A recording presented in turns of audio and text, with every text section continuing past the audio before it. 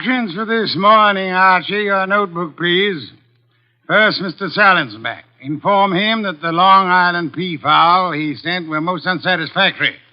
Peafowl's breast flesh is not sweet and tender unless it is well protected from all alarms, especially from the air, to prevent nervousness.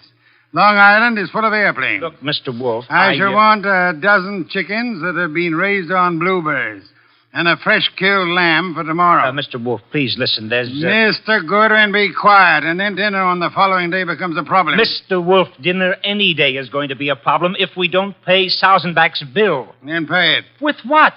The bank account's empty. Ridiculous. There were $4,000 yesterday. But you bought that shipment of orchid bulbs from Winold Gluckner. Mr. Wolfe, we need money. You've got to stop eating and drinking beer long enough to earn some. Phew, you're an alarmist.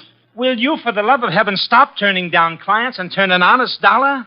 I've got a couple of prospects right outside the door. Send them away. No, sir. Send them away. Tell them I've gone to Egypt. Nothing doing, sir. Confound you, Archie. Obey orders. Send them away. Miss Kent, Mr. Rodman, come in, please. Thank you. Confound you, Archie. You're mutinous. Yes, sir, and you're stuck with it. This is Miss Gloria Kent and Mr. Rodman. They arrived as advertised with a pressing problem. Good morning. You people are here by sufferance only. I shall speak to Mr. Goodwin about it later. Yes, indeed. I don't like pressing problems, Miss Kent. What are yours? My father. Indeed, I'm not a court of domestic relations, Miss Kent. What did your father do? Beat you? Withhold your earnings? Discourage your suitors?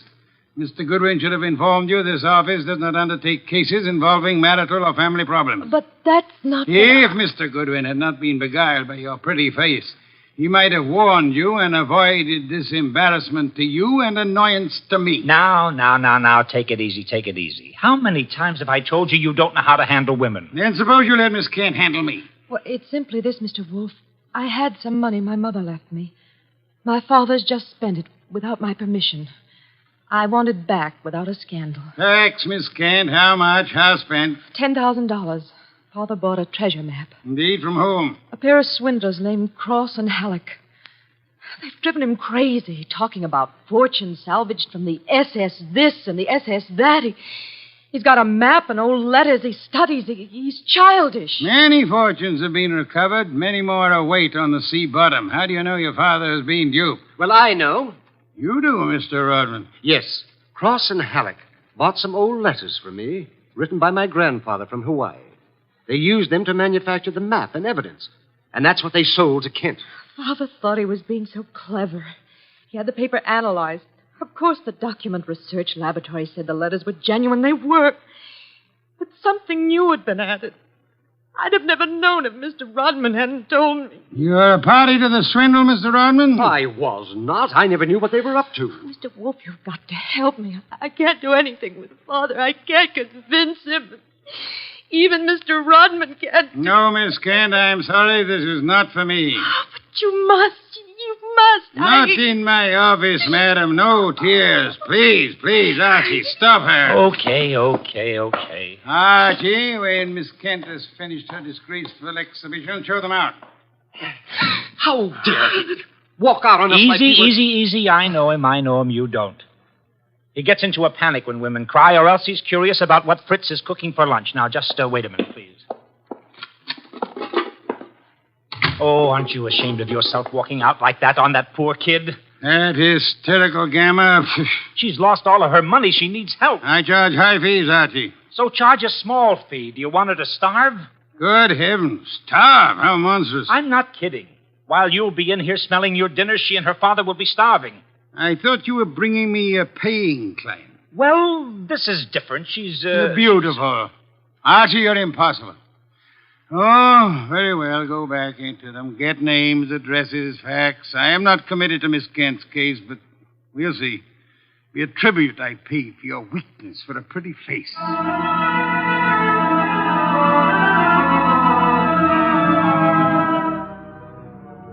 Rodman and Gloria Kent were gone, however. So all I had were the few facts they'd given me before they met Wolfe. I felt guilty about that when he came back into the office and sat down in his specially built chair. He closed his eyes, and I glared at him. Well, how much of you is awake? Mr. Wolfe. Ah. Well, they disappeared. Did you tell me you were going to help this girl just to get her out of the office, or did you mean it? You're a gadfly. No, sir. No, sir. You made a promise, and you're stuck with it. What did you get from Rodman? Name, address, occupation. He's a librarian, that's all. Very careless, Archie. You missed a significant point. Such as, How did Rodman discover the letters he sold were being altered by forgery and used for swindle? How did he locate the dupe, Mr. Kent? I guess you're right. I'll ask him next time. But what about now? Are you going to get Gloria's money back? I assume you call Miss Kent Gloria solely in order to annoy me. It does. Stop it. Get Cross and Halleck. On my way. You'll find them at the Hotel Bogart. Wrong, sir. According to my notes, their address is... Never mind their address. The Hotel Bogart is the headquarters for successful, confident tricksters. They celebrate their victories there while the money lasts. You will possibly find Cross and Halleck drinking whiskey or lunching, probably both.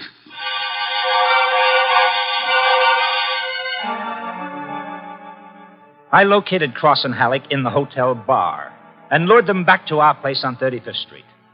Wolfe was sitting behind his desk with his hands crossed on his impressive middle, at peace with his lunch and the world when I ushered them in. He sat bolt upright and scorched me with a look. Good afternoon, Mr. Wolfe. The tall one's name is Cross, the short one is Halleck. They want to help me invest my money. Gentlemen, Mr. Nero Wolfe. What? Who? Nero Wolfe. Hey, what is this? Confound you, Archie. How drunk are they? Not too drunk for business. Let's get out of here. Come on. Wait a minute. Shill duck decoy. You want me to keep him here, Mr. Wolfe? Not by violence, Archie. Come back here, gentlemen. Unless you want 7 years in the state penitentiary. Unless what? You got nothing on us, Wolf. Nothing. I have the Kent case. The Kent? That's a laugh. We're sitting pretty. You are not, sir. You imagine you possess legal immunity. Mr. Kent believes you are grotesque balderdash and will not sue for fraud. Miss Kent cannot sue because she is reluctant to accuse her father of wrongfully obtaining her money. Ergo, you think you are invulnerable. Now, listen. But you forget me. I'm a detective with a fee to earn. A big fee. Quiet, Archie. I am determined to get that fee. Therefore, as Miss Kent's agent, I can and will bring action against you. I'm indifferent to her tears or her father's disgrace. I'm indifferent to anything outside of money. You will return the $10,000 to me at once, sir, or you will be in jail by morning. You mean that? I do, Mr. Cross. Halleck. Come here.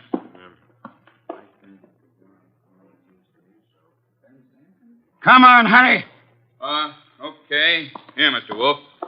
Halleck and I have decided we don't want to get in any trouble with you. Here's your $10,000. Let's have it. Give the dough to Kent, Mr. Wolf, and get the letters and map back for us. You've got a reputation for being tricky, but honest. We trust you. Come on, Halleck, let's go. Well, how about that? Preposterous. No, sir. Take a look. $10,000, genuine coin of the realm. That man Cross is a fool. Does he imagine I'm to be fooled so easily? What do you mean he left the money? He surrendered too quickly, Archie. Too easily. And that money in the envelope he was carrying all ready to refund. Why? Well, maybe he's got a better sucker. I heard him mention a Ben Sanford. Nonsense. Does he need Kent's forged letters and map to cheat this Ben Sanford? Couldn't he prepare another set? I guess you're right. Something's fishy. In any event, it's no concern of mine, thank heaven. Why not? I'm not committed to Miss Kent in any way. As a favor to you, I undertook to regain her money. I have done that.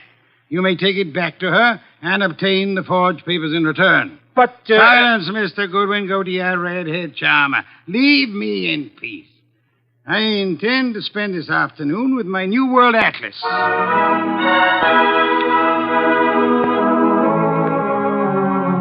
I left him 3,000 miles up the Amazon with his magnifying glass and drove up to East 69th Street.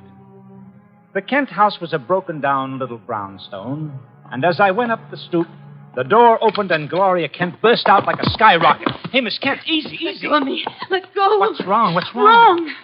Wrong. Nothing is wrong. Nothing at all. Well, how about seeing your father? You want to see my father? Come inside. Oh, for the love of heaven. Come inside, Mr. Goodwin. I'll introduce you. He's in a back room. Come right through the living room. What else came through this living room? A hurricane? No, Mr. Goodwin. Something else. There's my father, Mr. Goodwin. What in the devil? He's dead. His throat's cut. Father, this is Archie Goodwin from Nero Wolfe's office. He and his boss refused to help while they could. Maybe he can help you now. Stop it. All I'm good for now is revenge, that's all. Stop Father. it. Stop it and look at me. When did it happen? I don't know. When did you find him? Just now. Keep looking at me. Who went through this house like a hurricane? You? No. Where did you go after you left the office? To the laboratory. What lab? Document research. The place that checked the map. How long were you there? Until an hour ago. I was with Mr. Rodman. Keep looking at me. And then? I had lunch. With Rodman? Alone. And then I came home. All right. All right, now listen to me. I want you to go to Mr. Wolfe's house right now. Have you got cab fare? Yes? All right, take a cab. I've got to stay here, but I'll call Mr. Wolfe and tell him you're on the way. Now, get.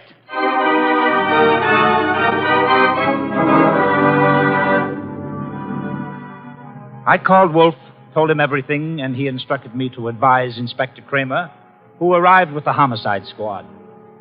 I gave the inspector everything while the squad photographed and measured, print dusted and detected. At 3:30, Kramer took me back to the house on 35th Street for a fight with Wolfe. It's a great story, Wolf. Great. Kent buys a phony treasure map. Everybody knows it's phony except Kent. But Cross and Halleck try to buy it back, and Kent gets himself murdered. Did you find the map and letters in the house, Inspector? No, I didn't. The killer was after the map. The phony map? Certainly. Why? Well, if we knew that, we would know why Cross and Halleck so willingly paid back the money and why Kent was murdered. Maybe it's not phony. I'd better see the girl now. No, you fancy her for the murder. Well, I'll know after I ask a few questions. Tonight. She's had a shock, Mr. Kramer. She needs rest. Look, Wolf, I want her. Why bother with her when there's so much to be done? Yes, such as? Cross and Halleck, find them. And the mystery man they spoke of, Ben Sanford. These are the men you want now, not this poor, overwrought girl. Yeah. All right. The girl will be here for questioning tonight, though, huh? Tonight, Mr. Kramer. Okay. You'll hear from me later on. Well, you buffaloed him out of that, okay. Say, why don't you want her questioned? Is she guilty? I don't know. Well, what did she say when she got here? She said nothing. She never arrived. She never what? She never arrived. Well, then why did you tell Kramer she was resting? Would he have believed the truth? She must be found. More important, we must learn why forged letters and forged map produces turmoil. Find the killer and you find the map. You said so. I said the reverse, which is an altogether different statement. Archie, I want a photograph of that map. Get it. Oh, sure. Any particular camera you want me to use? You'll find the photograph at 200 Vanderbilt Street. Are you kidding? The lab cannot check the authenticity of old papers without photographing them in ultraviolet light, infrared light, and so on. If this document research lab has examined those papers, they will have photographs. Get them.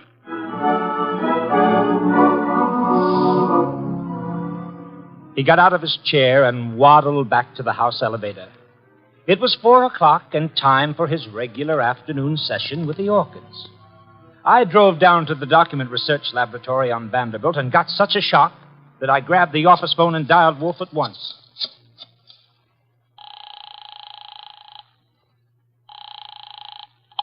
This is Nero Wolfe. Mr. Wolfe, Archie here.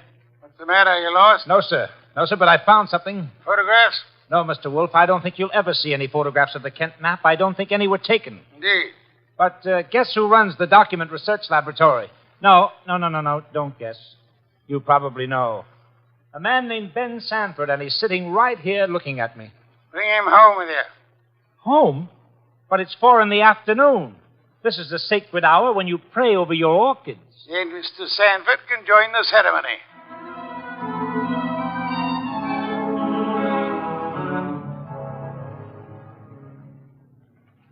Hey, how about this place? How about it? There must be 1,000,000 flowers up here. No, not flowers. Orchids only.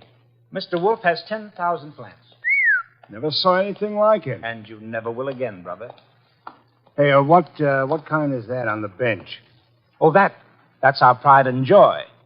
Odontoglossum harryanum. Above them, the Van Petersirana, And the pink ones are the Coelogiani panduratas. Now, the large object, mulching flower pots, is Nero Wolfe. Mr. Wolfe, Ben Sanford. Good afternoon, sir. Hi. I came along to be obliging. I've got nothing to say about anything. How much have you offered Cross and Halleck for their treasure map? No comment. Mr. Sanford, I'm going to make some assumptions. I assume that you are not, in fact, a document expert, but an accessory to the fraud of Halleck and Cross. No comment. That you actually prepare fraudulent maps for those swindlers, and then, in the guise of an expert, guarantee their authenticity. No comment. But this you must answer. You did guarantee the authenticity of the map and letters Kent bought. It's on record. All right, I did. Then will you admit they were forged? What are you, a comic? No. You guarantee the value of the Kent map? Yes. As an expert? Yes. Then you've convicted yourself of murder. Murder? What is this? Mr. Kent was murdered, sir. Evidently for the map and letters he bought. But of all persons involved, you alone believe in the value of the map. No one else does. Therefore, you alone would have murdered Kent for the map. For the love of... Now, wait a minute. Chew it over, brother. Chew it over. Either way, he's got you. Okay, you want me to level? Here it is. Level, Archie. Okay, boss. Thief-type talk. It means tell the truth. It's like you say. The letters were bought from Rodman. I forged the map and evidence onto them. I guaranteed them to Kent. It was a swindle. The letters are without value? Oh, sure, they're old, that's all. From 1851. Just tired family gossip and stuff. Indeed. There we have the problem again, Archie. Mr. Kent is swindled with a map and letters that are known to be worthless. He alone believes the fantasy of the treasure. There isn't any treasure. Never was. Yet Cross and Halleck refunded the swindle money so eagerly. It is obvious they want those worthless documents back badly. Someone else wants them so bad he murders Mr. Kent. Why? I don't know. Archie, we must find the girl. There's a chance she turned to Mr. Rodman for refuge. I'm sorry you'll have to go there at once. If the girl isn't there, bring Rodman.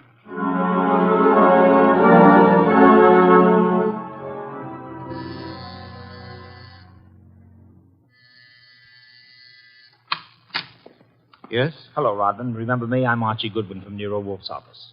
Oh, yes, of course. I came to get Gloria Kent. There's been a change in plans. Tell her to come out, please. Gloria? Well, she's not here. Why should she be? Haven't you heard? Heard what? Well, I guess you'd better come down and see Wolfe. Mr. Goodwin, I'm afraid I can't. I'm rather busy. Look, Rodman, maybe you ought to know. Old man Kent was murdered. What? Yes, just after you and Gloria left us. Kent murdered? Well, this is awful, Mr. Goodwin. You want to see Mr. Wolfe now? Get your hat. Murder? Well, believe me, I never wanted this. I'm going to tell Nero Wolfe the whole mess. Every word of it. Okay, then. Come on, let's go. Yes, of course. Just a minute. I'll get my hat in the bedroom. Murdered? Kent? I never dreamed. Oh. Come on, Rodman. Come on. What? I didn't hear you. Oh, Rodman. What the... Rodman. Oh, Rodman. Good Lord. What next? Come on. This is Nero Wolfe. Archie here. We've had a tough break. Yes? While I was waiting for Rodman at the front door, he went into the bedroom for his hat. The killer was there. How do you know? He cut Rodman's throat. Devil. The back window was open. It's a ground floor apartment. He was out and gone before I had a chance. Archie, where were your wits? Let me alone. I've had a man murdered 20 feet from me. You think I'm cheering? Mr. Kramer is here, and he has news for us, Archie. He could not locate Cross and Halleck in their apartment. They had not been home all day. The maid informed him that she was waiting for her weekly salary. Well, so what? She was most angry and peppery, Mr. Kramer informs me. Red pepper? Exactly. Okay, maybe I know what you mean. I'll try to deliver the goods this time. Goodbye.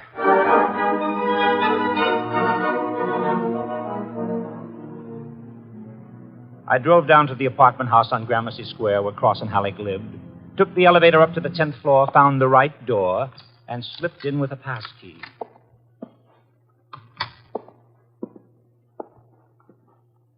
Come on out. Come out wherever you are. I know you're in here. You fooled Kramer pretending to be the maid, but you didn't fool Wolfe. You'd better... Gloria! Cut it out, you idiot. Lay off. Archie, you dope. Archie Goodwin from Nero Wolfe's office. Remember me? Go. Give me the gun, Gloria. Give it to me. That's right. Who did you think I was? Alec. Oh, brilliant.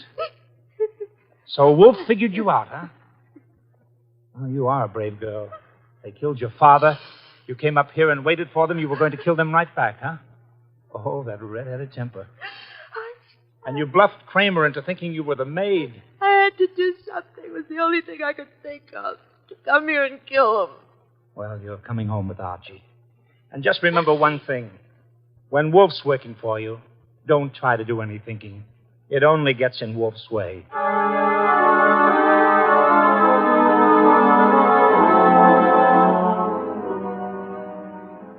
I got Gloria Kent back to the house at 7 o'clock. I parked the car, brought her into the office, and got the shock of my life. There was a convention on. Wolfe was there, with Inspector Kramer representing the cops. Cross, Halleck, and Sanford were there representing the crooks. When Kramer saw Gloria, he scowled first at her and then at Wolfe. So it was a slick one after all, Wolfe. You didn't have the girl. You had no intention of producing her. Please, Mr. Kramer, that can wait. There are other matters more important. I dine at 8. That leaves me 1 hour to solve your murders. Murders? More than one? Yes, 2. Elmer Rodman. By heaven, Goodwin, if you... Please, Mr. Kramer, not now. First, Miss Kent. Good evening, Miss Kent. I presume you have met these gentlemen, Cross, Halleck, and Sanford? Yeah, I'll take your purse, please. Well, why? Don't think me as naive as Mr. Goodwin, miss. When you left your home after the murder of your father, you took the map and letters with you. They are in your purse Well, now. that's not true. Archie, the purse. Thank you. We have here an interesting situation. There exist some old letters and map, forged and fraudulent. They're worth $10,000 and more to Cross and Halleck, and worth 2 murders to a killer. Why? There must be something of great value in the letters. Such as? Something which Mr. Sanford could not see, although he worked on the document closely. Yet something which could be made manifest. What is the answer, Miss Kent? You know it? I swear I don't. Secret writing, Archie. Bring the chafing dish from the dining room. Right. Secret writing? I saw nothing when I worked on those letters. Naturally, Mr. Sanford, the writing is invisible. But heat is an agent. It makes most forms of secret writing visible. The chafing dish, boss. Thank you, Archie. Place it before me and light it. Right.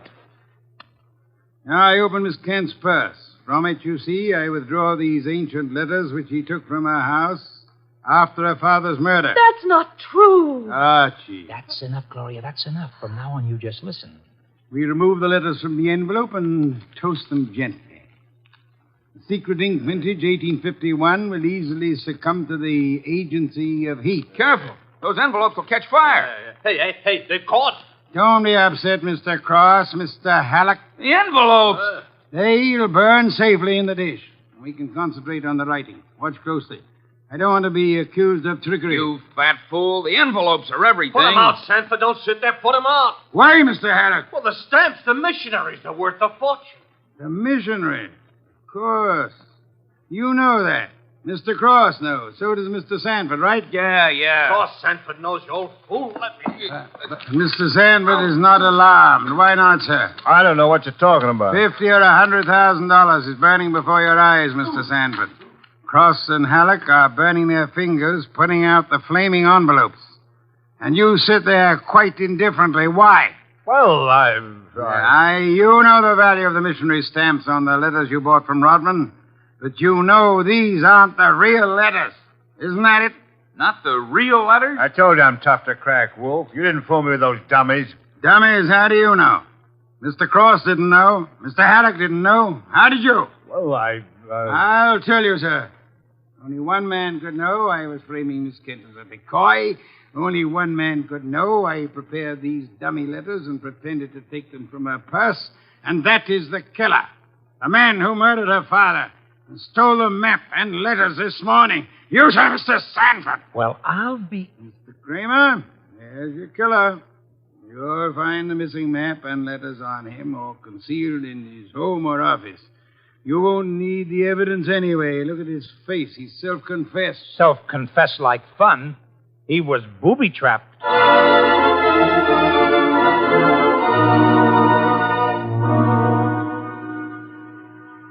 No, Mr. Craner. Not a complicated case, really. Very simple. Elmer Rodman sold a packet of old family letters to the swindlers for a small sum. They used the letters to perpetrate their fraud on Miss Kent's father. And the stamps on the letters were valuable? They were a special Hawaiian issue 1851, Miss Kent. Nicknamed missionaries, because missionaries used them for writing home. They are extremely rare stamps worth upward of $25,000 each. Hey, no wonder they were worth 2 murders. We found 5 of them on Sanford. Excellent. Somewhere or other, Rodman discovered the value of the stamps after he sold the letters. In his effort to get them back, he communicated his discovery to the swindlers, Cross, Halleck, and Sanford. So that's why they refunded the money so fast. Precisely, in an effort to have the sale rescinded. Rodman sought out Kent and tried to convince him of the fraud. Alas, he would not listen to the truth, Mr. Kramer. Oh, I get it. And while the others were hassling around, Sanford tried to steal a march and quietly resorted to murder. There you have it. Ha-ha! Great job, boss. Great job.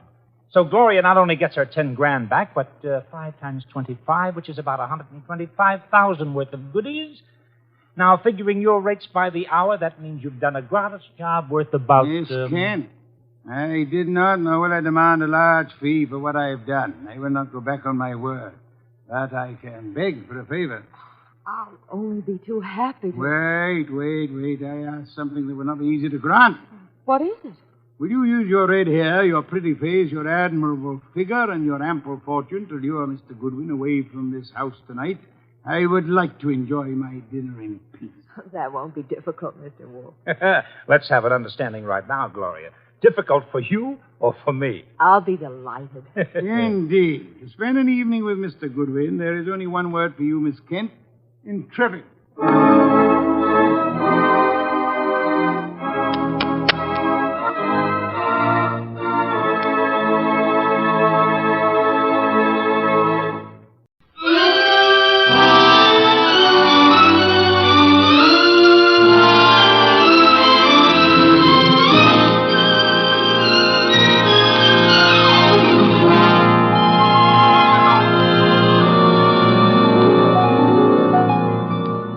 The place is Nero Wolfe's office. At the moment, the world's greatest motionless detective is sitting in the chair which was built especially to support his 300 pounds. His eyes are closed, and he's making sounds through his nose.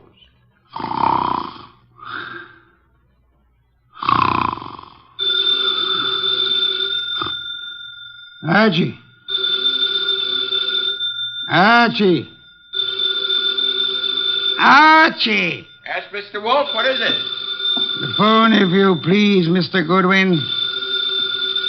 But it's on your desk, only 8 3/4 inches from your left elbow. All you have to do is lean forward. Found it, Archie? What do you think I am, an athlete? Hello. No, wrong number, mister.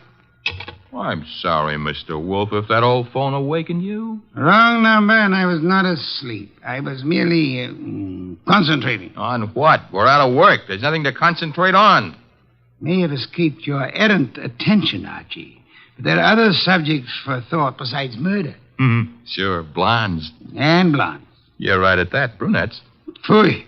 That's not a nice thing to say about any girl, even if she does happen to be a brunette. Archie. Yes, sir? Go away. You annoy me. Suppose I did. It would get you beer for you. Fritz. Tonight happens to be Fritz's night off. However, you can always get your beer for yourself. Don't be an idiot. There are exactly 23 steps between here and the kitchen. As you very well know, I abominate strenuous physical activity. 23 steps times 2 is 46. You could walk very slow. Nonsense. Now that you mention it,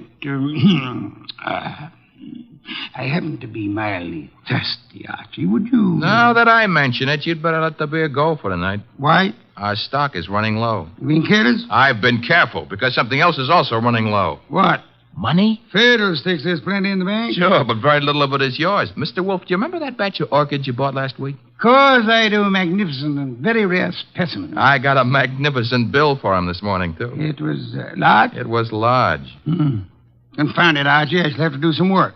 You turned down half a dozen cases in the last few weeks. One of them may still require me. Most of them hired other detectives. However, there is a Mr. Wenceslas who might still be in need. His problem is what? As I remember, he's being followed by midgets. He wanted you to do something about it. Not that he minded the midgets so much. It was the elephants they were riding. The man needs a psychiatrist, not a detective. Anyone else? I can check my files, but I don't think... Ha-ha! Saved by the bell. Another cliche like that, and I shall... Answer the phone yourself? Assassinate. You see what it is. Okay. Hello? Yes, Mr. Wolfe is in. Yes, he'll be in. He always is. What? But... That was a Mr. Charles Porter. He was in a hurry. He's on his way over right now. Should be here in 10 minutes. Prospective client, I trust? $1,000 worth of prospective client. Splendid, Archie, my beer. Okay, but, look, I'm not sure you're going to accept his offer. Indeed, what does he want me to do for his paltry fee? That's the point. If I heard him right, he wants you to do nothing.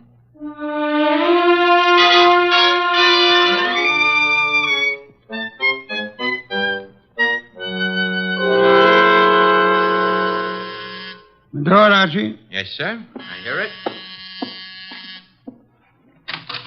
Mr. Porter?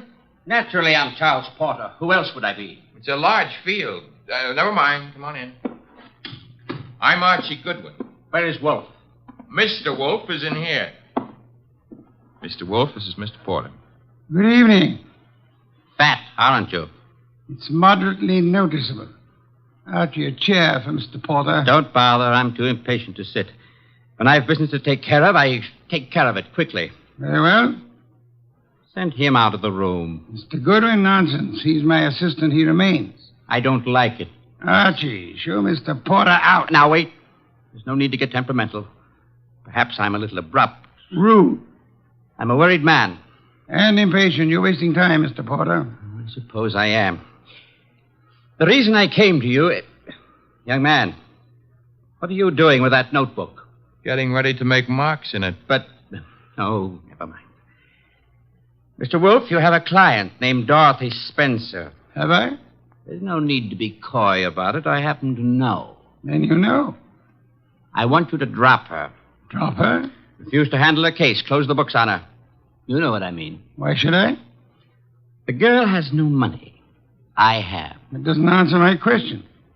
Perhaps this will. Appear to be a small package of dollar bills. It happens to be $1,000. Archie, will you? I will. It is $1,000. Thank you. Mr. Porter. Yes? You're paying me $1,000 in order that I refuse to act for Miss Spencer. Nothing more. That's right. What does she suspect you of? I said nothing about... Well, that is... You must know that as well as I do. Possibly. Nevertheless, what does she suspect you of? Being a blackmailer. Whereas your occupation really is? I'm a musician. Pianist. I'm appearing nightly at the Windsor Hotel. Archie, have you made out a receipt for Mr. Porter? Yep. Give it to him and show him to the door. Okay. Mr. Porter? Mr. Wolfe, I want your assurance that the entire affair is definitely finished. My association with Miss Spencer, you mean? You have my assurance that it is. You will forgive a classical allusion. The carver. Thank you. Good night. Mr. Wolfe, I have a secret about Mr. Porter. He smells. Some perfume or other. More important, his right coat cuff is more worn than his left cuff. And a carver happens to be a musical term meaning start again from the beginning. Oh? Porter thought it meant finished. Therefore, Mr. Porter is a liar. His ignorance of common musical term indicates that he's not a musician. The worn right coat cuff, that he is an office worker. That's kind of leaping to a deduction. But even if Porter's a liar, Mr. Wolfe, there is something else. He paid you $1,000 to drop a client named Dorothy Spencer. Mr. Wolfe, you never had a client with that name.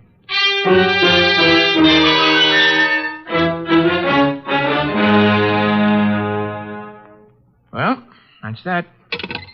Dorothy Spencer is not in. Anyway, she's not answering her phone. Mr. Wolfe, I said... I know what you said. That a comment? I'm worried. Mr. Porter may have assumed erroneously that Dorothy Spencer had employed or was intending to employ me. That does not explain why he lied about his occupation. Maybe he didn't lie. After all, your deductions could be wrong. Phooey. Okay. Take care of that right now. I'm phoning her. Hello? Windsor Hotel? Get me the manager's office. Thanks. Could you tell me if a Charles Porter plays the piano at... Uh-huh. She sounds blonde. I see. Thanks a lot. What do you do after work? Oh, so long. She goes home and beats her husband. About Porter, Archie. Bad news. He does play the piano at the Windsor in the move room. So where does that leave your deductions? Untouched, of course. Let me think. Yes, naturally. Naturally what? I came to the conclusion that Mr. Porter was an office worker. We have just discovered that Mr. Porter is not an office worker, therefore... You were wrong. I am never wrong. Therefore, the man who was here is not Charles Porter. Mr. Wolfe, do you think a man of your weight should climb out on a limb like that? Fiddlesticks. Look up Porter in the phone book and call him. Okay. Take a second. Archie, the phone company's best friend. Yep, here he is. What do I ask him? There'll be no need to ask Mr. Porter anything. Just phone. You're the boss. Yeah. I have to say something to the guy. Hello. I'd like to speak to Charles Porter. So would you. Who's... Oh, Stebbins, huh? Yeah, that's right, Archie. Oh. No, don't bother why I called. It's a coincidence. Goodbye. You know who that was? No. That was Sergeant Stebbins, Sergeant Pearlie Stebbins. I might add, as though you didn't know, that Stebbins happens to be a sergeant in homicide. Indeed. You expected this. I still don't know what your conversation was about. It was about Charles Porter, who maybe was a liar, but who isn't going to tell any more lies on account of he was just shot to death.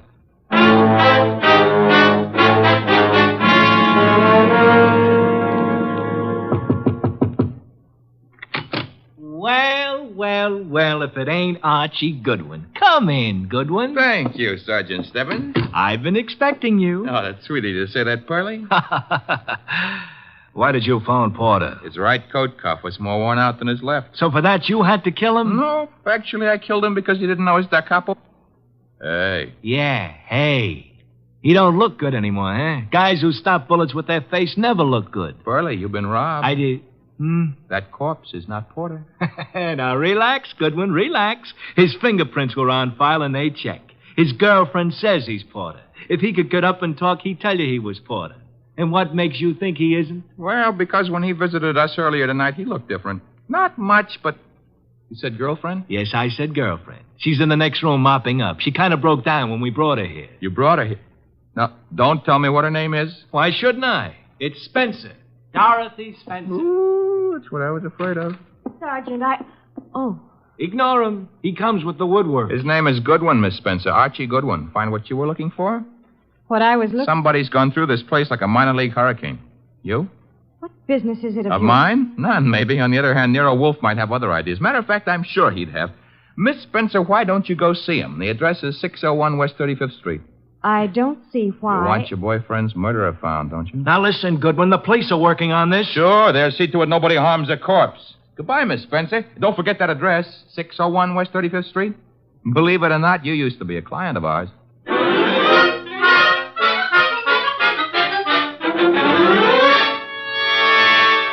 Oh, Mr. Wolfe, you're getting to be so brilliant, it's boring. Boy. That is, All right, tonight you deserve it.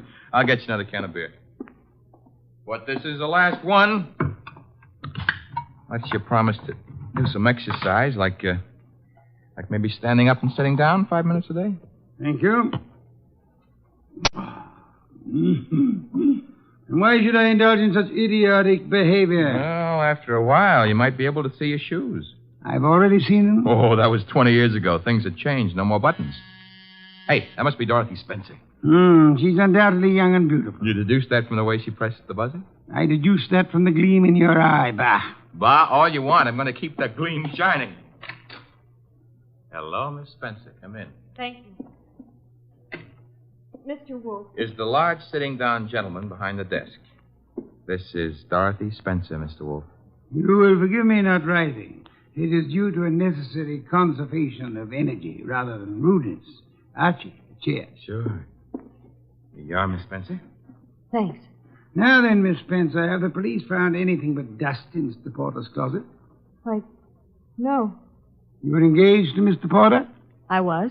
That ring you're wearing, he gave it you? Yes. May I see it? Well, all right. Here. Thank you. Expensive. Very expensive. You may have it back. Miss Spencer, why are you marrying Charles Porter? I loved him. Phooey. Mr. Porter, according to Archie's description, was twice your age with considerably less than half your attractiveness. Love may perhaps be blind, but it is not astigmatic. I don't know what you mean. What were you searching for under the nose of the police? Nothing. Nothing at all. How did your fiancé earn his money? He played the piano at the... Phooey. What he earned there in a year wouldn't begin to pay for the ring he gave you. Would you like to try again? I don't know how he made his money. I suggest that you do. I suggest that he earned money by the same method that he induced you to consider marrying him. Blackmail. Oh, but... Why was he blackmailing you? Old letters I'd written when I was too young to know any better. Your motives for murdering Porter would be twofold, then. Recovery of blackmail material and the avoidance of marriage to a man you dislike. I didn't kill Charles. Your doorbell, Archie. Get Miss Spencer into the kitchen. Once. Must be the police. Yeah, let's go, Miss Spencer. Right through that door. And stay there until I call you. Front door, Archie. Mr. Wolfe, do I know Dorothy Spencer's here? You know nothing. A simple role for you to play. I haven't got time to resent that insult right now, but wait until the next time you drop a collar button. Well, bless my soul, if it isn't dear old Inspector Kramer. How is the homicide department? Where's Wolfe? Big surprise. He's sitting. Mr. Wolfe? Good evening, Inspector. Where's Dorothy Spencer? This is not the Bureau of Missing Persons. The district attorney would like to talk to her. I shall tell her so the next time we meet. Yeah, that could be right now. She's in this house. I don't see her. Mind if I look around for myself? You have a search warrant, of course. It so happens no, but... Archie, the inspector's leaving. Okay, I'm leaving. I suppose by the time I get back with a warrant, she'll be in Hoboken. Hoboken? Where's that? Look, Wolf, you can go too far. One of these days you won't be able to talk yourself out of it. Trail me to the door, Goodwin, to show what a good detective you are. Ooh, Inspector Kramer doesn't love us anymore. Unfortunate. Archie, take Miss Spencer to a respectable hotel. Register her under an assumed name. She is to stay there until notified otherwise. Luckily, the good inspector neglected to inform us that she was the leading suspect in a murder case. Hence, we're not accessories after the fact, and I don't want her arrested for murder as yet. Her beauty has won you over. You will then return here immediately. Okay. What are you going to be doing in the meanwhile? I, Archie, shall be thinking.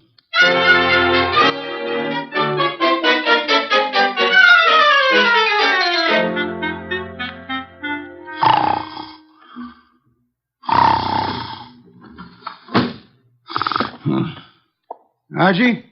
No. No, not Archie. Our impatient and non-musical friend came in through the window. How are you, Mr. Not Porter, of course. Where's the girl? Question is beginning to bore me. I don't know. I think she's here. So did the police. I might add that they were slightly closer to the truth. Incidentally, what makes you think she was Porter's accomplice? She must have been. Nonsense, she wasn't. Porter was blackmailing her, just as he was blackmailing you. In her case, it was letters. In yours, a previous criminal record, perhaps, that your employers might be interested in. I want to know where she is. Maybe this would help you remember. Good heavens, don't point a pistol at me. It annoys me. Ah, the police, I should think, opened the door for them like a good fellow. Oh, no. I'm leaving. But if I don't find that girl, I'll be back. Knock the blasted thing down if it isn't open. All right, Wolf. I've got the search warrant. Also, no doubt, a fine tooth comb. Bah. By the way, Inspector. All right, boys, cover the house. All right, Inspector. Yeah, what did you want? As your men go through the house, will you have one of them shut the back window? I've just had a burglar, and I suspect he left it open. Unless the matter is attended to, the house might be filled with fresh air. Yeah, what's the matter with that? Fresh air, deadly poison. It clogs the lungs. And may I point out that the warrant you're clutching in your hot little hand is not a lease on the house. Finish your search quickly, if you please, and then, why not try Hoboken?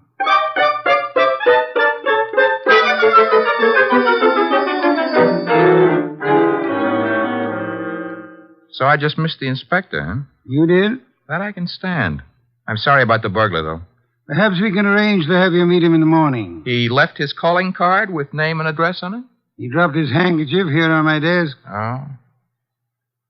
It's a handkerchief. It smells. So it does. But, All of our unknown friends' clothes carry the odor. Therefore... Yeah? You will go out immediately to the nearest drugstore, buy a specimen of every cake of soap manufactured in this country.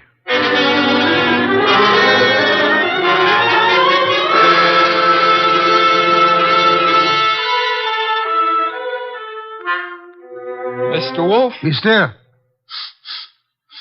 No. I never realized just how many different brands of soap were made in this country. You should listen to the radio more often. So far, we've sniffed at 37 cakes. None of them smell like porter. Let's see. 38. Hey. Let me have it, Archie. Yes, the soap. It's labeled orchid ovals. I should say basely mislabeled. Orchids have no odor. Our task for the evening is finished. Why? All we know is the guy washes with a basely mislabeled soap. No, the odor would not have been so persistent in that case. Unquestionably, our visitor works for a soap company that makes orchid ovals. Every employee of a plant in which perfume in large quantities is used inevitably carries the odor on his clothes. Oh. And you already deduced he works in an office. Uh-huh. I go see him in the morning? You do? You know, Mr. Wolfe, what with hiring rooms for girls and paying visits to a perfume factory, I'm beginning to feel like a maiden aunt. No one would ever mistake you for a maiden aunt, Archie. Thanks. Is that another deduction? Maiden aunts rarely need a shave.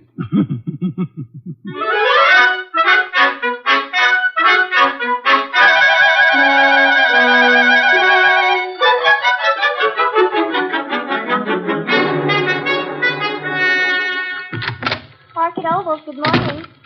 1 moment, please. Oh, can I do anything for you, sir? Yeah. That is, let's postpone that question and slip in another one. I'm looking for one of your office people. In his 40s, 5'10", brown hair and eyes, speaks in a sharp, quick voice. He owes you money, too. Who owes me money? Mr. Wheeler, the man you were describing. He owes everybody money, in spite of the fact that he's office manager and makes lots and lots of money.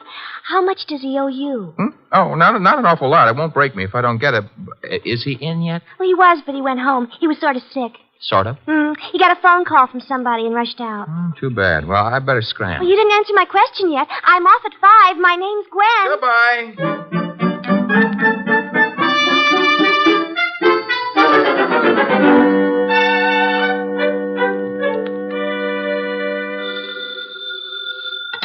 Wolf speaking. Archie here.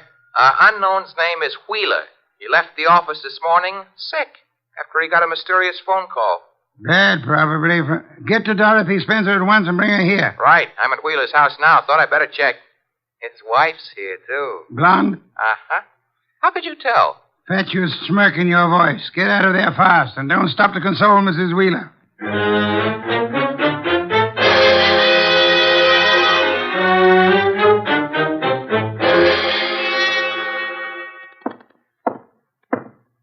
(908). Room 909. Miss Dorothy Spencer.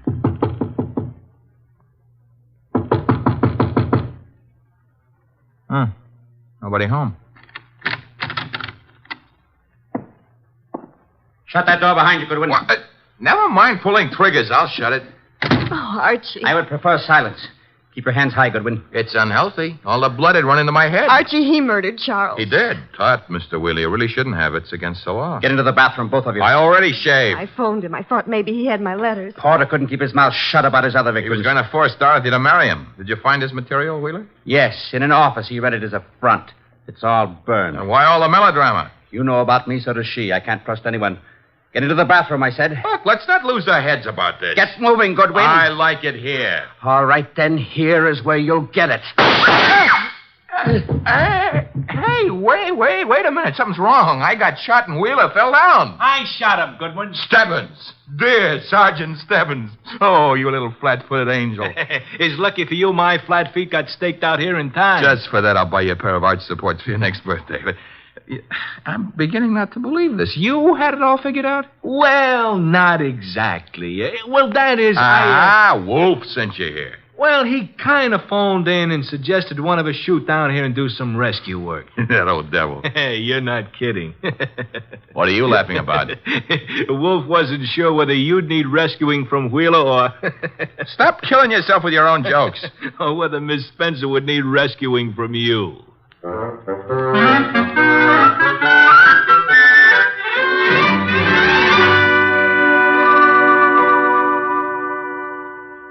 You've been a very foolish young woman, Miss Spencer. I suggested in the future you exercise more care in your correspondence. Oh, I shall, Mr. Wolfe, but how can I ever thank you? Well, one way would be to listen wide-eyed while he explains how he solved the case. I have no intention. Oh, come on, Mr. Wolfe. Stop stalling. Please, Mr. Wolfe. Well, I'd be very happy to. As a matter of fact, I'd like to see anyone try to stop me. A man came to me, offered me $1,000 to drop a client I didn't have. Why? Because obviously he wished to direct my attention to that client. Me? You, Miss Spencer. Now then, he identified himself as Charles Porter, a musician. But I tested him and discovered that he knew nothing of music. Ah, the da capo routine. Precisely. Therefore, he was an imposter. His purpose? Yeah? To indicate by no means subtly that enmity existed between Porter and Dorothy Spencer. Huh? Thus, when Porter was found murdered, I would presumably be convinced that Dorothy Spencer, balked in her effort to enlist my aid against Porter, had resorted to most foul and bloody murder. Most foul and bloody murder is very fancy, Dorothy. Shows he likes you. I thereupon asked myself, why should an unknown seek to convince me that Dorothy Spencer was Porter's murderer? And you answered yourself? One reason only, because he himself intended to murder Porter, as he did. For which peccadillo he has, thanks to Sergeant Stebbins' accuracy with a revolver, already paid with his own life. Quodirat demonstrandum. Latin for that's what you wanted to know. I think you're wonderful, Mr. Wolfe, and I'm going to... Ah, be careful. Kiss you. Archie, Miss Spencer is a very dangerous young woman. Today I feel brave. Do you, Archie? Very brave. What are you doing tonight? Nothing. Let's do it together. Bah. Oh, is that Mr. Wolfe? I said bah. Would you very much mind conducting your romance elsewhere? I would not. And do so at once. I have a very important matter to attend to. Goodbye, Mr. Wolfe. Goodbye. Night, sir. Very important. Very important.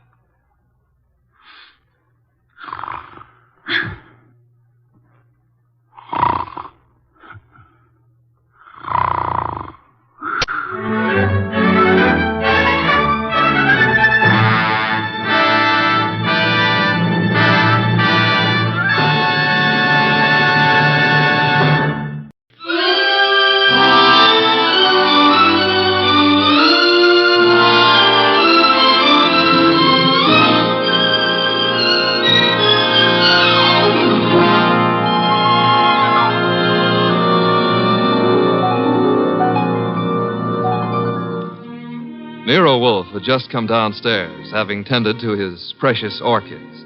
He was, as usual, seated in the library, which served as the office. He had just dialed a phone number, and, with his eyes closed, was leaning back in his specially built chair, which was big enough for two, but not two of him.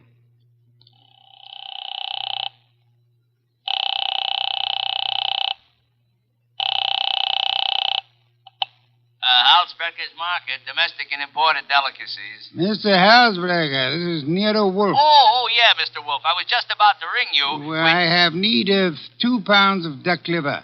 I do not, of course, refer to the commercialized Strasbourg pate. Well, I appreciate the order, Mr. Wolfe, but... Next, my cook Fritz informs me that we require 3 fine fat geese. Look, Mr. Wolfe, there's a little matter of an unpaid You bill. might add 12 cases of beer, a bushel of Vermont apples, green for stuffing, and a gallon of Marquesa Patricia Roman oil. Mr. Wolfe. In addition, Fritz has listed 6 dozen eggs, 4 braces of Sussex woodcock, and a few pounds of Westphalian ham. You have all that?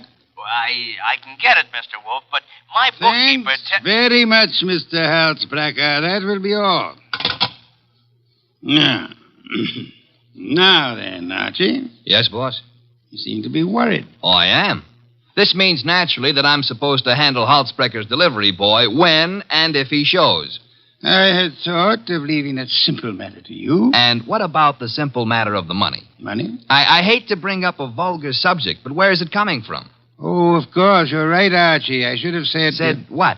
Charge it. Boss, look, you don't realize I know, but we're into that truffle broker for $500 bucks and change. All right. Then give him a check. Okay, I will give him a check.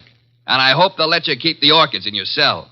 You're a wit, Archie. Mm-hmm. You know, I'm on the bank's mailing list. We got a notice this morning. You don't mean... Oh, but I do. Again? Yeah, you just can't take money out of an account, boss. Sometimes you gotta put some in.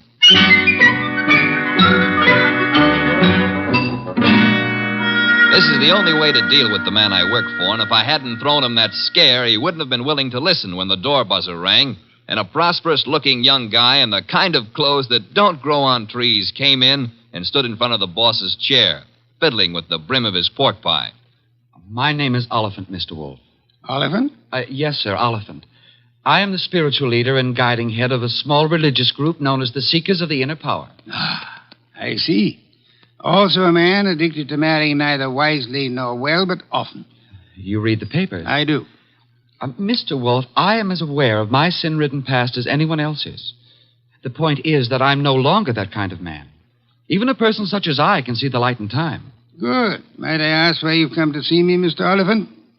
I need your help, Mr. Wolfe. Concerning? A certain young lady with whom I'm deeply in love. Oh, I beg you not to confuse the present emotion with any of my earlier escapades. What I feel for Miss Dana is the pure and righteous glow of an upright seeker of the inner power. I promise to look on you as thoroughly redeemed, Mr. Oliphant. Proceed. Oh, by the way, do I recognize the name of your young lady as a Park Avenue socialite, an amateur swimming champion? Yes. Oh, but she's sweet, wonderful, beautiful. I've asked her to marry me, and she's given me some hope. In time, I fully expect to make her my wife. Well, then where's the problem? The problem is the presence of another man in her life. I'm sorry, sir. I'm a detective, not a matchmaker. This isn't a question of making a match, Mr. Wolfe. I have much too much respect for your talents to think of offering you such an assignment. Exactly. What do you want me to do? I want you to save Ilse Dana's life. Her life? Mr. Wolfe, this other man I spoke of is insanely jealous. Not only of Ilse's present, but of her past as well.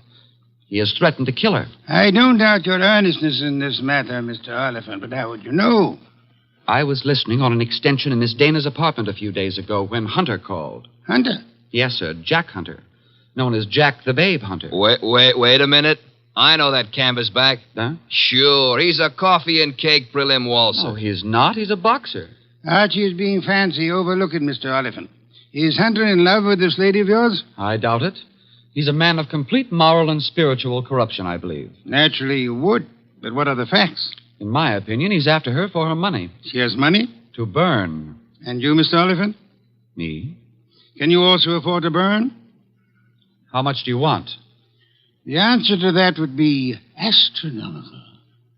However, if you leave a check for, say, $7,000, I shall look into your matter the very moment I have completed a little research into the nutrition of the Polynesian orchid.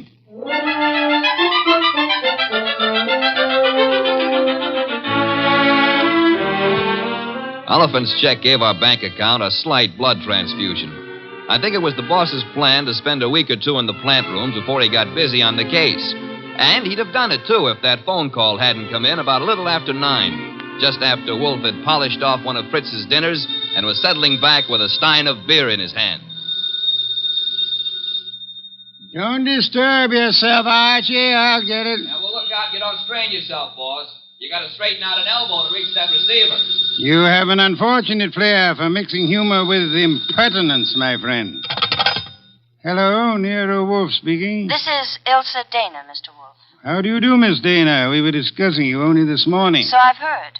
Through whom? Ted Oliphant. I see. The young man seemed to be quite worried about you. The young man should tend to his own affairs. Said you were in some danger. I know what he said, and not one word of it was true. Oh? I'd like to talk to you, Mr. Wolfe. I'm sure it'll be an immense pleasure. Where do you live? I have an apartment at 22 Blanton Street. Could you be here soon? I could be there in a quarter of an hour, Miss Dana. By proxy, of course.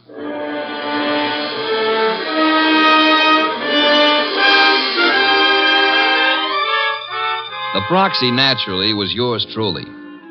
10 minutes later, at 9:20, I walked up to Ilsa Dana's door with a nosy elevator boy giving me the 00. The reason for his interest was that her door was open and the room inside was empty except for a little twisted pile of pale pink satin, which at close range turned out to be a woman. Which woman turned out to be Ilsa Dana. And Ilsa Dana was dead. She used to be pretty. She isn't now. Yeah, strangulation doesn't help any girl's looks, son. Make anything of it? Well, the position of her body and the bloodstains on her pointed fingernails tells me that she put up a tough struggle before somebody succeeded in smothering with a pillow from the sofa over there. Yeah, that figures. When did it happen, I wonder? Yeah, the last 15 minutes, I'd guess. Say, who's been up in the elevator this evening? Nobody for her. Well, somebody came up. Well, who says not? They could have used the stairs, you know. Yeah. How well do you know Miss Dana? I know exactly zero about Miss Dana. How could you ride her up and down every day and know nothing about her? It's a rule of the house to keep your mouth shut. The rule also goes when being questioned by a cop. A cop? Who's a cop? Oh, I guess you're a cello player from the Philharmonic. Look, I happen to work for a guy named Nero Wolfe. Oh. Heard of him? Maybe. Well, if your memory comes alive, son, I might see my way clear to spend a few dollars with you. Understand? I'll keep you in mind. Going down, mister?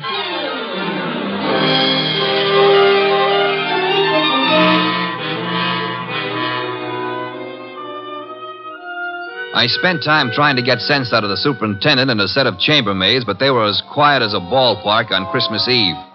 Then I called the cops and told them about Oliphant and Hunter. By the time I got home, the house was dark and Nero Wolfe was sleeping. Next morning, I gave him the details while he drank 3 bottles of beer. When I finished, he sat for a long time and then started another bottle. The prize fighter. What about the prize fighter, Archie? Hunter? Well, I phoned the hotel he lives in before you got up. And? They told me he wasn't in. You know, I begin to think that Mr. Oliphant brought us a more absorbing case than he suspected. You know, I'm glad you like it. I don't like it. I don't like work of any variety. But this thing has its points. Well, what do we do next? Next, we investigate my client. What? Merely because the reformed playboy employs a detective doesn't exempt him from suspicion, Archie. Oh, now who's that? I'm afraid we have no choice but to open the door and see. My name is Young. Barstow Young. It's nice meeting you, Mr. Young. What do you want? I want to see Nero Wolfe. About?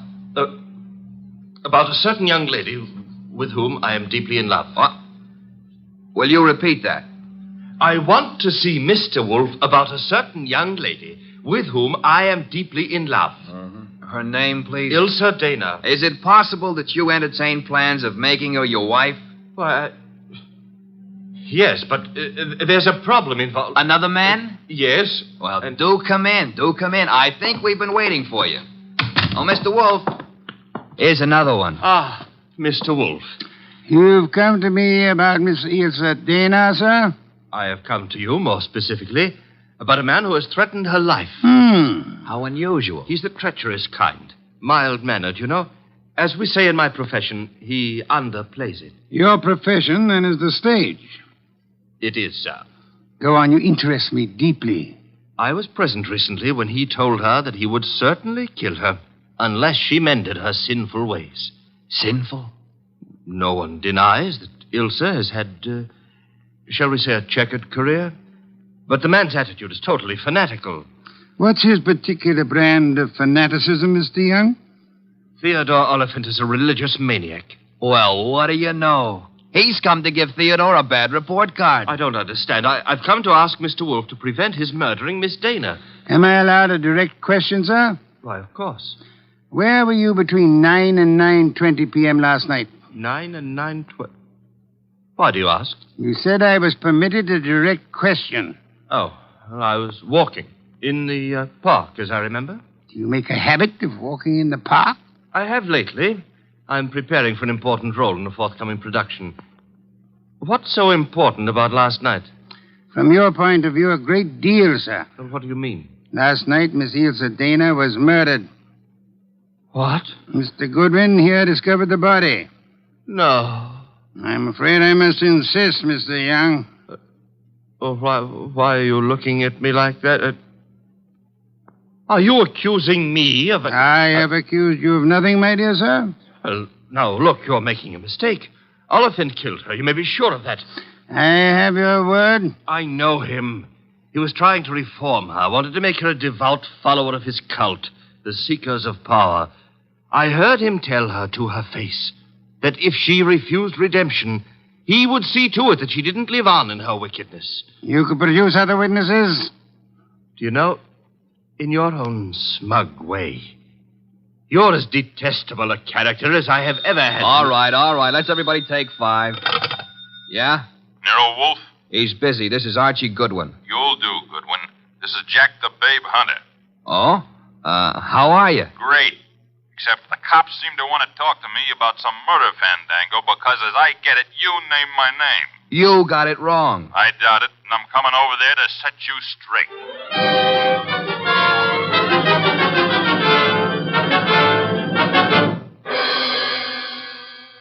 Why'd you ring me in on this mess, Wolf? You knew the girl pretty well. Me and how many more? Besides, what time was she murdered? Last night between 9 and 9:20. I see. So if you will inform the police where you were at the time, that should be that. Yeah. By the way, Mr. Hunter, where were you at the time? I don't see your badge, Wolf. I was only wondering. I haven't been near the Dana woman for over a month. But if you're really interested, I'll give you the name of the killer. Please do not keep us in suspense, Mr. Hunter. A couple of years back, Ilsa financed a guy in a big and lousy Shakespearean play that closed like a clam and nothing flat. Go on. It was money down the drain. The guy's got nerve. And he was in love with her, and he figured she'd do anything for him. So he comes back to her to finance him again. This time in Hamlet, no less. I see. I don't have to tell you what a flop that would be. You needn't tell me the actor's name either. You know? Mr. Barstow Young just left here. Yeah? Well, he's your man, Wolf.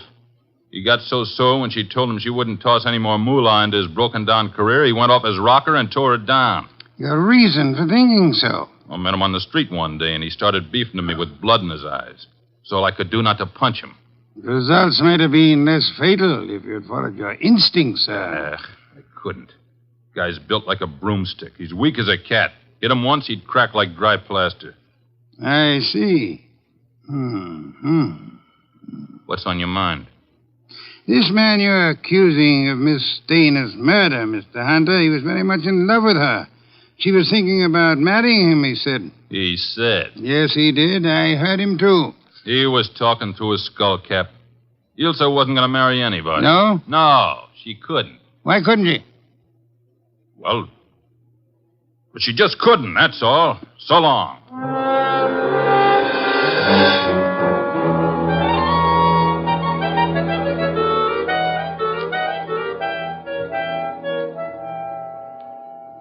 Well, now we got a perfect circle with everybody pointing at everybody else and nobody able to prove a thing.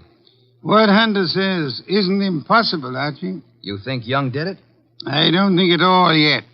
But if there's anything more dangerous than a woman scorned, it's an actor scorned. We have another visitor. Yeah, who are you expecting? At this point, anybody.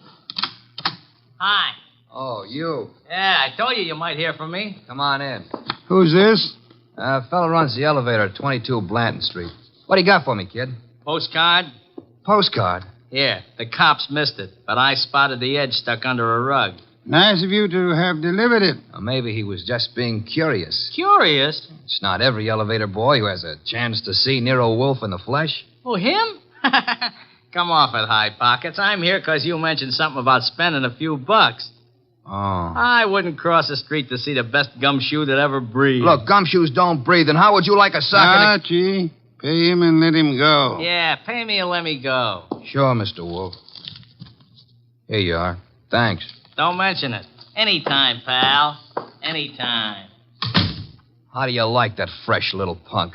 Archie, the lad has done us nobly. Yeah? Typewritten card addressed to Miss Ilse Dana. Well, what's it say? Rather peculiar message. Have you prayed tonight? It's signed with a single letter O. Have you prayed tonight? Yes. Signed O? Exactly. Weird, isn't it? Well, what's weird about it? What could be plainer? Have you prayed tonight? Now, I ask you, who is the man in this deal who's interested in praying? All of us, I hope, are God-fearing. All right. But I ask you again, what does O stand for? It could stand for O'Brien, Obituary, Omaha. What about Oliphant? Oliphant, too. Look, what's with this indifference? The case is cracking and you slough it off. You remember what Young said? Oliphant threatened to kill her because she wouldn't join that cockeyed movement of his. Don't exhaust yourself, Archie. We have a hard night ahead. Yes, but I don't understand. But I don't mean to stifle your imagination, my friend. But if you'd reserve your deductions for a little while, you could lend me some much-needed assistance. What do you want? I want you to become a burglar. A burglar? I want you to hurry over to the dead woman's apartment on Blanton Street and ransack it. For what? How do I know? We need help. Anything may help us. Go through the place with a fine tooth comb.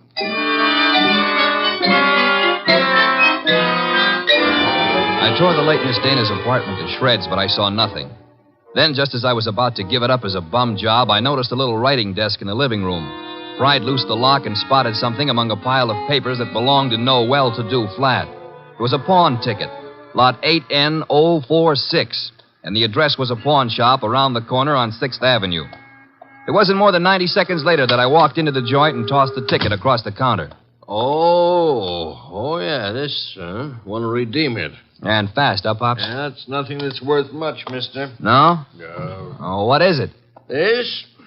Small steel filing box. Oh. Anything in it? I don't know. Come to me locked, never been able to get it open.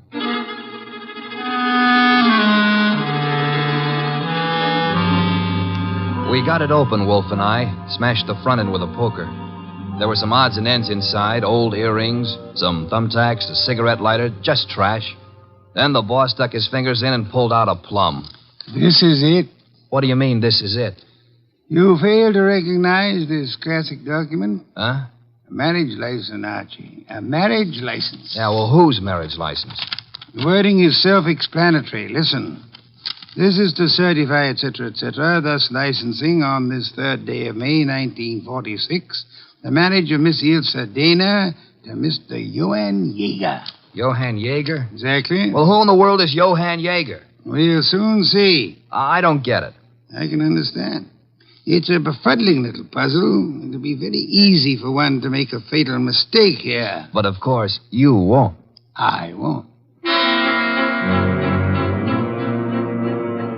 3 hours later, I'd herded all the suspects into the office, and he sat in his chair and glared at them. Oliphant, Young, and Hunter. It was tense and tight, and the boss let it stay that way, saying not a word to anybody while he calmly sipped his beer. It was Oliphant who cracked first. I didn't kill Ilse. I couldn't have. Jealousy is a very compelling motive, Mr. Oliphant. And you came to me, remember, complaining that there was another man in Ilse Dana's life? Whatever I complained about, and jealous as I was, I didn't kill her as the sacred power is my holy judge. Being unacquainted with your sacred power, I'd have to ask you for a better authority. Sacred power? Oh, it simply wouldn't have been possible for me to have done it. Why not? Yeah, why not? Because I was at Mickey's Night Owl Club last night from 7 until 4 a.m. Contemplating the sacred power, no doubt. That can be proved, Mr. Oliphant? Let me call now. Let the head waiter tell you. Well, you take your embarrassment as an indication that you're telling the truth. Hey, wait a minute. You can't let him off like that. Don't be bothersome, Archie. Yeah, but we got that card he wrote, the one about have you prayed tonight, signed with his initial. He didn't write that card, Archie. Now, look. And the O is not his initial, is it, Mr. Barstow Young? I'm afraid I don't understand. On the contrary, I am afraid you do. But for the record, I'll explain. Oh, Archie. Yes, boss? Hand Mr. Young that large red volume off the shelf behind Mr. Hunter's head. This one? That one, thank you. Now then, Mr. Young, you will favor me by opening the volume to page 1133. But why? Open it, sir. Good. You will now count 6 lines down from the top and read what you see. Have you prayed tonight? Thank you, Mr. Young. What the devil is going on? Mr. Young has just given us a reading from a tragedy. The line, have you prayed tonight, is spoken by the hero to the heroine just before he murders her. The name of the heroine is Desdemona. And the hero, as I'm sure you all know, is Othello. Othello? Yeah, the O was not Oliphant, Archie. Othello, I think, was a Shakespearean play which Miss Dana financed for our Mr. Young. And knowing she would recognize the quotation as well as the threat behind it, he sent it to her to warn her that he meant to murder her. You won't have the unmitigated gall to deny that, will you, Mr. Young? No. No, I don't deny it. Do I call the police? But I didn't kill her. The fact that I sent the card doesn't mean I killed her. Well, it'll do for my money. But not for mine, Archie. What? Mr. Young couldn't have killed Miss Dana. Why not? Because he lacks the strength to strangle such a healthy young woman, a champion athlete. Wide awake and full of fight. He's rather a frail person, as we know, and smothering Miss Dana with that pillow was no easy task. She struggled. Therefore, she clawed the wrists of the murderer. I'm sure that if you examine Mr. Young's wrists, you will find no scratches or scars. Here, let me see that. Go ahead. Well, Archie? Yeah, you're right. Nothing. I was sure there wouldn't be. The person who actually killed Miss Dana was a powerful physical specimen. Yeah? Yes, Mr. Hunter. In all probability, a professional athlete. A muscular man in good condition. You pointing at me? Seems quite likely, doesn't it? You're out of your head. Am I? Yeah. Ilse Dana war Ehefrau. Nicht wahr? Jawohl. I mean... You said yeah, Mr. Hunter. And you meant yeah, yes. I asked you in German if Ilse Dana was your wife, and you, in the heat of emotion, answered me yes in your mother tongue. Look, what's going on here? Allow me to present Mr. Johann Jaeger, Archie. Him? I've known it since we first saw that marriage license. You see, Jack Hunter is the English translation of our friend's real name back in Germany, where he comes from, Mr. Johann Jaeger. Oh, what do you know? So you proved nothing. Yeah, I was married to Ilse. That's why I said she couldn't marry anybody else. But I didn't kill her. She was my wife. I loved her. Oliphant told us you were insanely jealous of her. What if he did? You know better. Do we? Sure you do. Ilse told you herself over the phone that every word Oliphant said was a lie. Interesting. What is? How you could possibly know what Ilse Dana told me over the phone. I haven't mentioned it to you or anybody else. Oh, well, you see... I see most clearly, Mr. Jaeger, that you must have been in the apartment with her listening on the extension phone, or you couldn't possibly have that information. And it was only a few minutes after that telephone call that Ilse Dana was smothered to death. And I see it's about time I said good night. Wait a minute, Jaeger. Wait a minute. Good work, Archie. I advise you to sit still, Mr. Johann Jaeger Hunter. I was right. I told you he threatened to kill her. But why? I've only guessed at the story. Reconstructed it, so to say. But I think you and Mr. Young are to be congratulated. On what, sir? On not having won your fair lady. You've always thought of her as a sweet, demure society girl. But actually, she was a vicious person, as bad as the man who killed her, if not worse. She tortured him cruelly for 4 long years. How can you say that about her? How can you doubt it, Mr. Oliphant? There must have been a great many men in her life. We know at least 2 definitely, you and Mr. Young. But she was in love with me. She was in love with me. I'm sorry to shatter your illusions, but she was not in love with either of you. She was using you for her purpose. What was her purpose? Tormenting the man she married. That was her preoccupation day and night. She delighted in tyrannizing over him, as one might in breaking a bull or taming a wild mustang. Do I come near the truth, Hunter? Yes. Until I couldn't stand it any longer. May I ask then why you married her? Why? Because I couldn't help myself. I crawled for her. I married her on the terms that nobody should ever know I was her husband. She was too good for me, she told me that to my face over and over. That we belonged to different worlds. But I was crazy about her, so I took it. What I've taken you wouldn't believe. Oh, I'm sure I would, Mr. Hunter. I'm a very understanding man. The question is, will a jury believe you? And that we must begin to learn immediately. Archie. Yes, sir? Phone for Inspector Kramer.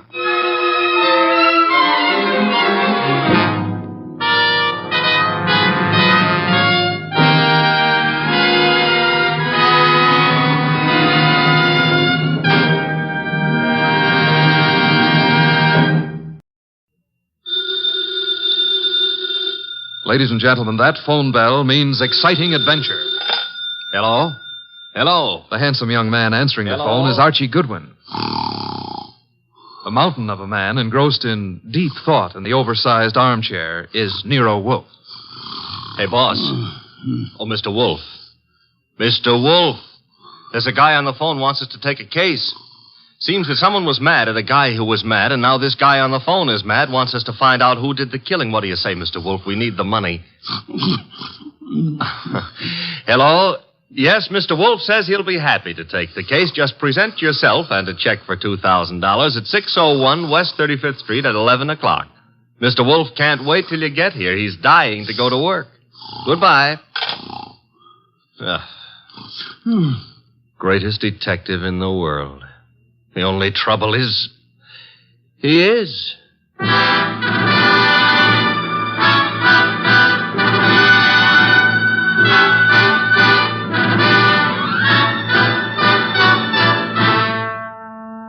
Yes, listeners, Archie is so right. He is the greatest detective in the world, and the fattest, and the least energetic. He's Nero Wolfe, created by Rex Stout, and brought to you over this NBC network in a new series of adventures by Mr. Sidney Greenstreet.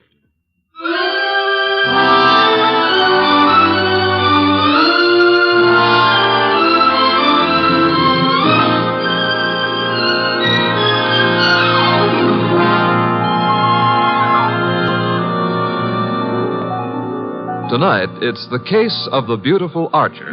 That's a good title. And it was a good case, too. It began in the consulting room of Dr. Raynard Townley of the Townley Sanitarium, skipping a jump north of Nyack, New York, when a very lovely young lovely glared across the desk at the good doctor. Shall we pretend you don't know who I am, Dr. Townley? How could we possibly do that, my dear Diana Lawrence? 23 years old, daughter of one of our better-known sculptors, Michael Lawrence. You were born in Johannesburg, educated in London and Paris, and live at present 100 yards from here in your father's cottage on Berry Hill Lane. How's that?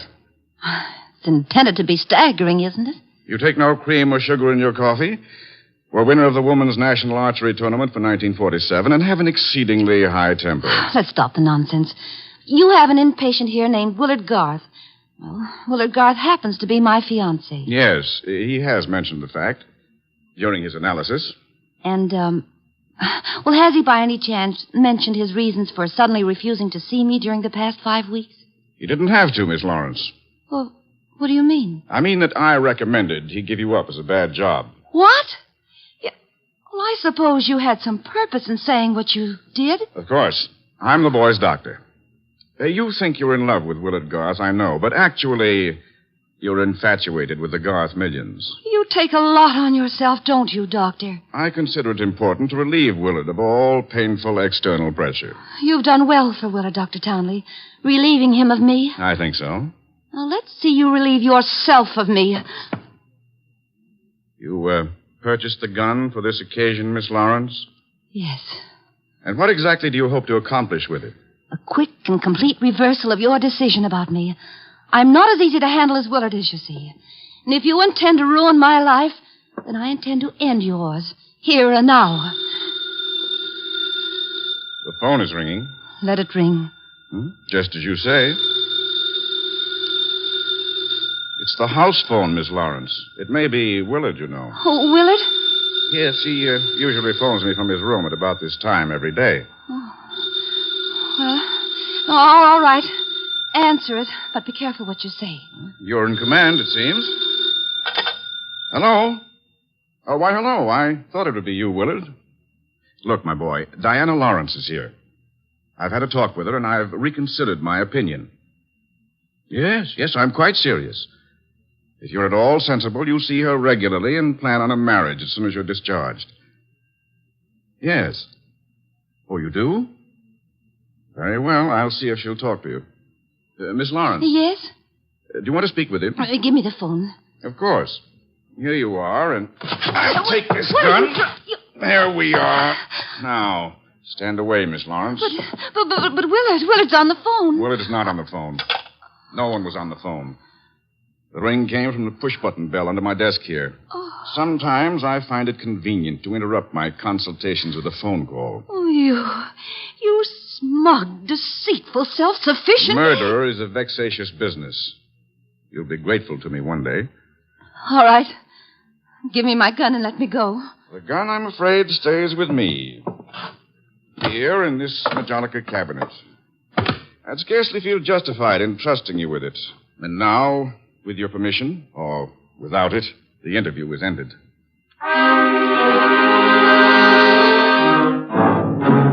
Later that day, the phone in the Lawrence house on Berry Hill Lane began to jingle. And this time it was no phony.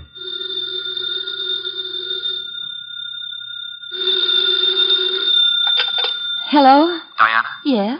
Willard, darling. Diana, darling, it's Willard. Imagine. Has the doctor let you use the telephone just as if you were a great big adult? Oh, I've got to see you, sweetheart, and I didn't call you to argue. Love, beauty, understanding, that's what matters. Isn't it? Isn't it? Do I hear the overtones of a change of heart? Oh, Diana, what's happened wasn't my fault. He poisoned me against you. Then why don't you walk out of that amateur nut house and stand up like a man? I probably shall, Diana. Now, please listen to me. He's letting me have the limousine tonight from 8 until 12. I want us to go for a ride and talk until everything is clear. Clear as a bell, my baby. Don't tell me he's trusting you to drive. Oh, no. No, one of the handymen here will chauffeur us. Oh, say you'll come, Diana. Will you? Say it. Say yes. Say you will. Well, yes, Willard. I'll be glad to. Oh, 8 o'clock, then? 8. Oh, bless you. Bless you, my angel.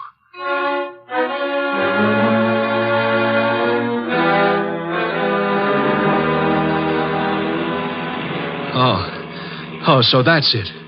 You want my father's money. That's what you love, not me. Willard, the chauffeur will hear you. It's the way Townley says it is. He's right. He's right. Oh, why did I let you talk me into this? What a fool I was to have come at all. You're sick inside, Willard, so utterly, hopelessly sick. Oh, so now I'm hopelessly sick. Yes, you are. You're trying to confuse me. Take advantage of me. Wind me around your finger. Just because I love you too much. That's it. That's my illness. Of course, I see it now. You're the thing I must get rid of. You with your beautiful, beautiful face and your twisted values. You're at the bottom of all my agony. Willard! Wait! I'm saving myself. I'm saving myself. Once you're dead, the sickness is ended. I'll be safe. I'll be safe. I'll be safe. Willard.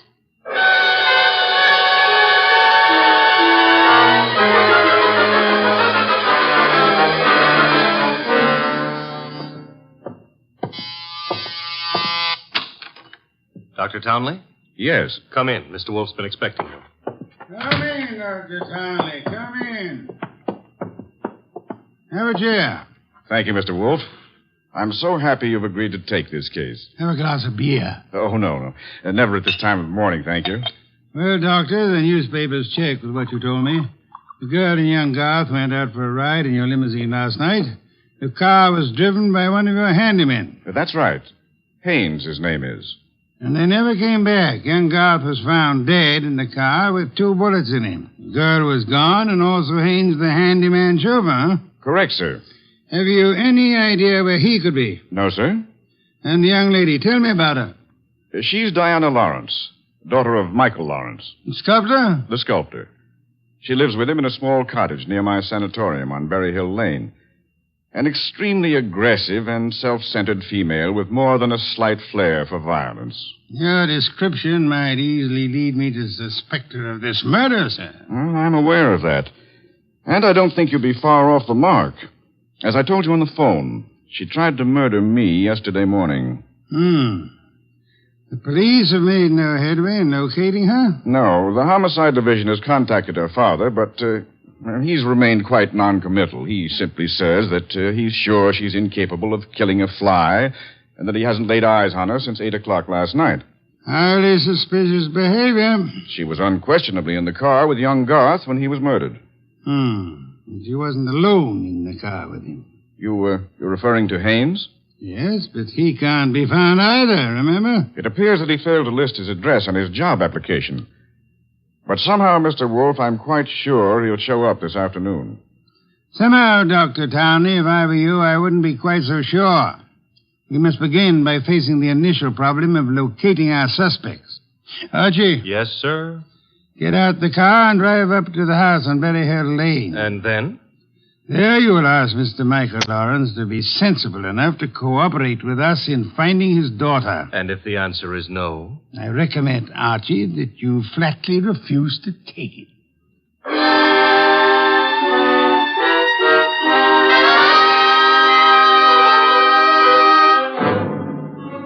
Mr. Lawrence was no simple baby to handle. He was in a studio when I walked in, chiseling on a statue of a boy and a girl, both wearing less clothes than the law allows. And before I got a chance to state my name, he commenced giving me a free lecture on the marble work of art. She's good. Really good. She's practically superb. The Ariadne. The what Ariadne? The girl in the statue. Oh. That's Ariadne, tragic nymph of Greek mythology. Don't tell me you're not familiar with Apollo and Ariadne. All right, I won't. The Apollo, on the other hand, is unfinished. The face, you see, it lacks something. The passion of yearning, Olympian desire. And yet, you know, the two figures have motion. Like your daughter? Eh? Your daughter, Diana, she's got motion also. As I hear it, she's been in motion ever since she murdered Willard Garth last night in the back end of a limousine. So you're another flatfoot? Not exactly. I'm paid in private by Nero Wolfe. Nero Wolfe? Yeah. You don't mean that a creditable man like Wolfe thinks Diana killed young Garth? Well, he'd like to talk over the possibility with her. How laughable. Look at that face. Is there anything of the murderous in a face like that? In a face like what? Oh, I'm sorry. Diana posed for the Ariadne, you see, and the likeness is exact. Do you think a girl of this type, classic, sensitive, civilized, could descend to the clumsy, brute level of murder? Well, it's a little hard to imagine. There. Even you agree with me. On the other hand... Shall we discuss the other hand over a cup of coffee? I'm quite exhausted. If you insist. I do. Sit down and inhale the atmosphere of culture at its source. There's a pot warming on the stove. Pot of what? Coffee or culture? Well, wait and see what he means. Could never ignore a phone call. Who knows? Might be something important. Yes? This is Diana, Father. Oh, yes, Diana. It's all over the papers. Yes, I know. Well, I don't think they'll find me where I am, and I'm staying here until things quiet down a little. Where are you, honey? What did you say? I said, where are you? You said honey. Daddy, you never call me honey. I know it's because I'm excited. Where are you, sweetheart? Well, you mustn't let anybody find out. Not a soul in the world. Where are you? Well, you know where Tyne Pike turns off to the left beyond Bartsville? Yes? Well, I'm... Call me later, Angel. But, Father, Oh, get that motorman's number. You will live, my friend, but not long if you don't control your curiosity. You hit me. With that mallet you hit me. What was the big idea? Do you really have to ask that question? Weren't you trying to trick my daughter into disclosing her whereabouts? The police are pretty interested in her whereabouts. Then let them find her. But you can't be surprised, my friend, if I choose to protect Diana's interests.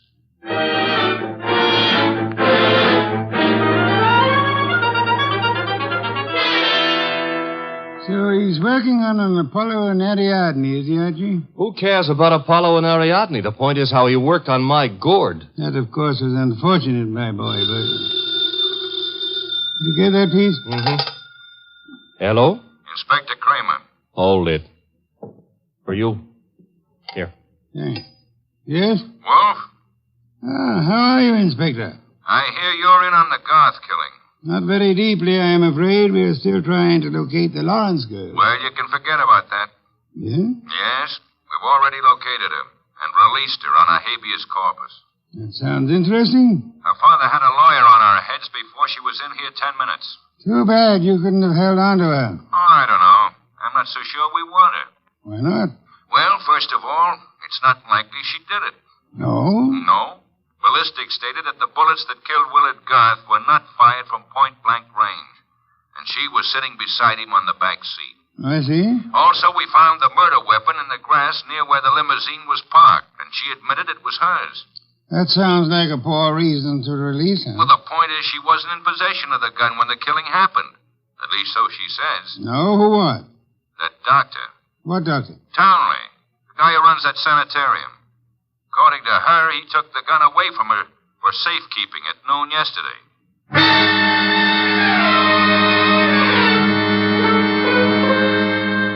There was a little more talk between them, something about fresh cigar ashes that were found in the dashboard ashtray of the limousine. After that, the boss hung up and exerted himself enough to put a call through to the Townley Sanatorium. I'm afraid the doctor is very busy just now. So am I, and my business happens to be highly important. Well, I'll say you called, Mr. Wolfe, and I'll ask him to contact you just as soon as he has a free moment. Do you happen to have a free moment, miss? Why, well, yes, sir. Could you spend it by telling me if that handyman, Mr. Haynes, is being located? Why, yes, as a matter of fact, he has. One of the staff just found out where he lives, Mr. Wolfe. Well? He has a little cottage at 206 Dockside Road. That's out near Sheep's Head Bay. Thank you. Archie. I'm going someplace, I suppose? You are? You're going to Sheep's Head Bay.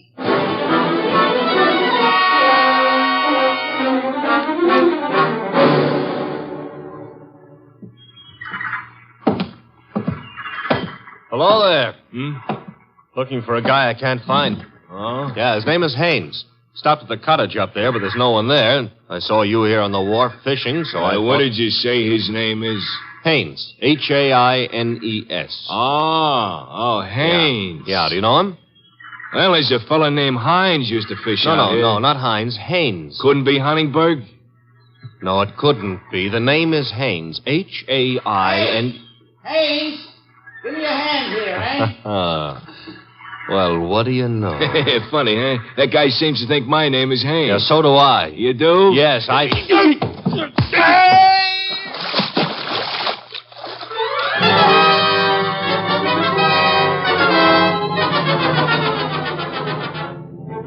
I got back to our house soaked to the skin and minus Haynes, and just in time to see the boss in the exhausting process of walking across the room to answer the phone. Hello? This is Dr. Townley. You called me. So I did. About the murder? More specifically, about the statement from Diana Lawrence that you removed a firearm from her possession yesterday morning. That's quite correct. It's here in my Majonica cabinet. Is it? Of course it is. I suggest you check. Just a moment. Mr. Wolfe. Yeah? I'd like to see you at once. The gun, I suppose, has vanished. What? How did you know? Because it is at ballistics, Doctor. It turned out to be the gun that killed Willard Garth. I see. Do you? Yes. I understand everything now. It's all so crystal clear. Just how crystal clear? I'm quite certain, Mr. Wolfe, that I can put my finger on the killer. And I think it would be well if you came here immediately. No, I'm afraid it's impossible, sir. There's an important operation scheduled, and I simply cannot leave. What do you suggest? Well, is it outside the realm of possibility that you come here? Is it, Mr. Wolfe? Hello, Mr. Wolfe? Mr. Wolfe?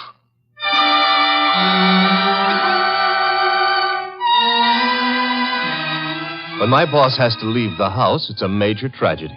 Sometimes he rages, sometimes he curses the whole detective business, lock, stock, and barrel. And sometimes he keeps very quiet and grips the side of the car desperately and tries not to inhale any fresh air. This was one of the quiet times. Just go slowly, Archie, but get there as quickly as you can. Oh, you don't want a chauffeur, Mr. Wolfe. What you need is a magician. Keep your eye on the road and don't strain yourself to make superfluous witticisms. Why don't you try relaxing a little? I hear there hasn't been a man-eating tiger sighted on the Sawmill River Parkway in the last 500 years. Your liberty is out of order. Don't try to make light of a deplorable situation.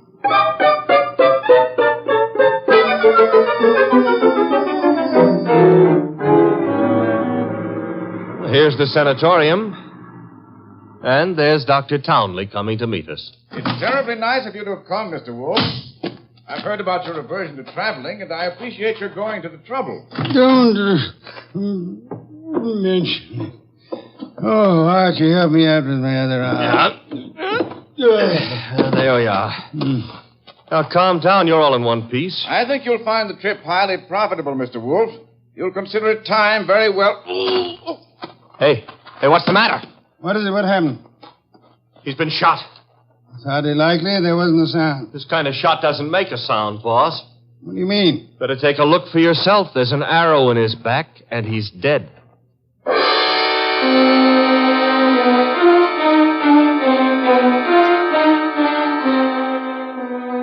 We remembered that Dr. Townley had said Diana Lawrence had won the Women's National Archery Tournament for 1947. The Lawrence house was visible through the trees 100 yards away, so we started for it and the sculptor's studio. There's no one around. So this is his latest effort, Apollo and Ariadne. Yeah. Done a little work on it since I was here. The Apollo's face is more finished and... Hey, boss. Yes? You know, somehow or other, Apollo looks a little familiar. I wouldn't be surprised, Archie. I think if you examine it closely... Mr. Wolfe. Our host. You remember me, don't you? I met you once at a dinner party at your house, the time they opened the new museum on 67th Street. Of course, Mr. Lawrence. And to what do I owe the honor? It's not much of an honor. Dr. Townley has been murdered. No. I am afraid Mr. Goodwin is being accurate. He's been murdered with a bow and arrow. And what does that mean to you, Mr. Lawrence? I'm sorry. I've been a fool. An awful fool. You can't blame yourself too much. If you'd cooperated with the police instead of looking out for your daughter's interest, the man would still be alive. But I assure you Where's the girl? She should be here now. She phoned me a while ago and said she was coming by for passage money to Rio. You were looking for me? Boss. Diana, put the gun down, Angel. And tie a rope around my neck? Might I inquire if your plan is to kill us all, Miss Lawrence? Oh, what would yours be if the world was after you for something you didn't do? Wouldn't you be willing to risk persuading a jury of that? Thanks, no. I'll skip that chance. Father, get me the money. Diana, sweetheart, don't make me a part of your murders. That's asking too much of love. Don't you know I'm not guilty? No, Diana, I don't. Leave that gun away, Diana. Hames.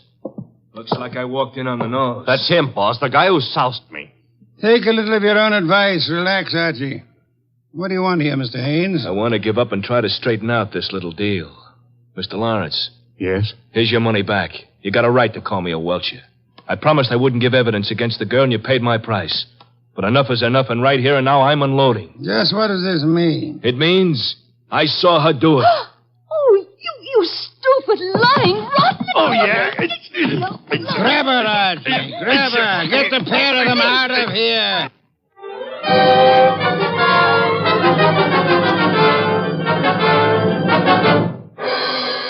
What can I say to myself now? What can I do? I'm sorry, Mr. Lawrence, but it's not necessary to eat your heart out. Many fathers before you have done their best and failed. But I had a special duty toward Diana. Special duty? Yes. Well, you see, you'll find it out sooner or later, so I'd best tell you now. I'm not a real father. I adopted her 9 years ago when she was 14. I see. And I should never have done it. I realize now that I wasn't equal to the task. Well, all's not lost yet. They may not convict her, you know. Yeah? I said they may not convict her. But how could they fail to convict her? She killed Garth, didn't she? Did she? She shot him? But the gun was in Townley's possession. She could easily have stolen that. She could have broken into his office later. It wasn't locked. What wasn't locked? The Majolica cabinet. I mean... I believe you mean what you said, Lawrence, the Majolica cabinet. For the life of me, I can't see how you could know whether it was locked or not, unless you had the experience of opening it. Could it be that you went looking for the gun yourself after Townley said he had confiscated it? That you killed Townley with a bow and arrow, which you handle as well as your daughter, because he was just on the point of telling me that you knew where the gun was, and that you were the likeliest murder suspect? You must be mad. Oh, sir, not I. But you are mad and more than a little. You hated Willard Garth. It was you who were making the marriage impossible. You loathed him, and in the end, you killed him. How could I have killed him? I'll tell you a little secret, Mr. Lawrence. The police found cigar ash in the dashboard tray of the death car. Chemical analysis showed that the ash was from an El Adoro cigar. What have you got in your left hand, sir? In my... an El Adoro cigar. And in my right hand, a derringer. Powerful and admirable little weapon, Lawrence. I suggest you show proper respect for it by dropping all this here and now. You don't wish to hear me say the rest, that you were horribly in love with Diana, your own adopted daughter? In love and hopelessly, eternally frustrated? You begrudge me the triumph of accusing you of having bribed Haynes to let you take his place at the driver's seat of the limousine? And further bribed and threatened him into putting on his show of merry pranks and false confessions to confuse us all beyond measure? You said I loved Diana. Would I do all this to her if I did? Oh, but of course, such love as yours is really hate. You were content to see her dead rather than relinquish her. Like all miserly, small-hearted men, you would rather kill the thing you love than muster the generosity necessary to seeing it attain happiness. That's enough out of you. I should think it was much too much. It is.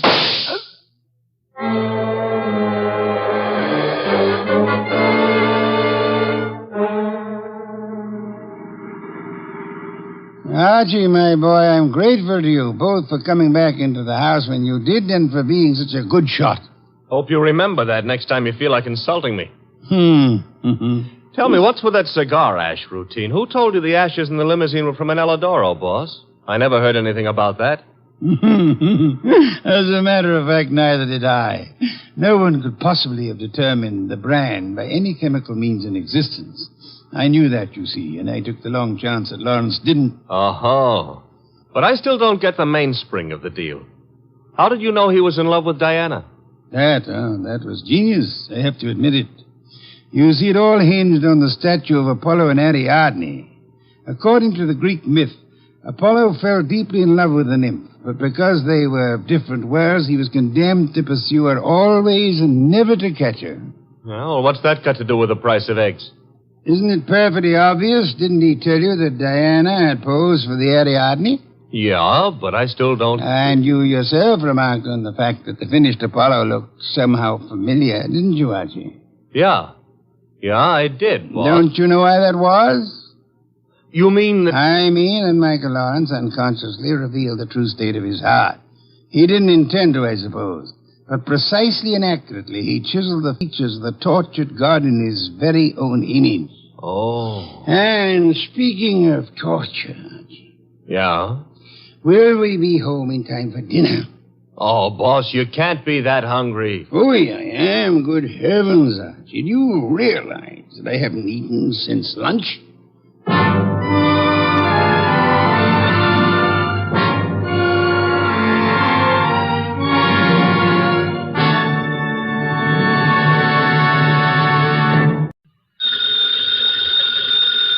Ladies and gentlemen, that phone bell means adventure. Hello? Hello? The young man answering the phone is Archie Goodwin. The mountain of a man engaged in deep thought in the oversized armchair is Nero Wolfe. Mr. Wolfe, we've got a case. I'm not sure whether somebody's going to kill a rabbit or a rabbit is going to kill somebody, but either way, it's going to be murder. Please, Mr. Wolfe, even orchids have to eat. Phooey. Yes, sir, Mr. Wolfe will take the case. As a matter of fact, he's working on it right now. Money, work, bah. Greatest detective in the world. Only trouble is, he is.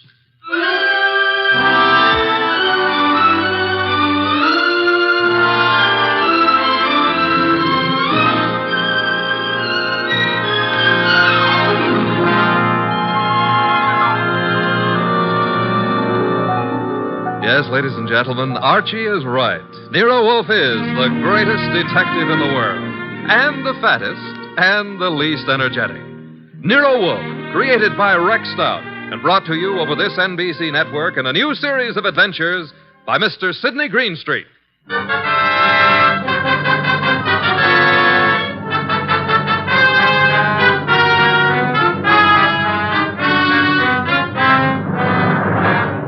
Tonight, it's the case Nero Wolfe likes to remember as the case of the friendly rabbit. He sometimes prefers his proverb scramble. It began in lots of places. Let's take a look at a few of them. In particular, the richly appointed library of a man named Veek. Mr. Veek, what's happening? Relax, Haynes. Your blood pressure. I thought it was a gag, but you really are shutting the club down. I'm shutting it down. Why? I got the joint rolling. The suckers are pouring in. And next week, the governor's committee. Huh? It's moving out of Baylor County. Our joint enterprise is in Baylor County. I think the club needs a rest. Crime committees so rarely admire gambling. Oh, that's different. So it is. The club needs a rest. You need a vacation. Florida, perhaps? I don't like Florida. Pick any place you like, just so long as you get out of reach of a subpoena. The heat's on, huh, boss? You've just coined a phrase that may very well catch on. Get out and stay out of the state until I send for you. Okay, Mr. Veek. Sure, Mr. Veek. Marshal? Yeah? That about covers us in Baylor, am I right? You're right.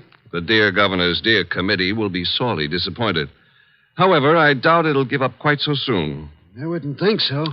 Therefore, have the truck driver deliver another shipment of carrots to the rabbit farm. Eh, Marshal? Okay, boss.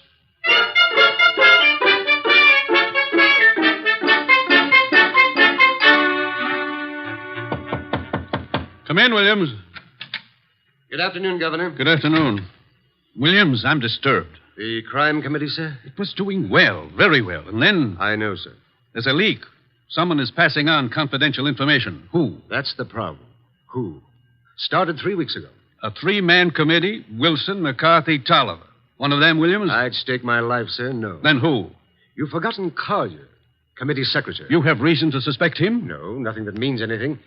Except... You do suspect him? And he's been watched, telephone calls checked, mail. I have no reason to suspect him. Except that one thing bothers me. What's that? He has a small farm in Greendale County. He rarely went near the place in all the time he's been up here at the Capitol. But that suddenly changed. 3 weeks ago? Yes, sir. He's been staying at the farm for 3 weeks. Is there anything unusual about that farm? Nothing unusual. Except Jimmy Collier has gone in for raising rabbits.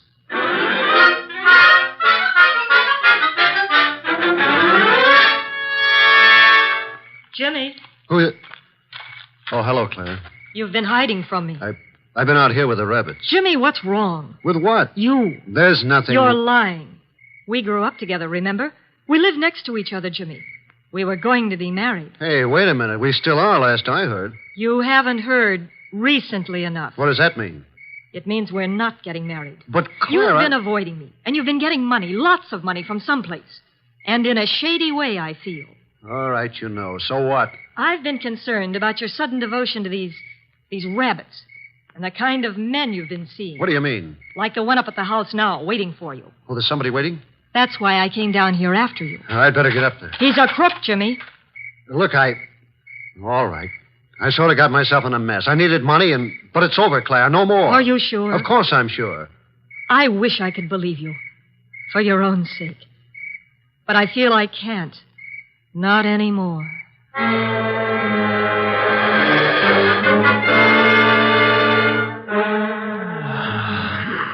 Archie. Yes, Mr. Wolfe. Either stop breathing so heavily or... Take the evening off? Stop breathing. Old Dr. Tidmouse wouldn't approve of that. Who in blue and assorted blazes is old Dr. Tidmouse? My family doctor. Mavis keeps your puny mind, but you don't have a family. Answer the phone. Oh, but it might be a case. It might be very important. It might mean work, Mr. Wolfe. Archie. W-O-R-K. You've got millions in the bank. Why worry? Confound you. Do you want me to answer that phone myself? Now you've got me.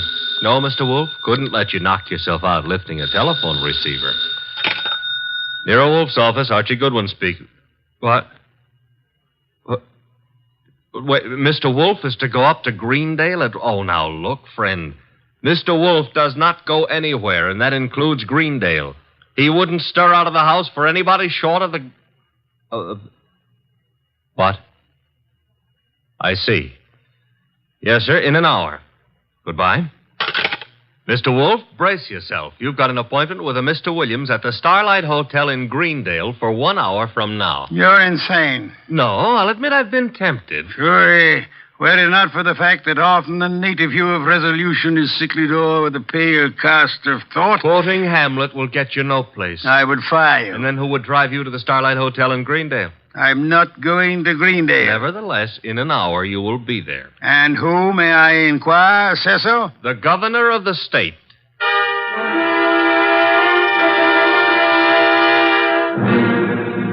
Is that all, Mr. Williams? That, Mr. Wolfe, is all anyone knows about the situation. Except the guilty man, of course. An admirably clear summary, Mr. Williams. Obviously, our meeting here at the hotel was necessary. I couldn't be seen entering your house, nor would it have been advisable for you to visit the governor. I can appreciate that. You're quite sure I need pay no attention to anyone on the committee except James Collier? Quite sure. Police surveillance of Collier is deemed unwise. He has suddenly taken interest in rabbits, but although keeping them may perhaps be considered suspicious, it is hardly in itself of value. You have no other evidence against Collier? I know we're clutching at straws, Mr. Wolfe, but there is a leak and work is being nullified. Something must be done. Hence the governor's call for you. Very well, sir. I shall attempt to be more than a man clutching at a straw. I said attempt. Archie, unpack. We shall stay at Greendale near Collier and his rabbits.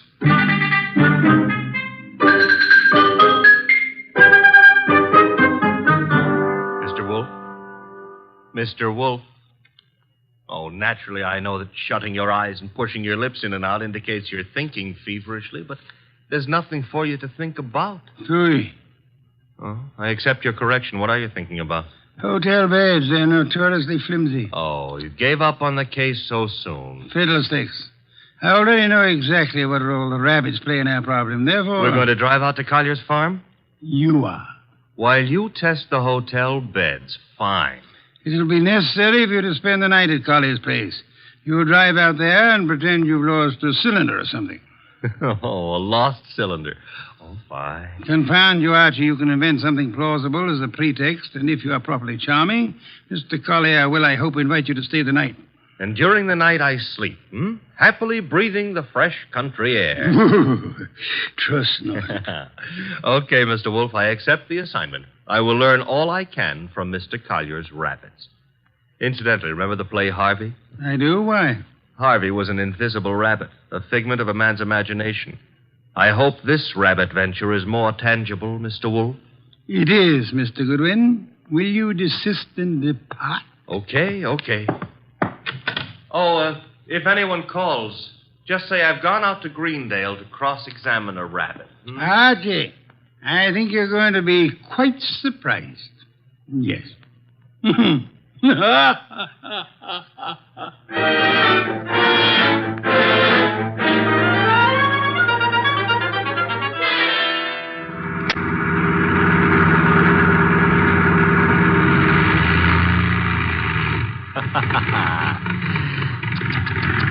Running out of gas, and me such a big boy.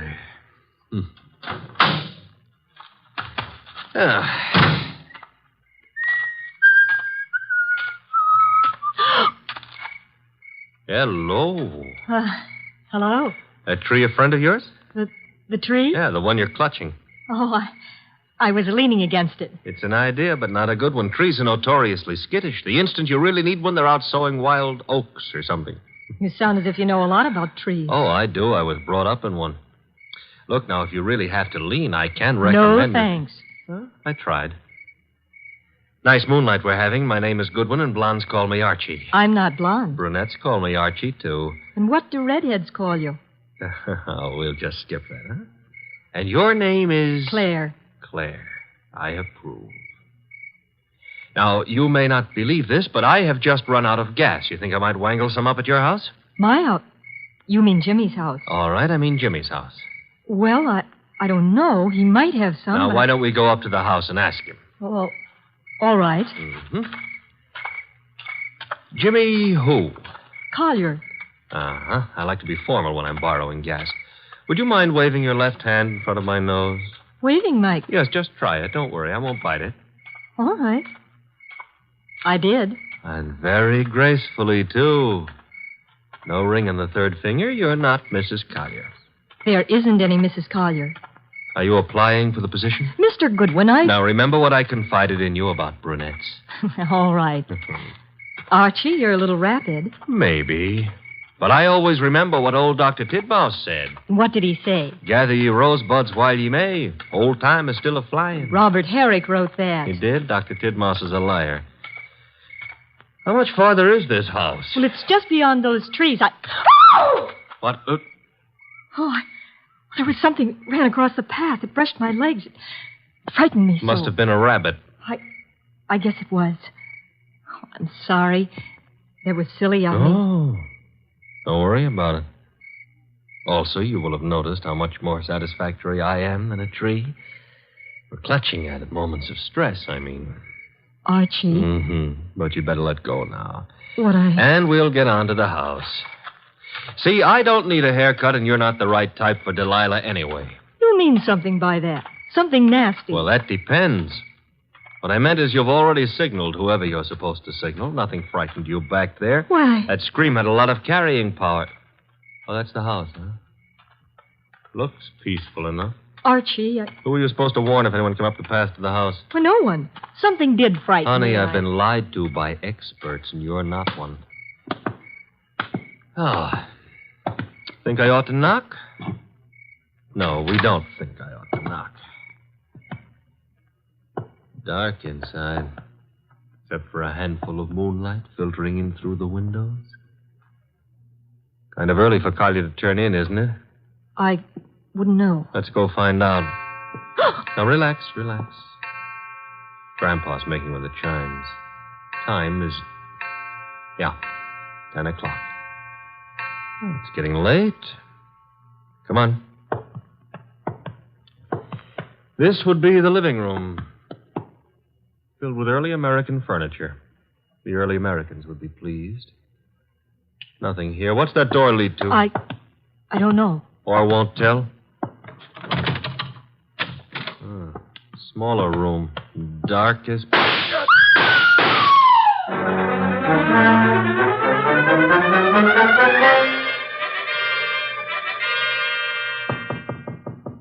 Come in. Put the beer on it. Oh, you're not the bellboy. I'm sorry. I should have remembered to bring some beer. Indeed, and you are? I'm a fellow guest at this hotel, Mr. Wolfe. My name is Veek. Veek, yes. A criminal of moderate intelligence and immoderate pretensions. We won't quarrel, Mr. Wolfe. I've something to offer you. You and your boy Goodwin didn't drive up to Greendale for the exercise. I dislike exercise. Shortens life. James Collier lives nearby. The governor's committee on crime is unhappy. There's been a leakage of information. It hasn't helped them in their work. But it has helped you. You wouldn't have left your house in New York on any ordinary job. A request from the governor, however. Shall we stop fencing? I don't have to fence with you. The committee's work doesn't particularly bother me. I've already made my arrangements for retiring from active business, shall I say. However, I don't want you messing around in the meantime. Indeed. In your effort to discover how the committee's information leaked out, you might also discover a number of things about me that I prefer to remain undiscovered. No one has employed me to do anything about you, sir? Not directly, but indirectly you might have to. I want to insure myself against any such possibility. I want to make a deal with you. I'm ready to supply you with the name of the man responsible for the leak and papers proving his guilt. I have them here. In return for which you expect? A quick conclusion to your activities and your return to New York, leaving my name out of your reports. I'm neither a public official nor a philanthropist. I should do nothing about you unless it becomes necessary. You may remove your hand from your pocket. You wouldn't dare shoot me. Now then, the name of the man. James Collier. Proof of his guilt? These. A series of reports on the committee's meetings in Collier's handwriting. Thank you. Good night, sir. Good night. And I hope for your sake that we do not meet again. Phew. Archie, answer the... Oh. Hello? Mr. Wolfe? Yes, Archie. I'm at the Collier place. Since it takes only 10 minutes to get there, may I congratulate you on your speed? I've been at the Collier place for nearly an hour. Doing what? Oh, meeting Claire for one thing, discussing rosebuds. Your delay has been explained. Good night. And for another, I was being around when someone got murdered. Ah, you laid hands on the murderer? No, the room was dark. By the time I got Claire untangled from me and started looking for somebody with a gun, he'd left. I see. And the dead man, of course, is James Collier. No, sorry. Found it had to be. Who was he? Total stranger. Archie. I'm not being difficult. There was no identification on him. Strange. A description. Early 30s, height maybe 5'10", weight around 175 pounds. Blonde hair, blue eyes, a very natty dresser.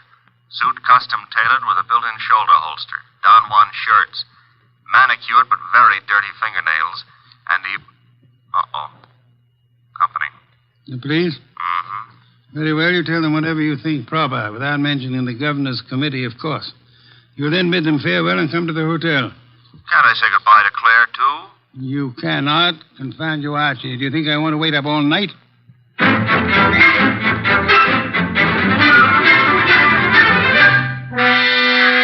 Police were not happy about letting me go, but I threatened to tell you on them, so they gave up. You have told me the entire story of what occurred at the Collier farm, Archie? Mm-hmm. All details. If you like, I wouldn't mind repeating the parts about Claire. Phooey. You may call it phooey, I call it love. By the way, did you know that it was Robert Herrick who wrote that poem? Confound you, be quiet. Okay, push your lips around, but you've missed something. I have? Mm-hmm. The burning question of the day. Night, rather. Which is? Where is James Collier? Ah. Stop buying. The cops want him on suspicion of murder. The way it shapes up, he shot our unknown pal and then headed for the nearest border. Nonsense. Mean he didn't shoot our unknown pal? I mean, Collier's whereabouts are not a mystery. You know where he is? I know where he is. I don't believe it. You couldn't know. You haven't been out of the hotel. You haven't had any calls. Archie, I use my intelligence. If you had used yours instead of holding the girl... I still wouldn't know where Collier is. Never mind. I'm impressed. What do I do now? You get Mr. Veek on the phone. Huh? He's staying here at the hotel. Oh, old home week. Operator. Mr. Veek, please. Hello? Hello, Mr. Veek. Who is this? Mr. Wolfe wants to speak with you. Just a second. Here you are, sir. Thank you. Mr. V, where were you at 10 o'clock? Why, on my way to the hotel. You checked in at... 10:15, then came directly to your room. One other question. You have an employee, a man in his early 30s, blonde-haired, blue-eyed, and well-dressed. Am I correct? Yes, that is Marshall. No, that was Marshall. Good night, sir. Having done that, whatever it meant, we now go to sleep? Phooey, we go to the Collier farm. Okay, but why? Because, Archie, the time has come to cross-examine the rabbits.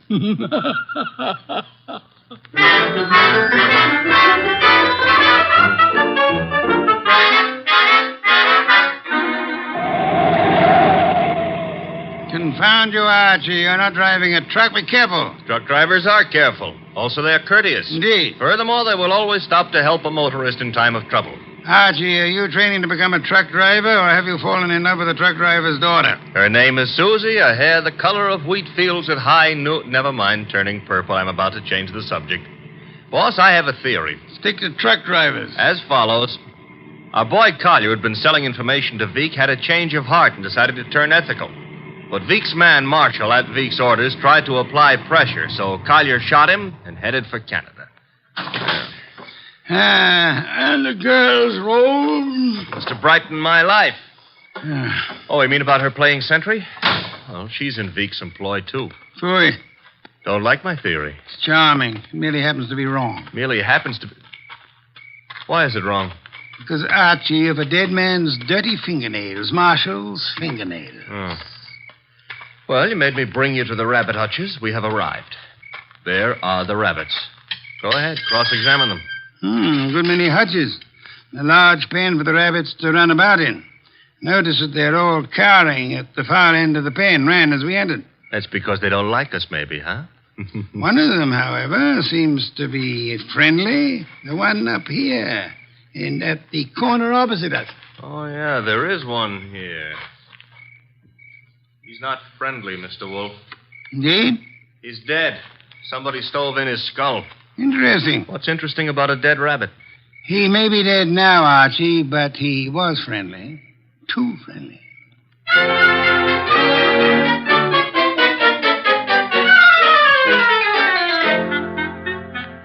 Claire, this is Mr. Wolfe. Mr. Wolfe, this is Claire. Claire, I'm Archie. Chair, Archie. A chair. Try this one. Be gentle with it. If you break it, all the early Americans will hate you. It'll serve. Steady. Well, now then. Mr. Wolfe, I'm dreadfully tired. The police have... Are idiots. What? For example, do they know that you were posted as sentry outside this house in order to warn James Collier of any intrusion? Well, they don't... I wasn't. Do they know that James Collier and the dead man Marshall were quarreling? No. Do they know that James Collier had armed himself in preparation for this meeting with the gunman? That isn't true. It is true. I don't have to say anything. You've already said more than enough with your actions, my dear. What do you mean? According to Archie's report, and Archie is always meticulously accurate, when you and he opened the door of the room in which the murder took place, you screamed at the shots. Well, of course. Any girl would scream with... Then you clung to Archie with sufficient force and for sufficient length of time to prevent him from chasing the murderer. Why? Because you had seen and recognized the murderer as the man you loved. It was too dark to see anything. True. Therefore, you didn't have to see the man. You thought you already knew who the killer had to be. That's a lie. You're shielding James Collier, aren't you? I'll never admit any of it. Never. May not be necessary. Archie. Yes, Mr. Wolfe? Get hold of that policeman outside and remember what happened to one particular rabbit. Well, look around for freshly dug earth.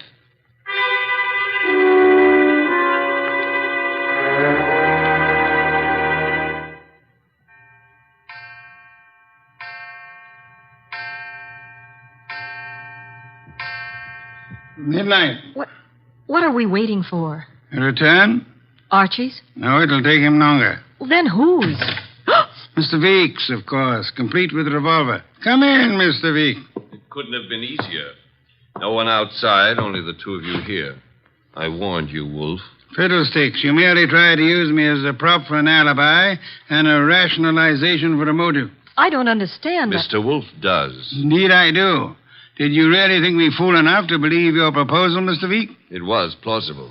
It was nonsense. You pretended you were handing James Collier plus the proofs of his guilt over to me in an effort to keep yourself out of the picture. But your proposition was silly. No matter how much I might have wanted to help you, I would have been powerless once James Collier went before a jury. You're too intelligent not to know that. That couldn't have given you enough to go on. It didn't. You yourself gave me more. I did. When you came to my room, you told me you knew Mr. Goodwin and I had come to Greendale, checked in at the hotel. I did. However, when I phoned you later and asked for an account of your movements between 10 and 10:30, you replied that you had driven to the hotel, signed in, and came directly to my room. Obviously, you already knew of my presence in the hotel. How? Only one way you could have known. You had seen Archie at some time prior to the time you checked in at the hotel, and the only place where Archie was here, at the farm. Yes, which told me Mr. Veek had been here at the time of Marshall's death. What was Veek doing here? Only one thing. Murder. Then he killed the gunman. No other possibility. But, Jimmy, I thought he did it. James Collier couldn't have killed Marshall because at the time he was killed, James Collier was already dead. Archie! What's this? Leave it. Let's play. Undrop that gun first. My arm. That's nice and cooperative, so... You'll be quiet for a while. A cop is back in the rabbit pen, Mr. Wolfe, guarding Collier's grave. Grave, Archie? Yeah, with James Collier in it. Oh, poor Jimmy. Veek knew the expose was coming. He had to shut Collier up.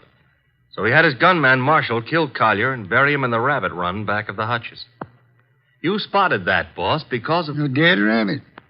The others scurried away from the man who bore James Collier's body to that lonely spot. But one rabbit overcame his fear. He was too friendly. And got killed for it. There was that, And the dirty fingernails of Marshall, the gunman who killed and buried James Collier. Your description indicated extreme neatness. The dirty fingernails were a wrong note. Yeah, indicated he'd been digging. So we know now, don't we? Vic killed his own triggerman to frame a dead man for it. Collier would be thought guilty. He'd be hunted among the living. And all the while... Oh, I'm sorry, Claire. It's all right, Archie. I didn't love Jimmy. That was all washed up. Mr. Wolfe, I understand everything, except why did Jimmy suddenly start staying at the farm with the rabbits? He knew he'd be watched. He couldn't risk conveying his information by telephone or the mails. Nor could he be seen holding conversation with men who might be traced to Vic. But who would suspect a truck driver delivering carrots for the rabbits as being the go-between for Jimmy Collier and Vic? Nero Wolfe. Which is why I hope there's an adequate bed in this house for Mr. Wolfe. I'm sure I'll be able to find one. Splendid, Archie. You will have the police remove Mr. Vic, and then... And then maybe Claire would like to go gathering rosebuds, huh? By moonlight? I would like to. Phew. I shall go up to bed now. I've seen the moonlight more times than I care to remember. However, while you and Miss Claire stroll through the moonlight, Archie... Yeah? You might remember that rosebuds have thorns.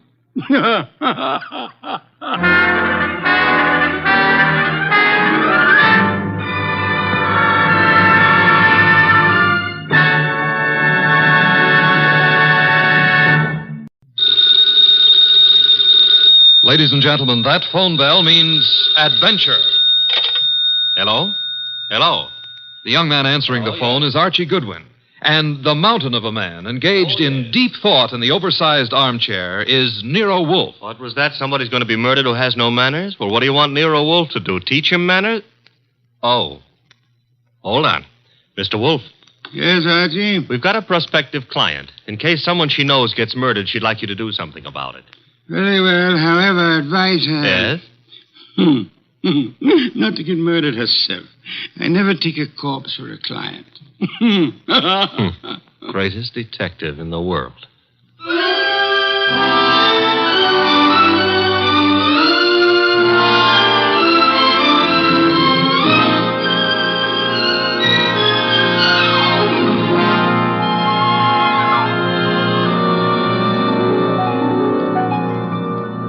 Yes, Archie is so right.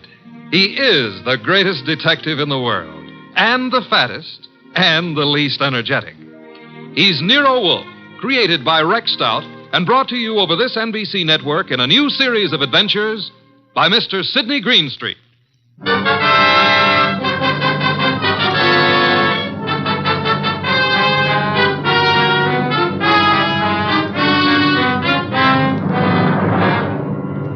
Tonight, it's the case of the Impolite corpse. It began on a certain night at 8:40 when Walter Channing, an advertising executive, was dictating in his office to his charming secretary, Brenda Barkley. Brenda, take a memo. Yes, Mr. Channing. This is to be mimeographed and sent to the entire staff. The entire staff, yes, sir. Notice, effective at once, 1 hour lunch periods will be strictly enforced. Employees will post time of departure and time of return. Yes, what is it? Mr. Channing... Bennett, I'm busy. But I've got to see you, Mr. Channing. About this afternoon. This afternoon was unfortunate, Bennett, but it happened. I lost my temper. I'm sorry. So am I. Mr. Channing, I've been with the firm 14 years, and because a man blows up once in 14 years... Mr. Channing's office. Oh, you've got to reconsider. That's all, Mr. Channing. I never reconsider, Bennett. It's your wife. But, Mr. Channing... That will be all, Bennett. It won't be all. You can't wipe out 14 years of a man's life. Even you can't do that, Channing. It's Mrs. Channing on the phone. Oh. Hello? You're where? That's in this building. Since when has Dr. Ellis kept evening office hours? I told you there's nothing wrong with you. No, I can't. I don't know when I'll be through. And I don't want you hanging around up here. Well, take a cab or walk. I don't care what you do. What? I can't understand you. What? Goodbye, Doris. Where was it? Walter. Yes? You are going to reconsider about Tom Bennett, aren't you? Bennett was insolent this afternoon. I won't tolerate insolence. Yes? Shine, Mr. Channing? Shine? No. What's he doing down here this time of night? Half the staff's working overtime. Kelly's an enterprising shoeshine boy. Might have missed someone on his rounds this afternoon. Walter, about Tom Bennett. Forget Bennett. Look, you upset the inkwell. Oh. Quick, blot the stuff. Yes, of course. Did any spill on you? Spot of my trouser cuff. Lucky you didn't get on the carpet. Walter, about Tom Bennett. I told you to forget Bennett. All right, Walter, all right. Oh, maybe you shouldn't. Maybe you'd be better off to use him as a model. A model? If he knows he's not wanted around here, he'll have the self-respect to get out. Meaning? Well, you've known for a long time you're not wanted. And you're still here. How you'd like to fire me. Denying that would be silly. I've been with this firm 15 years in January. Employees get a bonus of stock shares after 15 years' service. That's what I'm waiting for, and you know it. Suppose we get back to that memorandum. You'd like to get me out before I collect those shares, wouldn't you? I said let's get on with the memo. You'd be petty enough to do it, too, if you knew how. There may be a way. There isn't, and you know it. I'm too careful. You can't fire me without cause, and I've given you no cause, Walter. Nothing you can possibly dictate one of your vicious little memorandums about. Don't try my patience too far, Brenda. Walter, what? This can't be us talking like this, you and me hating each other. I find it remarkable there ever was anything between us except hate. Walter.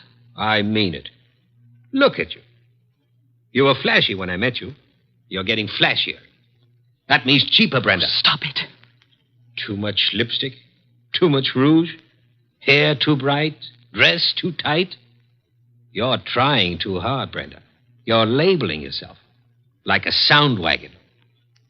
I wonder what it is that stops me from killing you. Cowardice, of course. Now, when you've stopped sniveling, we'll get on with a memorandum. You ready? Yes, I'm ready. Notice. In the interest of economy and efficiency, junior executives will confer in the conference room, not in private offices. Mid-afternoon coffee and personal phone calls and daily shoe shines will be eliminated.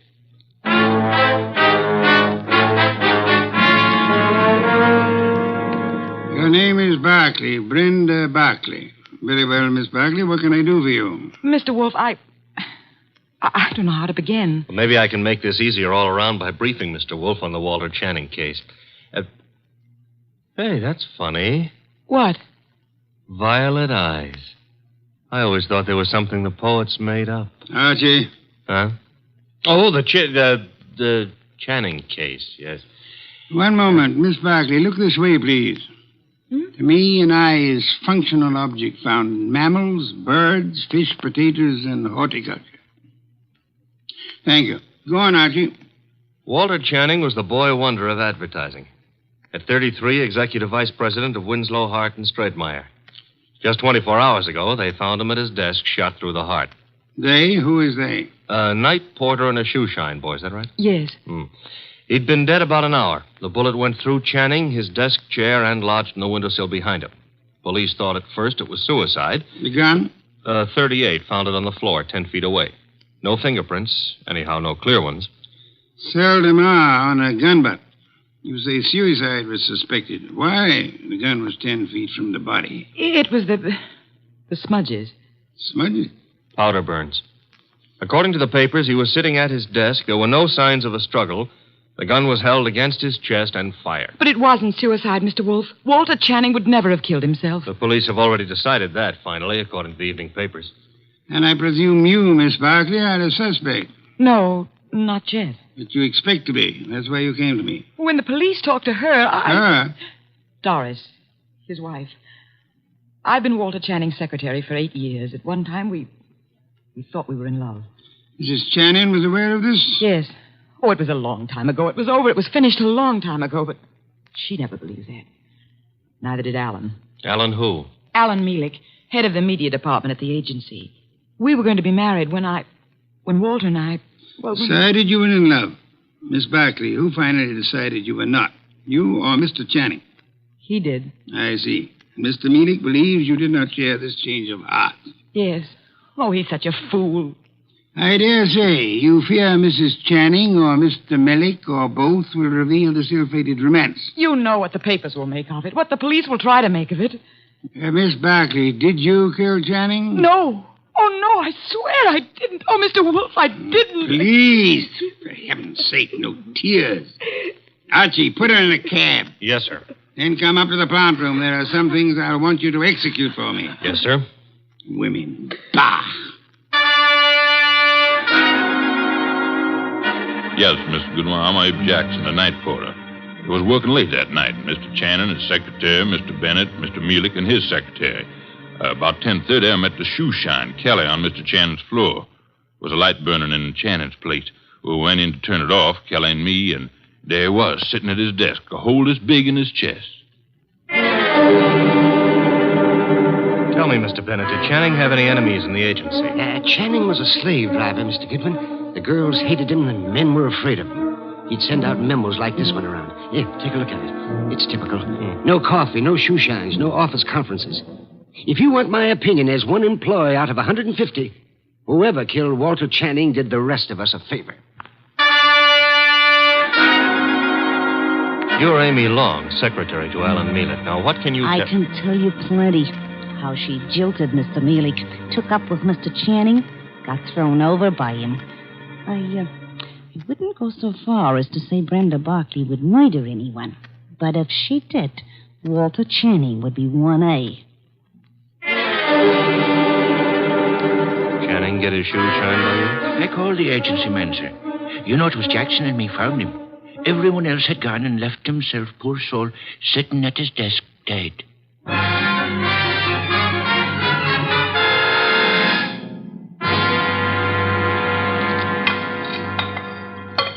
This specimen, the monogamous train orchid. Beautiful, isn't it, Mrs. Channing? Mr. Mellick? I could never quite like orchids. They have no smell, you know. It's pretty all right, but tulips are more in my line, Mr. Wolfe. Tulips, Mr. Mealick? I had a stand of emperors this spring. Emperors, come in, Archie.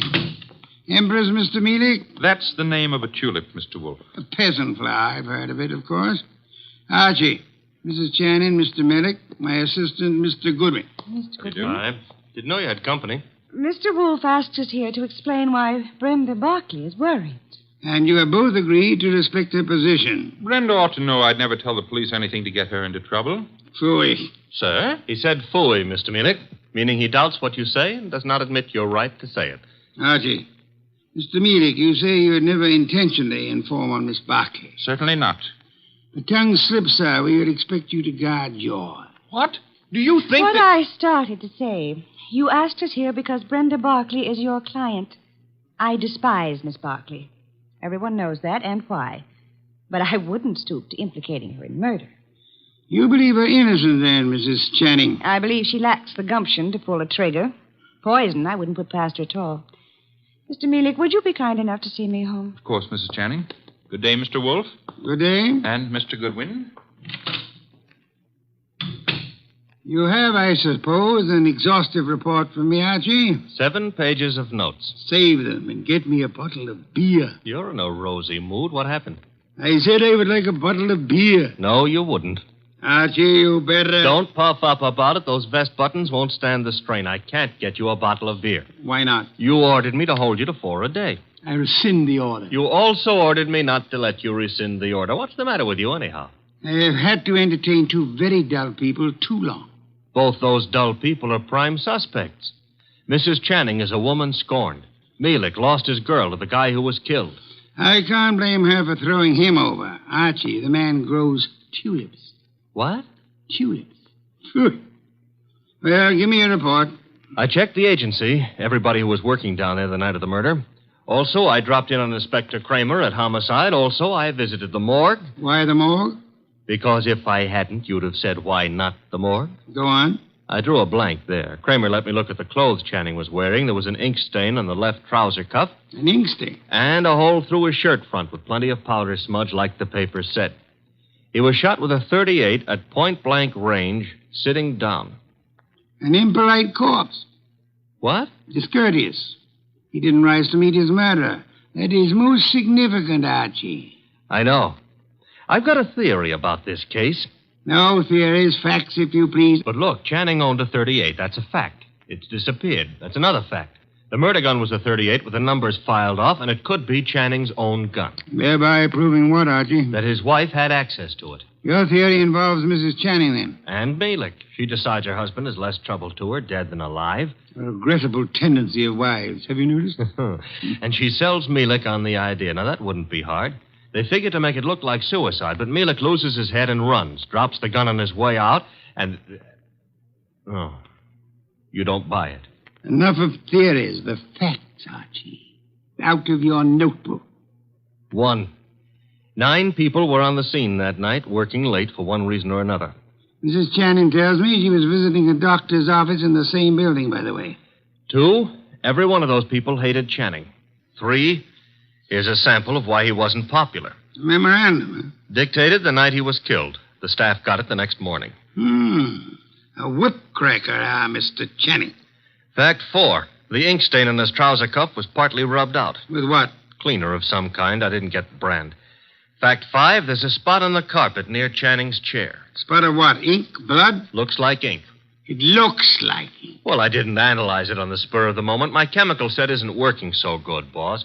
And... Phooey. Archie, I want 2 things. Yes, sir? Get over to headquarters. The police have Channing's trousers. Suggest to Inspector Kramer that he have the stain analyzed. Suggest also that the spot on the carpet be analyzed at the same time. Be around him when the information arrives. This is Be Kind to the Police Week? Phooey. I never have sought to beat the police on matters of fact, only on interpretation, deduction. Get going. Oh, and Archie. Yes? When you return, I should discourse upon the sanctity of deskhood. The sanctity of what hood? Deskhood. Now be off with you, and please remember you're tracking a murderer. Don't stub your toe.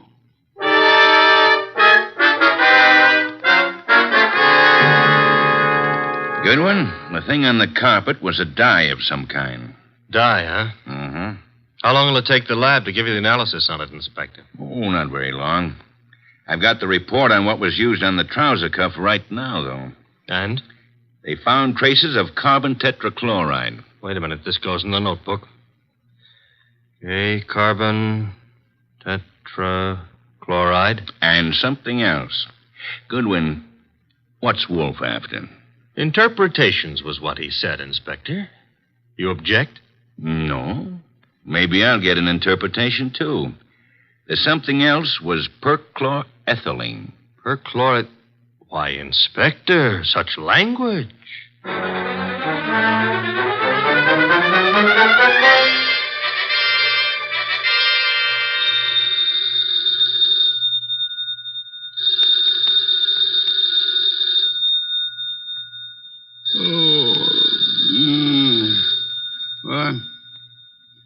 What? Archie. The phone. Oh, not back yet. Hello. Mr. Wolfe? Yes? This is Brenda Barkley. Oh, Mr. Wolfe. What is it, Miss Barkley? You've got to come to Mr. Channing's office right away, Mr. Wolfe. Mr. Goodwin has been to your office. Everything I need to know. You've got to come, Mr. Wolfe. Nonsense. I don't go out. My digestion disapproves of it. I disapprove of it. But, Mr. Goodwin, he's in danger. What's that? Terrible danger. He needs you here at once. Archie, in danger? Let me talk to him. Please come. Hurry. What's happened? Hello. Sparkly. Fritz, get out of the car. Bring me my wool muffler and worsted vest. See if you can find my galoshes. Confound it, I've got to go out.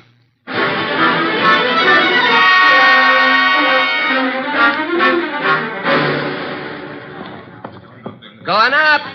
Step to the rear of the car, please. Mister, will you please step back? I'm back as far as I can go. You are? Elevators, contraptions for little men. Come, take me up, young man. Hold it. Hold that car. I'm late for a date with a blonde. 16th floor, buddy. Evening, Mr. Goodwin. Good evening. I was told you were in danger. Danger? Mr. Wolfe, what are you doing out down here? Sparkley's idea. About me being in danger? Obviously, she was lying. I suspected at the time. But I fell in with her suggestion. I'm anxious to end the case. My presence here is needed. Don't understand why she'd do such a thing, and why is your presence needed? 16th floor. It's a matter of, perspective. Brenda's got a very nice perspective. She'll be around here someplace. The agency's got this whole floor. Her office? Down this corridor, next to Channing's. Well, Kramer came through in those reports from the lab. That smudge on the carpet wasn't ink. It was a dye. Powdered aniline.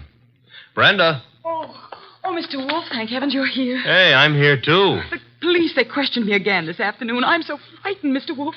You've got to find the murderer before they... Baby, take it easy. Well, hello, Archie. Hello. What's the idea of trying to pull a fast one on Mr. Wolfe? Well, I just had to see him. Please understand. Is this Channing's office? Yes. You told him I was in danger. At last, the place to sit down. Well, I had to tell him something to get him down here. He's not happy. You comfortable there, sir? Miss Barkley, come here. Mr. Wolfe, I can explain. I thought if you were here, where it happened, I mean, if you could see for yourself, then you'd Young woman, there are many things I'd like to say to you. Oh, now, wait a minute. She was scared, boss. However, I am too short of breath to do them justice. Archie. Yes? Round up everyone concerned with this case. Right now? Including Mrs. Channing. Get them in here. Yes, sir.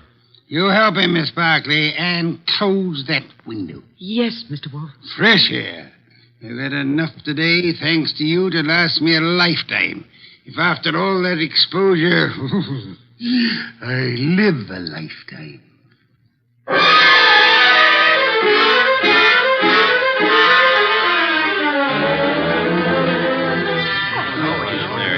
What's going on here, anyhow? A tea party. Find yourself seats. Keep your knees steady. All right, Mr. Wolfe, everybody's here. Mr. Shoeshine Kelly? Here, sir, here. It was you who found the body. Him and me, Mr. Wolfe. I'm Abe Jackson, the night man. You gentlemen can help us if you will. Oh, to be sure, Mr. Wolfe. I'd like to know the exact position of the body when you found it. Well, he was sitting up. That's it, sir. Sitting up straight as you please. You'll oblige me if you'll demonstrate. Sit in the chair, please. His chair, sir? If you please. Abe, you. Yeah. Oh, no, not me. Not on your life. There's no easy thing you ask, Mr. Wolfe. I'll oblige you.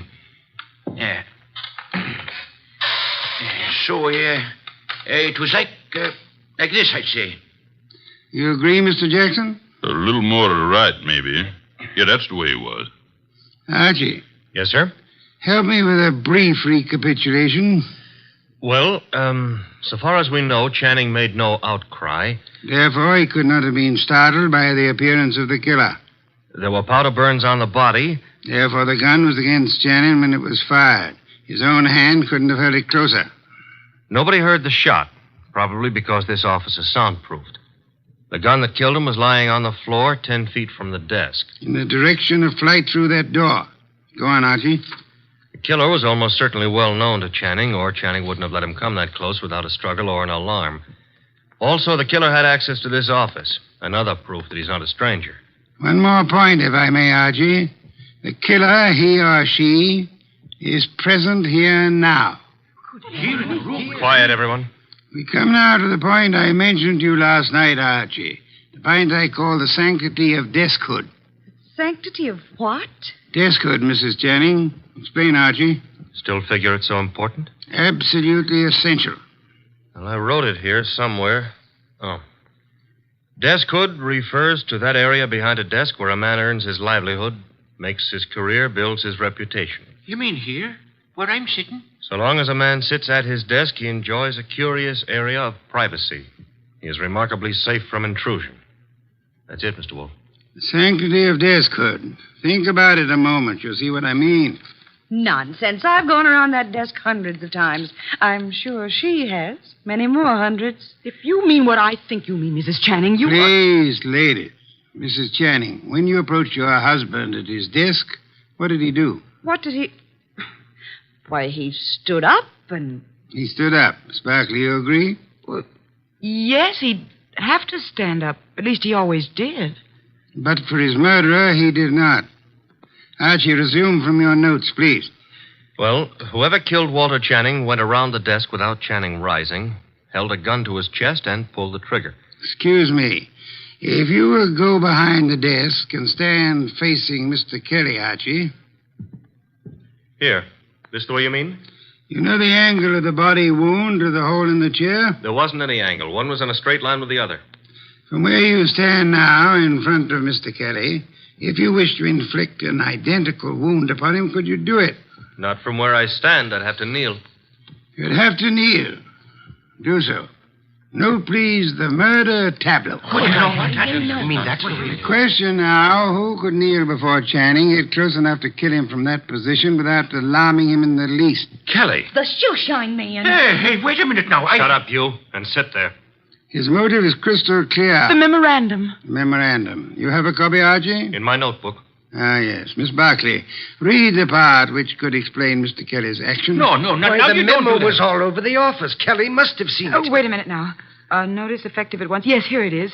In the interest of economy, daily shoe shines will be eliminated. That'd cut off Kelly's bread and butter. Kelly, I can't believe it. Nor can I. What? It's obvious Kelly murdered Walter Channing. Mr. Wolfe, now listen, I did nothing of the But kind. the obvious can be too obvious. Meaning what exactly? Archie, Yes, sir? brief these people on the ink-stained trousers. Channing spilled ink on his trouser cuff the night he was murdered. Somebody tried to clean the spot off. With what? According to the police analysis, carbon tetrachloride and perchloroethylene showed up. Both non-inflammable ingredients used in many commercial cleaners. Exactly what are you getting at, Mr. Wolfe? One moment, Mrs. Channing. Mr. Goodwin also has an analysis of the spot on the carpet behind the desk. Archie? A powder form of dye, aniline dye. Used in what, perhaps? Well, the lab suggested a shoe dressing. I got no powder dye. I swear I ain't, Mr. Wolfe. I'm sure you haven't, Mr. Kelly. You'll find this particular type of dressing is used on women's shoes, suede shoes, usually. I don't understand. Wait a minute. Yes, Archie? If a woman... Now, suppose a woman knelt in front of Channing to clean that ink spot off his trouser cuff. That smudge could have rubbed off the tip of her shoe onto the carpet. Exactly. I believe you'll find a typewriter cleaner contains tetrachloride and perchloroethylene. Something else just occurred to me. That memo was sent around the morning after Channing was killed. I never thought of that.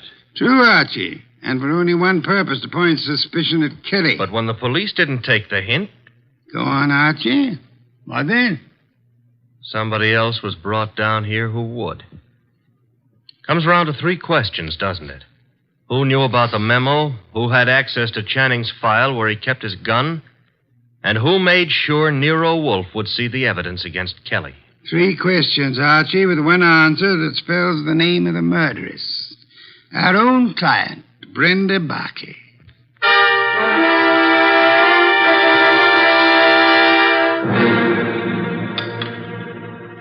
Steak, Archie, marinated. You like it? I'm not hungry. Indeed, I suggest a tonic. That reminds me. I had a call. You had? Doris Channing. She had some idea about my explaining things to her.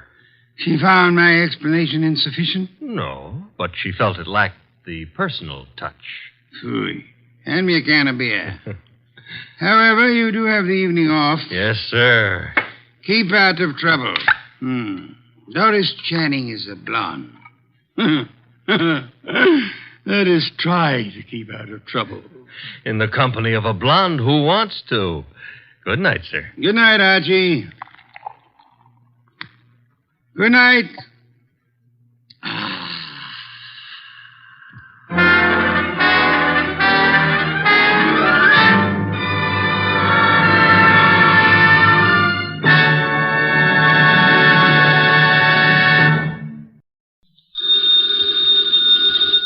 Ladies and gentlemen, the ringing of that phone bell means adventure. Hello? Hello? The young man answering the phone is Archie Goodwin. Yes, this is Nero Wolfe's office. The mountain of a man in the oversized armchair, staring at Archie with a beady eye, is Nero Wolfe. Mr. Wolfe is in. Mr. Wolfe is always in. Would he stay in until... He would. Archie, what on earth? Boss, she sounds blonde. Phooey. Don't believe I can tell over the phone? Okay. Excuse me, miss, but are you blonde? Oh. Go ahead and laugh. Thank you. Mr. Wolfe, we'll see you. Goodbye. I did not say. No, but you will. Besides, she wasn't blonde. And I want you to see red. Oh, Archie, better think of some new ones. Ridiculous.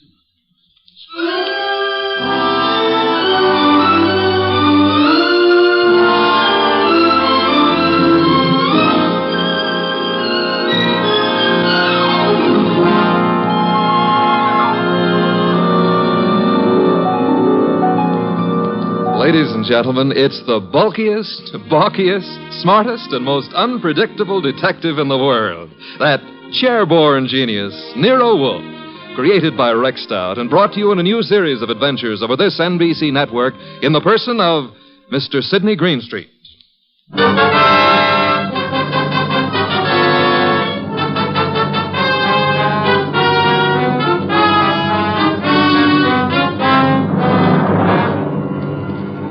Tonight, it's the case of the girl who cried wolf. In the old brownstone house on 35th Street, my boss, Nero Wolfe, with all his 300 pounds, sits at his desk from which he runs his world. We have been patiently waiting for the lady client. Then there's a knock at the door, and I admit her.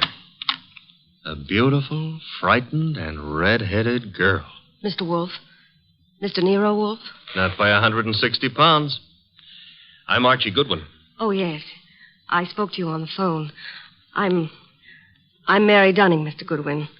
I was wondering if... He's in. He's always in. Come on. We'll try getting him to admit it. This is Mr. Wolfe. Miss Mary Dunning. How do you do, Miss Dunning? Here, take this red leather chair. It's a nice match for your hair. You know, as old Dr. Titmouse has said to me, beware of a red-headed woman. But I never could believe Thank you, him. Mr. Goodwin. Your business, Miss Dunning?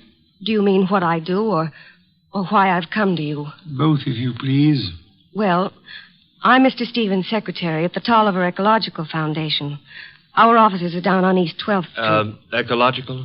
Field research as to factors operating on plant and animal development and survival, Archie. Animal development, huh? Miss Dunning, the foundation has several agricultural research projects throughout the country, hasn't it? That's right, Mr. Wolfe. And Donald Stevens is executive director. Or was until... Was? He's disappeared. It's been 3 days now. He's not been near the office nor his apartment. No message or... Apartment? Stevens been living alone? He's a bachelor. He's engaged to Laura Tolliver. She's a cousin of the original Tollivers. But she doesn't know where he is either. Have you come to me on Laura Tolliver's account or on behalf of the foundation? Well, neither, Mr. Wolfe. I'm just worried, and I'd heard of you as one of the finest private detectives in New York. You've heard of me, Miss Dunning. We see that you're here. I still fail to understand why. But I've told you. Mr. Stevens has dropped out of sight. And there's another thing. The last time I saw him, he had a caller with him in his office. Caller? Male? Female? I don't know. We're in a converted old brownstone house, and, well, the way the offices are laid out, I don't see all the people who come in unless they make a point of coming to my desk. Mm-hmm. I see. All I know is that Mr. Stevens stepped out for a moment, looking either scared or angry, I couldn't be sure which, and asked me to see if there was a policeman at the corner. Which corner? Archie, continue, Miss Dunning. Well, I started to go, and there were low voices arguing from the inner office. And then Mr. Stevens called me not to bother. Then what? He said I could go ahead and take my lunch hour then. So I did. And when I came back, he was gone. Leaving no message? Leaving no message. And you've neither seen or heard of him since? I've tried all over. By phone, going out myself. Miss Dunning, has Mr. Stevens been in the habit of making extended business trips? Well, once in a while to our research stations in Pennsylvania, or New Jersey, or up in Vermont, but not without letting me know. I have to make out his travel vouchers.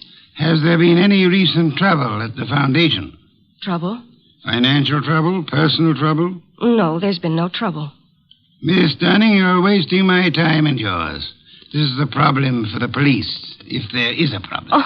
Oh no, Mr. Wolfe. I'd have gone to the police, except, well, if there should be an innocent explanation, It didn't seem fair to the Foundation to risk the unpleasant publicity of... I said for the police. Wait a minute, Mr. Wolfe. It's your say-so, but when a girl walks in here and asks... The young lady can depart by the use of the same rather trim legs that carried her here, Archie. Oh, now, look, boss, just because I Miss look at... Dunning, I can think of a dozen reasons that might take your bachelor director out of town for a few days without the formality of explaining his actions. Then you won't look into this? Despite Mr. Goodwin's frowns, no. Should Mr. Stevens not turn up tomorrow or so, I suggest you advise the police or whatever attorney acts for the Foundation.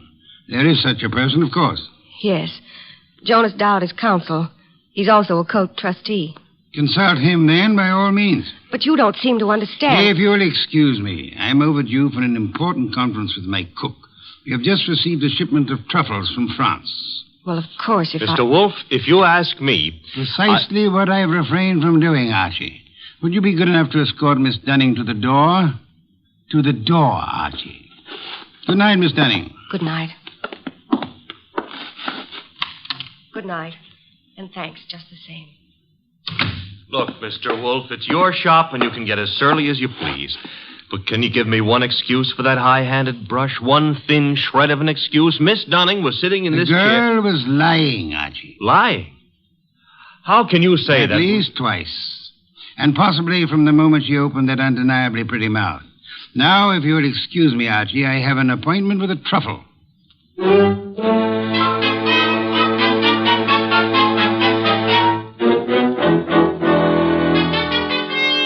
You say you have a surprise for me, Archie. Enough to yank you 3 inches out of that chair. Remember the girl who was here last night, Mary Dunning? You seem unwilling to let me forget her. Well, I took off on my own this morning to check up on that Foundation setup. Good, Archie. I ventured a small bet with Fritz that you would. All right. See if your bet included this. I found Stevens down there right in his office. Missing executive director. Yes, and the missing Mr. Stevens claimed he had just been on a business trip. Delayed getting back because his car had been smacked by a hit-and-run driver in New Jersey. Now, here's the payoff. He even tried to make out that he'd been thinking of calling you in on a problem. Hit-and-run accident? No, something about the Foundation. But I didn't waste time letting him cloud it up for us. The point is... Archie, you brought him here, of course. Stevens? No, he's still down there. We'll want to grab him before the day is out, but I had something more important to run down first. It took me 3 calls on the way up here, but you can take it as confirmed. We've still got a disappearance case, and this one you're not sitting out. Indeed. And who has disappeared now? Mary Dunning. Stevens is back, but Mary's gone. Not at the office, not at her rooming house, and none of her clothes are taken. How'd you get going? Put a police call out on Mary? Back to 12th Street and get Stevens out of that office and up here as fast as you can. I'll phone him. You're on the way.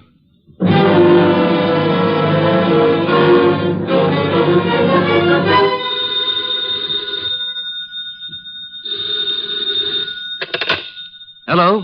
This Donald Stevens? Yes, this is Donald Stevens. This is Nero Wolfe. I understand you've been thinking of consulting me. Well, as a matter of fact, I have, Mr. Wolfe. I started to explain to Mr. Goodwin, but... Are you alone there at the office? Why, well, yes. As it happens... Be careful. I don't think your car smash-up was an accident. I've just sent Mr. Goodwin to ask you to come here. Meanwhile, I'd suggest... Oh, excuse me, Mr. Wolfe. There seems to be someone coming in now. Wait, Mr. Stevens. There hasn't been time for Archie to get there yet. Excuse me, Mr. Wolfe. Don't. Just hold the wire a moment. Wait, Mr. Stevens. Come on in. I haven't had a chance yet. Oh, what?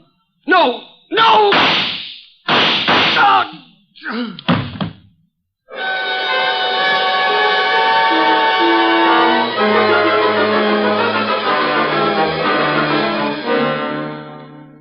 And that's all Inspector Kramer has been able to make of it, Archie? Not to hear him tell it, but that's all he's got. Stephen dead and the girl still missing. Did you find anything helpful at the office? I think the murderer started to tear up some account books and project ledgers, but I must have scared him away when I rang the bell. Couldn't have been more than 3 or 4 minutes after the shooting when I got there. But you saw no one? The murderer can cover a lot of ground in 3 or 4 minutes. You, naturally by accident, since it is mildly illegal, you had a good look at the dead man? A very good look. Not to mention his pockets. Anything particular? Well, there was a half-eaten package of lifesavers in the left-hand trouser pocket. What's particular about that? The flavor was lime. I hate lime. Phooey. Archie, I called Jonas Dowd last night. The Foundation lawyer?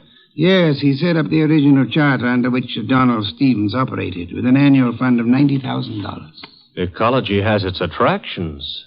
90,000 attractions, to be precise. It indicates a possible reason for Stevens' murder. He was in sole charge of that money. Somebody donated 338 caliber bullets to him. Hardly a token of appreciation. Perhaps not. However, the shooting followed the attempt to stage an automobile accident. Archie, I've sent Saul Panza on an errand for me. Saul, huh? He's expensive. True, he's the best man in a shadow job there is, but... You've got something, huh? Possibility. An angle I can't handle? Apart from your natural preference for curves, you've more than work enough here in New York. Finding Mary Dunning, for a starter. Or, her body? Or her body, as it may be. Is that what Saul's on, picking up a line on Mary? Among other chores, Saul is buying me some special groceries at the city market. You frown, Archie. I glower. But okay, play it cozy. You can send Saul off to Stockholm for smorgasbord for all I care. I'm still asking, what about Stevens and what about Mary? Where do we start?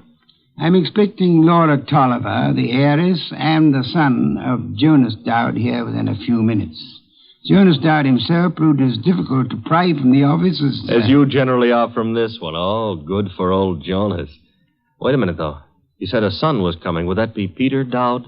It would be. Could I trouble you to pass that second bottle of beer? It's your third. Stop auditing me, Archie. You reacted to the name of Peter Dowd. May I ask why? Kramer is ahead of you on that pitch. He's had Peter Dowd downtown already. And learned? Playboy, used to be in love with Laura Tolliver, now in line to take over Stevens' tidy $20,000 a year salary as executive director. To take over, phooey. Peter Dowd's no ecologist. He's got more important qualifications. His old man and Laura Tolliver are co-trustees under the Tolliver will, and the director can be anybody they name. Archie, you sound prejudiced against young Mr. Dowd. Yeah, that's what Kramer said. I'm just naturally suspicious of anybody who stood to pick up $20,000 a year, plus a whack at the $90,000 a year in house money, just by throwing 338 caliber slugs into Stevens. Particularly after getting rid of Mary Dunning to clear the way.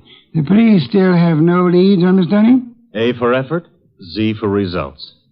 Now, the way I see it, boss... Legwork now, Archie. Guesses later. You might try Miss Dunning's landlady again for one, and try Peter Dowd's apartment. Now? Yes. I'd say go along and keep after the missing girl. Instead of sifting through the names in Stevens' appointment book you were asking about? It's two legs of the same animal. The names may help on the girl. Now, Archie, on your way.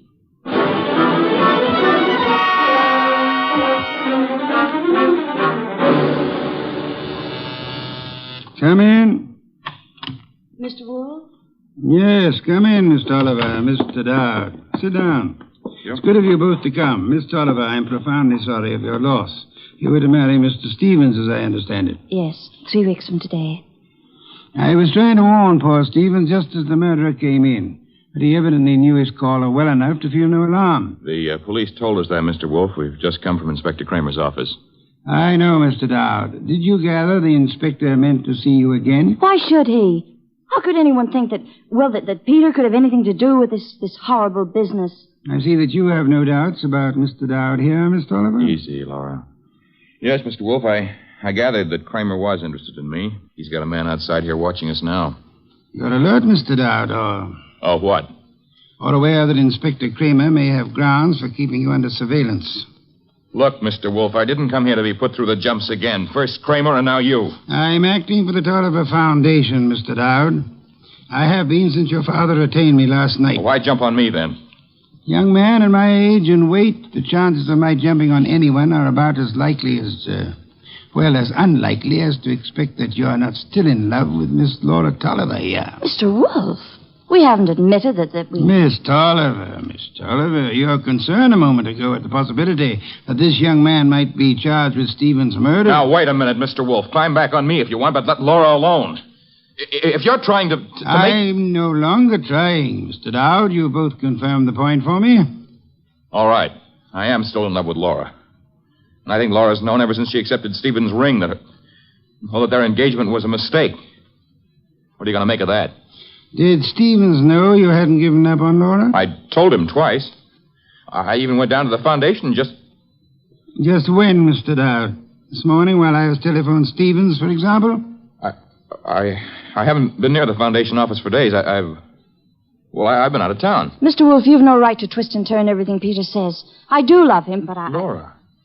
Oh, that's the first time you've come right out with it since... I'm sorry, Peter. I've wanted to tell you 1,000 times. But, well, you kept going away on all those trips, and I never knew whether it was for some other girl or... Mr. Dowd, Miss Oliver, could this tender exchange be postponed till you two find yourselves alone? Go ahead, Mr. Wolfe. Ask anything you want, as long as I know it's all right with Laura here. Roundly spoken, Mr. Dowd. May I ask about Mary? What's Mary Dunning got to do with this? I'm glad you're aware of the Mary I meant. Well, I've met her at the foundation, of course. We've all heard she's missing. You couldn't suggest where she might be. How would Peter know? Let's return to Mr. Stevens. Can either of you explain his 3 days' absence from the city? I've been out of town myself. Mr. Oliver? He could have been inspecting any one of the research plants. He didn't tell me, if that's what you mean. Stevens said this morning he had been wanting to consult me. You can't suggest why? Well, no, I can't. About foundation business or personal business? .338 caliber bullets kept Mr. Stevens from making that clear, Mr. Oliver. Mr. Dowd's father is sending me over some material, but as yet it's not in my hands. Are you familiar with the personnel at the research stations? There aren't any more than 4 or 5 project managers. Halsey in Vermont, Schwartz down in Pennsylvania. Excuse me. Nero Wolfe? Archie, Yes, Archie. you can take it back about Mary Dunning. If she's a liar, she's just gone to a lot of trouble to make it look good.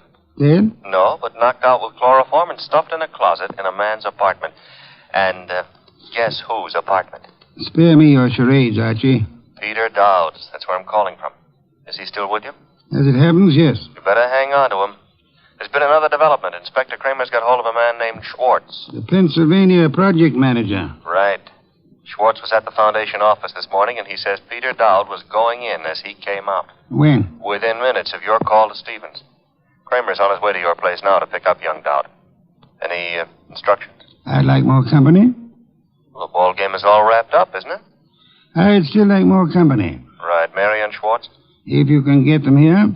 And Archie. Yes? Get them here.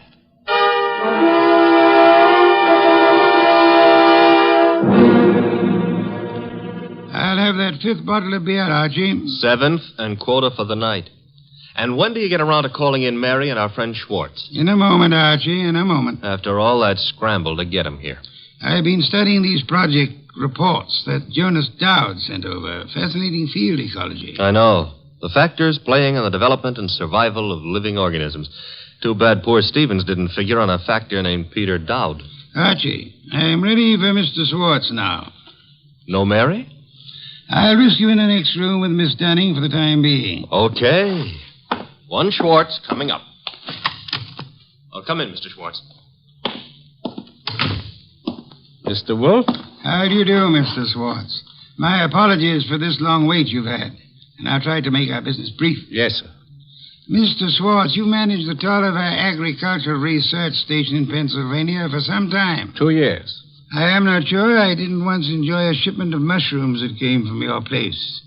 You've experimented with Maya arenaria. Maya arenaria? Yes, of course. Yes, we've done some work with mushrooms. They were excellent. By the way, I understand you saw Mr. Stevens just before he was shot down. If I'd stayed 10 minutes longer, he might still be alive. May I ask the purpose of your call? I was delivering the monthly reports. No special trouble you came to discuss? No, sir. You met Peter Dowd coming in at the foundation as you were going out. How did he look? In a hurry. How so? He just pushed past with his face turned away. You're sure it was he? Yes, I had seen him at the foundation maybe 2 or 3 times before. Were you aware that Mr. Stevens and Mr. Dowd were both apparently in love with the same young lady? I'm a research worker, Mr. Wolfe. I wouldn't know about Mr. Stevens' personal affairs. Just an hour ago, before Inspector Kramer took him from here, young Dowd admitted that he'd been there today. I didn't think I could be mistaken. But he said only because Stevens had phoned him to come. Were you there when that call was made? No, there was no call to Dowd while I was there. Excuse me, Mr. Schwartz. Yes, Nero Wolfe speaking. This is Saul Panzer. Yes, Saul, you're still... Yeah, still down here at the city market. Looks as if you were right. Indeed? One of their trucks just pulled in with a load of full crates. Top quality produce. I'll try not to wince when you send in the expense sheets. Any other confirmation? Internal Revenue records show no taxes paid on income by the Tolliver Foundation. Thank you, Saul. Phone any information as you get it. You'll forgive me again, Mr. Swartz. Archie, Yes, boss? would you ask Miss Dunning to step in now? Coming up. Come in now, Miss Dunning. Good evening, Miss Dunning. You've quite recovered from the chloroform? Mr. Goodwin's been helping me. He's been rubbing my forehead, and I'm beginning Spare to... me any further details. Miss Dunning, would you mind telling me again how it was you came to find yourself in Mr. Dowd's apartment? Well, it was the phone call that got me to go over. It was a man whispering. He didn't give his name, but he said if I came to that address, apartment 4C, I could learn something about Mr. Stevens. You went to apartment 4C, and then? That's really all I know. Just after the door opened, before I could see him, this coat was thrown over my head, and then he must have given me the chloroform. It was Peter Dowd, of course. Dowd? Who else could it have been? It could have been Mr. Swartz here. Mr. Wolfe, you're joking. Am I, Swartz? Joking or drunk? Why should I... For the ancient reason, Swartz. Money. For the racket you had and wanted to keep. Racket? Mr. Schwartz was in... Swartz is no more of an ecologist than Mr. Goodwin here. A moment ago, he accepted Mara arenaria as a mushroom. It happens to be a common clam, common on nearly any beach, rare in inland Pennsylvania. Stevens knew I didn't go in for all that Latin stuff. I could understand that you might be useful without it, Swartz. But to get away from your station operations, you faked the scientific knowledge you never had. All right. Suppose I am more of a farmer than a fancy scientist. Our job at the research station's to raise vegetable crops, isn't it? As you worked it, Swartz, of course. You turned the agricultural research project into a commercial farm. All expenses met from tax-free funds, and not a cent of return shown for the produce sold. So that's why Saul Panzer drew the rutabagus run. Stephen had the innocence of a specialist interested in his own field only. But even Stevens finally began to get onto those doctored reports of yours, Swartz. And when was it the Internal Revenue men began asking questions? Look, Goodwin, is this fat guy out of his mind? You had to get rid of Stevens after the last inspection trip. Were you even counting on taking over his job after Peter Dowd was put away for Stevens' murder? Merely, if you'll just explain to this lunatic... Watch it, Archie, watch it. I've got his gun. Adroitly done, Archie. Wait a minute. This is a 32, and it was a 38 that did the murder. Mr. Wolfe, that's my bag. You can't... Take this pistol from it, I have, my dear. This extraordinary effort you put me to, of actually leaving my chair to secure this weapon, we'll add that to the score against you. Mr. Wolfe, if you aren't too tuckered to answer, that gun from Mary's bag. It's a 38. It may be the one used on Stevens. But Mary couldn't. She didn't. If ballistics tells us that this is the weapon, then Swartz must have passed it to her for safekeeping, till it could be planted in young Dowd's apartment or car or whatever. I didn't have anything to do with it. Miss Dunning, you had to do with more than you know. Do you realize that if Mr. Goodwin hadn't found you at the Dowd apartment when he did, that you might not be alive at this moment? You were the one person who knew Swartz's crime. Mary, don't listen to him. She's listening, Swartz. Miss Dunning, you thought the chloroform scheme was directed solely against Peter Dowd, and so you let Swartz talk you into it. Mr. Goodwin tells me the door of that closet was sealed with Scotch tape. I didn't know that. Schwartz actually tried... Your chloroform sleep was meant to turn into a permanent one, Miss Dunning. And I was trying to cover for him. All right, here it is. Schwartz planned it all. He did try the hit and run, and he did shoot Stevens. He's a liar. Mary, you've been juggling those books since... Say the details for Inspector Kramer, Swartz. There's guilt enough to be divided between you and guilt enough to burn you both.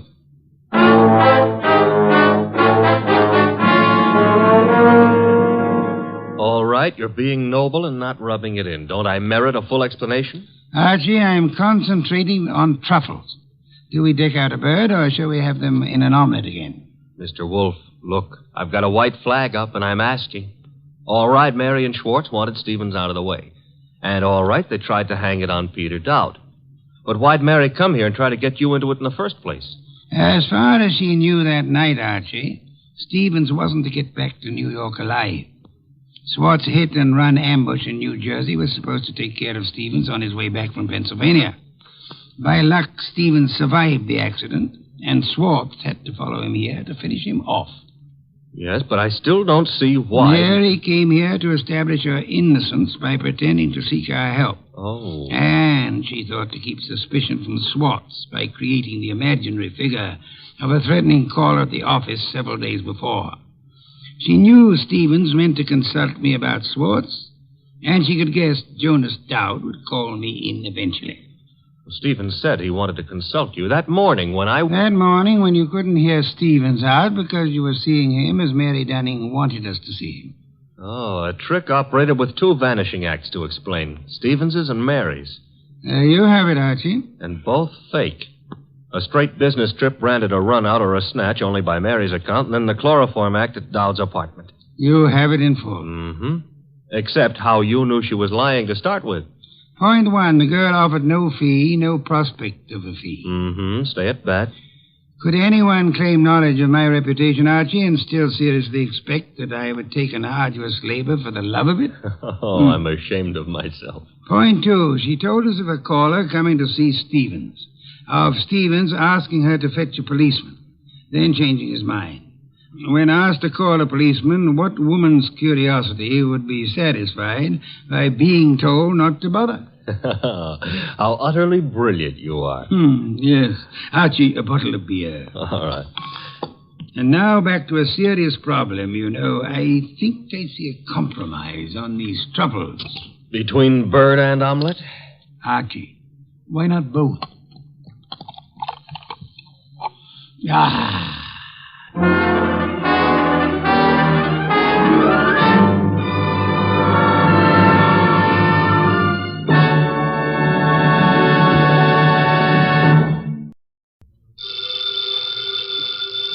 Ladies and gentlemen, the ringing of that phone bell means mystery, adventure. Nero Wolfe's office, Archie Goodwin speaking. Who? Oh, I see. Oh, and you think Mr. Wolfe might be interested in going over and... Hold on a minute. Archie, I'm not interested in going anywhere. Ill-considered movement is the curse of our times. Not to mention the mania for fresh air. Phooey. Bottle opener, if you please. Here you are. But that was Zabro's flower shop, Mr. Wolfe. Indeed. Got a new shipment of orchids from upstate. In that case... Mr. Wolfe, remember the curse of our times? Not to mention the mania? I'll be there. He'll be there. After all, a man must risk his life sometimes.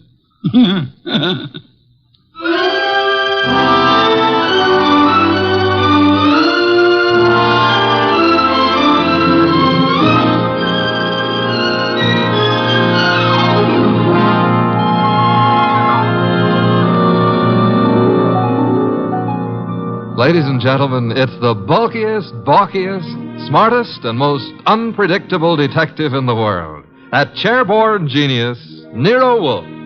Created by Rex Stout and brought to you in a new series of adventures over this NBC network in the person of Mr. Sidney Greenstreet.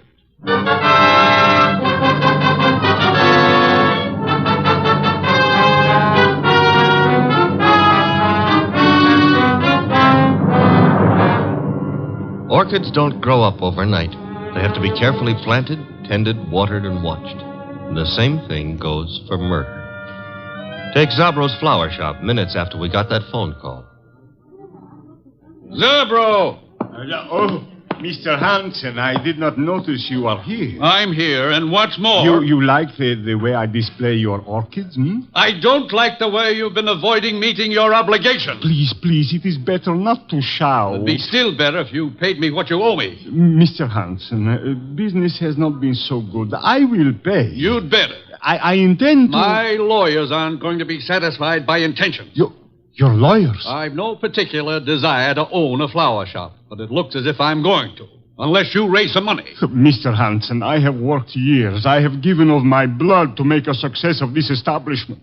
You cannot take him from me. You are a rich man. I intend to stay rich, too. You've got 24 hours, Zabro. A man can accomplish a lot in 24 hours. Yes, Mr. Hansen. even maybe murder.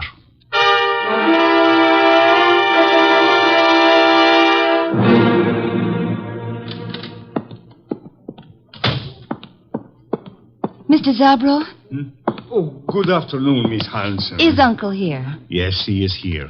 At the display, towards the back of the store. Thanks. How is he? Oh, I mean... He is the way he always is. Hard, vindictive. Mr. Zabro. I am sorry. Excuse me now. Uncle, What is it, Enid? have you seen my display? The lilies? Uh-huh. Yes, pretty. Oh, thank you. He's not here. Well, I didn't say... You didn't have to. John Arndt is not here. Why he is not here, I don't know. His job was to look after my display. Perhaps he doesn't need a job anymore. You know he does. Fiddlesticks. After all, if he marries my heiress... Uncle! My dear girl, John Arndt is a fairly capable man with orchids. Outside of that, I have no use for him whatsoever, especially in the role of your husband. Well, isn't that for me to decide? Of course it is, except that, pretty as you are, John Arndt is seeing you through a golden haze. To be precise, the money that will come to you from me when I die. That's nasty. It's the truth. Well, you can't know that. I'm going to find out. What? I saw my lawyers this morning. Among other things, I instructed them to draw up a codicil to my will. A codicil to the effect that all my money goes to you on one condition. Oh, you couldn't. I did. The condition was that you refrain from marrying John Arndt, either now or at any time in the future. Well, that's not fair. It's a very good way of discouraging Mr. Arndt. What'll you bet his ardor cools off quickly, You told him? Yes. Probably why he hasn't appeared as yet. He's sulking. You really signed that codicil? I will, as soon as the papers are drawn up. Where are you going? I don't know. I've got to get away someplace and think. Very well. Think about forgetting John Arndt. Best thing in the world for you. Uncle, do you really think you can manage other people's lives for them? I don't see why not. No? Well, people don't like to be managed. They get desperate sometimes. And sometimes they kill.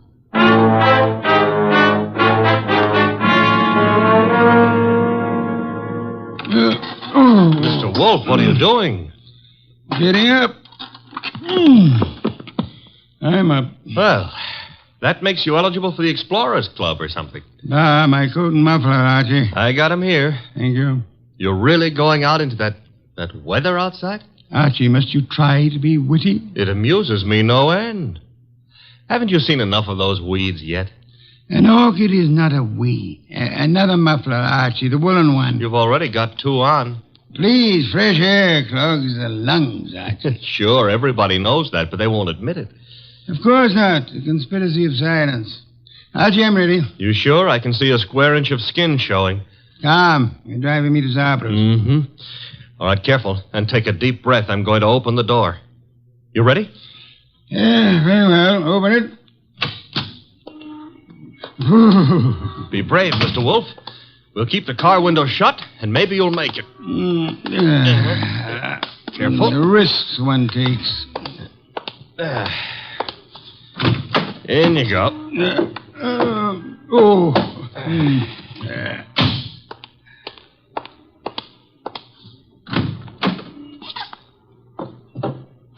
Well, okay, boss. Now, where is Zabro's? 45th Street. Gee, 10 blocks. Grit your teeth, Mr. Wolfe. We're off.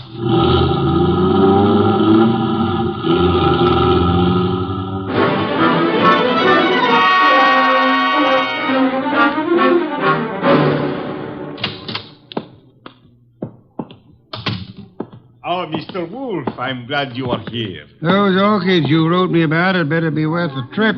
The trip? But I think you live only a little way from here. Don't forget it had to be made in the open air, Mr. Zabro. Where are the orchids? Towards the back. They are from Hansen's place. He is a fine grower. I have made an exhibit. Good. Oh, excuse me. Others are here. You go look for yourself, no? Very well. Archie.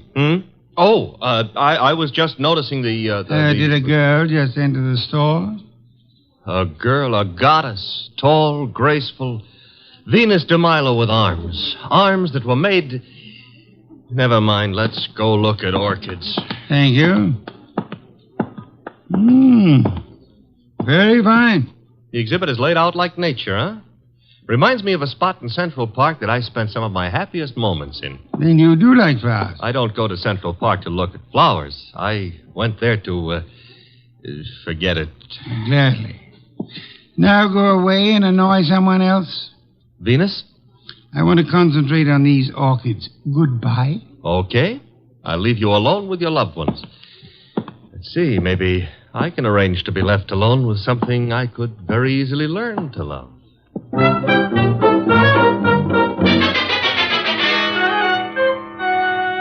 Hey, boss. Don't bother me, Archie. Oh, this is serious. There's a lily display just like this one over at the other end of the store. Nothing connected with lilies could possibly be serious. Maybe not, but there's a corpse planted among these lilies.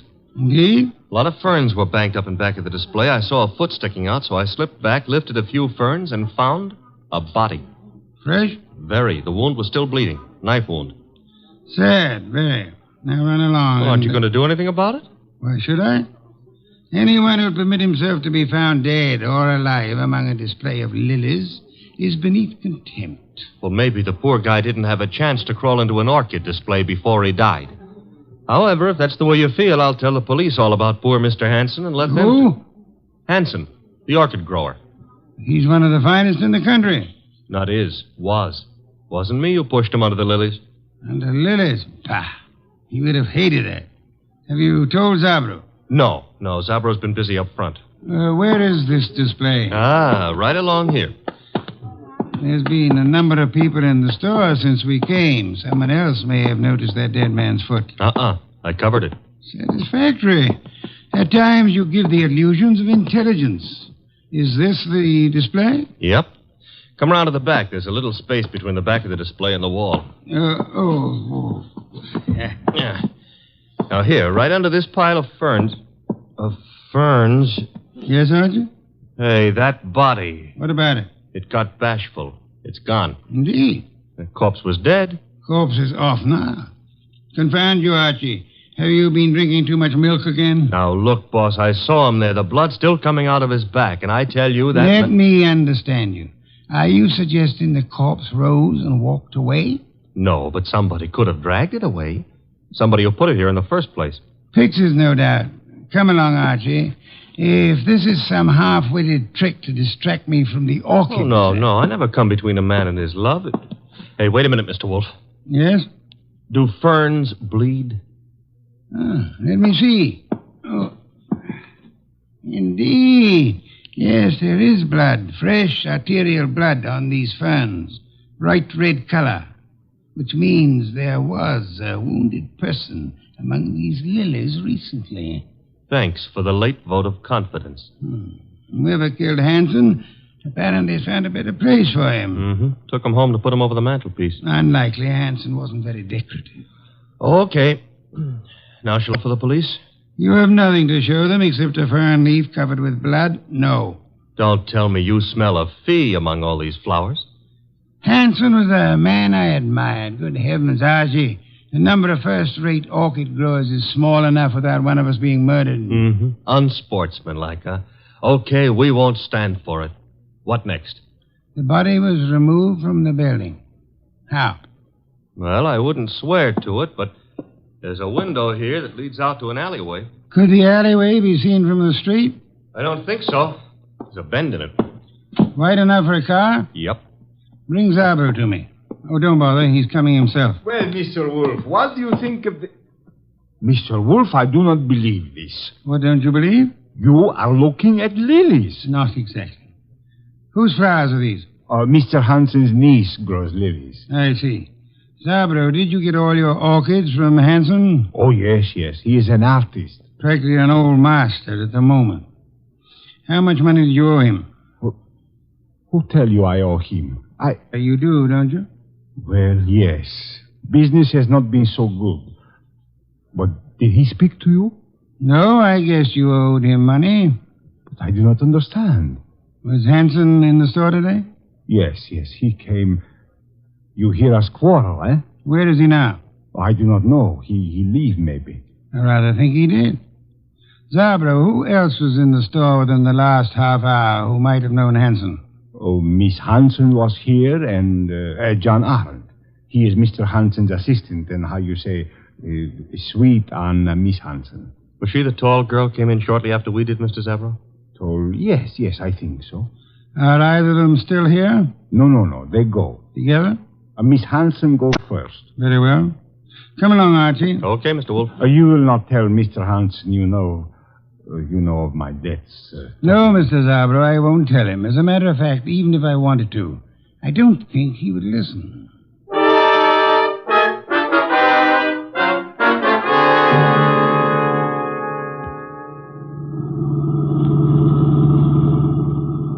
I love these long drives in the country. Where are we going? Hansen's place. Oh. You think he returned to it to haunt it, huh? He was returned there, I suspect. Uh-huh. In order to cast suspicion on himself. Miss Hansen lives with him. Mr. Arndt works for him on the premises, therefore... Miss Hansen will be there? I imagine so. Why? Oh, nothing. Nothing at all. Boss, can we stop at the next town? Why? I want to buy a book on lilies. This sudden... You mean Miss Hansen grows them in there? Uh-huh. You see, that way we'll have something in common. Perhaps, but Archie, is an interest in flowers what you want to have in common with her?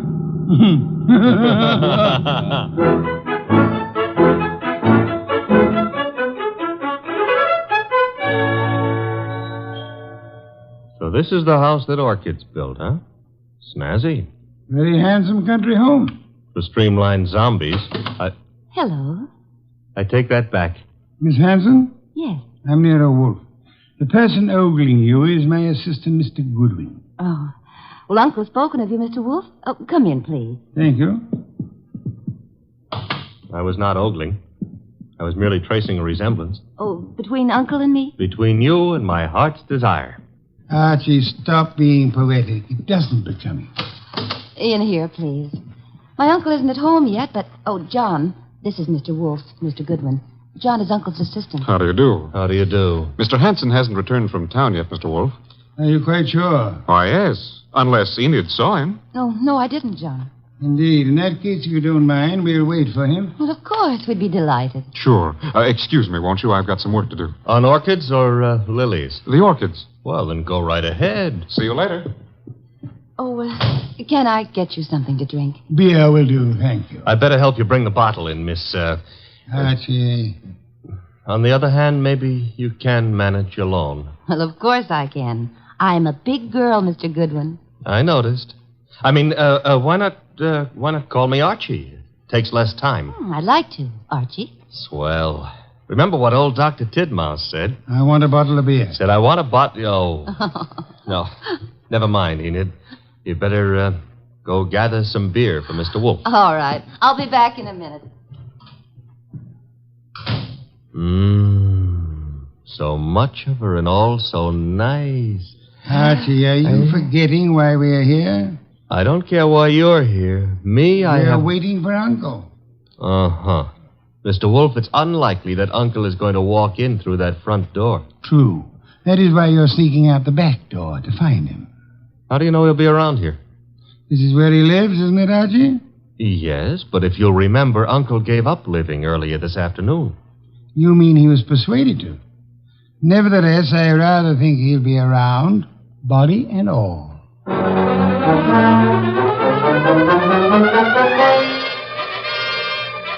He wasn't in the house, so I tried the conservatory, hothouse, what have you.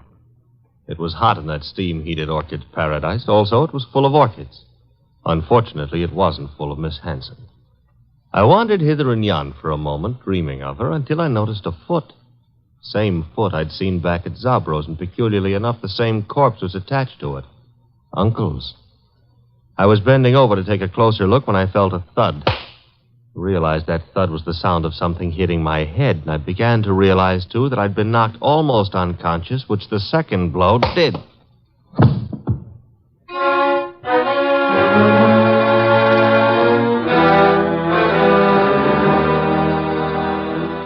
I can't understand where my uncle is, Mr. Wolfe. His staying away so late is unusual, then. Of course it is. Which reminds me, Archie's been gone for several hours. Yeah, where did he go, Mr. Wolfe? To look about. Were you in the hothouse, Mr. Hunt? No, I was packing some plants. You, Miss Hanson? Well, after I brought your beer, I went upstairs and rested for a while. Why? Because if either of you harmed Archie, I shall personally murder you. Oh, Mr. Wolfe. Come on, we got to find the boy. Why should either of us want to harm him? Because he probably found your uncle's body. His body? What are you... I don't understand. Mr. Hanson has been murdered. Oh no. Enid. Oh, stop that, Miss Hanson. You're a perfectly healthy young woman. There's no reason for you to swoon. Now, look here, you. Besides, I rather suspect she lost no love for him. Am I right, Miss Hanson? He was my uncle. You're aware of the fact? He opposed your marriage to Miss Arndt here, huh? That's none of your business. Which means he did oppose it. Mr. Arndt, Mr. Hanson was a friend of mine. I intend to find the murderer after I find his body. It shows a lack of proper respect to transport a corpse about the countryside. Come, both of you, we must find Archie.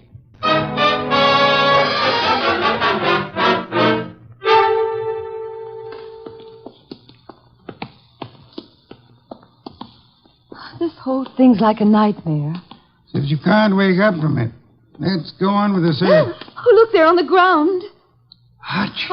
I'll see if he's all right. Why, this is fantastic. Mr. Hanson stabbed to death, and now Goodwin. He's just been stunned, thank heavens. He's coming to. Oh, I died. Oh, correct me if I'm wrong, but I'm dead. Archie, speak to me. Oh, I went to heaven. Are you all right, Archie? Uh-oh, the other place. Get up. Sure, if somebody will hold my head. Oh, are we having an earthquake? You poor boy. Take my arm here.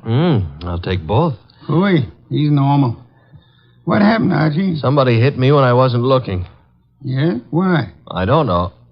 Oh, yes, I remember. Yes? I found Uncle lying right there. Right there. The poor boy's delirious. Don't tell me he's gone again. I'm afraid he has, Archie. Are you sure you saw him? I'm positive, and then somebody slugged me. That corpse is the shyest one I've ever met. Blood would have dried. There'll be no signs of his having been placed here. Bad. Why? Your testimony would be valueless, especially since you were found unconscious. The jury would suspect you of having hit the bottle.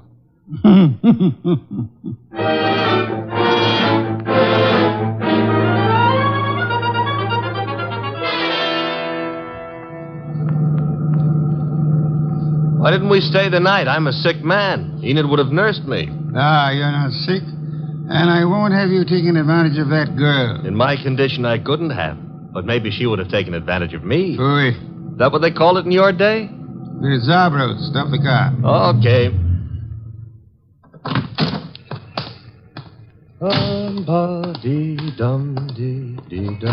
Here we go. Oh, I can manage. I'm not entirely helpless.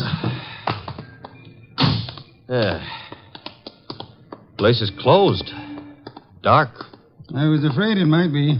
Don't tell me Zabro's gone traveling, too. Possibility, Archie. You mean he killed Hanson to cancel the debt he owed him and then followed us out to the country house and dumped Hanson there, hoping to pin suspicion on Enid and John? Perhaps. Uh-huh. Slugged me when I found the body too soon, and then... Guess we better get into the joint. Door's locked? A guy I know got out of jail the other day. Yeah? He's reformed, so he gave me all his skeleton keys. You have them with you? Mm-hmm. And we'll find out in a minute just how good a burglar he was. Very good. Will you come in? Shut the door. Okay. Now. What's that? Somebody's been hurt. The lights. Nothing up front here. Back of the store where the exhibits are. I'll go see. Maybe you better stay here. Nonsense. Oh, where? Uh-oh, among the lilies again. But this time there are two bodies there. Sabro. Quick, Archie. Mr. Zabro? Mr. Zab? He's been shot, boss. Bad. He's trying to say something. In the lilies. Mr. Hanson. Yes, we know about him. Who shot you? From the window. Alleyway. Came in. Mr. Zabro, who? He inherit money. Inherit. Down, Mr. Wolfe, quick. Somebody shooting from that window.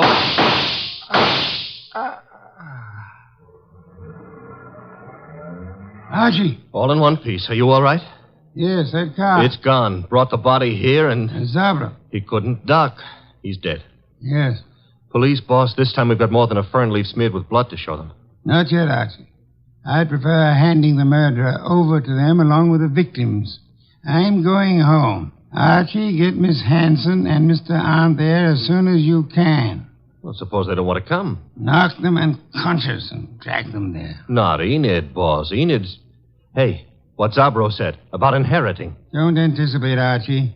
When you get them to my office, we'll identify the murderer then.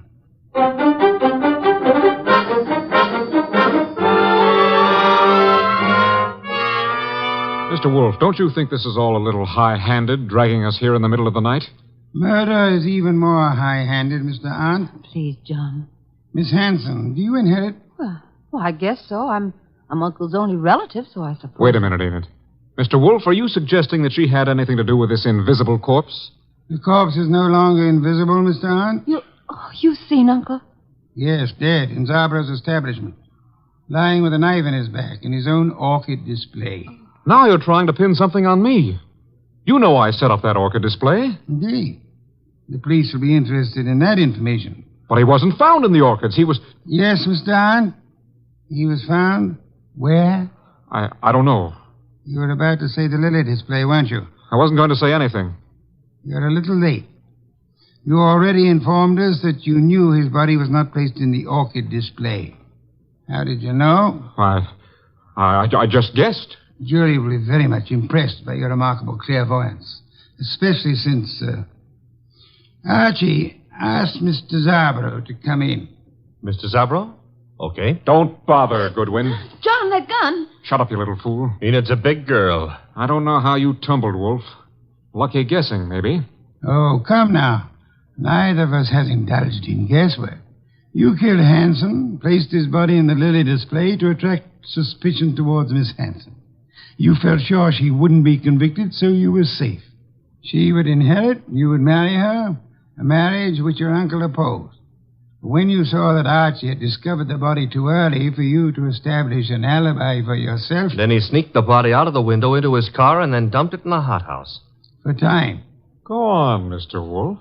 He didn't intend it to be discovered there, which was why he knocked you unconscious, Archie. Oh, I'm so glad he had a good reason for it. He had a body on his hands. He decided to double back, put the body in its original place, and carry through his plan. But Zabro caught him at it, poor fellow. I thought Zabro was in the other room. Lost you fool. Do you think I, too, am addicted to carrying corpses about? Zabro is dead. And you've given yourself away unnecessarily. Archie? All right. Archie, quick. Let go, Enid. I've got his arm. I'll give him mine with a fist attached. Very satisfactory, Archie. Now call the police. Inform them you have 2 corpses and a murderer for them.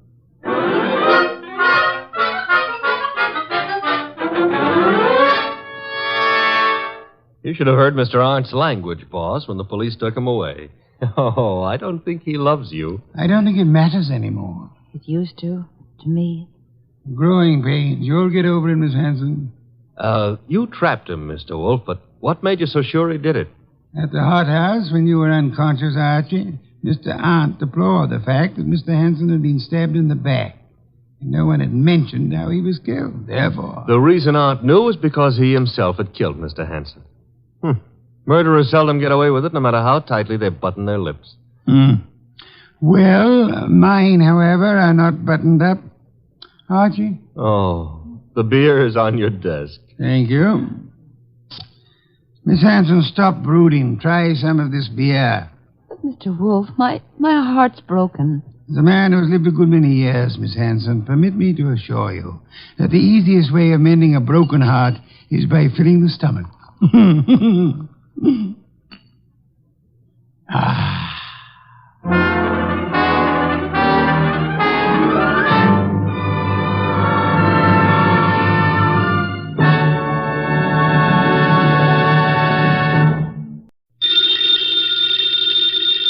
Ladies and gentlemen, the ringing of that phone bell means mystery, adventure. Nero Wolfe's office, Archie Goodwin speaking. You're up. And you've lost your... Oh. Archie, the answer is no. Hold on a second. The answer to what is no, Mr. Wolfe? I shall not attempt to find a blonde for anyone. You've got the man on the phone a little wrong, Mr. Wolfe. He's not looking for a blonde. He's looking for a prize fighter. Indeed. Have him come here. Okay. Mr. Wolfe will see you at 8. So long. I was all set to argue with you about taking the case. You gave in too fast. Nonsense. I'm fascinated by the thought of anyone misplacing a prize fighter. They're usually quite large, aren't they? They are. But what this guy is worried about is not only finding his boy, but finding him alive.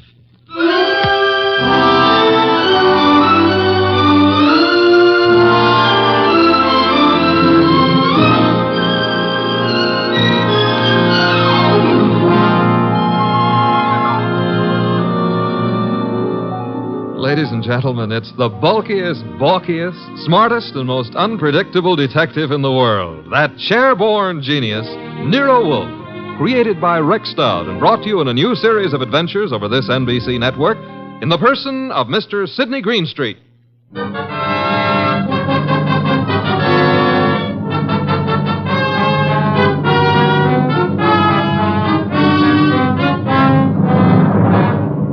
The case of the deadly sellout. That's what my boss, Nero Wolfe, called it. And it almost meant curtains for the firm of Wolfe and Goodwin. But let me give it to you straight right from the beginning. Although you ought to know that it wasn't until it was all over that I knew the very beginning of it myself. It all started in the New York flat of one Brock Rainey. Yes? The name is Jerry Fay. I'm supposed to know you? Being a very good friend of Pepe Gatto's, it's time you got to know me. May I come in? Oh, sure. You've got a problem, Miss Fay? Pepe took a fall at the garden last night against a coffee and bum named Eubanks, right? As far as I know, Sister, Gatto met his match. Please, Mr. Rainey, do me a favor. Skip the sausage meat. It happens I saw the $1,200 you counted out to him to take a quick dive in the first. You did? How else would I know? Okay, then here's my wrist. Slap it, Miss Fay. I'm a bad bull. Now, look, who's kidding who? I don't care if Pepe makes himself a few deals on the side. I should worry whether he gives those meat eaters on the benches a run for the ducats. What's it to me? If you're not worried, Sugar Plum, then neither am I. Also, I'm a very busy man. Not too busy to pay off, I hope. Pay off? To who? To me. For what? For keeping it to myself that you collected $5,000 from the Eubanks crowd for getting Pepe to take that dive. Certain people might not like to hear it. Miss Fay. Yeah? Drop dead. I don't think we understand each other. Which is just as well. Now get out of here. There's something Blow, else. bimbo. Okay, Mr. Rainey. Have it your way. I'll go find someone with a more sympathetic ear. Someone like Lawson. Arnold F. Lawson. So long. Wait. Where does Lawson come into this? You asking is stalling. Lawson dropped a sizable piece of change on last night's two-step. No. Close the door, Jerry. Oh, yeah. $25,000 to be exact. That's a lot of corn to lose because a cheap fight manager arranges a frame. At least Arnold Lawson might think so. Sit down. Who's tired? Look, Mr. Rainey, it goes very simply and only one way. Lawson at yet knows from nothing except that your boy Gatto lost the fight. He may suspect, but he don't know. And he really don't have to know. Glad to hear you say that. And I'll be glad to see the shade of 3,000 long green banknotes. How much? You heard me, $3,000. Get out. Okay, I'm going. To the next phone and call Lawson. Look, Jerry, give me time, huh? I haven't got that kind of dough right now. Tell it to Lawson. When he gets through with you, you won't need any kind of dough. You know, I've got Gatto set for a go with Mellish, the title contender. Gatto can take him. Please believe me, he's going to take him. So? So after what happened in the Eubanks fight, the odds on Gatto will be like a war debt. We can clean up. Listen, we can make Heel, I wouldn't trust you from 11:59 to midnight. Get it up. Now. I'll give you 6 hours. After that, Lawson. So long.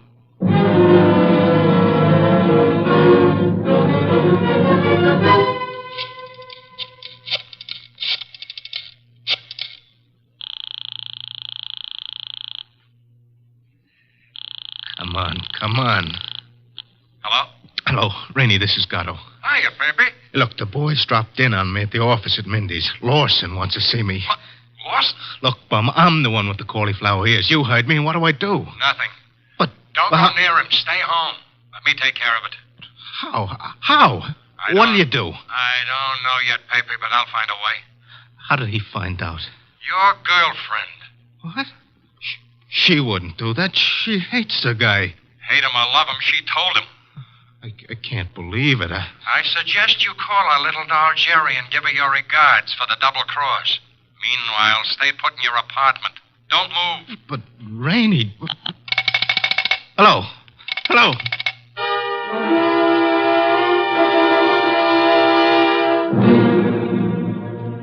75, 319, 3... Archie. What on earth are you mumbling about? The high cost of blonde. Indeed. Oh, you can say that again. I have no intention of doing so. Okay, be smug. But there must have been a time even in your life when knickknacks from Tiffany figured on the budget. Phooey. Not to mention steak dinners and champagne. Or what did you feed your girls? Peppermint lozenges? Nonsense. Nonsense? They preferred lime. Oh, I'm dying, and he laughs. Mr. Wolfe? Yes? I have decided that you are giving me a raise. Archie, this is not a period in which unilateral decisions are wise. So I'll be a dope and get a raise, huh? As for your future mental attainments, you may be right. As for a raise... You want to drive me to gambling? Like betting on fights or going... Okay, it's the doorbell and I'm answering it. The name's Rainey. You're Goodwin? I'm Goodwin. Come in. Is Wolfe in?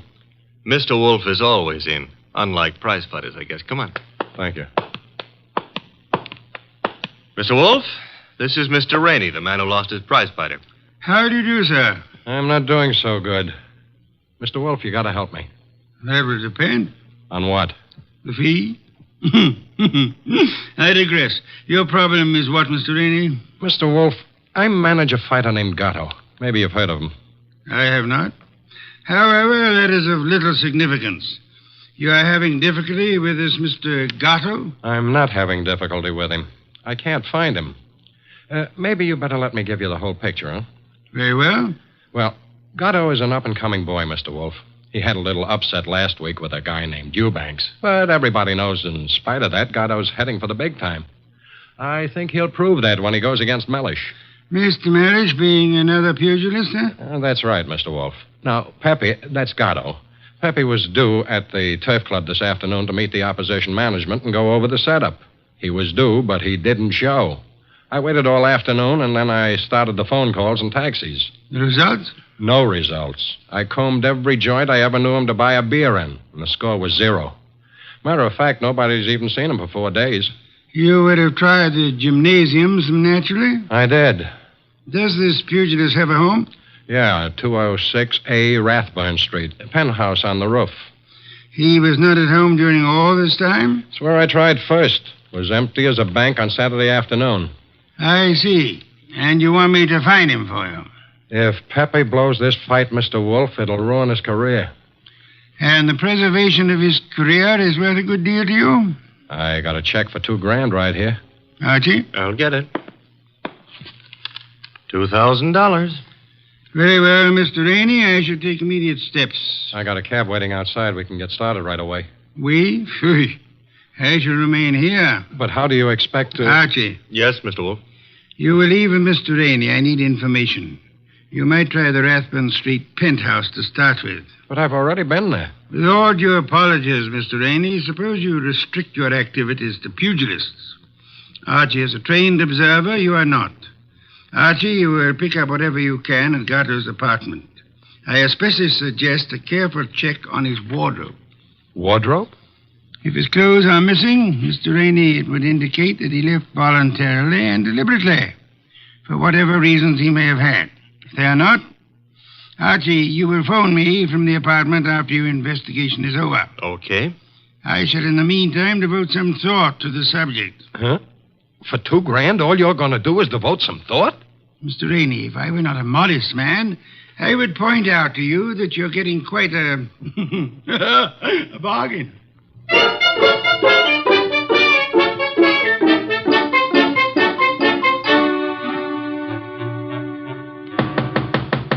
Gatto? Gatto? He's not here. I told you that. I was up here before. He left the door unlocked? I had a key. Guess I forgot to lock up after I left. Now, let's look around. Bathroom? Yeah. Empty. It's a nice penthouse. That a closet? Yeah. What do you think? He's playing hide and seek? Try it. Okay.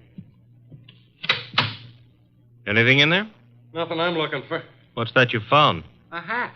Well, let's see. A lady's hat. Yeah, smart and expensive. Label reads a Madame Yetta original. That bunch of lace and feathers cost somebody a fast $100. Yeah, probably one of his girls left it behind. And maybe she'll call for it. Come on, we'll take a gander out on the roof. I took a gander out there. It's bare as a bone. What have we got over there with the chimney? Where? Over there. Just an old awning. Got blown down in the storm last month. Be right with you. What are you doing? Looking under it. Oh, brother. You found him? Yeah, we found him, chum. A little late. 2 holes in his dorsal development and dead as a clay pigeon. Yeah. Well, what have you got to say? Now at least the bookies will cancel all bets. We both save our dough. Yeah. I got a phone, Mr. Wolfe.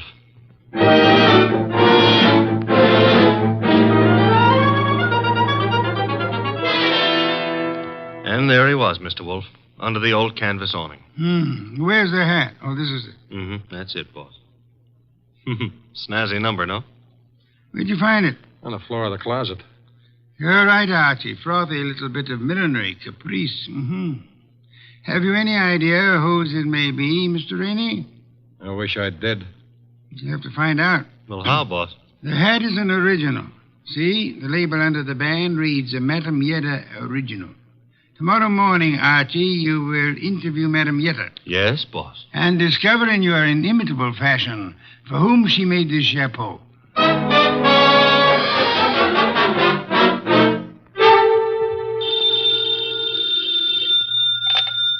Hello? Archie again, Mr. Wolfe. Per your instructions, I have just talked to Madame Yetta. What did you learn? Madame Yetta tells me she made that hat for a Mrs. Lawson. Who is Mrs. Lawson? Wife of an ex-beer hustler who's in the chips and puts on airs. Lives in the penthouse of the Bradford Arms. I was just about to hop a cab and go up there, boss. Good. Keep this up, Archie. And through sheer practice, you may yet develop a full-blown intelligence. Well, I'm trying, Mr. Wolfe. And after the Lawsons, I do what? Return here immediately and hurry. How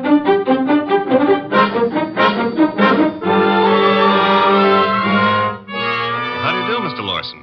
Oh, Mr. Goodwin. My secretary tells me you're a detective. My boss might argue with you on that, Mr. Lawson. Your boss? It happens I work for Nero Wolfe. I see. And you wish to see me about... About this hat. Hat? Oh, I see, yeah. Well, Mr. Goodwin, please believe me, I never wear hats like that. Would your wife be likely to say the same? My wife? Just what are you getting at? Would I seem too nosy if I asked how well you and your wife know Pepe Gato? How well do we know who? Pepe Gato. The pug? No, not such a pug. No, huh? I lost $25,000 on him in the Eubanks fight. If you ask me, he laid down like a dog. And did you talk it over with him? Talk it over with him. Never seen the man in my life. Not even at the fight? No, I placed the bet over the telephone. I'd scarcely have anything to do with a character like Gatto, Mr. Goodwin. You surely won't from here on out, Mr. Lawson. What do you mean? Gatto is dead. You don't say. He was murdered last night. Murdered? And what would you say, Mr. Lawson, if I told you that this hat is your wife's and that it was found in a closet in Gatto's apartment? Now, wait a minute. Let me get this straight. Are you implying... Not implying. Facts are sticking out. What time was this dumb brute done away with? Oh, I'd set it at somewhere between 5 and 7 p.m. last night. Well, you said it very conveniently. Thanks. Why? My wife and I drove out of the city at 4:30 yesterday afternoon. Didn't get back until 2 this morning. And this hat? It took wings and flew into Gatto's closet? Is that the answer? No, that's not the answer. Then what is? This is. A month and a half ago, I was with Celia on a bus top. She was wearing that hat, and the wind blew it off her head. I see. And from there, we figure that somebody picked it up, and it finally wound up at Gatto. You can figure anything you please. Personally, I don't feel in any way obligated to figure anything. Darling, I was just on my way out, and... Oh, I'm sorry. I didn't realize you were busy. Yes, I am busy, Celia. Wait a minute. He's not all Run that along busy. now, dear. You'll be late. But I want to talk Run to you. along, Celia. Yes, darling. Sorry. I'll see you later. Beautiful. Really beautiful. I've always thought so, Goodwin. You, didn't give me much of a chance to talk to her, did you, Lawson? If I didn't, it's for your own good. My good? I don't get it. Celia's a sensitive person, and I won't have her bothered.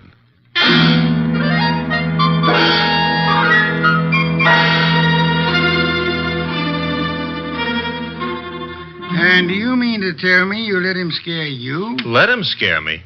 Say, will you stop being so fearless with my life? The guy said don't bother my wife, so I didn't bother his wife. It was that simple. Apparently his wife was not blonde. Answer the phone, Archie. No, you answer it. Now you've hurt my feelings. Oh, well. Hello? I want to speak to Mr. Nero Wolfe. Mr. Wolfe speaking. Oh? Is it true that you're interested in the Gatto murder? Who are you, and how do you know he's been murdered? The second question is none of your business. And as for the first, call me Jerry. Jerry. How do you do, Jerry? Jerry. Where do you call? Would you like to come to an auction? An auction? You know, going, gone, to the highest bidder. And what are you placing on the auction block, Miss Jerry? A few facts. All in good condition and guaranteed to make it a cinch to snag the Gatto killer.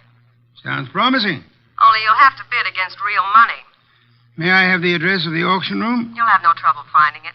Your assistant was there last night. Where? The penthouse on top of 206A Rathburn Street. The big item goes on at 4 bells.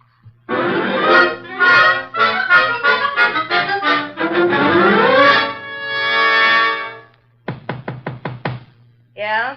Who is it? Man named Wolfe sent me. Just a sec. You're Jerry, huh? I was expecting the man named Wolfe. Unfortunately for me, honey, when he's expected, I usually show up. Come on in. You? See, I'm the legs of the combination. He's the brains. It makes a nice division of labor. I see. You came in plenty of time. On the nose is our custom. Where are the rest of the bidders? Any second now. Mm-hmm. How many besides me are coming? One. Small auction. But big action. How'd you happen to decide on this? I knew Gatto pretty good. And you were fond of him pretty good, huh? How did you guess? Well, you've got a key to this place of his, or you couldn't let yourself in. It adds, no? Gee, you should have been a detective. Just what I keep telling Mr. Wolfe. Look, tell me, Jerry, darling, this other person who's coming to the auction, who? The killer? You don't say. You sure the killer isn't here already? Look, I didn't kill him. The story you would like me to believe is that you witnessed the killing, huh? Called the killer and Mr. Wolfe and said, come on, kids, you can get me either to talk or shut up, depending on who pays the most. That it? Something like that. Mm-hmm. Okay, prove you know what you're talking about. Who is the killer? Is it Block Rainey? Should also have your head examined, pretty boy. I talk for dough and only for dough. Not that I'm mercenary or anything, but... Okay, tell me this. How come you saw the killer in the act? Simple. I was here with Gatto. Called me to come see him. While I was here, the shot came through the window there from the roof. You know something, sweetheart? What? I can't understand how a girl like you, a pretty nice girl under all that paint and powder and Broadway shellac, how you could do a thing like this. You were in love with Gatto, I know that. Everybody does. And still you're willing to keep your mouth shut if the killer pays enough. How come? What's the matter, honey? Did I hit a tender spot? I don't think you understand. Sure, I was in love with the goof. Then along comes this other dame. She's rich and beautiful, and she has everything to give him. Ooh, do I know her? Of course you do. She's... Jerry! Oh. Jerry.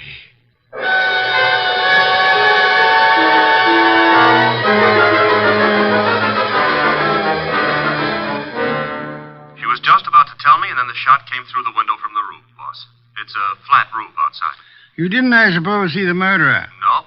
I caught Jerry in my arms. By the time I laid her down on the couch and got out on the roof, the killer was gone. Get right over here and bring our client with you, if you can find him. Rainey? That's right. He has a right to be in on the kill. Okay, boss. But keep away from that beer till I get there. Don't be impertinent.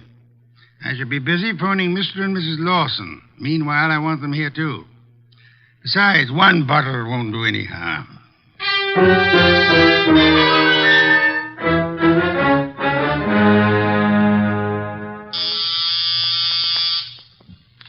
Ah, there they are. Let them in, Archie. You remain seated, Mr. Rainey. Okay, Mr. Wolfe. Well, come in, Mr. Lawson. Come in. Mr. Wolfe here? He's here. Nice of you to come. Anything to help the law. Ah, Mr. Lawson. Your wife didn't come. No, Mr. Wolfe. She was out when you called. Sorry, I forgot to tell you. I left word with the butler, however. Mr. Lawson, about 20 minutes ago, a girl named Jerry Fay was killed. So? She was killed in your neighborhood, in a flat formerly occupied by one Pepe Gato. Well, where would that be? Maybe your wife knows where the flat would be. How dare you, sir? No histrionics, please. Where was your wife when the girl was killed? I'm advising you that if there is an alibi, now's the time to state it. I wouldn't humiliate Celia by alibying for her. Then the police will pick her up. But she didn't kill this girl, Mr. Wolfe. You have reasons for that opinion? The best of reasons. I'd be grateful if you'd state them and let me be the judge of their excellence. One should do. This one. Celia's out in the country visiting her mother. Oh? Does that settle it? Possibly. What's her mother's telephone number? Why, Merely a routine check. Well, can't you take my word? I'll take her mother's number. Well, Mr. Lawson? I'm sorry. I hoped you'd buy this story. What do you mean? Her mother's been dead for 10 years. I see. Well, I don't. What's the idea? It's known as marital devotion, Archie.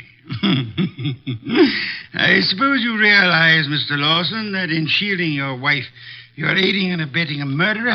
I haven't stopped to realize anything. When Goodwin brought me that hat, I didn't know what to say. Oh, you pitched me a curve then, too. Well, I suppose you might call it that, but... And she didn't lose the chapeau off a bus top. No, but you've got to understand. Celia's the dearest thing in life to me. Yeah, so's a lady rattlesnake to its husband. I suggest it is time for you to be objective in this matter, Mr. Lawson. What do you want to know? Tell us where she can be found. I have no idea.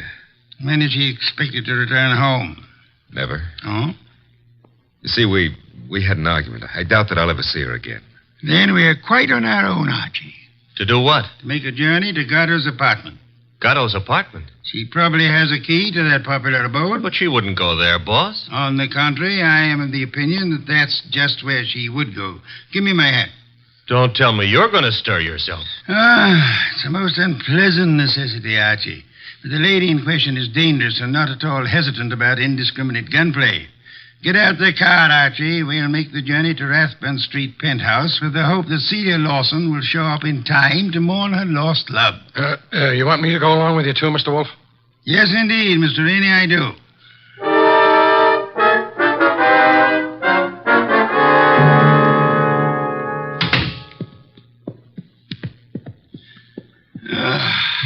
I trust this chair will hold me. Should. Biggest chair in the house. Mr. Wolfe. Yes, Mr. Rainey? Mr. Wolfe, am I to understand that the way you have it figured is that Mrs. Lawson killed Gatto, and then to keep the girl from pinning the crime on her, she killed her, too? What's the matter, Mr. Rainey? Don't you think the theory holds water? Well, yes. I mean, of course it does. Thank you. On the other hand, there is room for doubt. I'm glad to hear you say that, Mr. Wolfe. Would you mind explaining? I'll explain, Mr. Lawson. Mr. Goodwin was in this room when Jerry Fay was killed. Right, Archie? Right, boss. He ran as quickly as he could out onto the roof, but your wife was nowhere in evidence. What difference does that make? A good deal, I'd say. Wouldn't you, Archie? Yes, a detail like that would give a jury room for doubt. Oh, don't be a fool. How so, Rainey? Well, I was about to agree with Rainey. I mean on sheer logic. I'm afraid I miss your point, Mr. Lawson. Well, what if Goodwin didn't see her? That proves nothing. She fired the shots, and then she ran down the fire escape. What fire escape? The one a few feet beyond the chimney. Mr. Lawson. Yes? Who told you there was a fire escape there? Why, Yeah, who did? You can't see it from here, Lawson. Well, I just imagined there might be. Sensationally accurate imagination, Mr. Lawson. Allow me to congratulate you. I don't know what you have in mind. You have in mind to see your wife convicted of the murder of Pepe Gato, and so punish them both for having dared to fall in love. I love Celia. I worship her. Yes, that's what you expected me to believe, hoping, meanwhile, that a hat would convict her.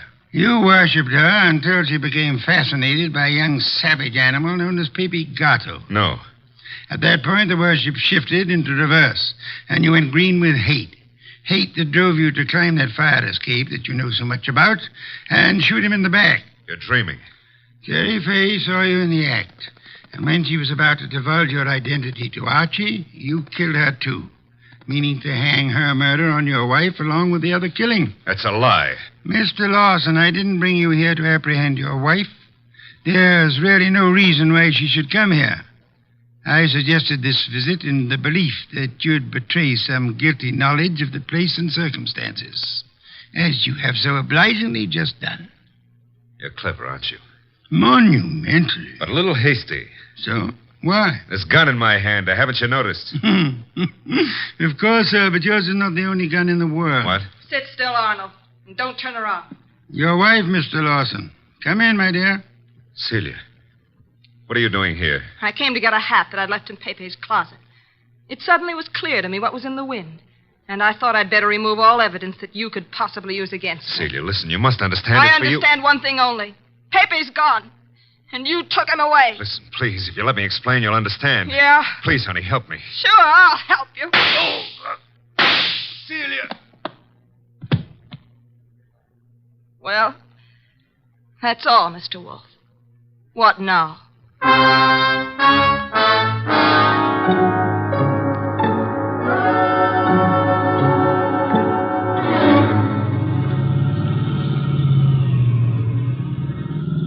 Archie, why is it when you drive it always gets so crowded outside? Will it go tough on her, boss? Why not? She killed a man in cold blood. Though she actually saved our lives while doing so. I hope that helps her at the trial. I hope so, Archie. After all, if she hadn't done what she did, what would have happened to the lobster bisque? What lobster bisque? The lobster bisque that Fritz is making for dinner. Hurry, Archie. It really can't be appreciated unless it's eaten hot.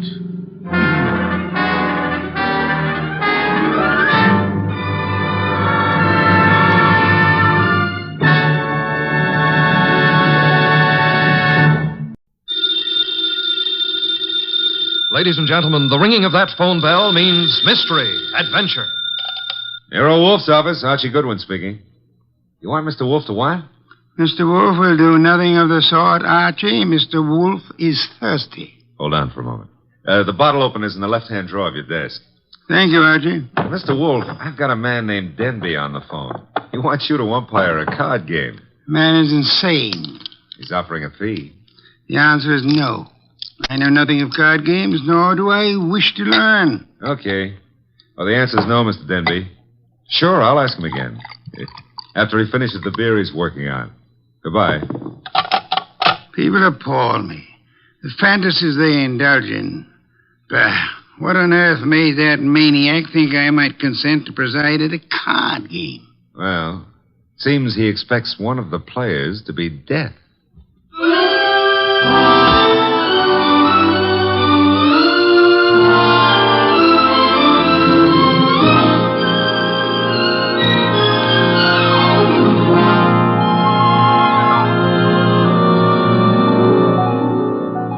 Ladies and gentlemen, it's the bulkiest, balkiest, smartest, and most unpredictable detective in the world. That chair-born genius, Nero Wolfe. Created by Rex Stout and brought to you in a new series of adventures over this NBC network in the person of Mr. Sidney Greenstreet.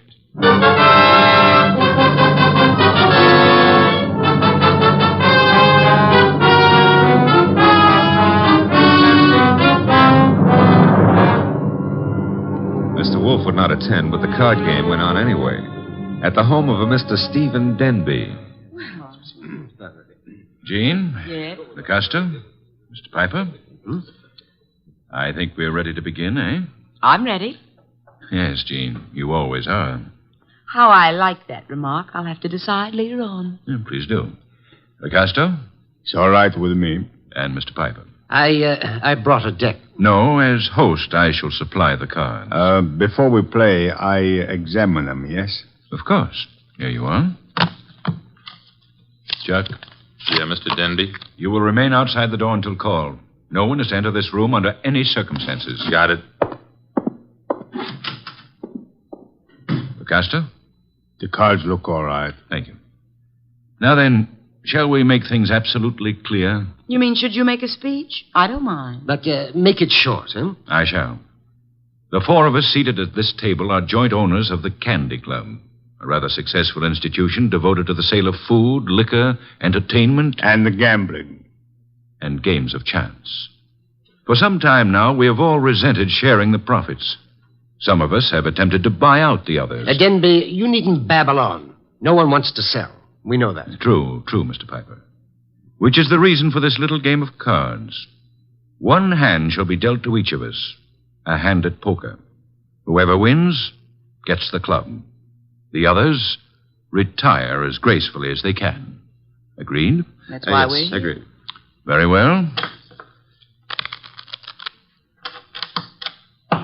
The cards are shuffled. I'll place them in the center of the table. Picasto, would you like to... I cut. Good. If nobody minds, I'll cut them too. After Mr. Picasto. Nobody minds? Happy now, Mr. Piper? Let's get going, huh? Very well. Unless Jean would care to... Oh, thanks. We're all crooks here, which sort of cancels out any funny business with a card. Very well. We shall all draw a card in turn until 5 cards are drawn by each player. Shall we start, Jean? Sure. Picasto? Okay. Mr. Piper? Yes, of course. And myself. We just keep going in rotation. This is fun. Fun? No. There's too much money which rides on these cards. That's what makes it fun. Would you mind keeping quiet? I'm nervous. We all are, one way or another. I think we all have our 5 cards now. We all got them. Very well, then. In the same order that the cards were dealt. Jean? A pair of 3s. Picasto? Nothing. Mr. Piper? Kings. 2. The lights! Piper. No, well, what?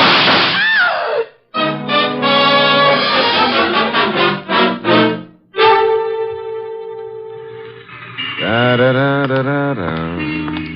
Da-da-da.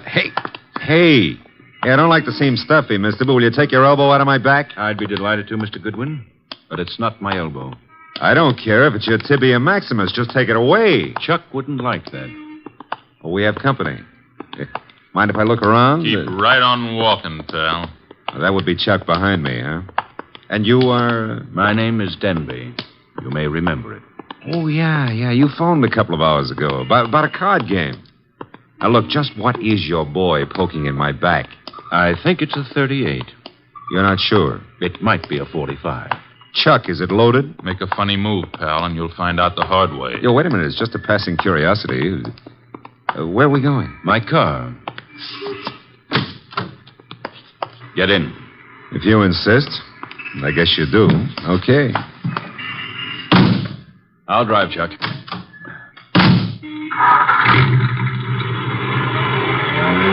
car bulletproof? No, that's hardly necessary. Chuck shoots first. Well, that's a saving, I guess.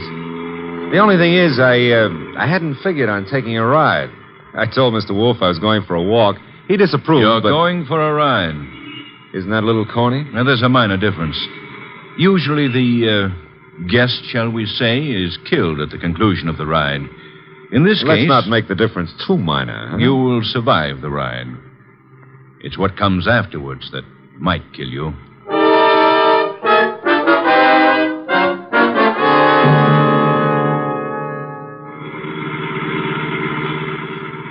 You see, Mr. Goodwin, my friends and I have a little mystery to solve. You want me to solve it? No.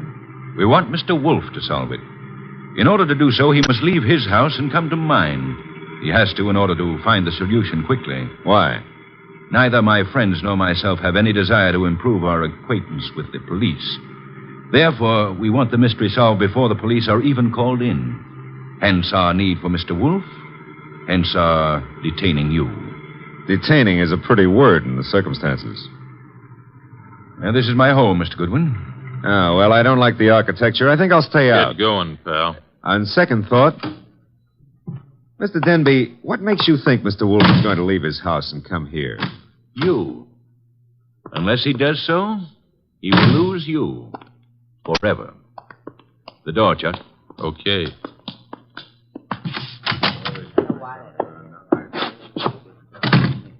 Mr. Goodwin, may I introduce you to my associates in business and in poker? To your right, Mr. Locasto, a charming but impulsive fellow. Hello. He's only the stooge. Where's the fat fellow? In time, Locasto. The lovely lady whose back is to you is Jean. Jean something or other. She's always changing her name. Hello. Hello. And the gentleman facing you is Mr. Piper. How do you do? Is he exclusive or just... Hey, he's wearing his red carnation a little low, isn't he? Over his heart. Except that's no carnation. That, Mr. Goodwin, is blood. Lifeblood.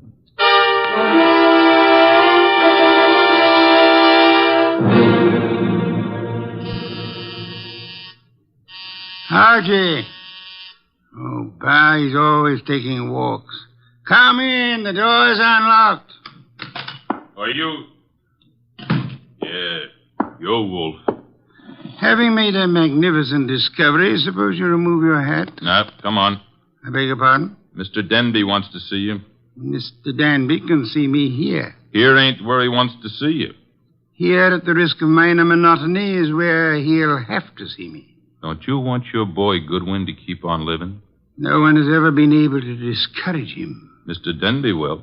Ah, Archie's in custody? No, in Mr. Denby's house under a gun. I don't have to believe that. Take a look at this. A wallet. Archie's wallet. I shall accompany you. And permit me to warn you that if Mr. Goodwin has been harmed, nothing short of murder will satisfy me.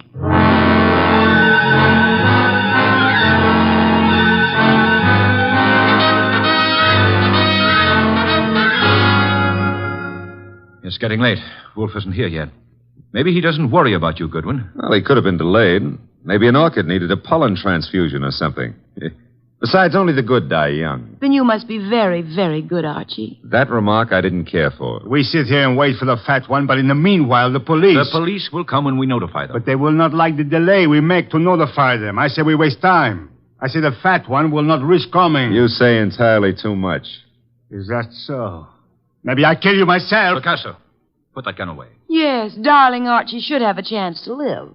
Not long if Wolf doesn't come. Stop looking so pleased. Are you afraid to die, Archie? Yeah, well, I'm not looking forward to it. It's so final. Besides, I didn't eat a hearty dinner, and... Oh, the Marines have landed. Who is it?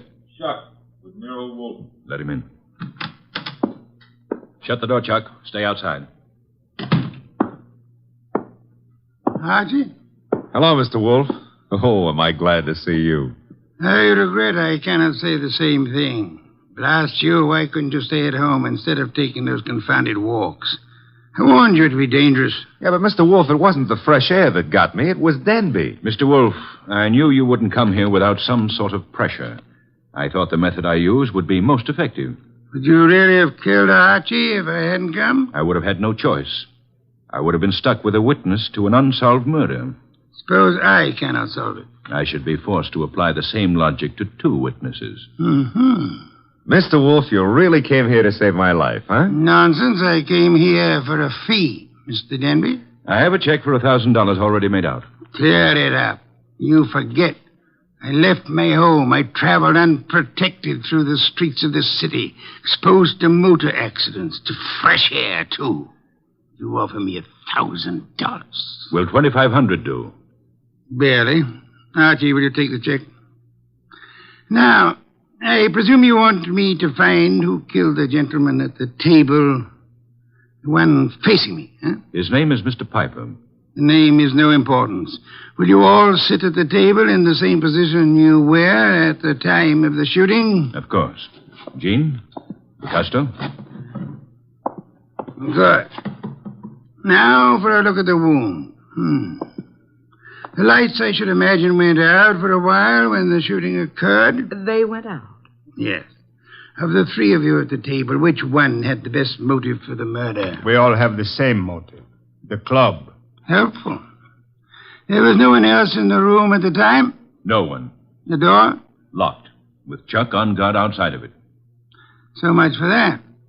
The windows, I notice, are closed. They were closed when the murder took place? They were closed. The window panes are all unbroken, which eliminates the possibility of the shot being fired from outside of them, unless one of them was raised and lowered. That wouldn't have been possible. The windows are secured by catches. Archie, will you check that? Okay, Mr. Wolfe. I shall for the moment assume that the windows are neither lying nor untrustworthy. Does anyone remember anything unusual occurring at the time of the shooting? Well, someone whispered Piper just before the shot. Indeed. You all heard that whisper? We heard it. Man's voice or woman? Well, I can't say. A whisper doesn't reveal much of anything. Windows weren't open, Mr. Wolfe. Which leads to... The fact that it had to be one of us in this room. But which one, Mr. Wolfe? The murder weapon. Ah, yes. Has it been moved? Nobody touched it. It's laying on the floor where it was dropped. Interesting. If you look closely, you would observe two oil spots staining the rug between the revolver and the lady's chair, indicating... who sat at the right of Mr. Piper? I did. Why? Mr. Denby. Yes? If I were you, I would turn Mr. Lecasto over to the police. You are a liar. I warned you about that gun, Lecasto. Was it necessary to shoot Mr. Lecasto? In the arm, yes. He was reaching for a gun. He'll live, however, till the police take him away. What do I tell them? You could point out the angle of the wound. As you notice, Mr. Denby, the bullet entered Mr. Piper's heart from the right. Yes, so it did. Therefore, whoever sat to his right, well, that was Lecasto. Archie, you have the check? I have it. We may as well leave. Mr. Wolfe, you're sure Lecasto shot Piper? I have indicated the evidence. The rest will be up to the jury. Come, Archie. Jean, Yes, Archie? now that my life expectancy has increased, what are you doing tomorrow night? Archie? I got to scram. Lancaster 7583. I'll be ringing your bell. Oh, Mr. Denby, you better do something about Lecasto's arm or he won't live to be executed. You see, the executioner likes them warm before he chills them.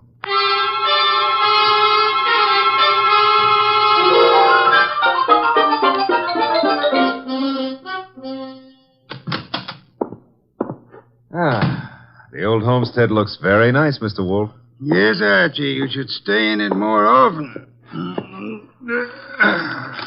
Yeah, but you never get to meet babes like Jean that way. You never get kidnapped either. Nor would I have had to leave my home in order to rescue you. Well, you earned a nice fee, fast. Indeed? You seem doubtful about it. Positive, Archie. I know. I have not as yet earned my fee. Huh? You mean Denby might not turn Lecasto over to the cops? Of course he will. The trouble is, you see, Lecasto did not murder Piper. No? He just thought a bullet in the heart might be good for Piper's rheumatism, huh? As it happens, Piper suffered from asthma. That's beside the point. Fine. Mr. Wolfe, I'm going to take it for granted that you know who did kill Piper. I'm also going to take it for granted that you won't tell me until you're ready. But why turn Lecasto over to the police? Two reasons, Archie. First, I had no proof against the real killer. Secondly, we had to supply a scapegoat in order to be permitted to leave the Danby home. You were unarmed, helpless. Go ahead, rub it in. Nonsense. It was an interesting problem. I enjoyed it. It was, huh? Well, to me, it's still in the present tenses. Which reminds me, as old Dr. Tidmouse said, there's always a future tense. And in that future tense, Jean. No, Archie. Oh, Mr. Wolfe, stop. That girl's got a love for blood that appeals to the ghoul in me. Besides, did you notice what she does to her dress? Archie, I was merely about to say that I have no objections to your dallying with the girl. Oh, I don't believe it. My ears need overhauling. I objected only to the future tense. Why not call her now? Yeah, well, I won't pretend I understand this sudden enthusiasm on your part about my love life. Probably there's some foul, scheming motive at the bottom of it. But who am I to look a gift horse in the mouth? Now, let's see. Her number was, Lancaster 7583, of course. This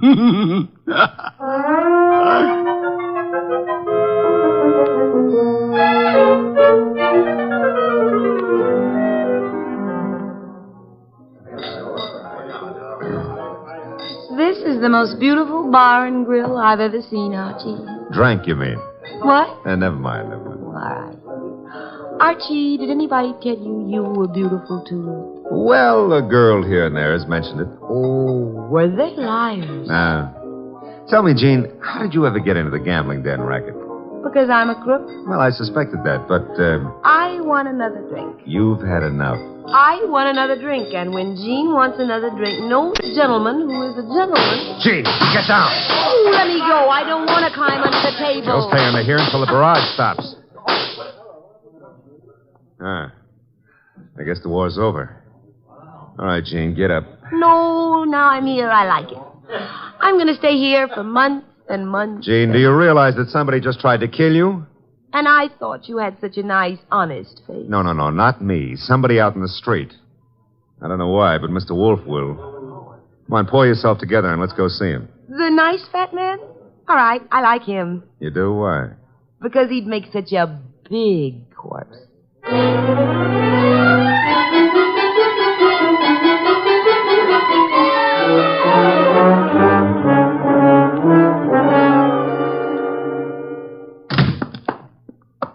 Is that you, Archie? Plus Jean. What made you think I wanted her here? She's one of your fans. She thinks you'd make a lovely corpse. What was the reason for bringing her here? She was shot at. Did you expect her to be? I expected her to be killed. That's why I sent you to her. Didn't occur to you I might be killed, too? It did. I was willing to take the chance. You were willing? Oh, Mr. Wolfe, Jean's a little under the weather. Splendid. In vino veritas. Watch your language. I mean that people in their cups often tell the truth, a proverb of some antiquity. Who shot at you tonight, Jean? Oh, I don't know. I didn't see. Has it occurred to you that you might just as easily have murdered Piper as not? But Lucasto killed Piper. You said so yourself. I lied. Furthermore, why the attack on you if Lucasto was the murderer? Well, I don't know. Did you also not know that Lucasto escaped from jail earlier this evening? You're making that up. Why should I? Mr. Denby turned him over to the police, but Lucasto managed to get away before being jailed. That's not cricket. Incidentally, Mr. Denby will be joining us at any moment. I expected you to bring Jean, Archie. Therefore, with the exception of Mr. Piper, who is resting in the morgue, and Mr. Lucasto, who is at large, we shall have all the participants in the card game. With them, perhaps we can deal a new hand, Archie? Okay. Maybe it's the morgue to tell us Piper escaped. Oh, wrong again. Come in, Mr. Denby. Mr. Wolfe, I'm upset. I heard over the radio about Lucasto's escape.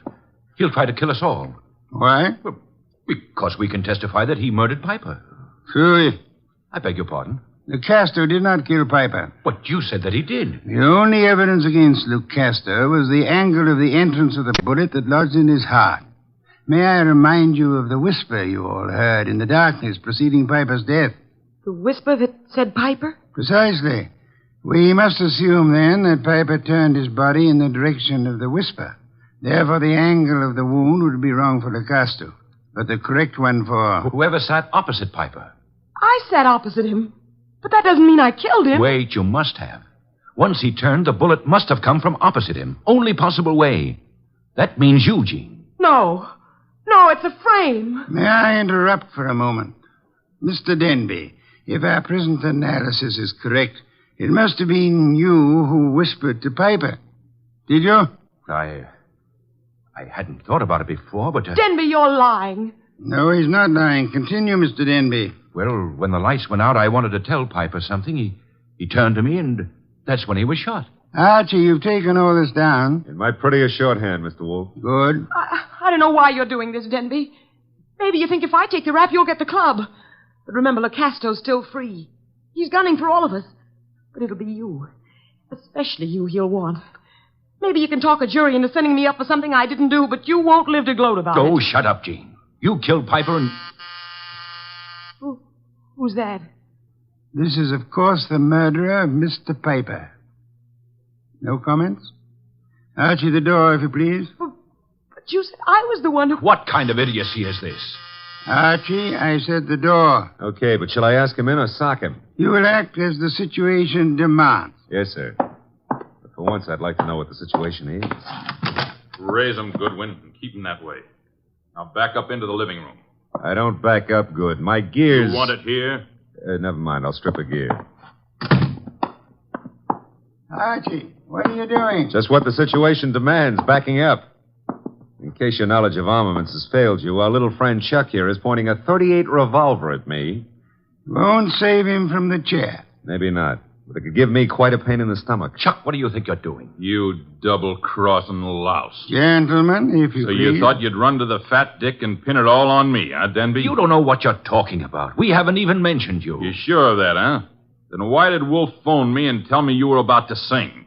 Wolf phoned you? Yeah. Said you were getting ready to feed me to the electrician up the river. Oh, he was making a stab in the dark, Chuck, trying to start something. That's so, Wolf? Archie, will you read Chuck your notes about Mr. Denby's statement regarding the whisper? Well, that doesn't mean it could be misunderstood. Read me the notes, Goodwin. Here it is, I quote. When the lights went out, I wanted to tell Piper something.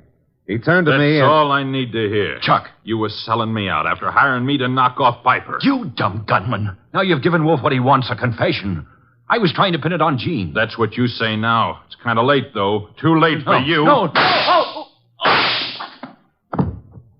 Goodbye, Mr. Denby. Nice shooting, Chuck. Stay put, Goodwin. The rest of you, I'm leaving. Police wouldn't approve. But let me have your gun. Huh? Wise guy. You know something? I've been thinking. Can you think? If I was to knock off you and Goodwin, me and Jean could split the club between us and nobody'd ever know who killed Piper. Very whimsical, Chuck, but if you don't mind... Archie, don't be an idiot. Well, if I have to get shot, I prefer it to happen when I'm moving forward. Archie. Okay, come and get it, Goodwin. March right up nice and easy and take it. I'm coming. Would somebody mind telling me why I don't fall down? Phooey. I've been shot. Well, that's not the way to talk to a man who's just been... Hey, Chuck is lying down. Is he dead? Well, there's been a mistake. I didn't shoot him. He shot me. Archie, stop blabbering. Neither of you shot the other. As a matter of fact... I shot the Chuck. Lucasto. Lucasto, Archie? Well, I thought he escaped. No, I'm not crazy. I do not escape. The fat one, he phones the police to tell them how I'm innocent. Yes, I had the police announce the escape, however, for reasons of, shall I say, strategy? Well, on account of there are no bullet holes in me, you can say whatever you like, Mr. Wolfe. Thank you, Archie. That announcement helped heighten the tension our murderers were under. And then they explode. The fat one, he says to me, Lucasto, wait in the next room. Watch careful. Maybe there's trouble. I watch. And now? Now there's no more trouble.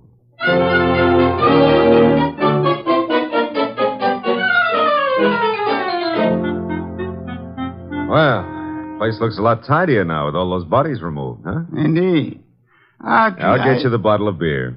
But first, make with an explanation. The case was crystal clear, Archie. Maybe, but I'm no crystal gazer. Sure, I know. Denby had things arranged in advance with Chuck in case anybody held a better hand than his own. Piper did. So Denby whispered to Piper after kicking the light switch and set him up for a shot by Chuck from the doorway. The angle would provide evidence against Lucasto. True. However, we had only Denby's word for it and Chuck's that the door was locked. All right. We know, but you knew before Denby and Chuck blew up. How? The oil spots on the rug, Archie? Well, they only showed the gun had bounced when the murderer threw it away. Spattered oil, very well-kept gun. They showed more than that. Where were those spots in relation to the gun? Think back, Archie. Spots in relation... Oh, sure. They were between the gun and the door. Therefore, the gun must have been thrown from the door. Bounced twice, staining the rug before reaching its final destination. Ah, I get it now. That told you who'd fired the gun. But there wasn't proof enough, so you set up a nice atmosphere of suspicion and had the boys give each other away. All right, Mr. Wolfe, you're a genius, and you may have your beer. Thank you, Archie.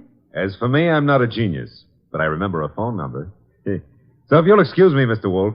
You're excused, Archie. Thanks. But before you call that number, may I remind you that Jean is a girl of macabre tastes who appeals to the ghoul in you. Sure you may, but why bother?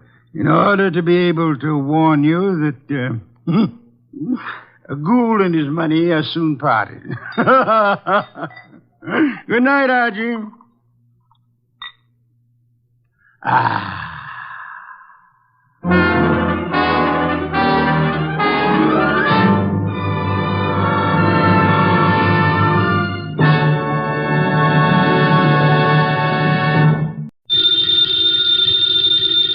Ladies and gentlemen, the ringing of that phone bell means mystery, adventure.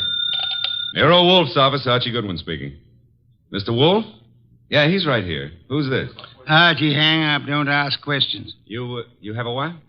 Archie, it's past your bedtime. Well, I'm afraid, Mr. Wolfe, it's past his bedtime. Your bedtime.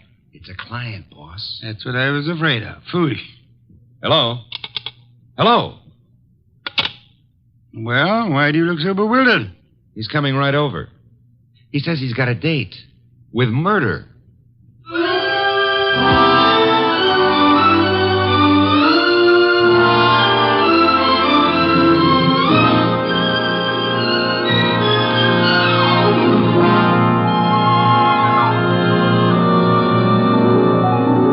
Ladies and gentlemen, it's the detective genius who rates the knife and fork the greatest tools ever invented by man.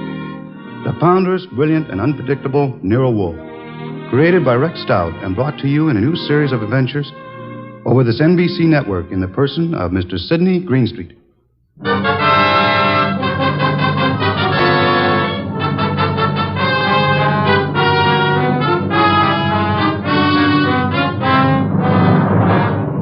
Tonight's story, The Case of the Calculated Risk, was as strange and baffling as any Nero Wolfe had to deal with. It started late one night when a big-shouldered man sporting a reddish beard and billing himself as Dave Caffrey pushed his way in, walked up to Nero Wolfe's desk, and rocked him with this opener. Tomorrow morning, Mr. Wolfe, I'm going to kill a man. I beg your pardon, sir? I'm going to kill a man with these two hands. I've been told strange things across this desk, Mr. Caffrey. This is the first time a murderer has confided his intention to me in advance. This man you speak of. I'm not telling you his name. I'm not telling you where I'm going to meet him. The session tomorrow is going to be private and personal. But if anything happens to me between now and then, I want you to take over. Mr. Caffrey, do you seriously think I could assist you in a matter of private vengeance? That's not what I'm asking. This guy deserves to die. I plan to kill him with these two hands, me, myself. But if I slip up, if he gets me first, I want you to see that justice is done. But I assure you, sir... I told you this guy deserves to die. Let me tell you why. Years ago down south, there were three men in business together, partners. Me and two others. Your notebook, Archie, if Mr. Caffrey doesn't mind. You're wasting your time, Wolf. The names I'll use will be phony. I won't give you anything you can check back on. We'll take our chance, sir. Please proceed. It happened in a town about 40 miles from the place where we had our business. We'd gone there to collect some money, the three of us. Carl, Mitch, and me. Dave Caffrey. But all we collected was bad news. So bad that Carl hadn't even given our right names at the hotel. Said he was scared some of our creditors would come hitting up on us for what we owed. Three of us had some drinks, and we'd been pacing around for nearly an hour. I can still remember the way Mitch stood and looked at me. And then up at Carl, when Carl suddenly pulled to a stop and came out with this idea of his. So, Dave, you got 6,000 cash on hand. You counted it, Mitch. Well, didn't we make it 62.40, Carl? Whichever. We've got this 6,000 odd, plus some slow accounts receivable against debts of 38,000. With three of us trying to live from the business, we haven't got a chance. Well, we ain't got much of a one, Carl, but... It's hopeless, Dave. With two partners, though. Two partners? You reckon on pulling out, Carl? I say we cut cards for it, Mitch. Low man drops out. Break up the partnership? After sticking together all these years? Wait a minute, Dave. Wait a minute. Maybe Carl's right. Maybe this could work. Carl, you mean the low man drops out clean? Right now? Right now, Mitch. Other two to take over assets and debts and see if they can get this thing back in the black. Okay, Carl. Get the cards out. Dave? Well, that's what you guys want. Okay, then. Here's a new deck. Shuffle them, Mitch. All shuffled. Cut 'em, Dave. Go ahead, Mitch. You get first pick. Spread 'em if you like. Here goes. 6. Your turn, Dave. Okay. 9 of clubs. Lucky guy, Dave. That puts you in whatever Carl pulls. I'll pull it fast. There she is. Denise. Sorry, Mitch. That leaves you elected. Well, Mitch, I'm sorry, too. I guess we all had a fair whack at it, but... Hey, wait a minute. Let me see that ace again, Carl. Easy, Mitch. I said I was sorry, Look, Dave. Yeah, what is it, Mitch? All the aces are marked. Carl, I'm going to cram this deck right down your cooking throat. Look out, Mitch. He's got a knife. Sure. Oh. Carl, you... All right. I've cut him for keeps. What do we do now? What do we do? Look, Carl, I didn't mark those cards. I didn't kill Mitch. And what's more... Shut up, Dave. We're both in and out now. Come on. Let's get out of here.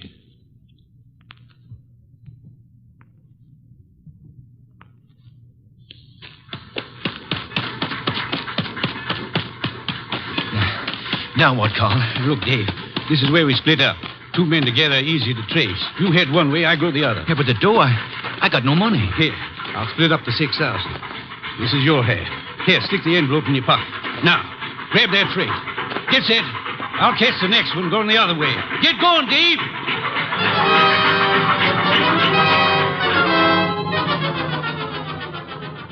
That's how it was, Mr. Wolfe.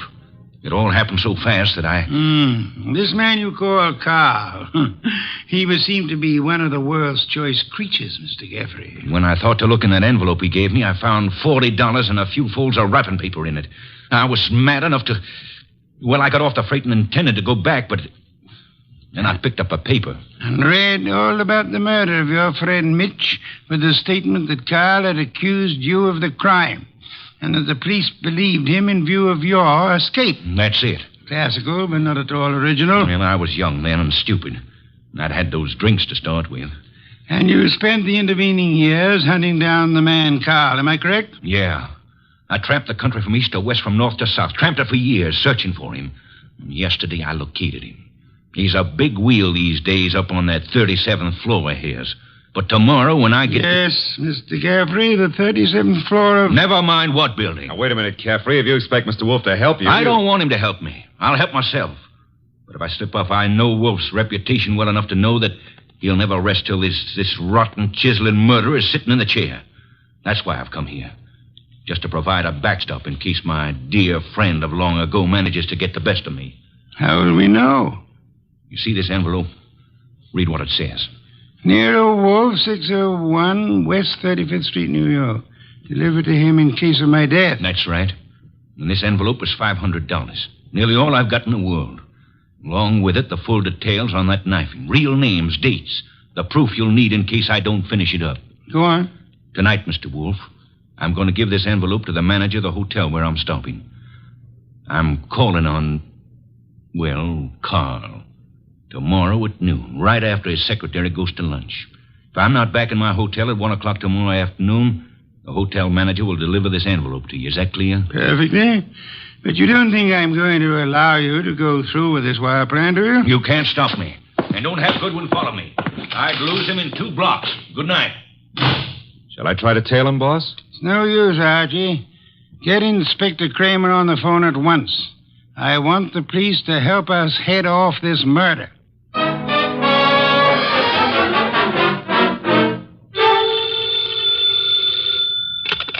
Nero Wolfe speaking. It's Archie. I'm calling from the morgue. And? They found Caffrey's body in a subway washroom, mugged and stabbed. Wallet gone, pockets cleaned out, no envelope. Just 2 hours ago he was here. No envelope, eh? Gone. Witnesses? None so far. Homicide's calling it straight mugging and robbery. As it well might look, except for a guy named Carl. How much do I tell Kramer? all of it. Ask the inspector to start queries throughout the South on the original killing. The original killing? Look. It's our best chance of getting a description of the man called Carr, the original killing and the partnership. Starting from, say, 8 years ago and working back to the middle 20s. Tell him to concentrate on towns on railway lines. Putting out pictures of Caffrey and... Pictures and dentistry. Fingerprints to Washington. Kramer will know. And if I come across across a haystack. Do I keep my eye out for needles? We are going to find Carl, Archie. We are going to find him if it takes from now till doomsday.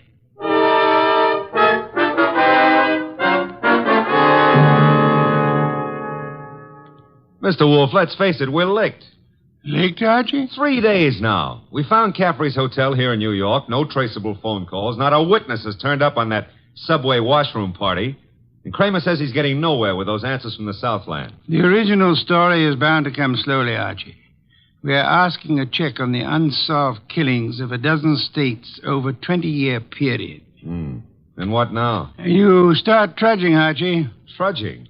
Through office buildings, through 37th floors of many office buildings. You keep trudging till we find him. Oh, now, wait a minute, Mr. Wolfe. This is a big city, remember? I might have to go through hundreds of buildings. This morning, Archie, the Municipal Reference Library informed me that there are exactly 34 buildings of 37 floors or higher in Manhattan. Now, when you rule out the United Nations building, hotels, Okay. Maybe not so many 37th floors, but lots of offices per floor. Maybe 40 or 50. Call it 30 times 40, and you've still got 1,200 to start with. And you don't know what kind of business. You don't know what Carl's real name is. You don't even know what he looks like. There could be 4,000 men like him. 4,000 affluent men, Archie? Yeah, well, all right. Caffrey said he was in the chips, though.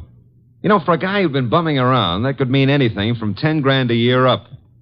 Hey, wait a minute. That cuts your field to 1,000. 1,000 tall men? Tall?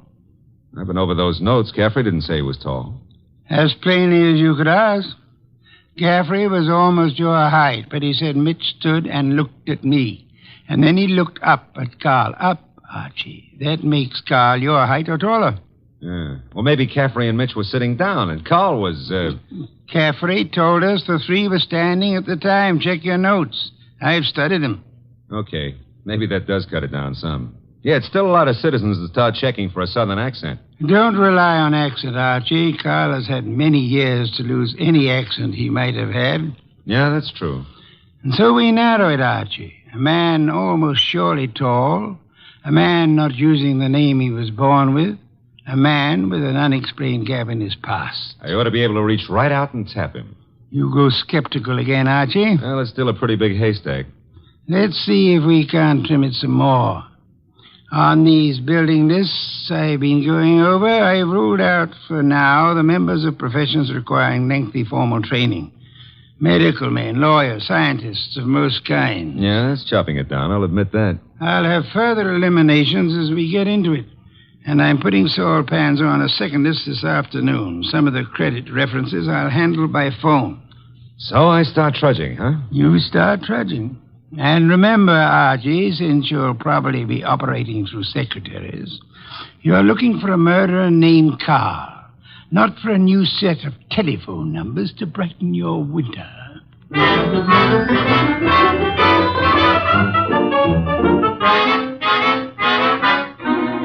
Tall? Well, I don't know what you're peddling, Goodwin, but if my boss put his elevator shoes on and stood on a box, he'd still be down somewhere around my necktie. If he stood on his money, though, we'd need a helicopter to get up near his shoelaces.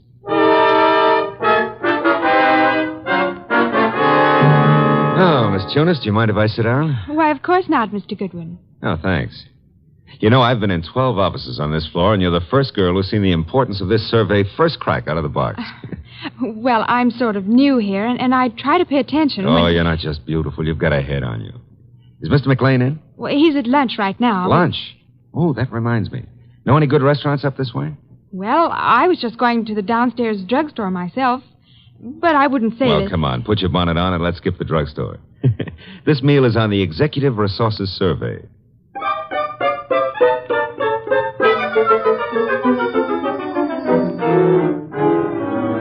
There you are, boss. The boil down. Tinsley, McLean, Fernandez, Tesoro, and Kaplan. All five of them tall, all five a little misty in the background. You and Saul have done well, Archie. Very well. But I'm crossing off Fernandez and Kaplan. Why? The Credit Bureau report clears Fernandez, and Kaplan was on a special war job. The FBI x-rayed his record twice. Leaving J.P. Tinsley, Carson McLean, and Philip Tesreau, huh? I'd like to see all three here, Archie. Get them here one way or another.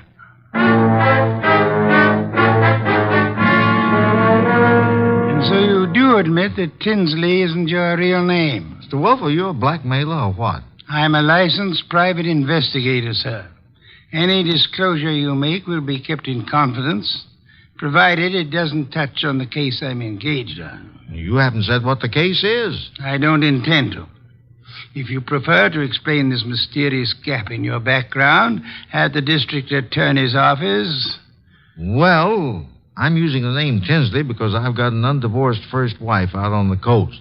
We broke up 20 years ago, but she said she'd see to it that I never married again. And she knew where I was today. Well, I don't say I'm a saint, but she's a vindictive woman. I see. May I have names, dates, and places starting 1924?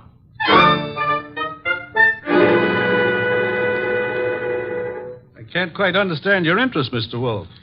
It's rather complicated, to put it briefly, Mr. McLean. I'm working in the interest of a client. Our people have found this puzzling gap in your background, and I'd appreciate such clarification as you may be able to supply. But I told you, Mr. Goodwin, I was raised and educated in the Orient. Until 32, I was in business with my father in China. Where you say your father died? Died. With the Depression, I returned to New York, started this importing business in a small way, weathered through the early 30s, and I think my bankers can assure you of my standing today. They've done so. Carson, McLean and Company has an excellent credit rating. Thank you, Mr. Wolfe. To switch somewhat abruptly, Mr. McLean, would you happen to remember how you spent the evening of the 19th? Of this month? Of this month? Well, I could hardly... Wait. You say the 19th. Would that have been on a Tuesday? Yes, it was Tuesday. Well, that simplifies it. I'm nearly always at the office on Tuesday nights dictating the revisions in our weekly wholesalers' lists. Let me see. Yes, I was there on the 19th. Had a tray sent in. Miss Tunis and I worked till just after midnight. Miss Helen Tunis, the secretary Mr. Goodwin spoke of. She's been with me for 2 or 3 months. Miss Tunis can confirm this dictation on the night of the 19th? Of course. And Mr. Wolfe, your manner is so persuasive that I'd scarcely realize you're asking some extraordinary searching questions. May I ask why in the world you... If you'll indulge me, Mr. McLean, my prying is nearly concluded. You say you were in China until 1932.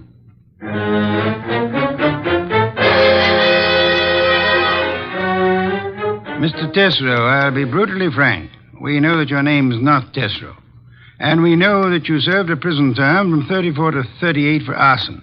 I'd like some straight answers. I didn't say I wouldn't answer your questions. The past can remain your own, provided... Now, look, Mr. Wolfe, I've been going straight for 12 years. And this business of mine is on the level. Now, if this is a shakedown... I'm asking where you were on the night of the 19th. And I'm telling you I stayed in town. I ate alone. And I went to a movie. I caught the 11:35 for Stanford. And that's all there is to it. You're denying that you were ever in business in the South? I was born in the South, but I haven't been back there since I was a kid. What about the arson? I put in 4 years squaring for that mistake. Let's start again, Mr. Tesreau. You say you were in Cincinnati in 1931.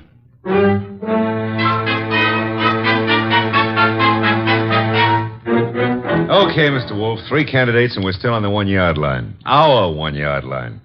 Tesreau, McLean, Tinsley. No, rule out McLean. He gave references enough for those years in China. And with Helen Tunis, he's got the one firm alibi we've laid on to. Caffrey was killed before midnight. With conditions as they are in the Far East, Archie, it'll be weeks before cables came back on McLean's claims. Claims? You figure the whole Chinese background's a fake? I want you to see Miss Tunis again, Archie, taking all precautions for her safety. And this is one time I give you permission to ply her with all the attentions you can contrive. Are we far enough to pull tails on any of these 3?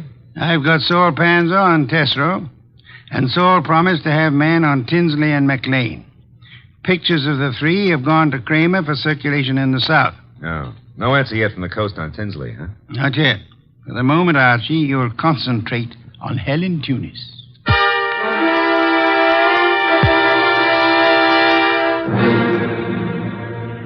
Helen, I've got to see you tonight. I'd love to, Archie. Now, look, but... Helen, I phoned you to come out in the corridor this way because I didn't want McLean to know we're talking. Do you still say you got that new mink coat on your own money? Mr. Goodwin, I don't know what right you Helen, have if you to... get 5 guys to buy you stuff, it's your business. Mr. McLean said his wife might be sent detectives around. You can go right back to your old Mrs. McLean and tell her that I... Easy, Helen, easy. He was dictating to me. You know, baby, the harder you lie, the prettier you look. But if this is a fake alibi, and if you keep propping it up, you're going to find yourself in trouble. Bad trouble. Now, how about it?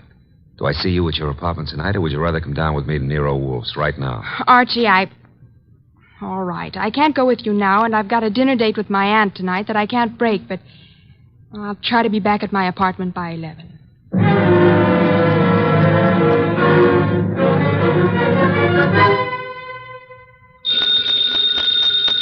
Archie. Nero Wolfe speaking. This is Archie, Mr. Wolfe. I'm at Helen Tunis's apartment. Well? I could cut my throat for not making her come with me this afternoon. Trouble? Not for her anymore, poor kid. I got here 3 minutes ago and found her strangled. Couldn't have happened more than half an hour ago. McLean. Didn't Saul Panzer say he was getting a tail on him? He was a new man, and he lost him. I should have left you on McLean, Archie. No, we were both wrong. What do you want me to do? Phone the police immediately. Well, this is 32nd Street. I'm only 3 blocks in a job from the office. What if I come back and call from there? Come back, then. I'll phone Kramer myself. Mr. Wolfe, I'm still kicking myself for that. Look out, Archie. Too late, Mr. Wolfe. Keep coming right in, Goodwin, with your hands up. No, I wouldn't try that. McLean. And keep your hand out of that desk drawer, Wolfe. This time you're too late, McLean. My hand's in the drawer, and I think I'll leave it there. You don't think I'd shoot? I'm sure you would. But you've got 2 of us to cover now. No, Archie, don't try to draw yet. How'd you get in here, McLean? He surprised me after making his way in through the area way below, and of course it had to be Fritz's night out. I caught your fat friend just 2 seconds before he could get in his call to the police, Goodwin. I overheard his talk with you from the hallway here. My apologies for not crying out sooner, Archie. Get your hand out of that drawer. Pull it out without the gun, Wolfe, or I'll let you have it now. I refuse to, McLean. Seems obvious that you mean to kill us in any case. I'm afraid that's true, Wolfe. But when you called me here and Goodwin started making dates with Helen Tunis... Poor kid, I told her not to talk to you. She didn't, Goodwin. I've been scared of you and Wolfe since I followed Colby here that first night. Colby? You knew him as Caffrey. I caught up with him afterward in that subway washroom. No, keep that hand up and watch that gun of yours, Wolfe. When I found that envelope on him and read the letter to you contained in it, I knew he hadn't spilled the whole South Carolina story to you. South Carolina? Would the original knifing have been taking place anywhere near Hampton or Jasper counties? Hampton County. But our business is over the line in Georgia. It doesn't matter now. Pity, Archie. We learned this afternoon that we were growing warm on South Carolina. Mr. McLean, may I ask what you hope to achieve by this insane project of disposing of Mr. Goodwin and myself? I'm buying time, Wolfe. I've $90,000 in small bills in that bag there, plus a plane ticket to Buenos Aires. I've got a silencer on this gun.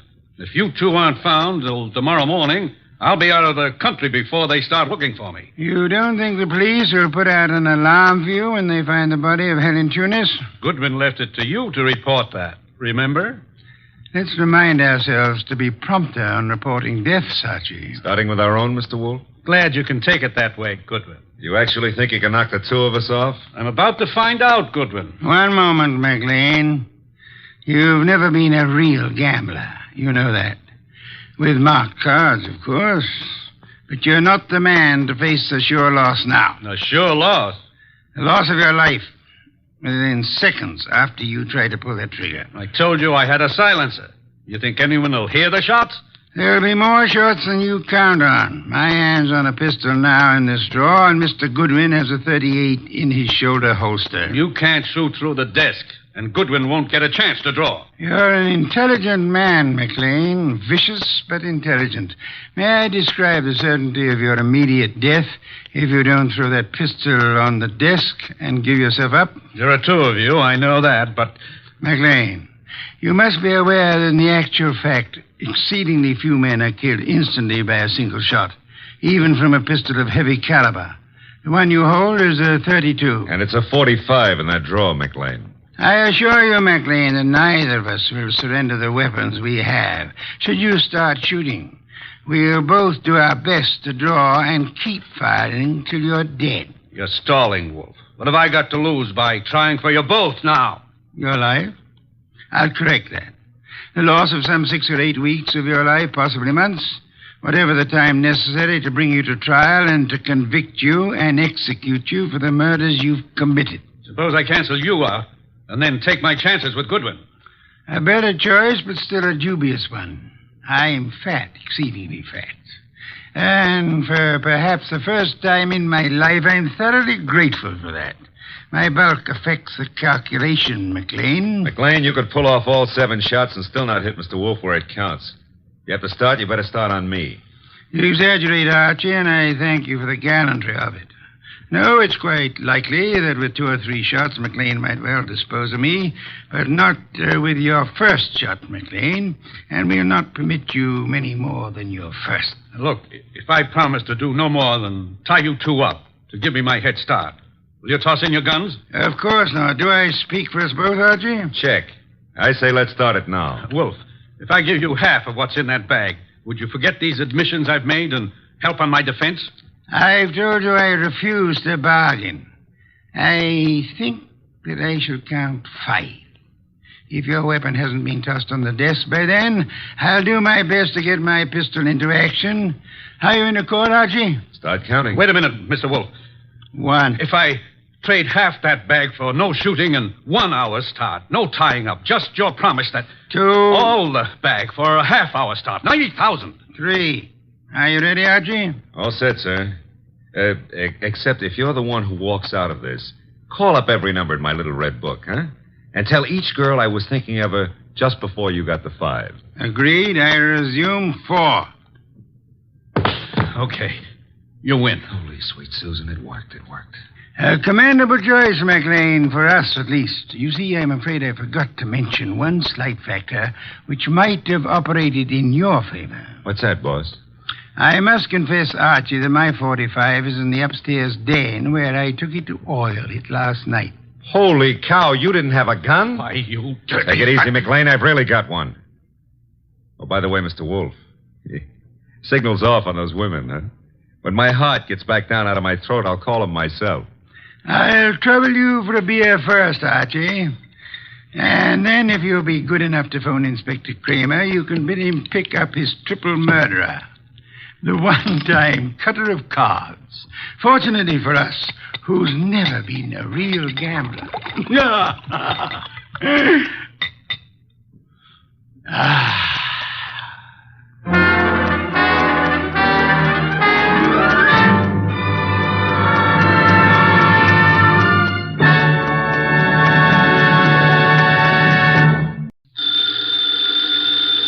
Ladies and gentlemen, the ringing of that phone bell means mystery, adventure. Nero Wolfe's office, Archie Goodwin speaking. What? You're expecting Mr. Wolfe at your place in 3 hours? Your place is where? Yes. Well, I'm expecting Hedy Lamar in 15 minutes. Yeah, but mister, we're both out of luck. Archie, what are you babbling about? There's a character on the phone who's laboring under the naive delusion that you're about to make a trip upstate. His name? Finley, he said. In that case, he's quite correct. Yeah, he's quite yes, Mr. Finley. Mr. Wolfe will be there. Yeah, goodbye.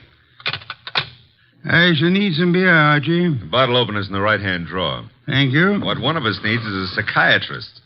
You're voluntarily leaving your happy home, exposing yourself to the elements, entrusting your only life to a savage automobile? I am. Oh. Somebody's offered you the United States Treasury, huh? Mr. Finley happens to grow orchids.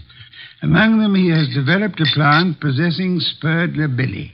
I have an opportunity to purchase a couple of the plants, therefore... I don't believe it.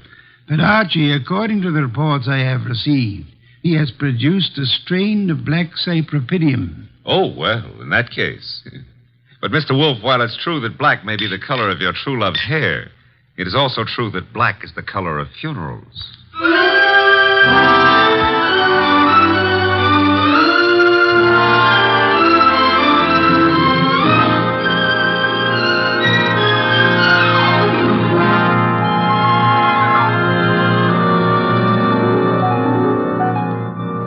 gentlemen, it's the detective genius who rates the knife and fork the greatest tools ever invented by man.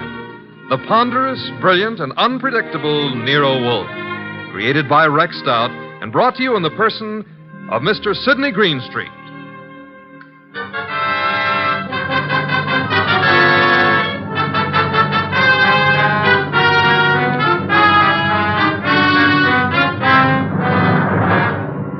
The beginning of the case of the Phantom Fingers actually had nothing to do with black orchids. The first act was played in an old house at the end of an old dirt road. It was short and simple. As short as life. And as simple as murder. Joe, I didn't believe the letters I got.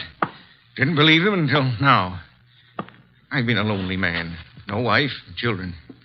Joe, it was all coming to you after I died. There was no need for you to steal from me. All you had to do was wait. Joe, that gun. Put it down. No.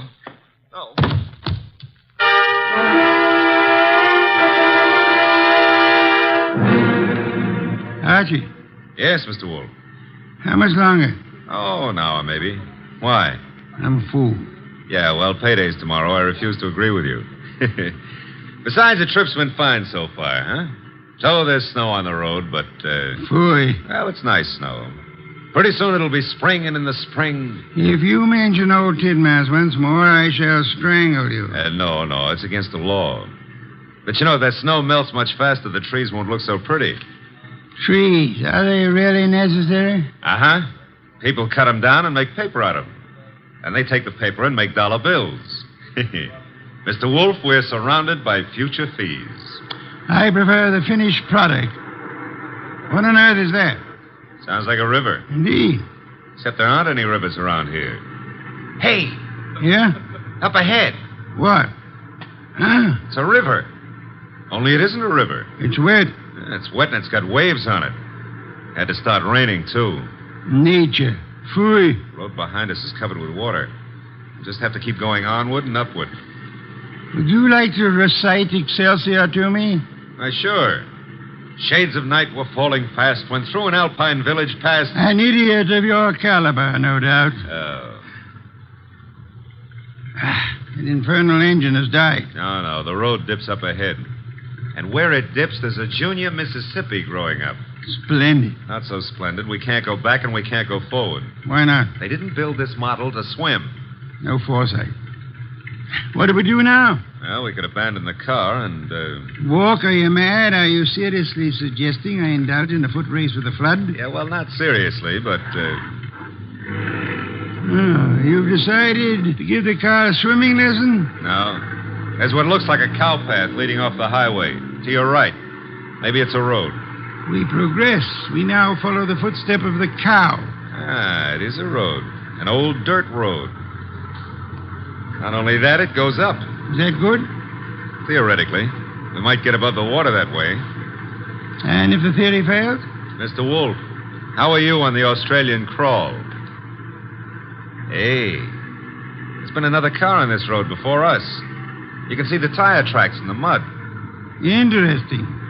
An indication that there are other maniacs about. I myself would not have chosen this particular spot to picnic in. Well, it's not that. There's somebody lying on the road. People have peculiar habits. Ignore him and drive on. Hold on a moment.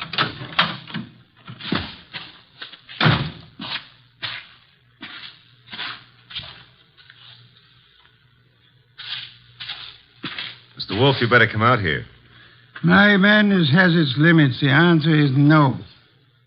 Serious, Archie? Very serious. Oh, very well.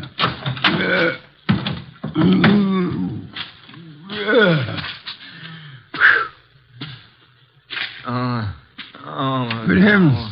Yeah, still alive, but... The man's been shot. He's mumbling. Joe. Yelling for Joe. Be still. Don't forgive stealing. Don't... So much for that. Pick him up, Archie. Put him in the car. Might be bad for him to be moved. No. There is nothing that can be bad for him. He's dead.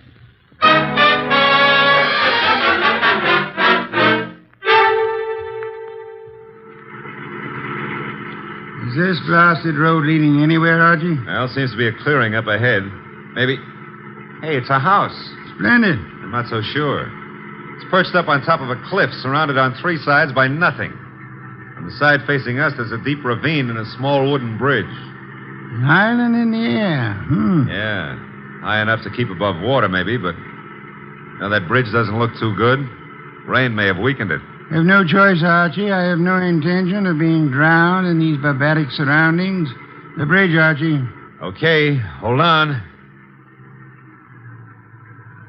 No, the thing's collapsing under us. How momentum, sir? Well, if it doesn't, 37 blondes are going to be wearing black. Correction, 38. I forgot the one in Gimbel's bargain basement.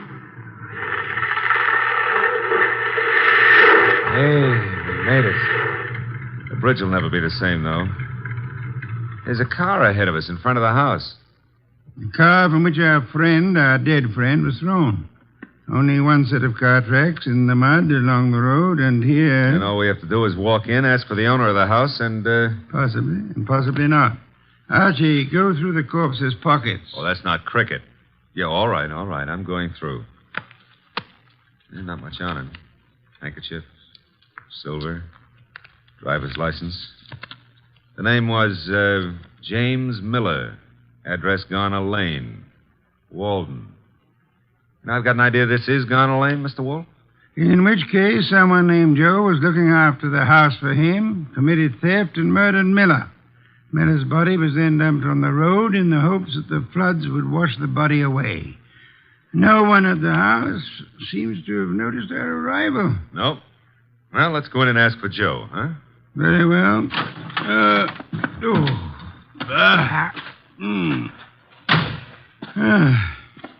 Hard. With the bridge down, there's absolutely no way of getting on or off this place. Except for a mountain goat. I don't know any mountain goats. I used to know a plain goat once, though. Indeed. He ran at the 5th at Jamaica. Stop maundering. I never maunder. Also, I never win bets on horse races. That's why I continue to work for you. That is also why you had better ring the doorbell. Okay. Nobody's going to break a leg rushing to open the door. I suppose you try it. I have had more than enough of the weather. Is that polite? Besides, the killer may have some more bullets in that gun. Are you afraid? Sure. Fooey, the door, Archie. But old Dr. Tidmouse would say... Well, never mind. Hey, somebody was careless leaving the door open like that. On the other hand, has a spider ever shut its web? The answer is no. Are we flies? Yes. Out of my way, Archie. There are lights up ahead. Must be the living room. Excuse me. Sure. You're excused. Do you live here, sir? Do we? No, don't you? Of course not. This is very strange. I came out to see the people who live here, or the person. I found the door open and no one about. I've been sitting in this corner now for a long time. Well, it's a pity no one offered you a plum pie. Then you could have stuck in your thumb. You saw no one enter, sir? No one at all. I didn't want to go any further. It would have seemed like prying. Perhaps you had better come along with us. Well, all right. You know, this place, it has an evil atmosphere. Certainly has. What it needs is fresh air. Fooey. This would be the living room door. Ajar a bit. It is. Looks as pretty as a picture. Oh. Hello. Well, just think of it. 5 minutes ago, you know, I didn't know you existed. And you didn't know I existed. And now... Archie, your existence would have a sudden end unless you keep quiet. Excuse us for intruding, Miss... Intruding? Oh, but I really should ask you to excuse me. You do not live here? I wish I did, but... You see, I've been out walking. I live maybe a mile from here, and then when the flood began, I thought I'd come in here and stay for a while. And you found? An empty house. That's not what I found. As old Dr. Tidmouse has often said... Go through the rest of the house, Archie. Go through the... well, never mind. I'll, That sound? Somebody's walking. Coming downstairs. I'll go and see. Hey, you! Come on into the living room. Meet your guests in one or several pieces, as you prefer. What? Oh. Hiya, folks. Ah, a host at last. That's very funny. I think I'll laugh. Ha. May I ask why?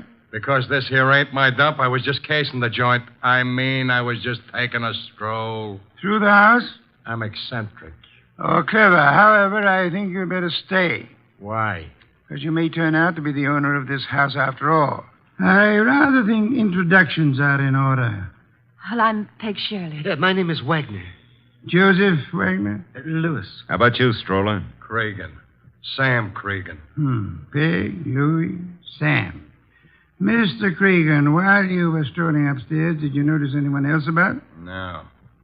There was no one outside when Archie and I entered. The bridge is down, effectively cutting us off from further visitors.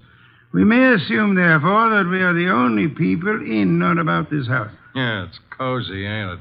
Which further means that one of you three is a murderer. What did you say? The murderer is the person who owns or lives in this house. All three of you denied being that person. Conclusion, one of you is a liar.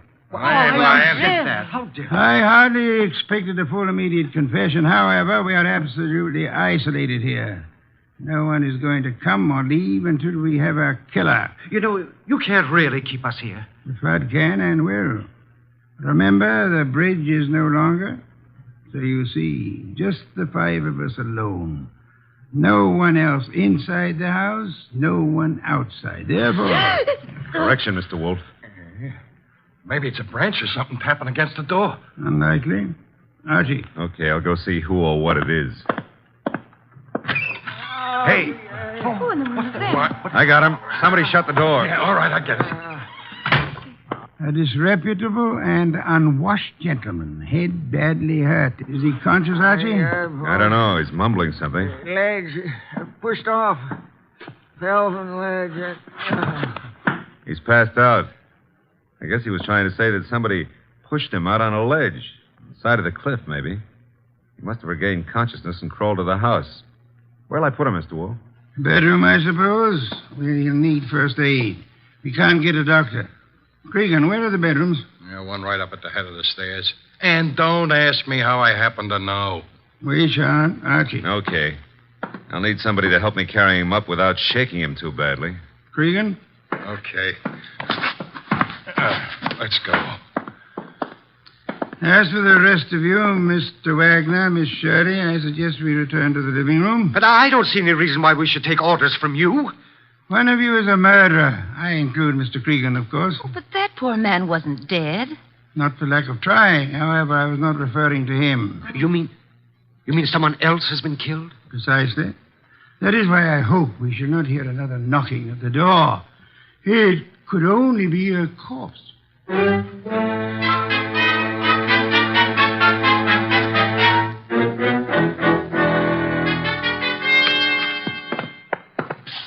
Archie. And Cregan. Yeah. The injured man? Still out. Probably got a concussion. Did he say anything further? Well, he babbled a bit. I don't know if... We should assume we're among friends, Archie. Exactly what did he say? Well, he was pushed over the edge of the cliff because he saw Miller killed. Did he also see who? No. Passed out before he had a chance. He's an old tramp, Mr. Wolfe. He was bumming his way through the country when he saw the murder. He must have decided on a touch of blackmail and receiving a concussion instead, which may last for hours or for days. Somebody's playing with the lights. Some fool. The switch was over this way. Lights are on again. Whose idea was that? I had nothing to do with this. Me neither. Miss Shirley, why did you scream? Well, someone brushed against me in the darkness. You were standing? Near the table, this table. Archie? No, nothing on the table except a bunch of keys on a ring. Something screwy. Why should a guy put the lights out just to deposit a bunch of keys on the table? Obvious. Without doubt, those are the keys of this house. Possession of them would have disclosed which of you lives here and which of you therefore killed Miller. It's late. I shall sleep down here, lacking an elevator to transport me upstairs. The elevator's lacking. Yes, the rest of you should be able to find bedrooms upstairs. Good night. Archie. Yeah? Follow them upstairs. Spend the night awake. Okay. Good heavens, Archie. On my way. What's cooking up here? Somebody's playing with the lights up Strike here, a match. You don't have to. I got a flashlight. Here it is. Light switch. You know, this putting out of lights is getting to be somebody's bad habit. Well, all three of you seem to be okay. Stay here. Where are you going? Tramp's room, right here at the head of the stairs. Think of all your good deeds while I'm gone. All right, downstairs again. What, again? Oh, dear. What happened? Well, it was more than a bunch of keys this time. Oh, that knife. There's blood on it. There should be. I just pulled it out of a man's heart. Well, Mr. Wolfe, one of these three babies doused the lights, popped into the tramp's room, deposited the knife in his chest, and popped right out again. The knife you're holding? Yeah. Intelligent of you to wrap a handkerchief around the handle. Well, whoever killed the tramp didn't have time to fool around with gloves, so... There should be prints on the knife handle. Satisfactory, Archie. That's mild enthusiasm. Archie, on that desk, an ink pad. Yeah. Miss Shirley, you carry face powder, of course? Yes, I do. Archie will need it to bring out the prints on the knife. He will then fingerprint each of you. Compare your prints with those on the knife, and we shall have a murderer to hand over to the police. Archie, will you begin, please?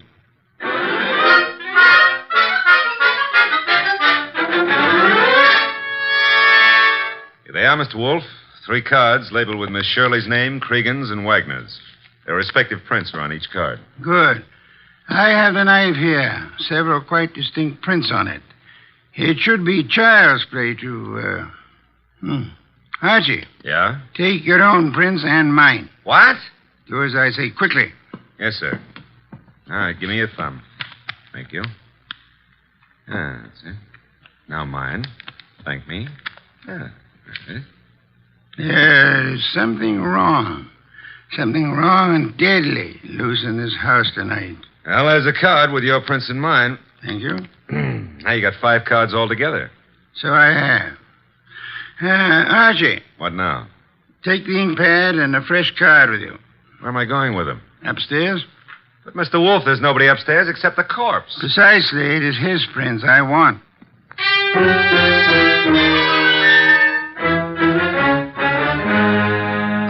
This is so ridiculous. It's over with. Tired of it.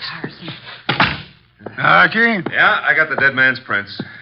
Will all of you please sit? All right, but it's... Good heavens, young woman. Be careful. We want no accidents. Sorry, I caught my high heels in the rug. Archie, the card with the corpse's prints on it. Here you are, sir. Thank you. You know, I've had quite enough of this nonsense. Have you, Mr. Wagner? Yeah, and so have I, Mr. Wolfe. Also, I don't think you know what you're doing. Perhaps not. However, I have something rather interesting to tell all of you. There is no one in this house besides yourselves, except, of course, for the dead man upstairs. There is no one on the rock on which this house stands, except for another dead man in our car. Look, we already know all that. Bear with me. We may rule out secret passages, unusual hiding places, or anything of that esoteric and childish nature. We may also rest assured that no one has come to or left this house or rock within the last few hours. Well, that means we're kind of hermetically sealed here, huh? Meaning also that whoever was here when the tramp was killed is still here. Still here in this room. Correct, Archie. Now then, I have checked the dead tramp's prints against those on the knife. Theoretically, suicide was possible. However, the prints do not match. That guy was in no condition to kill himself anyway. True. Then I checked Archie's prints and mine against those on the knife. No similarity. Oh, but no one suspected either of you. Thank you, but I had to be thorough. That left only the 3 of you. I compared your cards and the prints on them with the prints on the handle of the knife. And?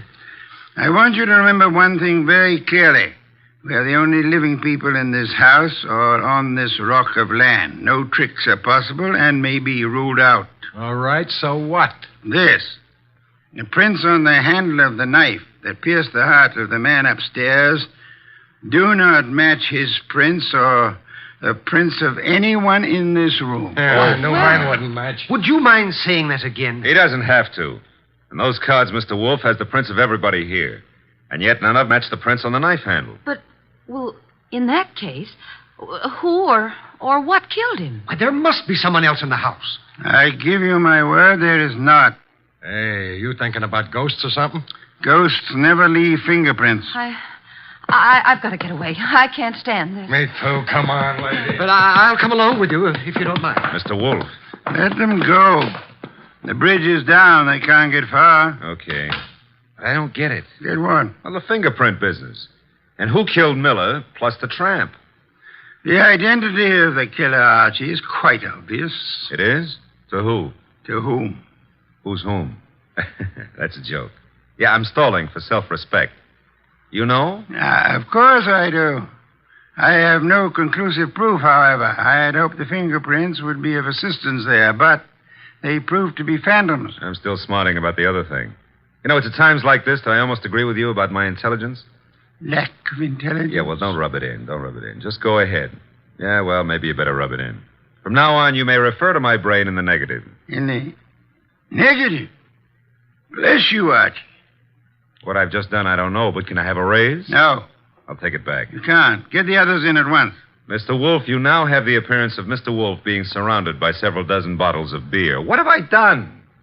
You've explained the fingerprints, Archie. Hurry. I don't want to keep the killer in suspense.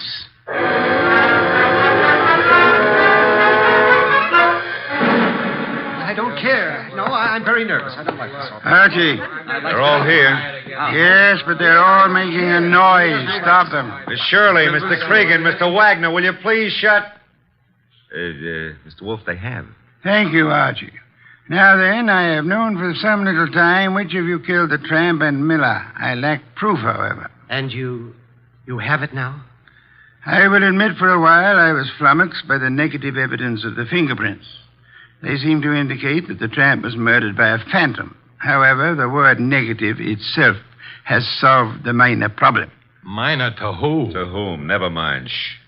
Archie, what is the salient feature of a film negative? Well, I suppose it's the fact that the darks are light and the lights are dark. Huh? Precisely. A reversal, then, of the actual appearances. Now, are there any similarities between filmed images and fingerprints? Oh, in a way. You could call the whorls and hollows that determine the individual characteristics of a fingerprint the lights and darks, huh? You could. I shall. Miss Shirley, would you help in an experiment? Well, of course. Thank you. Archie, I want you to take Miss Shirley's fingerprints once again. Okay. Pad and card. Here you are, Miss Shirley. All right. Archie, quick. Huh? Grab her arm. I got it. Well, usually I don't have to be coached, but... Let go of me. What are you trying to do? Miss Shirley, you already had pressed your fingers on the ink pad once. Why were you about to do it a second time?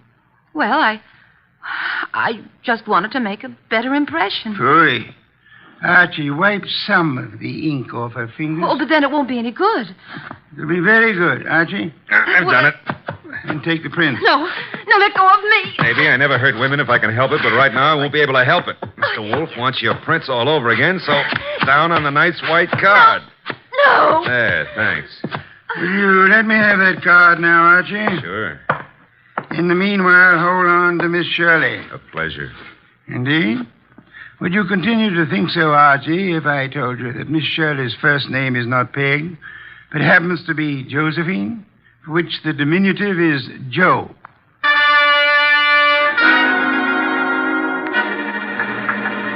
Glad they're fixing the bridge. I was beginning to think we'd be here forever.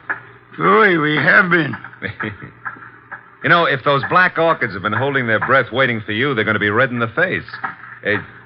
Hey, new breed, red orchids, huh? Archie, must you talk? Well, it's fun. Also, you've been holding out on me about the case. I surrender. Okay. You know, when we compared the new prints of Josephine with those on the knife, you could have knocked me over with a sash weight. They were identical. Naturally. She stabbed the tramp. Yeah, but what was the fingerprint gag? She merely loaded her fingers so heavily with ink that she falsified the markings. She filled up the hollows and walls with ink. The result was that ridges became hollows and vice versa, in the same fashion that a photographic negative falsifies lights and darks. You got that when I mentioned the word negative. It works, huh? Try it sometime. Yeah, the very next bank I robbed. But you said you knew who killed Miller and the tramp even before you exposed the fingerprint gimmick. How? We knew Miller's murderer lived in this house, had been stealing from him, and so on. Stealing what? Cash, of course. He, as the girl admitted, was an eccentric, kept his money on the property. Cregan had probably heard of it, hence his casing of the house. Yeah? Our problem, therefore, was to discover who lived in this house. All three suspects denied it. Josephine Shirley told us, as you may remember, that she'd gone for a walk and then been driven by the flood to this house where we found her. Well, that's what she said it could have been. No, because as you may also remember, she tripped at one point over the living room rug and mentioned why. Sure, she said she was wearing high heels. Uh-oh, because out in the country there are no pavements, so girls don't go for a walk in high-heel shoes. Therefore, she hadn't gone for a walk. Therefore, she was lying. Therefore, she killed Miller, and... I should have noticed those heels myself. You should have, Archie. Your trouble, I suspect, was that you didn't notice the feet for the legs.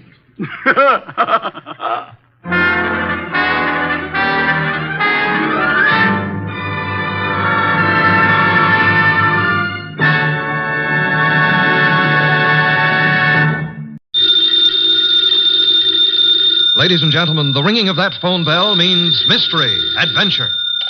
Nero Wolfe's office, Archie Goodwin speaking. Mr. Wolfe? No, he isn't. Huh? Oh, well. For you, maybe he is. I'm not here. Oh, yes. He's always here. I've gone out. No. He seldom ever goes out. I won't start on anything tonight. Well, sure, he'd love to start on a case tonight. What's your name? Oh, that's a beautiful name. Address? Archie, it's another woman hang-up. No, honest. I'm not Mr. Wolfe, but I'm his agent. Yeah, I'll be right over, miss. Goodbye. What's her trouble? Where are you going? Well, she said she's received some threatening notes and she's afraid to leave her hotel. So long, boss.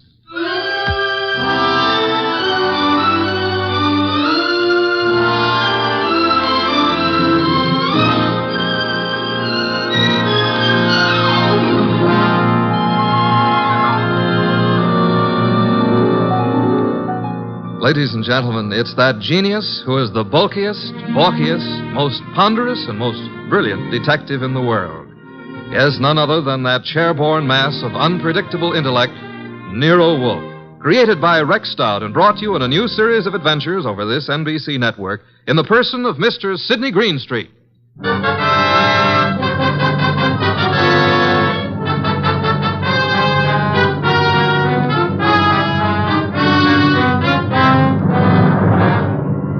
We prefer to call tonight's story the case of the vanishing shells.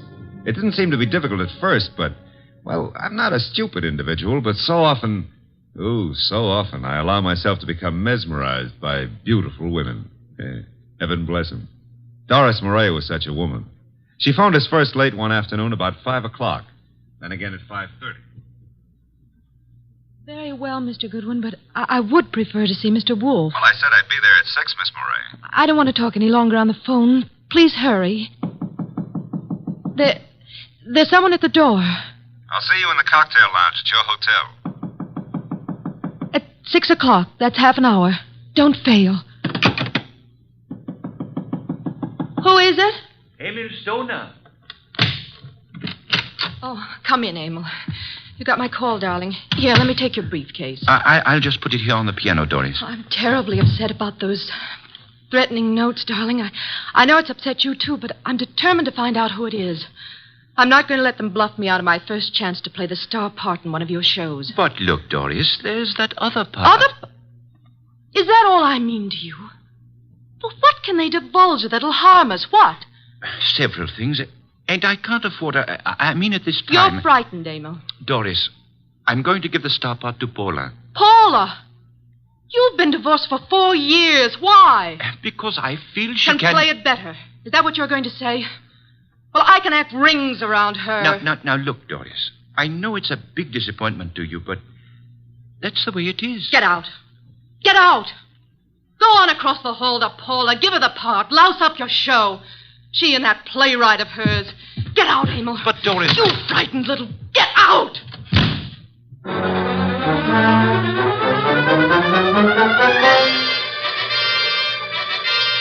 I believe, Mr. Wolfe, you're making a great mistake in not coming along. Indeed. I'm sure that what attracts you could not possibly be of interest to me. The gal needs help. Money is money. Girls, money, phooey. Yeah, well, we could have dinner out for a change. They have one of the finest chefs in town at that hotel. You're most impolite. I'm trying to read this book. Poetry. Archie. Yes, sir? Shut up. Well, we need money. That filthy green cabbage is necessary to our existence. This may be a tough case, you know. You're sufficiently intelligent. Sometimes. If I sat around like you do, I'd weigh 500 pounds, too. Archie, leave the room. Besides, it's only 300. What a way to run a business. Orchids, beer, books. Don't keep the charming client waiting. Okay, I'm going. And always remember there is a telephone.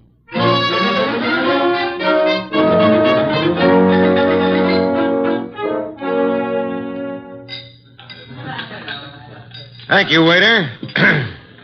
Oh, good evening, Miss Moray. I'm Archie Goodwin. Well, I didn't expect... please sit down. Well, I think I should explain the absence of Nero Wolfe. There's so much of him that it's not too convenient to transport it about. I do all the outside work. And I'm sure you do it well.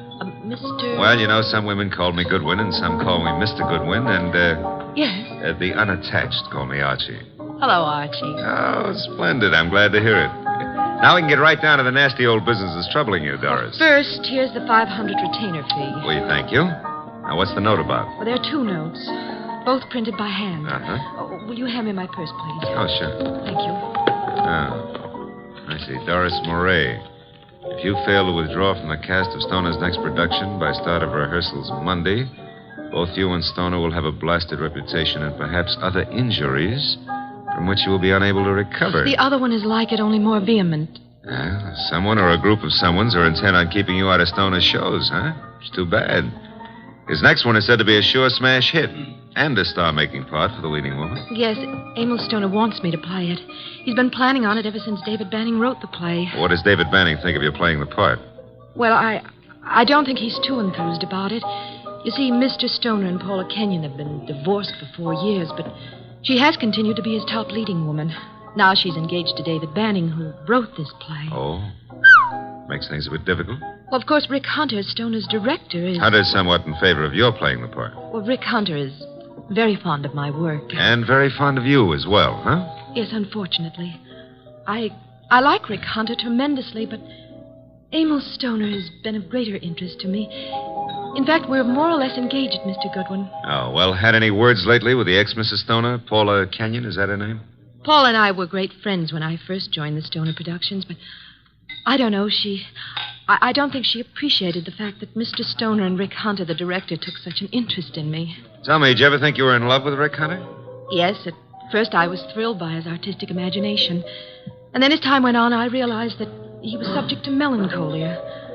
Mr. Stoner was more stable, and I needed someone older to advise me. Well, what's wrong with your reputation of Mr. Stoner's? Well, there's nothing I fear, but I'm afraid Mr. Stoner is somewhat disturbed by these threats. He feels there's something in his past of sufficient import to really harm him. I think it's nonsense. Well, then what we have to do is uncover this person or persons before you end up with ruined careers on Broadway. Where does the ex-Mrs. Stoner live? Well, as a matter of fact, she lives just down the hall from me. Lived here for years. Oh, well, I think it's advisable, honey, that you stay close to your room until we solve this thing. Oh, but I'm not afraid for my life, Archie. No? Well, I am. I'll see you into your room, Doris. Oh, now, please, Mr. Goodwin, if you... Oh, you don't trust the boy, huh? Oh, well, Such beautiful eyes. Oh, Lovely red hair. Yeah. You could have the lead in my new play. I never wrote one, but for you, I'll try anything. Come along. Here's your bag. Well, hello, Doris. Oh, hello, Rick. Mr. Goodwin, this is Rick Hunter. Hiya, Hunter. Nice shows you've been putting on. I've just been admiring your work, Goodwin. Oh, well, that's nice. I'm glad. Nothing like encouragement for a beginner, Mr. Hunter. You're ready for the big time from what I saw. Heard from Emil Stoner today, Doris? I talked to him once this morning. Have you been sitting in the cocktail lounge all afternoon? Yeah. That I have, honey. I want to see you play that lead, baby. And I think I just about got it all settled. Dreaming about it won't settle it. Liquor never accomplished anything in itself, Rick. Come on, Mr. Goodwin. He's a very jealous man, Doris. In fact, right now, I can feel his thoughts piercing me between the shoulder blades. Oh, excuse me. Here's a phone booth.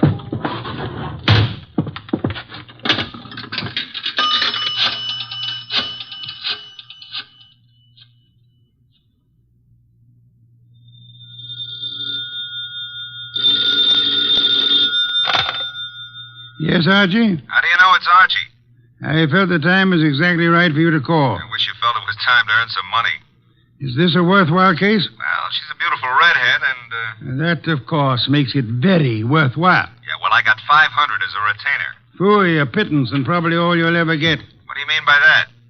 She's probably guilty. Now, look, boss, she's the victim. Received notes threatening her reputation and her health if she plays the star part in Emil Stoner's new production. Also, they threaten Emil Stoner likewise. The playwright, Dave Banning, is engaged to Paula Kenyon. Incidentally, she lives here at the hotel, too, just down the hall from Doris. I remember her, and the playwright wants Paula Kenyon to play the part. Well, Archie, you have only the beginning. It is probably too late to prevent whatever is going to happen. Like what, for instance? Have you found a body yet? Call me after you find the body. What body? There's no body. But there will be, Archie. There's always a body where you're concerned. Either a body beautiful or a dead one. Bye.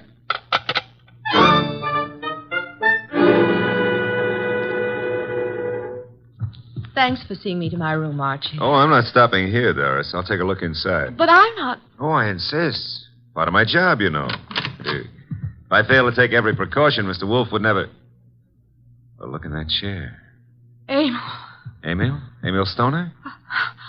Oh, 3 red dots on his shirt front. Doris, hold on. I'm all right.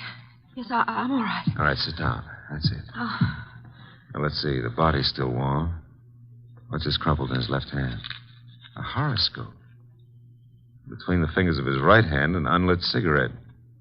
Monogram PK. Paula Kenyon. This horoscope is for March. Something he picked up from your desk here? I don't believe in astrology. Where'd he get this cigarette with Paula Kenyon's monogram? Poor Emil. Poor Emil. I didn't believe anyone would really harm us. Why was I so stubborn? When did you see him last? Please, shouldn't we do something? Call the police? No, not yet. When did you see him? Why, I saw him this morning. I'm so shocked I can hardly think clearly. Doris. Yes? There's a briefcase here on the piano with a newspaper on top of it. What? Oh, it is. Yes, it's Emil's. He must have left it here this morning.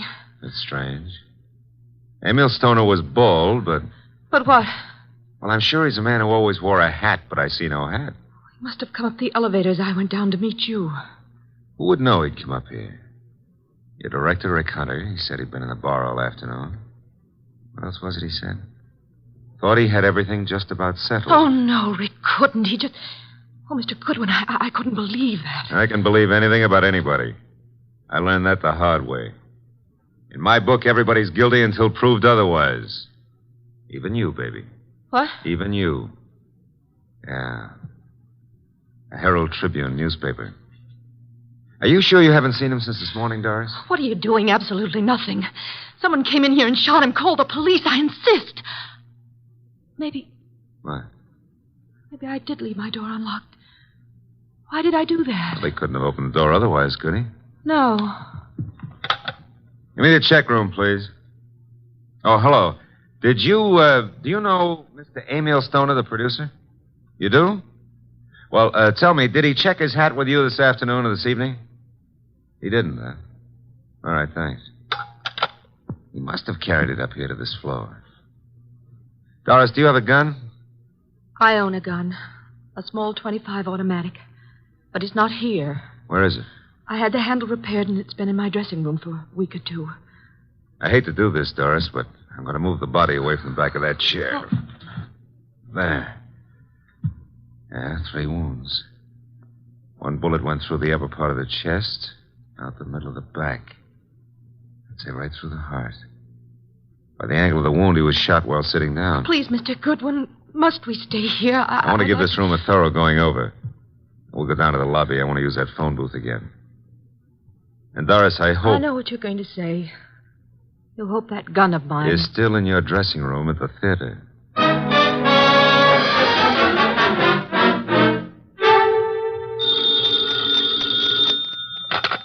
Nero Wolfe speaking. Oh, Mr. Wolfe, may I have your autograph? I'm taking a correspondence course on how to be a detective, and I think you're a wizard.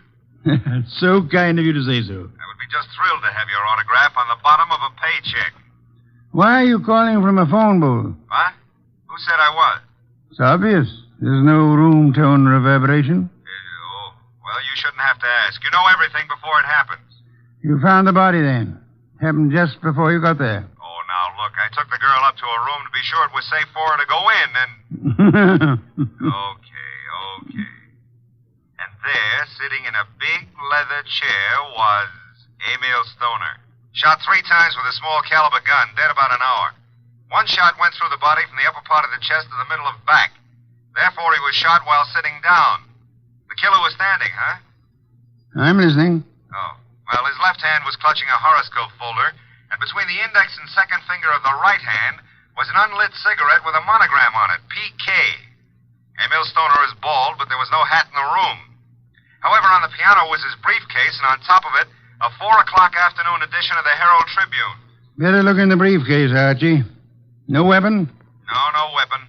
But Doris Murray says she owns a .25 caliber automatic, and it's in her dressing room at the theater. Also, she claims she hadn't seen Stoner since this morning. You found no empty shells about the floor? None. What did you do with the bullet? What bullet? The one which passed through his chest and lodged in the back of the leather chair. Are you there? Boss, I'm a very stupid fella. Stop bragging. The bullet. Boss, there ain't no hole in the back of that chair. I just realized it. Maybe he was standing up. Then the killer must have been on stilts. Archie, let us pretend, only pretend, that you're very observant. Now proceed to Paula Kenyon's apartment, just down the hall, you said, and see what she knows without divulging the fact that Stoner is dead, and look sharp. My gears must be slipping. Archie, do you know what great event will be celebrated tomorrow? Yeah, my birthday. What'd you get me? Cuthbert's correspondence detective course in 4 easy lessons. Bye.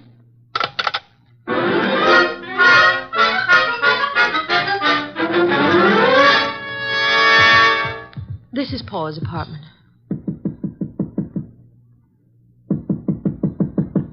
No answer. Let's see if it's open. Oh, there's no one in sight. Come on in. Now, look, if anyone walks in on us, we found the door open and we just came in to wait, huh? Which is the truth, isn't it? Yeah, that's right. Oh. Here on the desk we have a stack of horoscopes, Doris. And a box of Paula's monogrammed cigarettes. Mr. Goodwin. Huh? This is Emil's grave fedora hat. Then he was in this apartment this afternoon. What are you staring at? Oh, small pearl-handled automatic. Yes. .25 caliber. Yeah, it's been fired very recently. We won't touch it now. Does it look like yours? Archie, it is mine. Your initials? I found old Jenkins, the stage doorman at the theater, to look in my dressing room, and... well, my gun isn't there. Did you leave the gun out in plain view in the dressing room? Yes, for several days anyway. Then I put it behind the mirror. I suppose many people have seen it then. I'm sure.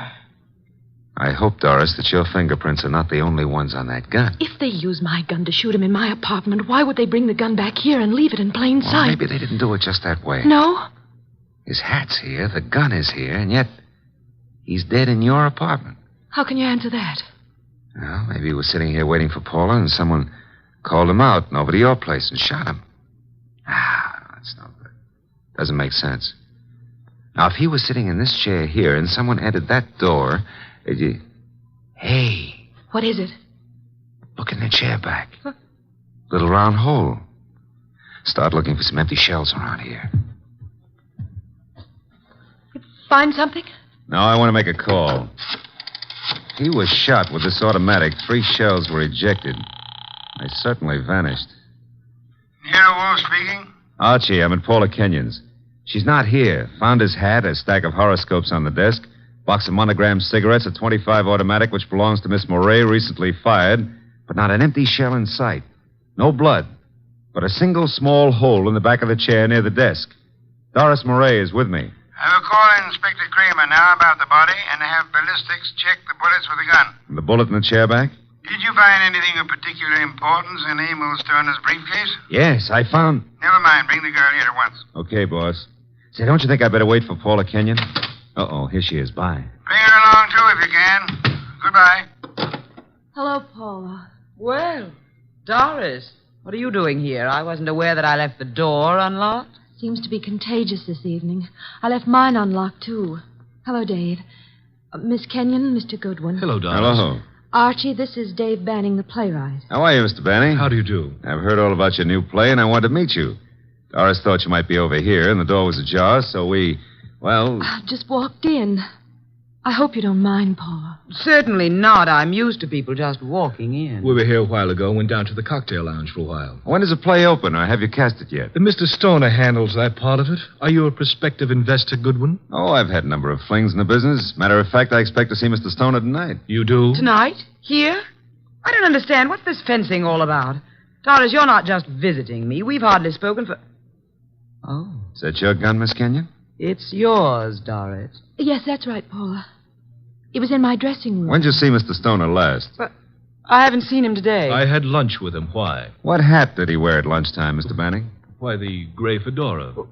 How did it get here? That's Emil's. What is this? What are you two doing here? Where is Emil? Come on, cut out the melodramatics. Mr. Stoner is dead. He's what? Paula. And without any further explanation, I shall have to ask you to accompany me downtown. Police? If you will, please.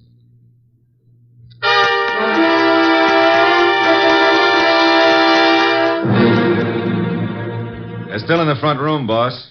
I'll bring them into your office when you're ready. Yes, Archie. I'm sure they're all anxious to talk. They've been sitting there for an hour now. Maybe we ought to make some sort of explanation to them, huh? Why? This sort of technique should work very well in this particular instance. Yeah, but I don't know about that director, Rick Hunter. He may be difficult.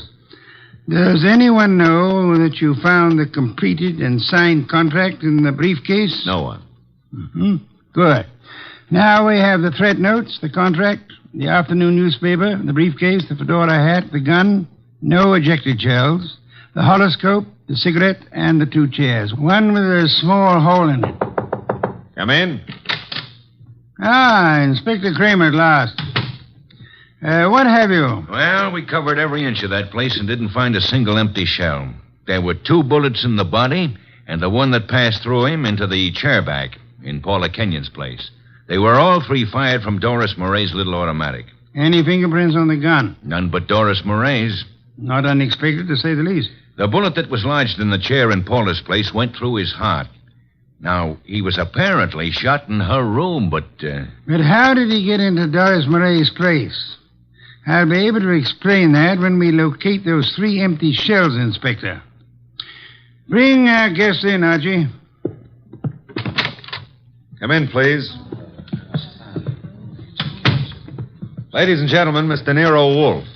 Miss Paula Kenyon. Hello. Miss Doris Murray. Hello, Mr. Rick Hunter, the director. How do you do? David Banning, the playwright. How do you do?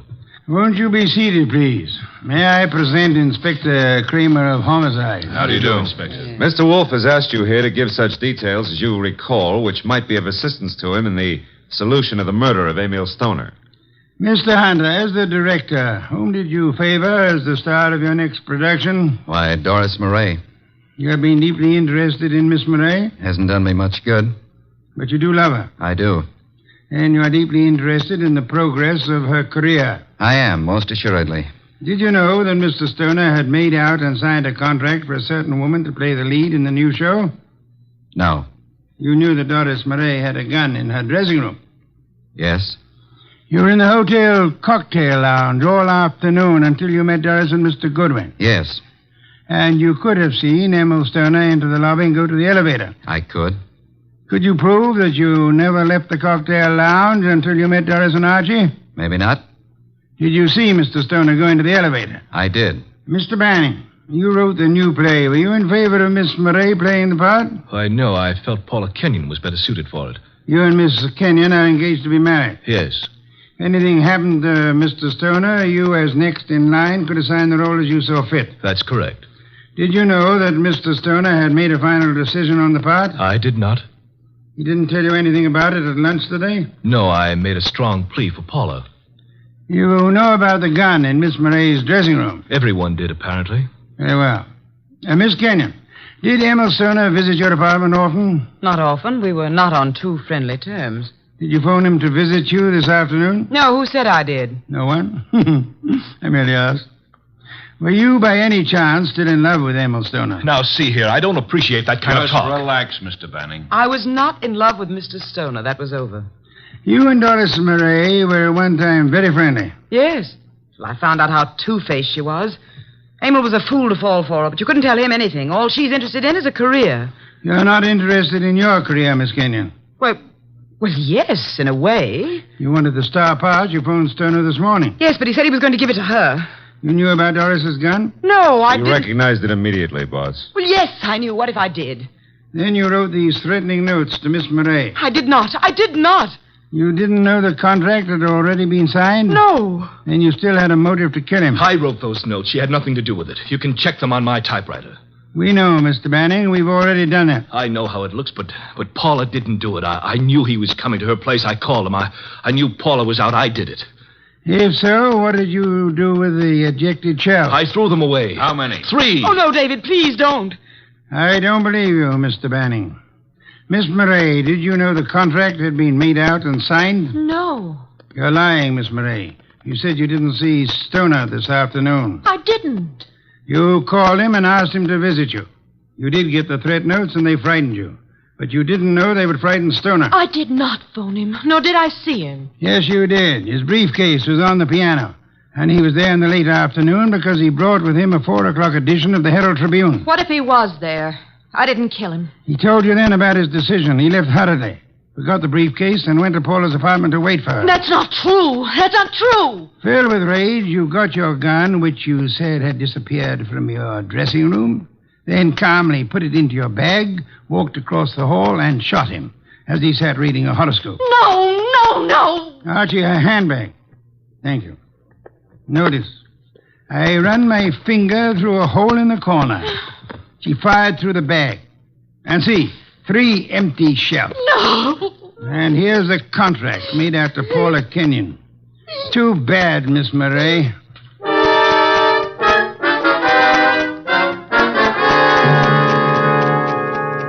Well, that's a good day's work, boss. Some beer, Archie. Right. Say, tell me, how did Stoner, if he was shot in Paula's room, get back to Doris's room? She couldn't carry him. Oh, now, Archie, that's not too difficult. He walked. Shot through the heart? Impossible. That's a fallacy, Archie. Official medical records show that people have walked a block in such instances. No wonder Doris was so shocked when she saw him back in her room. The shooting took place after she called us, and it seemed unbelievable that anyone would leave the gun and not the ejected shells. Ergo, the gun must have been concealed when fired. Yeah. Paula would have no reason to do that, because she was in her own apartment. And these men are not the type who would have fired through their coats. And Doris, before she started down the hall, would naturally conceal the gun, huh? In her handbag. Where else? Boss, midnight. It's another day. I'm a year older. Yes. Cuthbert's correspondence detective course in 4 easy lessons. Happy birthday, Archie.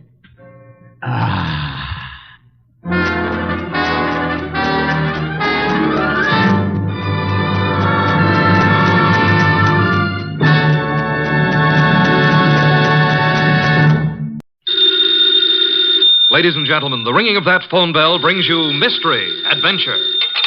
Nero Wolfe's office, Archie Goodwin speaking. No, I'm sorry. Mr. Wolfe is busy planning a menu. I'll see if he can talk to you. What's the name again? You want to talk to a dame named Mrs. Collins? Hang up, Archie. Do we know a Mrs. Collins? No. I don't suppose you care, but I think her voice is very charming. Doubtless. Every female has a charming voice to you. Hang up. Okay. I'm sorry, Mrs. Collins, but at the moment, Mr. Wolfe is too involved with his digestive system to be interrupted. However, if I may introduce myself, Archie Goodwin, Mr. Wolfe's assistant, if I can be of any help. Archie. Yes, Mrs. Collins, I'll ask you. Cocktail party. Hang up, Archie. Mrs. Collins, I'm afraid it would be better if you didn't expect Mr. Wolfe. Goodbye. Cocktails. Phooey. Absurd. Perfectly absurd. She says you promised to come to her cocktail party, and why aren't you there? Because you are going to attend the cocktail party and the probable unpleasant ending.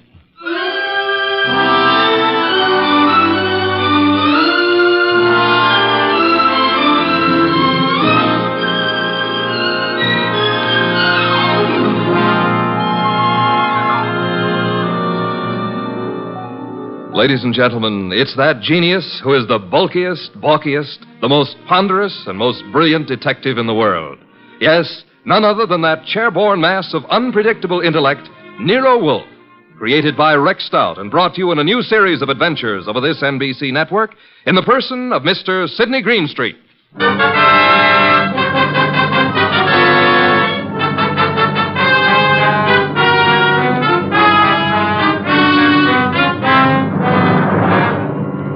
Mr. Wolfe and I refer to this as the case of the party for death.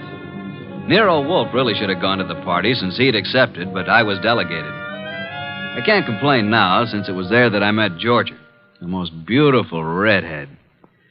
Well, that's my weakness, redheads. Yeah, blondes and brunettes. Well, anyway, Mr. Wolfe was adamant about going to the party. I've never been to a cocktail party in my life. You know, I drink nothing but beer. You could take your beer with you, couldn't you? I could not. Do we know a Mrs. Collins whose cocktail party you said you'd go to? The phone rang and I picked it up. Where was I? Exactly. Okay. So a Mrs. Collins with a beautiful, seductive voice conned you into accepting an invitation to a cocktail party that you knew you weren't going to.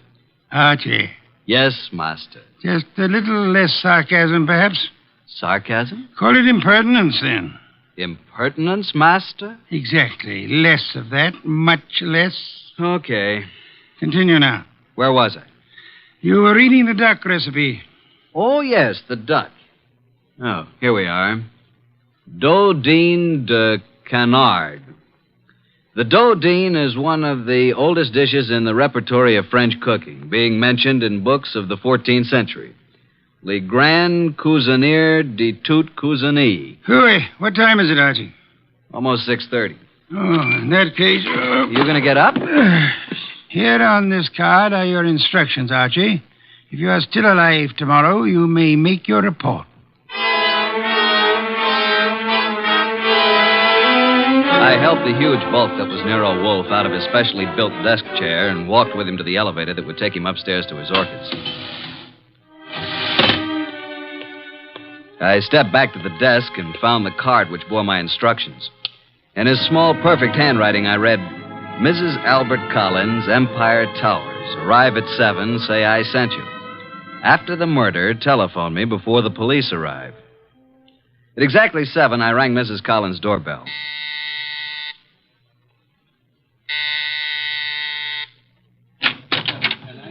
Mrs. Collins? I'm Mrs. Collins. I'm Archie Goodwin. We talked on the phone a little while ago. Oh, yes. Well, come in, Mr. Goodwin. Mr. Wolfe begs to be excused. At the last moment, he was unable to attend. Well, I'm glad you could come. You're not disappointed? No, I don't think so. I'm rather upset. I'm afraid, Mr. Goodwin, for my life. That's why I called Mr. Wolfe. Oh, just drop your hat and coat there, Mr. Goodwin. May I tell you something, Mrs. Collins? Well, of course, Mr. Goodwin. Archie will do. Archie? When I spoke to you on the phone, I thought I knew what you'd look like. And? You do. Well, is that good? It's not bad, Mrs. Collins. Janie will do. Janie will do. Archie, I think it would be best if I say you're an old beau of mine. From where? In Hollywood.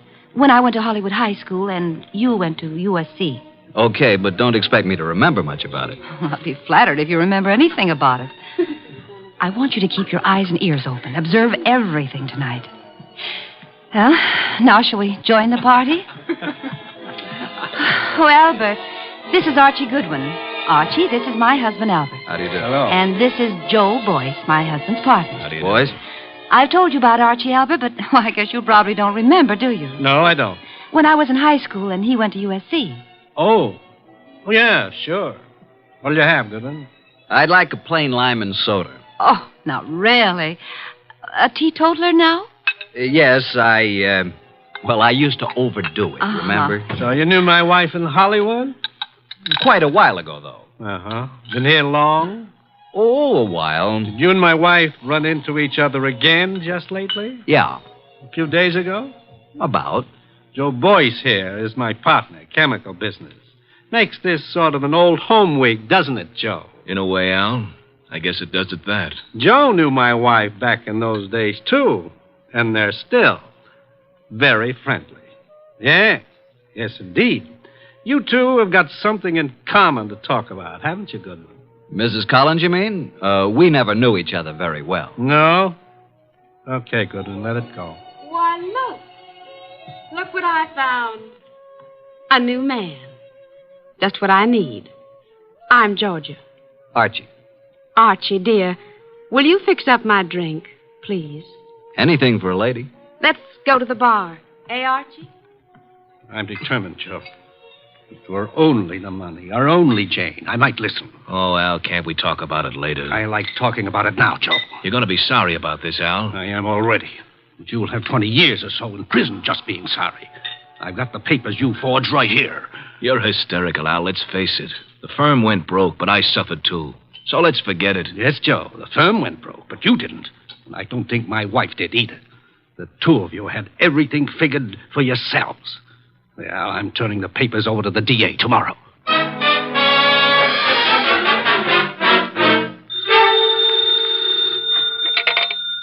Nero Wolfe speaking. Archie, what do you know about this expected murder, if anything? Has it happened yet? No, but who's supposed to get killed? I haven't the faintest idea, Archie. Then why don't you stop it? That is impossible. I don't even know who's there. You want me to tell you? Not in the least. How am I supposed to prevent it if I don't know what I'm looking for? You're not supposed to prevent it, Archie. I don't think you could. I don't think anybody could. You want to hear what I found out already? No? I'll tell you anyway. Collins thinks his wife and his partner Boyce have been stealing his dough, and he's threatening to send Boyce to the clink. Archie. Yeah?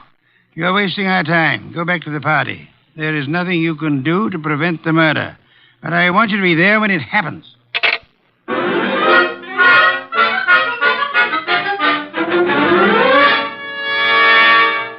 Now that all the guests have gone, let's sit down here, Georgia. When Janie was in Hollywood, she must have had more good-looking boyfriends. Let's get personal about this, Georgia. Yeah, let's. When you say good-looking, do you mean me? I don't mean anybody else, Archie. You know, I think you're pretty, too. You'd better not let Jane hear you say that. You think she'd care? I thought you knew Jane. Only slightly. You don't like Jane too well, do you? Why? Why? Why what? Why don't you tell the truth about it? No man as attractive as you ever knew Jane slightly. Either they knew her or they didn't know her. Maybe you think I'm getting a little tipsy. The idea never occurred to me. No? Well, it has to me. Refill your glass? I'll come with you to the bar.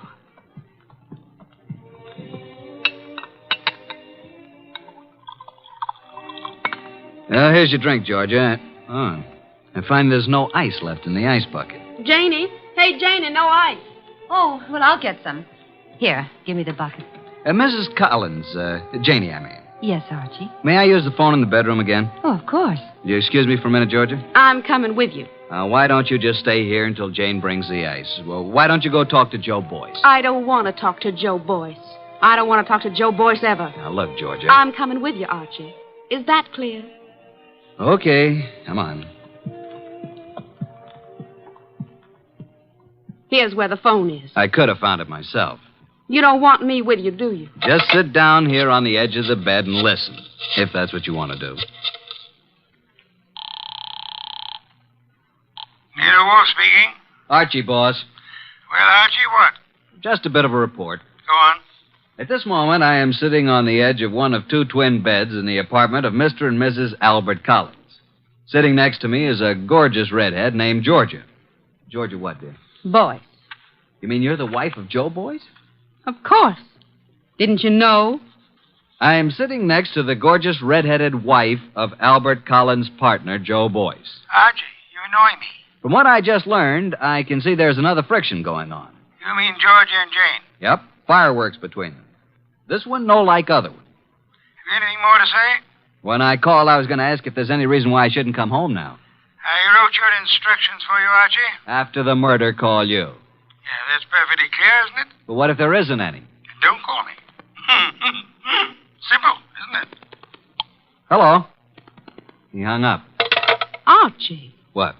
That was a strange conversation. Do you want me to explain it to you, honey? What was that business about murder? Shall we join the party? Murder. Archie, wouldn't you be surprised if there was one? Yeah? Who's going to do what and to whom? I don't know. Maybe I will. Elucidate, honey. Do you intend to figure as the killer or the corpse? I don't intend to figure as anything. But you never know. Archie, do you think Jane Collins is better looking than me? Nope. Honestly? Honestly. Then what's the matter with me? Nothing. Nothing at all. Oh, yes, there is. Look, do you want to kiss me? Well, I'll tell you. When I graduated from Sunday school, I took a vow. That's what I mean. But if I were Jane, you'd want to kiss me, wouldn't you? No, frankly, no. Why not? Well, when I graduated from Sunday school, Okay, Archie. Let's go back. You boys have such happy faces. Where's Jane? In the kitchen getting some ice. Where have you been? With Archie. Is he an old school chum of yours, too? Do you care, Joe? No. Mr. Boyce. What? How much do you weigh? 187. Why? Then I'll be giving you 5 pounds. Shall we step outside? This I have got to see. Shut up. Mr. Goodwin, you seem angry. Just terribly, terribly hurt. Would it do any good if I apologized? Today I'm a little upset. If I said anything to offend you, I do apologize. Now, if you still want me to give you a boxing lesson, I'm at your service. Let's forget it. I'm sorry, too. Jane Collins came in from the kitchen with a bucket of ice cubes, a tray of fresh glasses, and the strapless gown she'd been wearing. There. I never thought I'd make it. Now I'm going to mix my own drink, and you can take care of yourselves. Ice first. Huh? Whiskey. And soda. It's a simple recipe, isn't it, Archie? All it needs is the ingredients. Well, I drink to the ingredients. Nice. Janie, darling. What, dear? Would you mind very much if I took Archie away from you? Haven't you done that already, dear? To listen to those girls, you'd think, wouldn't you, Goodwin? Me, I never think. What do you do, Archie? I concentrate. On what? On not thinking. I did some serious concentrating on not thinking about Nero Wolfe or about the conflict of the partners, Albert Collins and Joe Boyce, about the jealousies of Jane and Georgia. The next 5 minutes hardly seemed an hour. Jane and Boyce murmured to each other. Collins drank gently but firmly. Why can't you be honest, Archie? What's the matter with me? What, Georgia? You weren't listening, were you? To every gorgeous word you said. What did I say? I want to hear it again, just the way you said it before. I said, why shouldn't there be a murder? Why not? It's an order. It's just not considered the thing to do. Thing to do. Can you think of anything better? No, frankly. I can. My glass is empty. My glass is empty, too. Jane. Jane! Oh, I'm sorry. I'm not much of a hostess, am I? Oh, don't answer that. Oh, you're all empty. But I've only drunk half of mine. You don't usually drink so slowly, Jane. Well, I'm just not in the mood tonight. I usually drink faster to keep you from drinking mine. See, Albert always gulps his and then reaches for mine. What's the difference? Well, I'll fix you some fresh drinks, but put my drink over there by you, Georgia. And lay off, Albert. I only had about 3 swallows of it. Besides, you don't need any more. I suppose we know what dear Jane is going to do, don't we? Lay off, will you? Lay off. It's my husband who said that, Archie. Archie, meet my husband, Mr. Boyce. I will now explain why dear Jane took our glasses away to the kitchen when she could have poured a drink right here. Listen, Georgia, will you... Mr. Boyce is speaking, Archie. What, Mr. Boyce? Nuts. Mr. Boyce says nuts, Mr. Goodwin. What do you say, Mr. Collins? I think Joe has covered the field. We were talking, weren't we, Archie? Possibly. We were talking about dear Jane. She's got to be always the prettiest, always devastating. Right now, she's putting on a completely new face. And in about 20 minutes, when our tongues are hanging out, she'll come back, all horsed up and bright and smiling, with another tray of drinks. Yeah, she'll take all night to fix them. Well, I'm going to get some air on the balcony. Don't jump off. Al, you're drinking too much lately. I shouldn't worry you, Joe. Especially now. When you start drinking, not only your drinks, but everybody else's too, well... Jane's right. Is that what worries you? Slide Jane's glass down. The ice is all melted. You see what I mean? Okay, Joe, let's not be nasty until tomorrow. That gives me an idea. Think I'll propose a toast. Until tomorrow. You know, it may be rather fitting that I should drink a toast from the glass that Janie left Until tomorrow.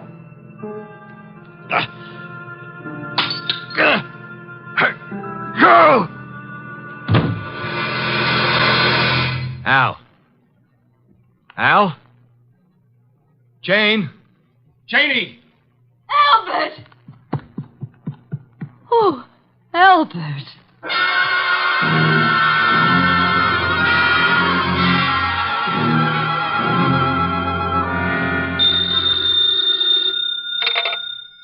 Nero Wolfe speaking. May I come home now? Oh, hello, Archie.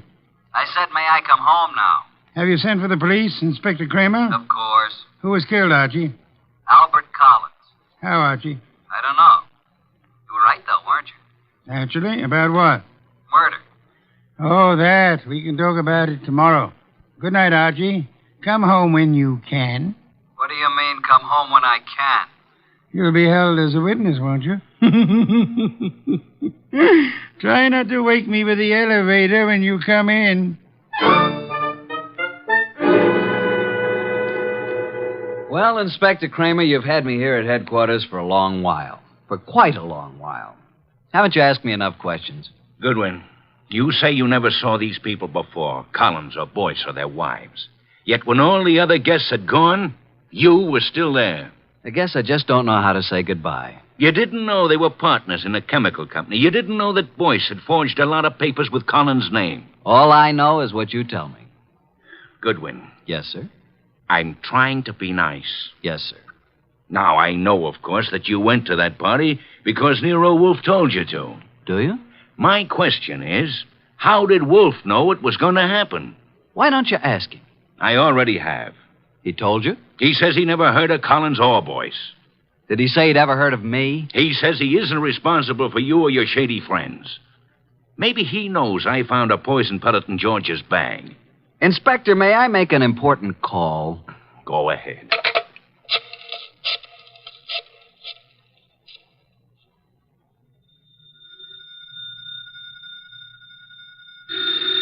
Archie. Confounded light. Hello? What time is it, Master? Confounded, Archie. I'll tell you what time it is. It's a little after 4 a.m. I'm at Central Headquarters, and Inspector Kramer has been chatting with me about my shady friends. Kramer is a jackass. Just a second. Pick up the other phone, will you, Inspector? Sorry, Mr. Wolfe. What was that you were saying about Inspector Kramer? I said Kramer is a jackass. Thank you. Wait a minute. Wolfe! Oh? Eavesdropping, Inspector. I was just talking about bringing you down here for a little questioning, Wolfe. Fooey. What's that? Fooey. It can be spelled in several ways. I spell it P-F-U-I. Fooey. You think I won't bring you down here as a material witness? Yes, I think you won't. I think you'd be making a great mistake if you did. A great mistake? Why? Because I might not tell you who killed Collins. Then you wouldn't know which one of these people to prefer charges against. Now send Archie home. Even he needs an occasional night's sleep.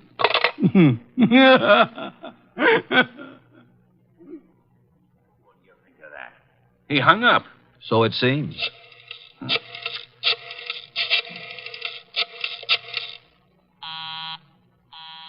Busy? He's probably left the phone off the hook, Inspector. By now, he's probably asleep again. You know I can go out there, don't you? Sure you can. More important men than you have tried it. And where are they now? Goodwin? Yes, sir? I'm going to let you go. I'm sure Mr. Wolfe and I are very grateful, Inspector. You want to know why I'm letting you go? I know why.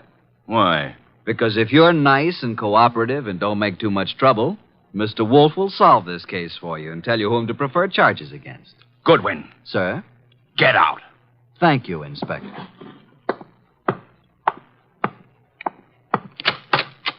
Good morning, Inspector.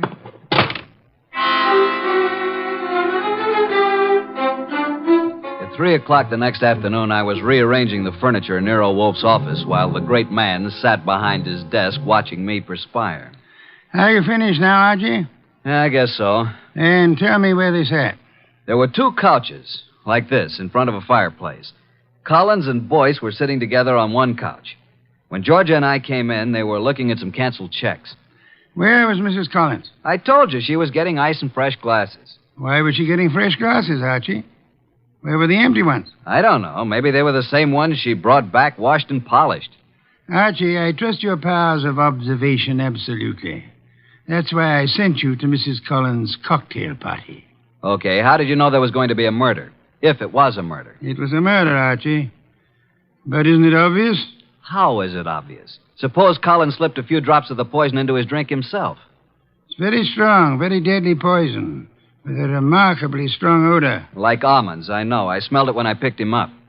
Archie, was anything found on the body that might have contained the poison? A fountain pen? Whatever? Not even that. Inspector Kramer found a poison pellet in Georgia's handbag. He thinks she poisoned Collins' drink. Say, could be. But it wasn't his drink, it was his wife's. Then Georgia was trying to kill Jane, and Collins got it by mistake. We shall soon see, Archie. I was expecting a murder because you told me to expect it. I watched every move that everybody made. There's no possibility that Jane's glass, the glass with the poison in it, was tampered with by anybody. Yes, I believe. Okay. Archie, you're sore, aren't you? Have you ever spent the night with Inspector Kramer?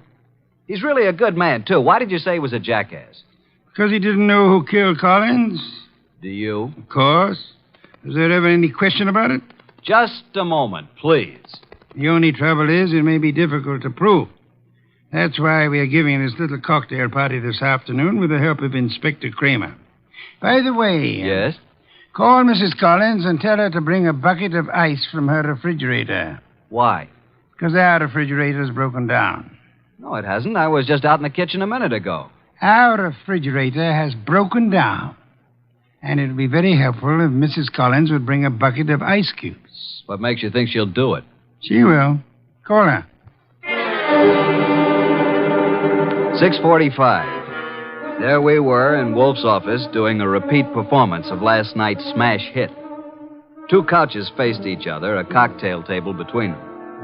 On one couch, red-headed Georgia and me. On the other couch, it was a big one, Joe Boyce, Jane Collins, widow of the lately defunct Albert, and Nero Wolfe. Jane had been drinking a little slower than the rest of us. Our glasses were empty. Hers was still half full. Wolfe said... Archie. Yeah? At this point in last night's party, Mrs. Collins got up and left to get some fresh drinks. Repeat what she said. Approximately? Approximately will do. I think she said something like this. She said, put my drink over by you, Georgia. Lay off, Albert. I've had about 3 swallows of it. Besides, you don't need any more, Albert. Am I right, Jane? Close enough, Archie. But what of it? Now, what is this nonsense all about, Wolfe? Mr. Wolfe is trying to make something out of nothing. I think Mr. Wolfe is going to turn up something mighty interesting. Don't look so perturbed, Joe. Since I'm playing the part of the late Mr. Collins, pass me Jane's glass. I'll keep my glass, Mr. Wolfe. I haven't finished my drink. You're a very clever woman, Mrs. Collins. Would it be too much if I ask what this is all about? What worries you, Archie? You make it sound as if that drink she's holding is poison. But it can't be, because as yesterday, she's already drunk half of it herself. When our freezer broke down, she was more than willing to bring a bucket of ice cubes, wasn't she? So? What would happen, Archie, if you froze a gelatine-coated pellet of poison in the center of one particular ice cube? Mrs. Collins hasn't finished her drink. Notice the ice is all melted now. She hasn't taken one sip since the ice melted completely. She came prepared in case she was exposed. Smell it, Archie. No, Archie, stand back. I can easily swallow this before you can reach me. Mr. Wolfe, in a few seconds, I'll drink it. But tell me something first. Tell me how you knew. Jane, listen to me. I knew there was going to be a murder last night because you said so. I knew that it was you who would commit the murder because it was you who invited me. You hoped an expert witness would prove that you couldn't have killed your husband. So I sent Archie Goodwin, whose observations are always exact, even when he doesn't know the import of what he's observing. She brought back clean glasses. She poured the drinks out of bottles already open. And if anybody had put anything in or touched one of those glasses, I would have seen it. Exactly. The poison pellet was frozen in a certain ice cube. Mrs. Collins put that cube in her own drink, drank it until the ice had almost melted down to the poisonous pellet center. And then she took all the other glasses away, leaving only hers half full. And as usual, her husband drank it. No, Jane, don't. Too late, Joe. too late.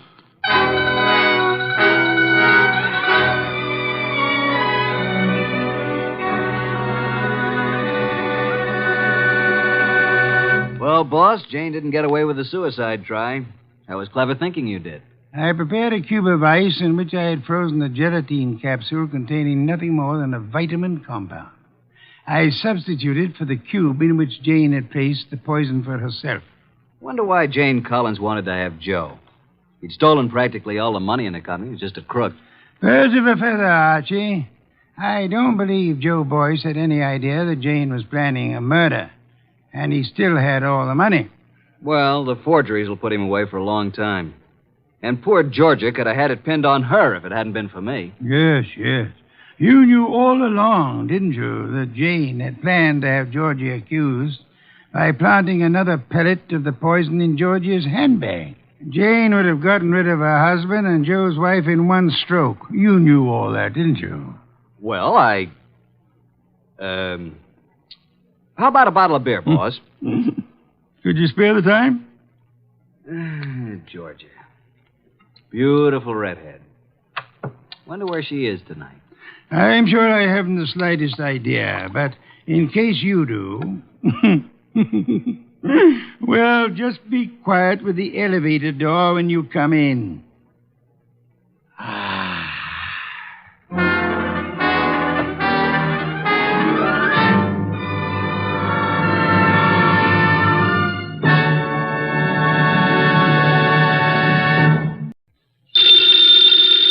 Ladies and gentlemen, the ringing of that phone bell brings you mystery, adventure. Nero Wolfe's office, Archie Goodwin speaking. Who? Mr. Hal Horton, United Industries? Oh, I see. Well, I must warn you, Mr. Horton, Mr. Wolfe doesn't take kindly to big industrialists. Says their great wealth upsets his digestion. Why do you want to see him? The connection's bad. I don't hear... Who? Who? Mr. Horton, who... We're cut off. What is it, Mr. Goodwin? Mr. Hal Horton called. I understand that. I won't see him. Tell him what money I have to invest I put into orchid plants. Mr. Horton wasn't promoting anything. And what did he call you for? The great Horton needs a detective. Maybe just my occupational reflex, but I thought he said somebody'd been murdered.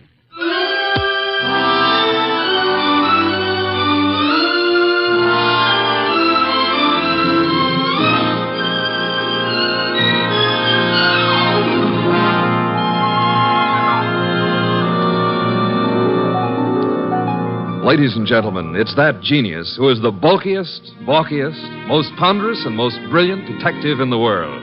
Yes, none other than that chairborne mass of unpredictable intellect, Nero Wolfe, created by Rex Stout and brought to you in a new series of adventures over this NBC network in the person of Mr. Sidney Greenstreet.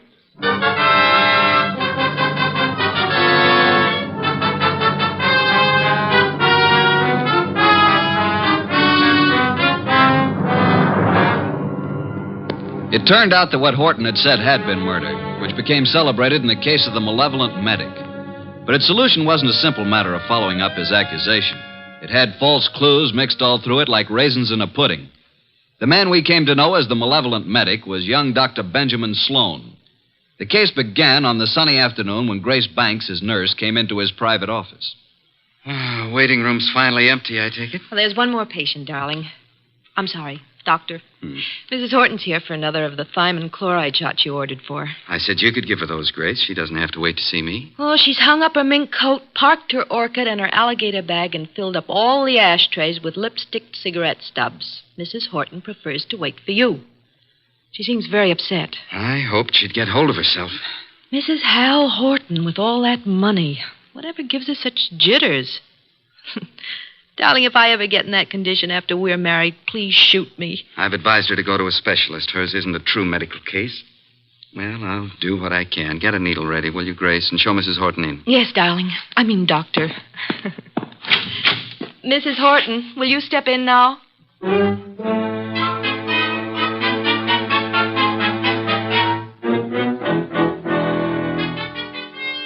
Been in that waiting room for hours.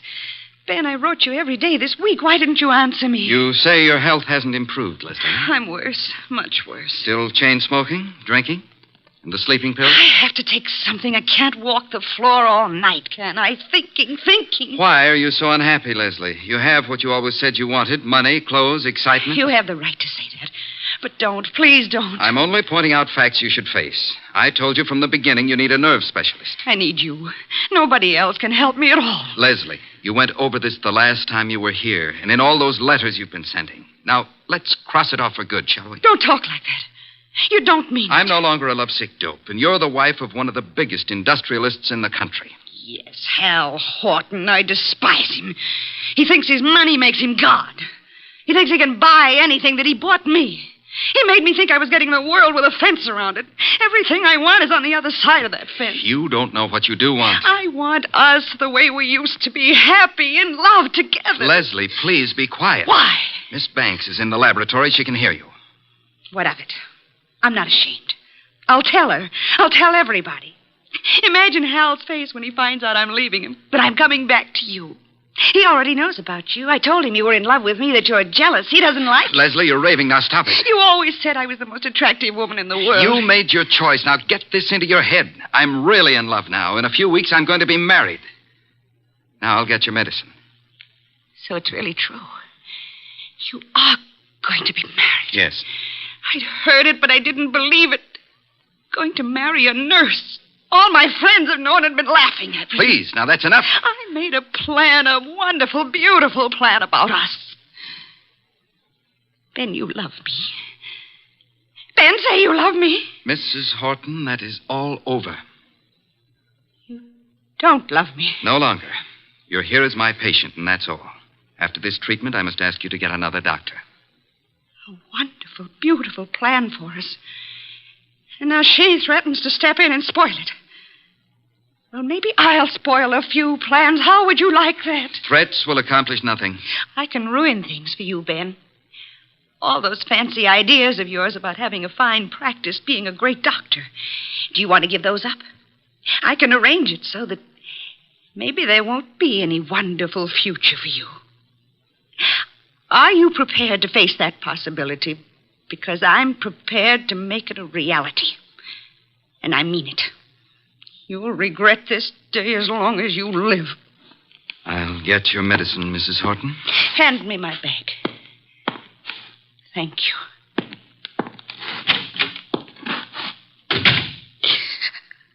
Oh, I hate you, Ben. I hate you both.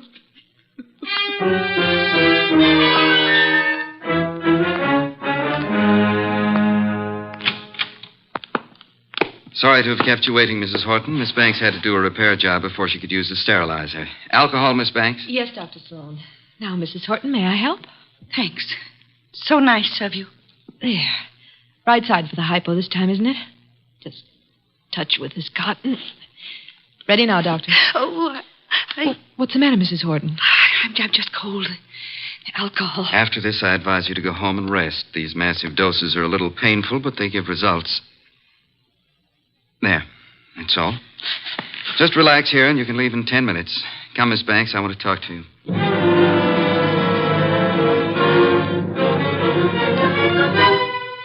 Doctor! I feel sick. I feel very sick. You might as well stop acting. I can't get up. My feet. Ben, look at her. Something's happened. Hysteria. No, her face. Oh, Ben, she's falling. Mrs. Horton, hold on to me. I've got you. Hold her up. Leslie, what is it? Pain. Terrible pain. Where? What from? Sick everywhere. Pain, everything's pain. Pain in my head, pain in my feet. My feet. My feet.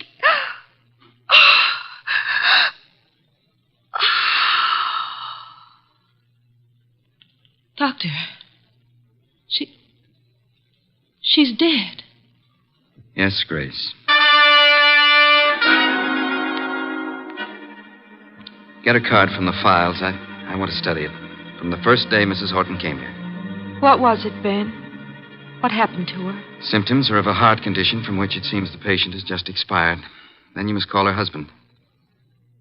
Grace, did you hear me? Yes, Dr. Sloan.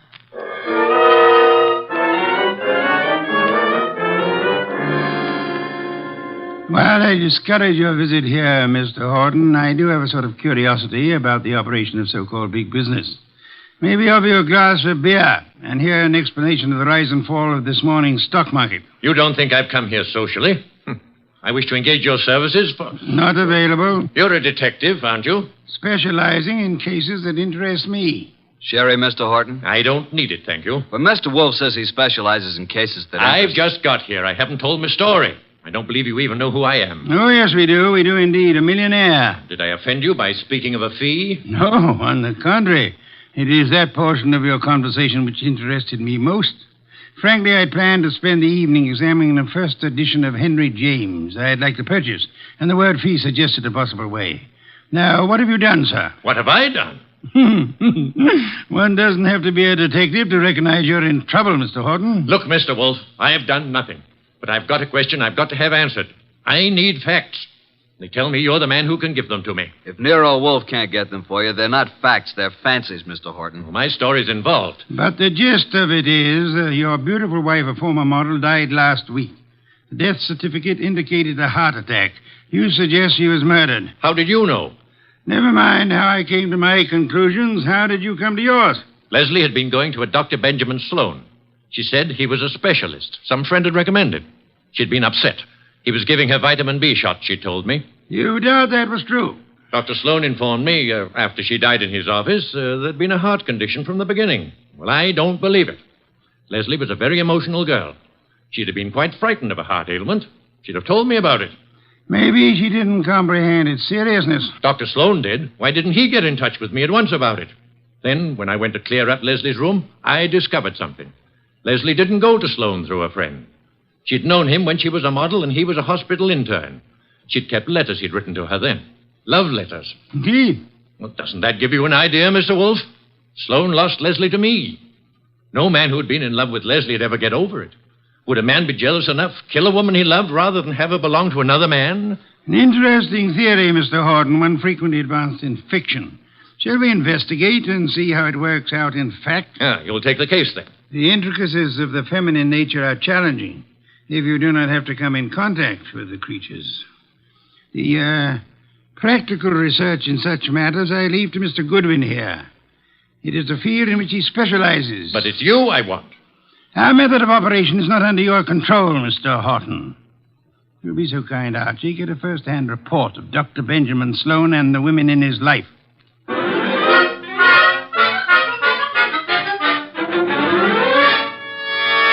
Just came to ask a few routine questions, Dr. Sloan. I don't understand your interest in the Horton case, Mr. Goodwin, is it? That's right. The death certificate was signed and a report made to the medical inspector. Detectives are a snoopy lot. Detectives? Are you from the police department? No, I'm employed to note some details before we close up the Leslie Horton estate. Sudden deaths have to be double-checked. I'm afraid I can't add a thing to what I've already reported. Well, thanks for seeing me anyhow. Been a pleasant visit. Ever have a patient die in your office before, Dr. Sloan? No, but I've seen similar cases in the hospital, of course.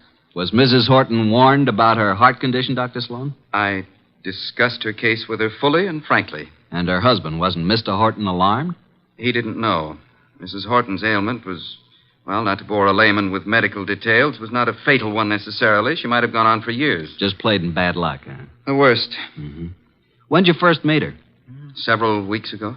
And you saw her how many times? It's all on the record. She was nervous. I prescribed thiamine chloride. Her medical report card shows that. You read it for yourself. Well, I guess that's all, Dr. Sloan. Won't bother you further. Miss Banks will show you out. Yes, Dr. Sloan? Sort of a modern Aladdin arrangement, isn't it?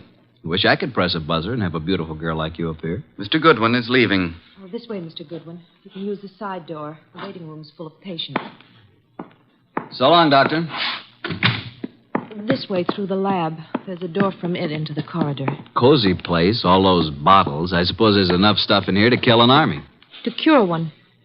Miss Banks, may I say that you're the kind of a nurse that patients dream about? Make it a pleasure to go to a hospital.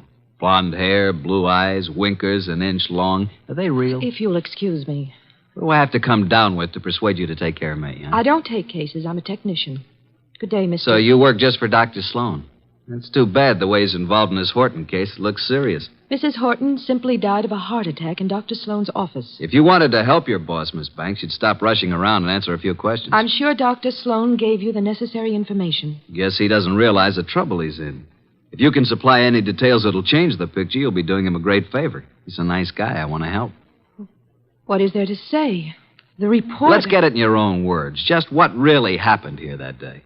Well, Dr. Sloane gave Mrs. Horton the vitamin B shot. That was routine. Mm-hmm. But she didn't get up afterward. She said she was sick.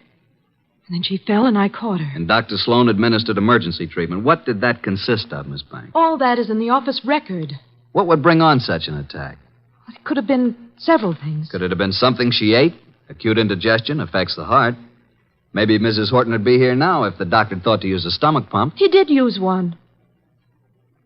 He did everything there was time to do. She certainly went in a hurry. Suffer a lot? She said she was in pain. Where? Her stomach? No, not her stomach. Where then? She seemed to be in pain all over. Reflex, maybe? When it was over, what did you do, Miss Banks? Called Mr. Horton. Must have been a blow to the great man. I understand she was younger than he is and quite a sultry gal. I've talked to you professionally because you said it was necessary to help Dr. Sloane. Is that all, Mr. Goodwin? I guess it is for now. Unless you'll have dinner with me. Thank you, no. I'm handsome, hardworking, and harmless. I'll bring you references from my employer. What do you say? The express elevator's the one on the right. Must be there's another man. Wouldn't be the doctor, would it? Well, you'll fit better in a Pullman kitchen than here among the test tubes at that. My reluctant congratulations.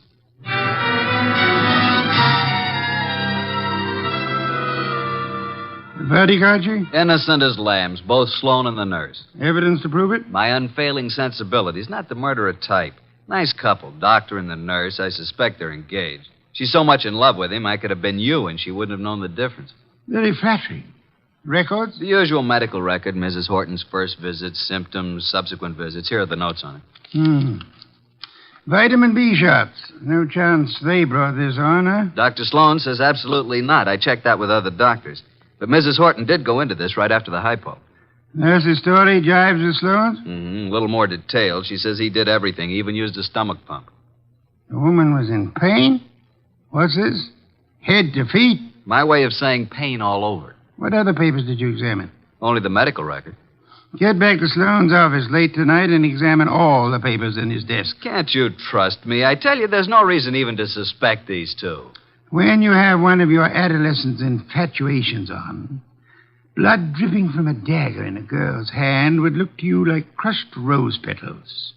With this Grace Banks out of the way, maybe you can recognize evidence. Sounds like a long, bleak evening.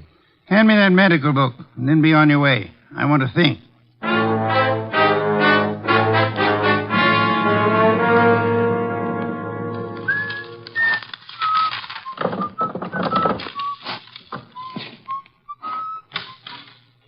Well, good evening, Mr. Goodwin. Oh, good evening, Dr. Sloane.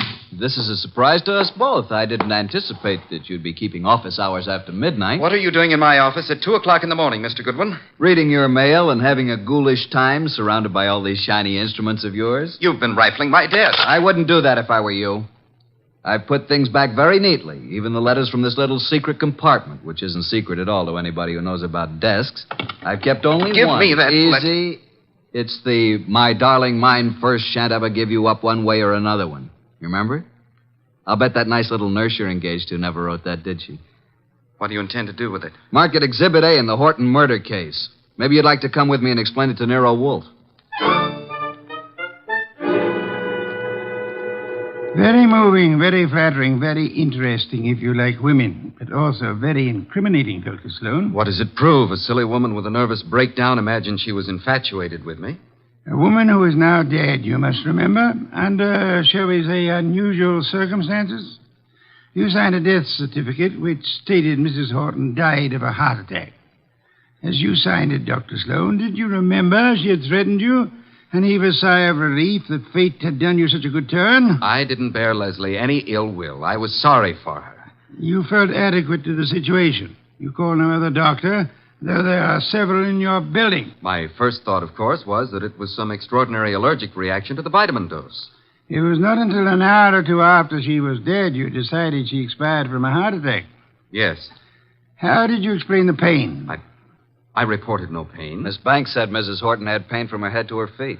Grace said that? Well, not in those words, but that was the general Dr. Sloan, why did you use a stomach pump on a heart case? Why, I told you I tried everything. Sometimes an acute digestive disturbance. I suggest you did it because to you, as to any qualified physician, the pain in the feet suggested poisoning, a particular kind of poison, an inorganic poison. There wasn't any in her stomach. You maintain that?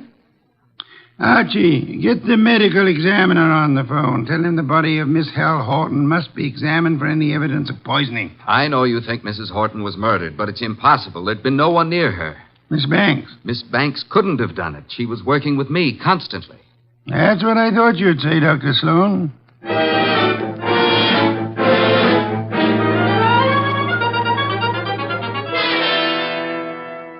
Mr. Wolfe, I had to see you. This is the most dreadful thing I've ever heard of. Trying to accuse Dr. Sloan of murdering a patient. It appears he had a reason to want Mrs. Horton dead, Miss Banks. She was that thing the poets write about, a woman scorned. She had sent him this hysterical letter threatening scandal if he rejected her. He couldn't control her.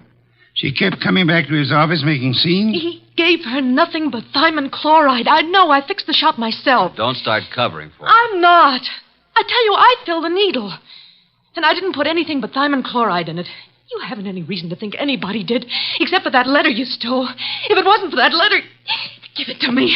Give it to me. Stop it, Archie, quick. Now, drop it, baby. Come away from that fireplace. Why, you little tiger kitten. I didn't think you had it in you. Come on, let go of it. Let go. Give it to Papa. Now, look what you did. You almost got Nero Wolfe out of his chair. Destroying evidence is a serious offense, young woman. She kept coming to the office, writing and pestering him. I heard her from the laboratory. You read her letters, too, didn't you? You knew if something didn't stop her, Dr. Benjamin Sloan was a ruined man. But he didn't kill her. I know he didn't. I don't believe he did. You don't? Well, then who? You've just provided an excellent motive for having done it yourself, Miss Banks.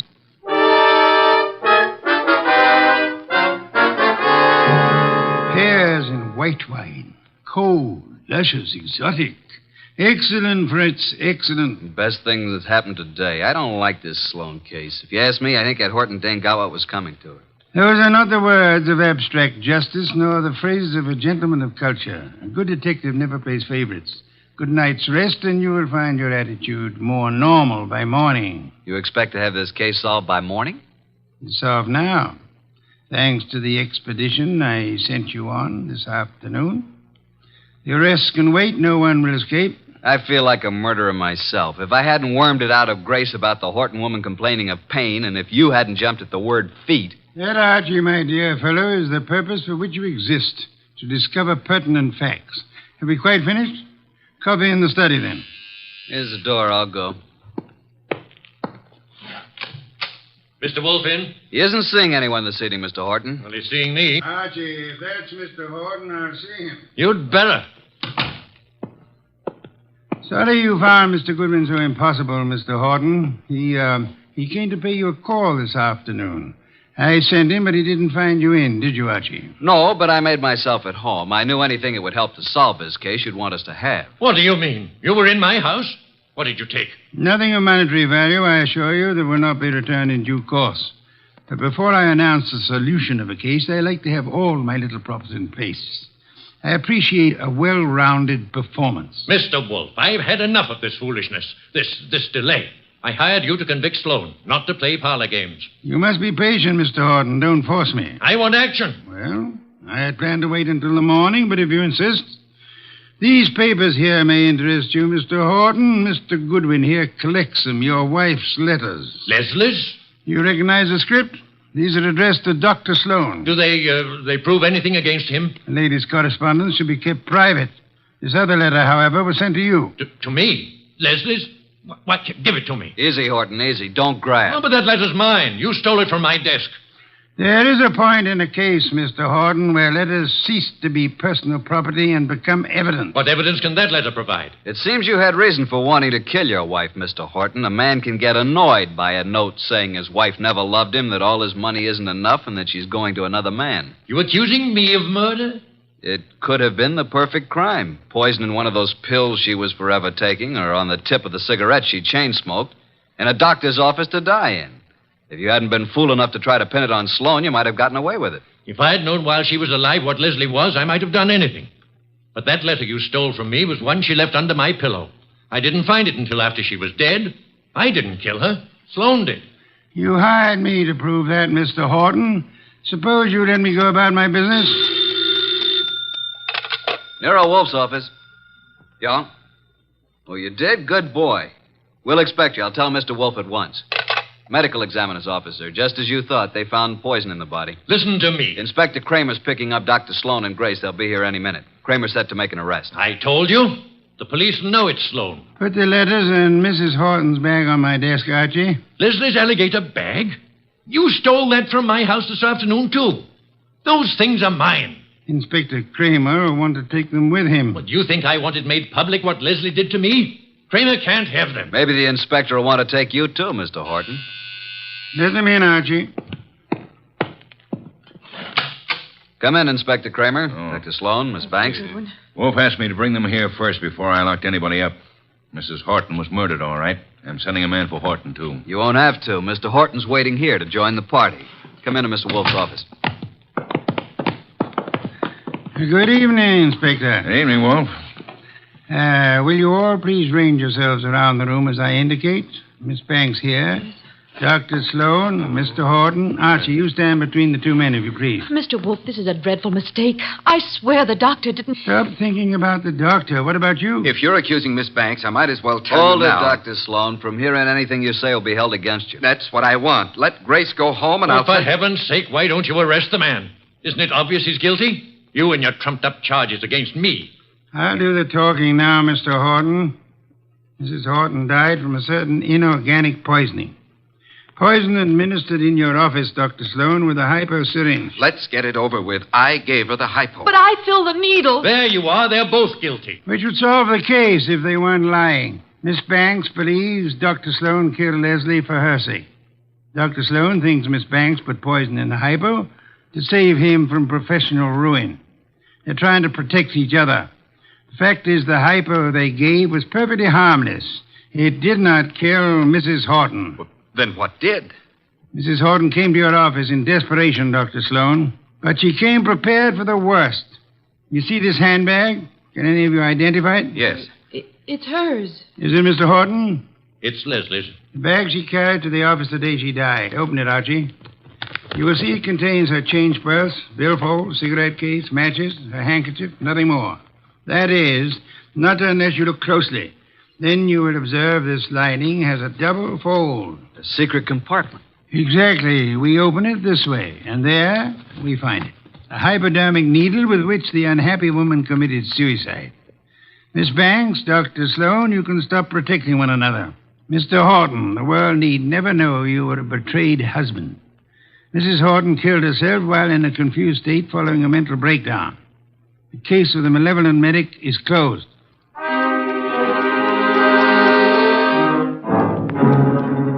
How did you ever get the hunch about the handbag, Mr. Wolfe? I know nothing about women, but on my occasional trips abroad, I have been forced to observe their handbags.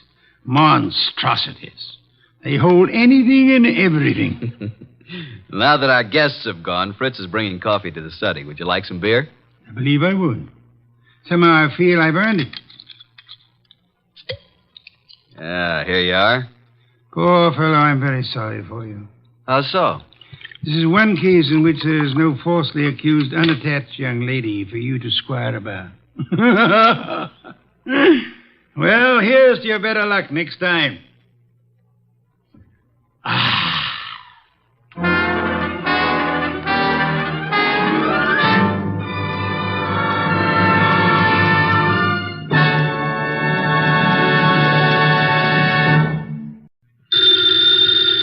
Ladies and gentlemen, the ringing of that phone bell brings you mystery, adventure.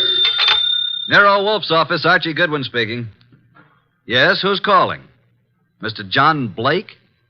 Well, is this a matter of business? That's fine, Mr. Blake. I'll just call him. Archie, I'm not here. Tell him I'm up in the plant room with the orchids. I was going to call him to the phone, but he's up in the plant room with his orchids. What sort of a case is this, sir? Really? Really, is that so? Is it a man or a woman? Oh, I understand perfectly. It's a man. Well, at least that's something different. Yes, sir. Very urgent, I understand. And I assure you, Mr. Wolfe will be here waiting for you. The fee?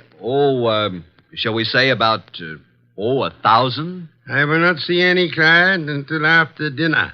Fritz is having mountain quail on toast. Yes, Mr. Blake. Come at once. What were you saying, boss? Confound you, Archie. Nothing but business. All the time. What's the problem? I don't know. And at $1,000, considering our bank balance, I'll help him poison his great-grandmother.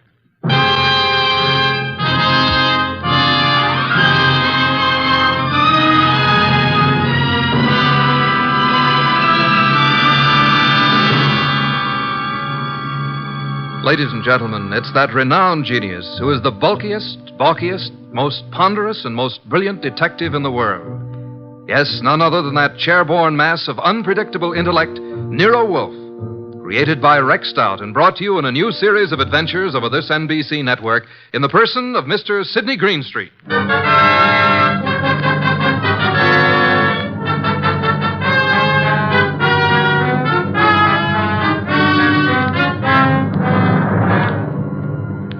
What we chose to refer to as the case of the Hasty will began, of course, with an urgent phone call from the mysterious John Blake. At the moment, Nero Wolfe was seated in his chair, which was specially built for his 300 pounds, and I was giving him a lecture on the importance of money. Archie, that will do. I'm not interested. You will be when you learn you can make no more purchases of beer and Skittles. You've passed up 2 cinch cases now. Each would have meant a healthy fee. Let us hope this Mr. Blake has a nice, fat problem that will take us days to solve. Archie. Yes, sir? Answer the door. Good evening. I'm John Blake. Oh, yes. Come in, Mr. Blake. You have no idea how welcome you are. Archie, show Mr. Blake in and close the door. That draft is unbearable. This way, sir. Mr. Wolfe doesn't care for anything resembling air. Oh, I'm Archie Goodwin. Good evening, Mr. Blake. Mr. Wolfe, I have a little business for you. Now, before you say anything, I know you're not a lawyer. I'm not a member of the bar, let us say, Mr. Blake. Of course. What kind of business, Mr. Blake? I have here a short will, which I have typewritten myself. I haven't signed it yet. Also, I have here a sealed envelope containing a letter which I want you to be prepared to deliver to the addressee. A will and a letter. Very well. Yes. Do you know who I am? Seems that I've certainly seen you before. Same here. I just can't place you. Well, I'm John Blake, president of the Plymouth Building and Loan. Oh, of course. I've seen your picture many times. You have a staff of the best attorneys in the city, Mr. Blake, and this is most assuredly the business of attorney. Perhaps. But in this particular instance, I wanted an individual who had no interest in me, nor previous knowledge of my affairs. I see. Also, I wanted a person who was, shall we say, not too well fixed. Well, you certainly couldn't Archie. Imagine Mr. Wolfe being in need of money. Just why can't your attorneys handle this? You'll know in a moment. But when I leave here, I want you to forget the whole thing, for the time being. Indeed. You have said it. Here's the will. You may read it.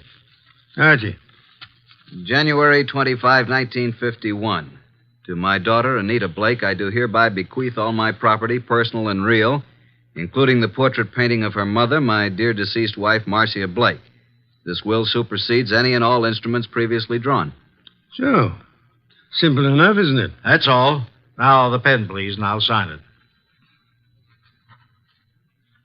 Now then, you sign as witness, Mr. Goodwin. You retain the will, Mr. Wolfe, and the envelope here, which is addressed to Hilary Blake, my brother, who is now living in this city. Your brother? He's just recently returned from 25 years in Australia. Though Hilary has written me several times, I have not favored him. We've been estranged these many years over, a certain unpleasant situation which this enclosed letter will clear up. Are you in fear of your life, Mr. Blake? Murder? No, Mr. Wolfe. There was a time, yes, but, not now. You will know what to do with the will and the letter, though, when the time arrives. Now, as to your fee, you said 1,000? Well, we usually receive... 1,000 will do. Well, here's a check, all made out. If you're thinking of suicide, Mr. Blake, we must warn you. If you don't care to go through with this, please say so. I'm not planning on suicide, I assure you. We have taken the job, Mr. Blake. And good evening, gentlemen, and thank you for your kind indulgence. Well, that's the simplest little 1,000 we ever made. I believe, Mr. Goodwin, you're going to be quite surprised. I want you to get acquainted with John Blake's secretary. You have more than earned this 1,000, young man.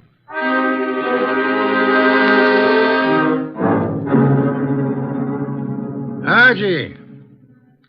Archie, is that you? Yes, boss. What time is it? It is 6 p.m. The clock is right in front of your eyes. I'm thinking, Archie, it's very interesting. Very. An entire day has passed since the visit from John Blake. Did you learn anything from Blake's secretary? I did. He left his office late yesterday, she said. His daughter Anita is quite upset because he didn't come home. Check his club? Yup. I didn't talk to the daughter, but I learned that she's engaged to a young fellow named Wilbur Martin. She told the secretary that her father had been acting strangely of late, a bit morose. And what does the daughter feel has happened? Anita's afraid he's been kidnapped. You haven't met nor talked to any other than the secretary? Not yet. And so far, no one's called the police. Good. We must, for the time being, prevent that. What did you learn of Blake's brother from Australia? He's been here only a year. They've met only once or twice since his return. The secretary thinks the breakup was because of their love for the same woman. Hillary became very wealthy in Australia. Very well, Archie. It is time for you to visit Miss Anita Blake at her home. I'd love to, boss. She's a mighty purty gal. Phooey. Archie, you can do me a great service. Anything. Be sure to close it tightly as you leave. Close what? The coal chute, of course.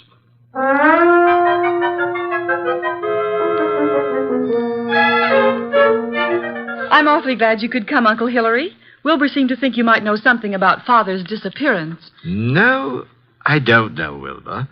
I'm just as nonplussed as you are. When did you see your brother last? Oh, it's been 4 or 5 months. Why? Well, I just wanted to know. What do you two think has become of him? Surely you know his recent actions better than I. Well, at first I thought he'd been kidnapped. Now I'm afraid it's suicide. Oh, I say, really now. Have you been putting such ideas into her head, young man? On the other hand, could have been murder. Oh, indeed. Well, I suggest that the police be called. Hospitals, the morgue, every place. Have you thought of doing that, young man? I was going to. Oh, really? Then what are you stalling about?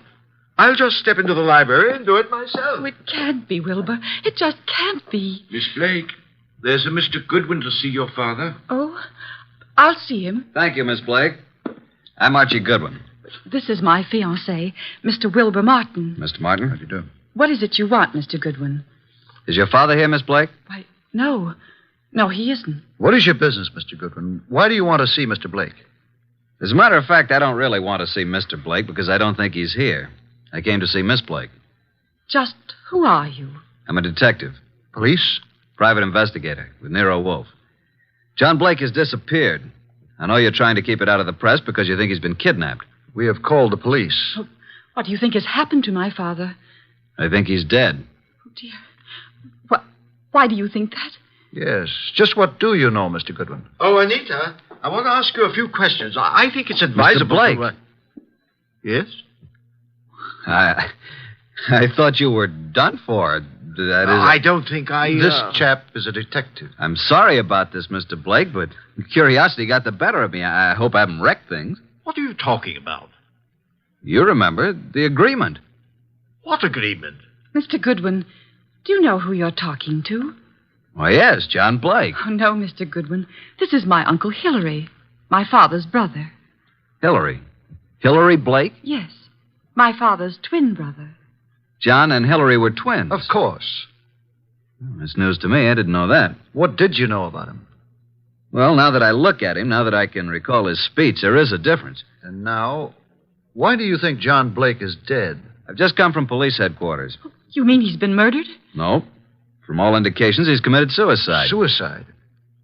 Are you sure? Poor Father.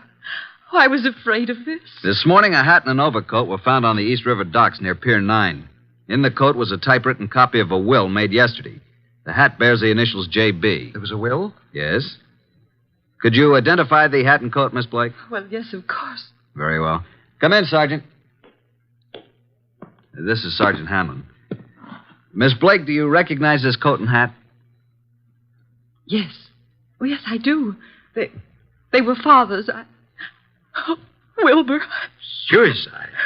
I can't understand it. But the hat and coat are not conclusive evidence. What about the will found in the pocket? Show them the will, Sergeant. Read it, miss. You read it, Wilbur? To my daughter, Anita Blake, I do hereby bequeath all my property, personal and real, including the portrait painting of her mother, my dear deceased wife, Marcia Blake. This will supersedes any and all instruments previously drawn. But no signature. I have the original. Here you are. Where did you get this? Notice the signature of the witness? Archie Goodwin. You witnessed his signature? In Nero Wolfe's office. But Mr. Blake had his own attorneys. Nevertheless, he came to Mr. Wolfe to take care of the will. If we hadn't recognized him from his photos in the papers, I wouldn't have witnessed the signature. Anita, is this your father's handwriting? Yes. Yes, it's his, all right. But this still isn't proof that he's dead, nor that he committed suicide. No corpus delicti. And the body may not be found for days. But this evidence we have here certainly indicates that a body will be found eventually. Maybe not, Mr. Goodwin. It's possible they could have... What were you going to say? Nothing. Miss Blake, in a way, I blame myself for your father's death. How do you mean? I had a sort of premonition. It's obvious now why he came to Nero Wolfe. Is it? He wanted someone who didn't know him personally. His own attorneys would have been able to see through his plan and prevent his carrying it out. But he made a will. Why did he draw this new one? Yes, that's what I don't understand. Well, I still am not convinced that he committed suicide. Mr. Blake, here is a letter he asked to be delivered to you. Oh, well, now. Perhaps it will shed some light on the problem. What does it say, Uncle? Jove. Says, Hillary, 25 years now, jealousy and bitterness have kept us apart. I know why you stayed in Australia all these years. I know you loved Marcia. She was rightfully yours. But I loved her, too, and I couldn't go on without her. I know you've despised us both, and I've pretended to despise you. I had to pretend, because I lied to Marcia. I told her you were engaged to marry a woman in Sydney. Marcia was innocent. I was to blame. When Marcia died last year, and you wrote that you were coming back, I knew then that your resentment had faded, but I didn't answer you, and I've kept away from you because I couldn't face you. I've told you all this because things have happened which you will learn soon enough that have decided me to close my book and write fini. I have made a new will, leaving everything I possess to Anita. Anita is young, Hillary, and I beg you to watch after her as though she were your own, which, but for my selfishness, she might well have been. Forgive me, Hillary.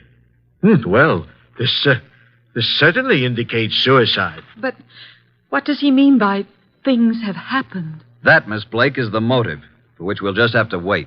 Yes, for that and the body.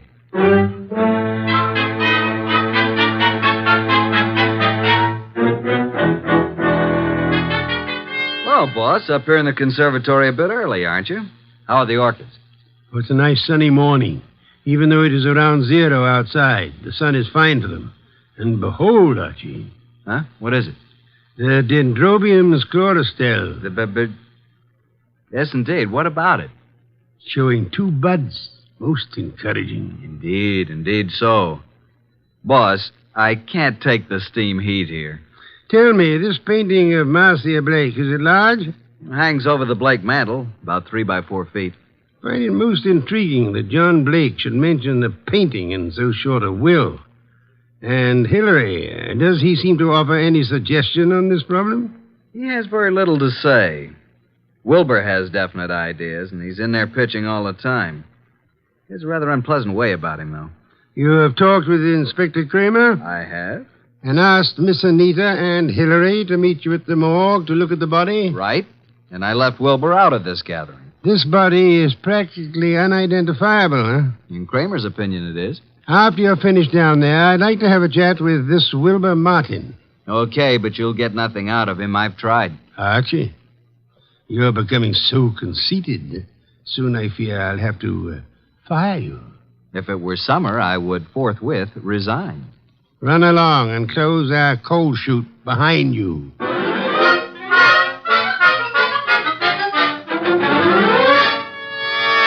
Morning, Inspector Kramer. Up early. Yeah, Goodwin. I just love to come down to this morgue. This is Miss Anita Blake and her Uncle Hillary Blake. Howdy do. Howdy do. Good Howdy morning, do. Mr. Goodwin. I hope you don't object too much to my joining the proceedings. Oh, I know, Wilbur. I suppose it's all right. Please, Mr. Goodwin, what's happened? There's a body here. Rather badly bruised and cut and in a bad condition, but I think you should look at it. Oh, I'm sorry, Miss Blake, but I'm afraid it's necessary. very well. I'll be all right. I'd like to come along. Oh, yes, Wilbur, you must. Well, come on. This way.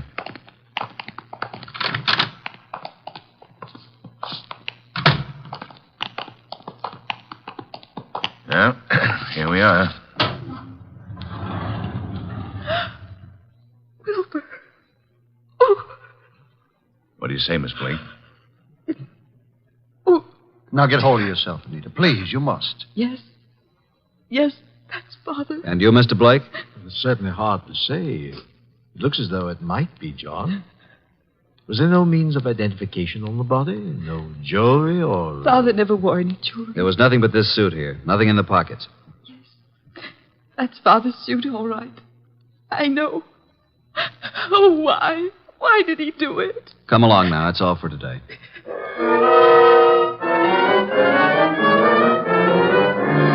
Mr. Wolfe, this is Mr. Wilbur Martin. Ah, yes. How do you do, Mr. Martin? Sit down. Thank you, sir. No. Take the red leather chair. That's right. So glad you could come. Archie, beer first. Tell me, Mr. Martin, you saw the body? I did. Whether it was John Blake or not, I'm not sure. But Anita feels positive enough. You are skeptical about the suicide theory, eh? Well, yes, I am. Are you trying to cast suspicion on someone else? No. He thinks he was murdered. I do. But not by you, of course. Certainly not. But who would know that John came here, signed the will, and gave us the letter to his brother? He must have contemplated suicide, don't you think? Are you positive it was John Blake who signed the will? How interesting. You think it was his brother Hillary who came here, posing as John, huh? It could have been. But the man was quite gray and had no Australian accent. Hillary could have dropped the accent for a short while and grayed his hair, and they were twins. It's so enlightening, Mr. Martin. Do go on. After he left you here, he could have killed John and thrown him in the river, and left his overcoat and hat on the wharf. And why would Hillary kill John? Well, there may have been several reasons. Maybe because of Marcia. Several reasons. Tell me, did John Blake object to your engagement to Anita? No, why should he? I don't know. I merely asked. Anita Blake identified her father's handwriting. She identified the body. You still believe it's murder? Maybe she only thought it was his handwriting. You had best be careful, Wilbur. In trying to make a murder out of this, you might place yourself in a most unhappy position. I checked the letter and the will with papers at John's office, and the handwriting is identical, in my opinion. Maybe Hillary is clever at forgery. Maybe. Did you have the experts check the writing? Not yet. Then how can you tell unless you had a bona fide sample of Hillary's writing? I take it that you found a sample of Hillary's writing? Some letters from Hillary to John? Yes. I found a package of them in John's desk at his home. That, Wilbur, is most encouraging. Here they are. Several of them tied together. Some written in 1928 and a couple in 1948. Now, we'll tell you something. We never thought John committed suicide either. You didn't? No. And before you go, Wilbur, write your name here on this pad. Very well. Thank you so much. I hope we shall see you tomorrow.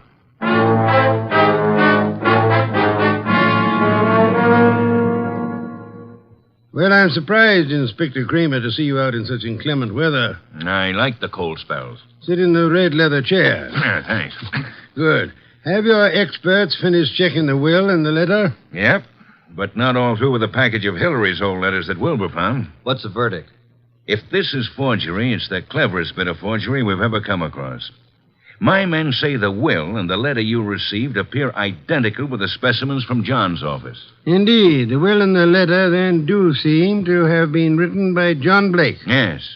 But on the other hand, and this is unusual, by comparing this letter from John with a letter Hillary wrote from Australia in 1948, we found characteristics in both men's letters which were definitely similar. Then, Inspector, you feel that Hillary might have written the letter and signed the will. That it was Hillary who came to my office? It's a tough thing to prove, but I think that's being on the right track. Inspector, what about the rest of the package of letters I got from Wilbur Martin? They're still working on those down at headquarters. What about young Wilbur? So far, can't see much in him to worry about, but it's a bit early. Archie, phone out to the Blake mansion and tell Wilbur Martin that we've uncovered the whole thing. And if Wilbur's in on it, he'll be gone before you get there. We can pick him up later. Okay. I'll let you know about the rest of Hillary's letters. Good. We won't phone out there until you're finished. And I'll call you as soon as possible. Archie, I want you to look into the affairs of the Plymouth Building and Loan Company. See what you can learn about the actual stability of the company. Okay. Boss, please put on your muffler and overcoat and open a window. A candle couldn't burn in this place. Yeah. I'm on my way.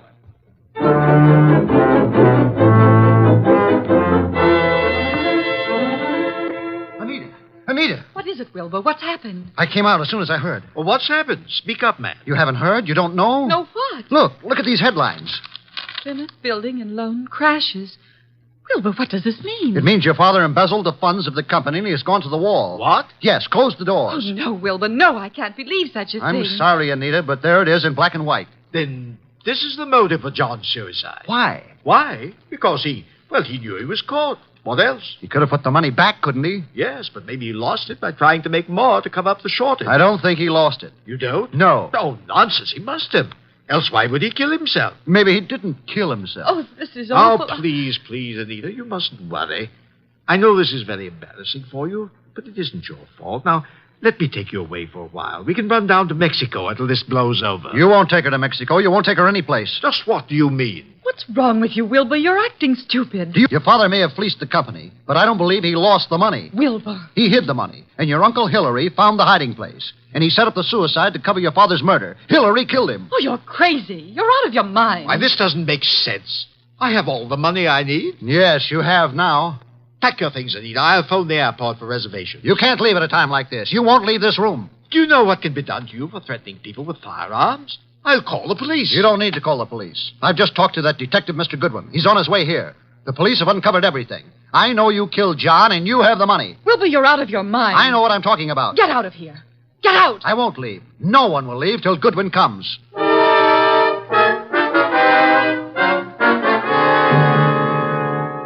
Archie, come in, Miss Blake.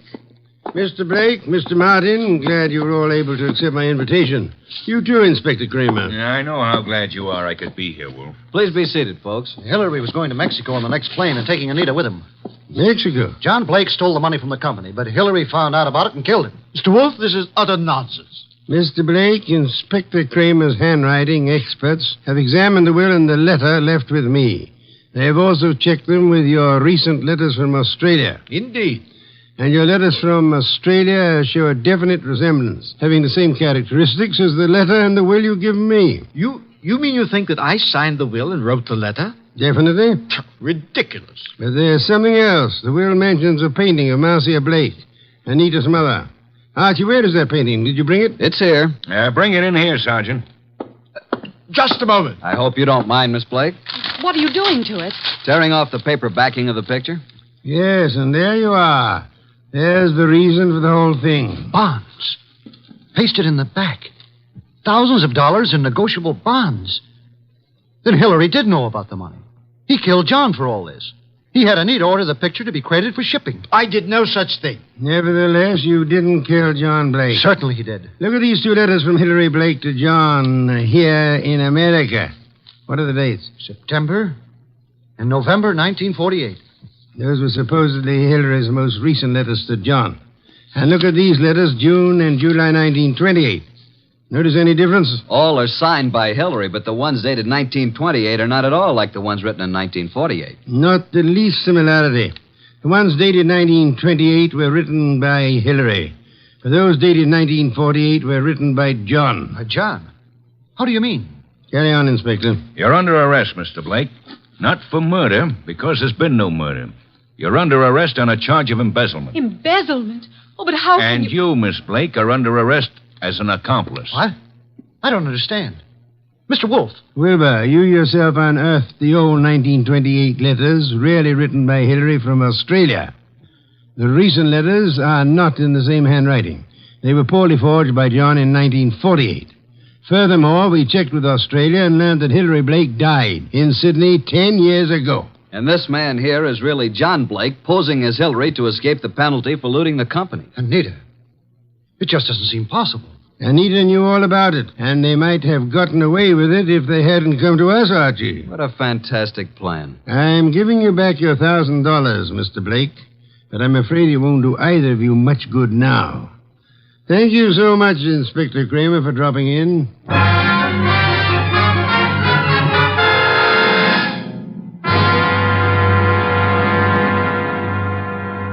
Well, boss, that was a clever bit of deduction. You really think so, Archie? It was quite a blunder for so clever a man as John Blake. Why did he make the mistake of coming to us? There are many holes in the plans of the criminal mind. He must have forgotten about the 1928 letters, or he would have destroyed them. And he underestimated Wilbur's intelligence.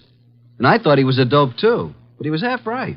He really slipped up on the body in the morgue. Inspector Kramer was most kind to cooperate with us in that little act. Anita was too eager to identify the first body she saw. And the painting. You sensed there was more importance attached to it than the fact that it was a work of art. True. Some beer, please, Archie. Coming up, boss? Now, that brings me to an unpleasant subject. What's that? You were talking about resigning. Are you still in that frame of mind? Resigning? When did I say anything like that? Then you're going to be content with conditions as they are? Why, of course. What are you saying? And you don't mind it a bit as long as this dreadful weather continues? Well, not at all. Don't mind what? Going in and out of the house through the coal chute.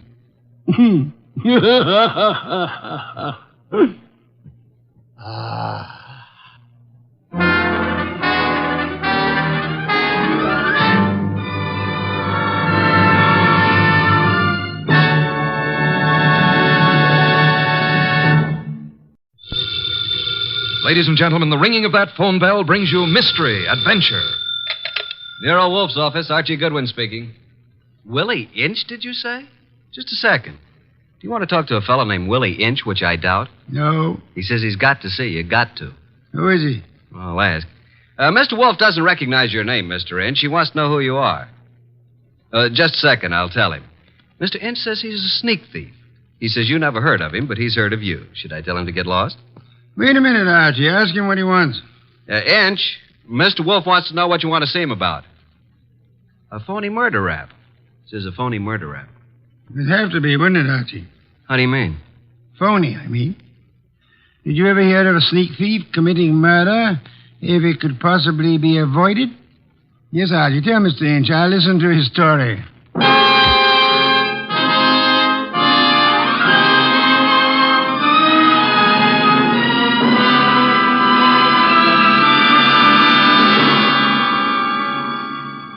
Ladies and gentlemen, it's that renowned genius who is the bulkiest, balkiest, most ponderous, and most brilliant detective in the world. Yes, none other than that chair-borne mass of unpredictable intellect, Nero Wolfe, created by Rex Stout and brought to you in a new series of adventures over this NBC network in the person of Mr. Sidney Greenstreet.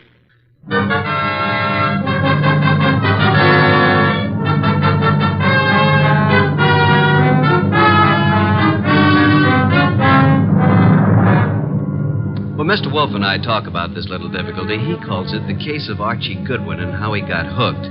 However, I call it the case of the disappearing diamonds. I prefer my title. He prefers his. Anyhow, it started with an improbable character named Willie Inch.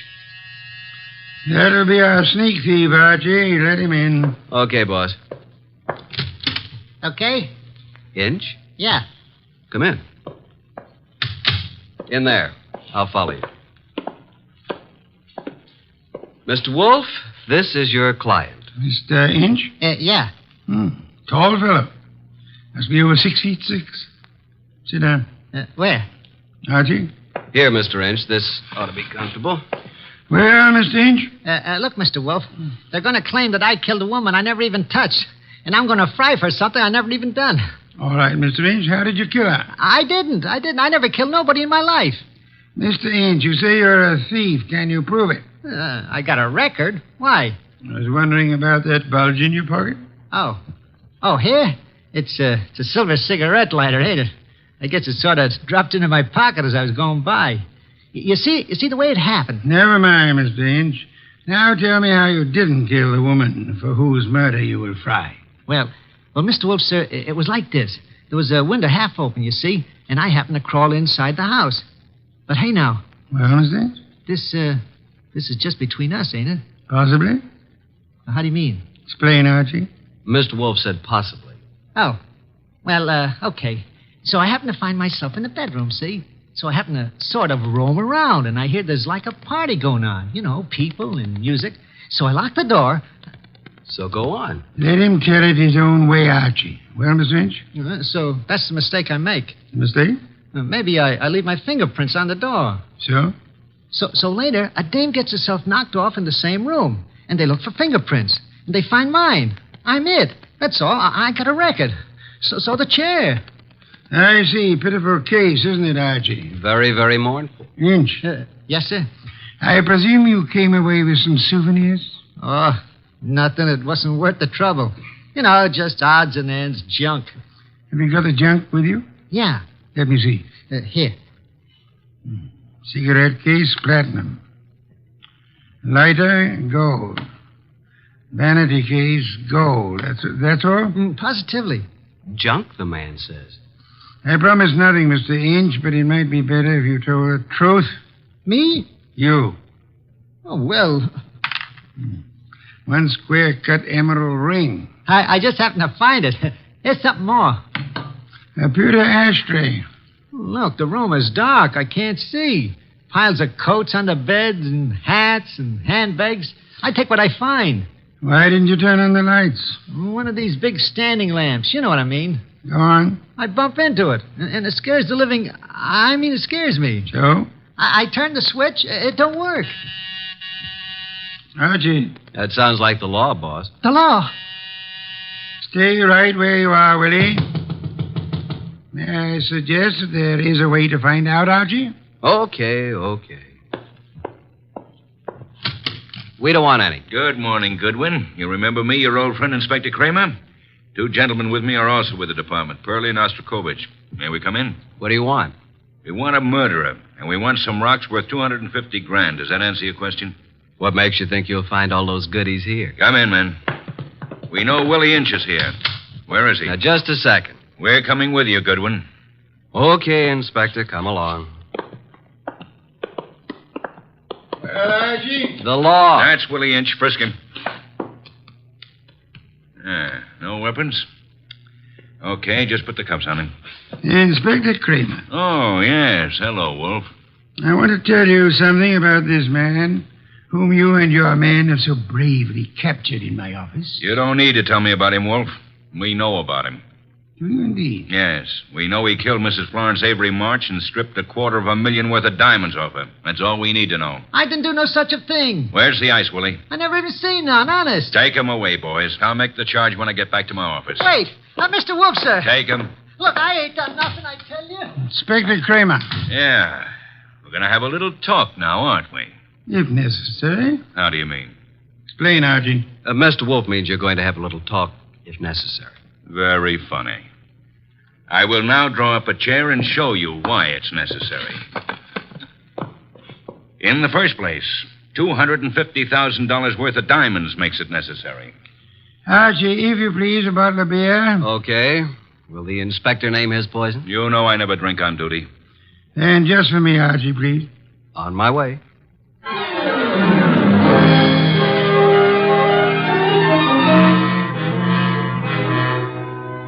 While I opened a bottle of imported beer, it occurred to me that I had something to be grateful for.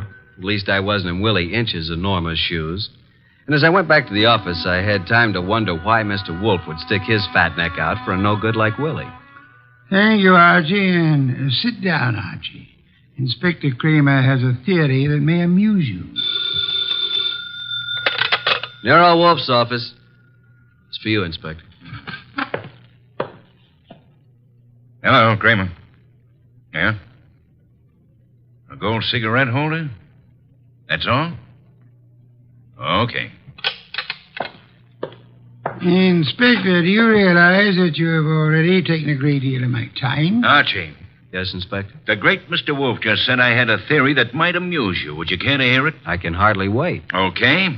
My theory is that both Wolfe and you are receivers of stolen property and possibly guilty of murder conspiracy. So far, you got me in stitches.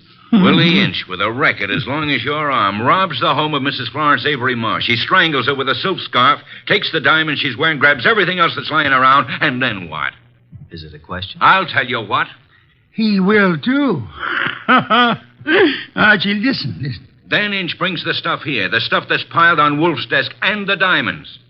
You want me to tell you where the diamonds are? They're in that safe right there. Inspector Kramer, I know nothing about the diamonds. They are not in the safe, and they are not in the house. Now, you can take my word for it, or you can get a search warrant and make a fool of yourself.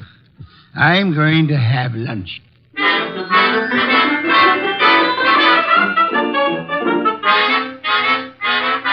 By 2 o'clock, the newspapers were full of the murder of Mrs. Florence Avery March. The suspect was already in custody, caught at the home of Nero Wolfe, well-known private investigator. Some of the stolen jewelry had been recovered, but not the diamonds. Then we had a visit from Mr. Anson Stark, who had opened Mrs. March's door and found her dead. Stark was a big athletic guy of about 30 or so, with the large, capable hands of a surgeon or a laboratory worker.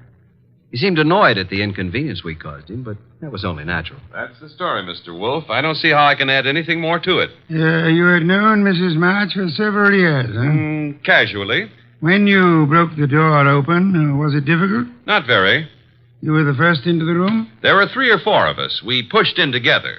You saw the body of Mrs. March immediately? She was lying across the bed that was heaped with coats and hats and handbags. You knew she was dead? Of course not. In fact, somebody else discovered that she had been choked to death.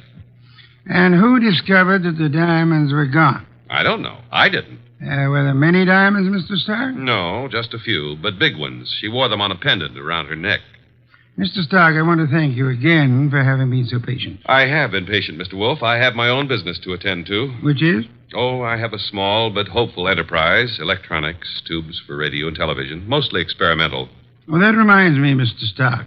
When you entered the bedroom, was the light on or off? Let me see.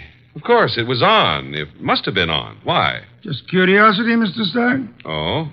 Anything more? That's all, except thank you for coming here. Archie, will you take Mr. Stark to the door?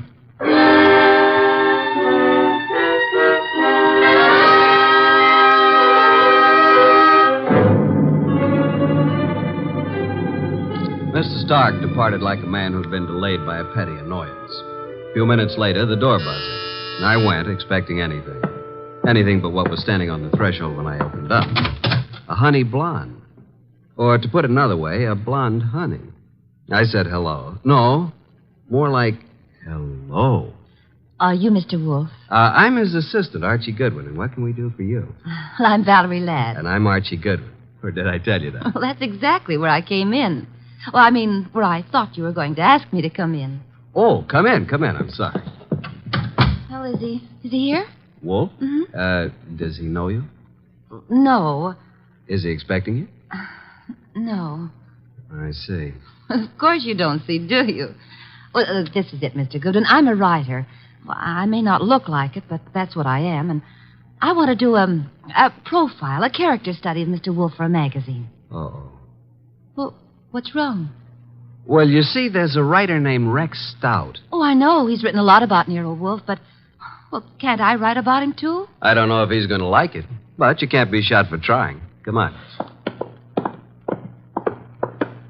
Mr. Wolfe, this is Valerie Ladd. Pardon me for not rising, Miss Ladd. It is not impolite. It is merely impracticable.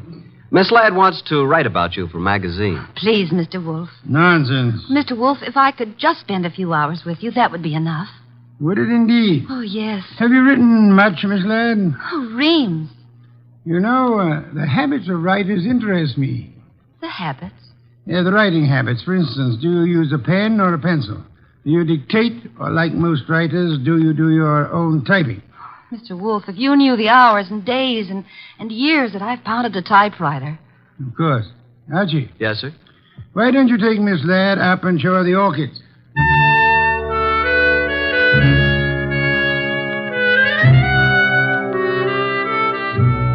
You never know about Nero Wolfe. At least I never do. This was something I would have bet against 1,000 to 1. Couldn't understand it. But I certainly couldn't complain. Archie, look at this one. Oh, did you ever see anything so gorgeous? Very pretty. They're all just beyond belief. Yeah?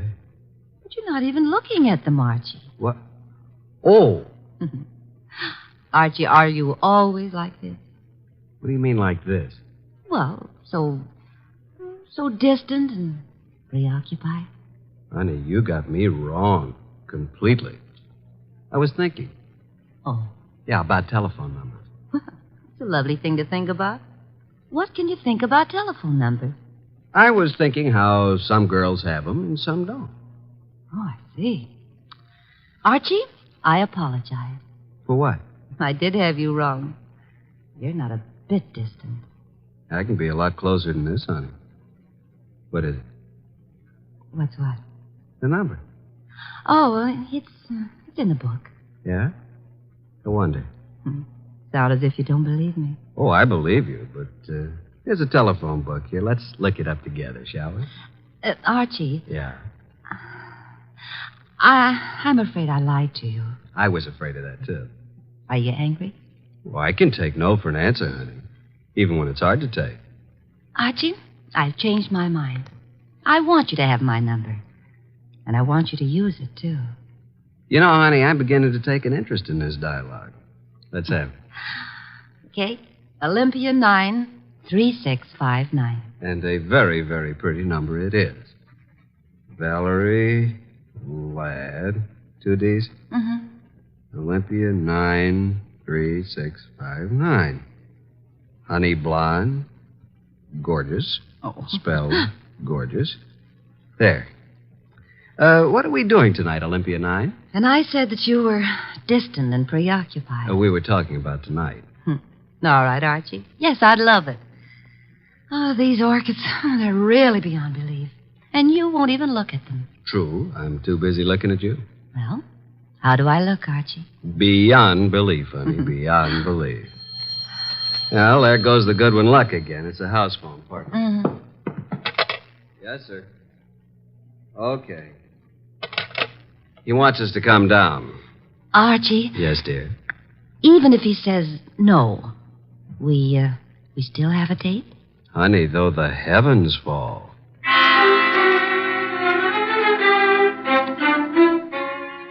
When we entered the office, Mr. Wolfe was frowning over a sheet of letter paper in his hand. He looked up and tossed the paper to me. That is a peculiar thing, Archie. The sheet of letter paper. It just arrived. Since Miss Ladd is interested in detection, show it to her. Thank you. Well, some sort of code, isn't it? QWERTYUIOP. That's all. What do you suppose it means? You're kidding. Archie. Oh. What? Did I say something wrong? No. Miss Ladd, I'm sorry, but I'm afraid I haven't time for an interview just now. Goodbye, Miss Ladd. Oh, but Mr. Wolfe. Goodbye, Archie. Say goodbye to Mr. Wolfe and let's go, honey. Goodbye. That's the way things can be around here. Well, here's the door, and shall we pause for station identification?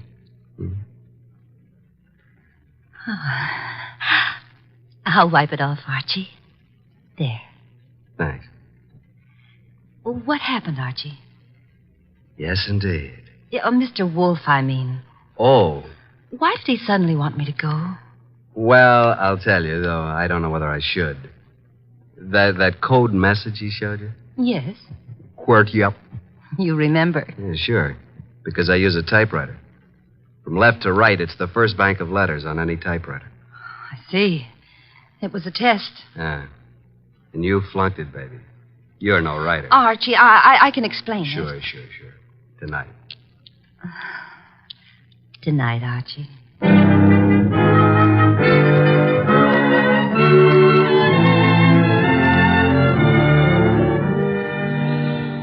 You do believe me, don't you, Archie? Oh, of course, baby, of course.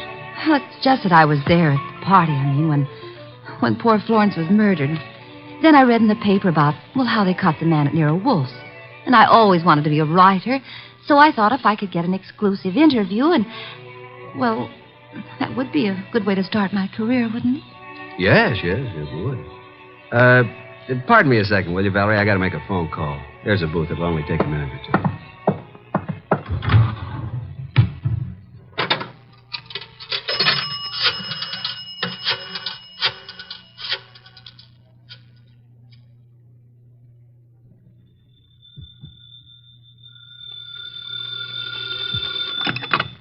Nero Wolfe speaking. Archie, I'm at the Riviera with Valerie Ladd. I'm happy for you, Archie. I will remind you that I have not seen you since Valerie left the house. I was otherwise occupied, Archie. With orchids. With orchids? What do you want, Archie? Look, with that typewriter gag, you practically told me she was a phony, didn't you? Of course. Just for the record, how did you know? Have you looked at her fingernails? She never touched a typewriter in her life. I wanted to be sure. Okay, now do you want me to tell you something? You mean that your charming companion Valerie was at the party when Mrs. March was murdered? How did you know that? Simple, Archie. I got a list of the guests from Inspector Kramer. Among them was the name of Valerie Ladway. Simple? Ladway. Ladd. Yeah, sure. Okay, what am I supposed to do about it? Just hang on, Archie. Just hang on.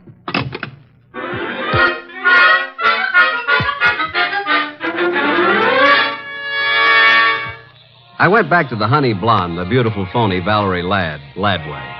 I went back to the table where she should have been, but she wasn't there. I sat down and waited. Looked at my watch, 11:24. 11:32, no Miss Ladway.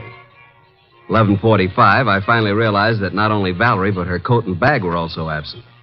I called the waiter. Yes, sir? What happened to my friend? The young lady left some time ago, sir. Okay, give me the bill. She paid it, sir. She did? Yes, sir. In fact, she said you gave her the money for it. Yeah? Wait a minute. Wait a minute. Well, I didn't know it, but she is certainly right.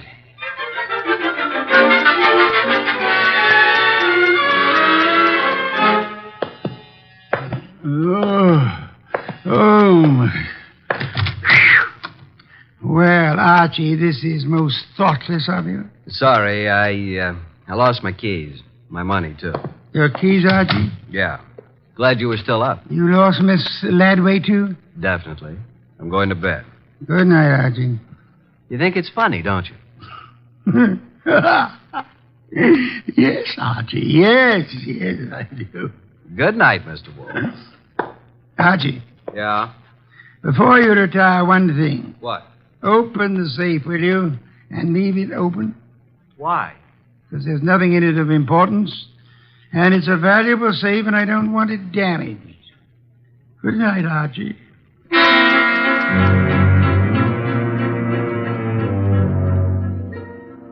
At about 2 o'clock in the morning, I thought I heard a noise. I got up, put on the rest of my pajamas, picked up my gun, and went down to the office. The man had his head in the safe, and everything was scattered all over. I stepped inside the door. Put your hands behind your back and stand up. Huh? Okay. Now, just what are you after,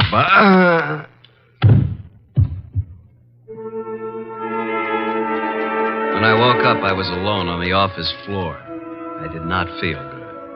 The place looked as if a hurricane had struck it. Every file drawer had been empty. I felt a draft from somewhere. Got to my feet, trying not to joggle my head too much. There was the front door standing open. I closed it gently. Then, very, very gently, I groped my way to the kitchen for ice, water, and towels. Archie. What? Oh, didn't you hear me scream? No. Is it bad? It's better. You're angry, aren't you? Nuts. What, Archie? I said nuts, Mr. Wolfe. Nuts. I'm sorry about what happened, Yeah, you expected it. but I didn't expect you to be caught by somebody behind you. You must have known there would have been two of them. Now, how would I know that? How? Think of Mr. Ladway's delicate hands. Do you believe she intended to open the safe herself? You think she stole my keys and so on. Well, let me tell you... Hey, wait. That guy was digging in the safe that... Then who hit me in the head? Gee, someday you'll be the death of me. In the morning, will you tell Inspector Kramer I'd like to see him here?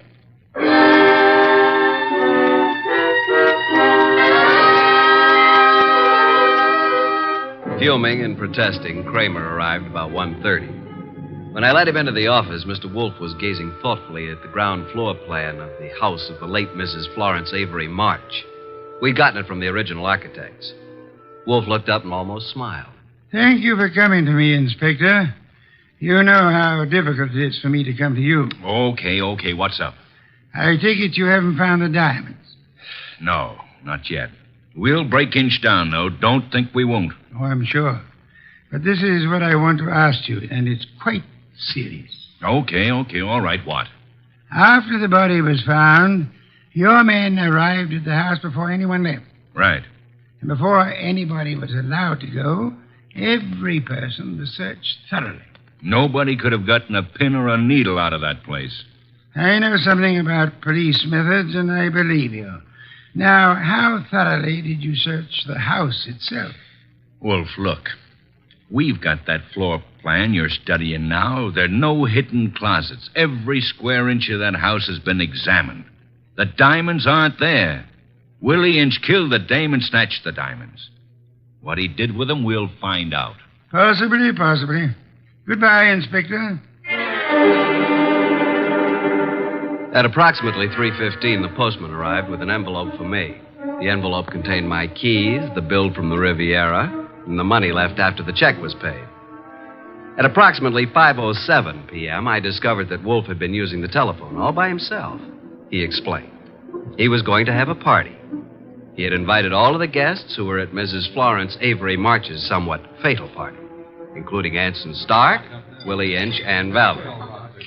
Nero Wolfe, the natural-born ham, he made an entrance that would have been worthy of Queen Victoria in her heavier days.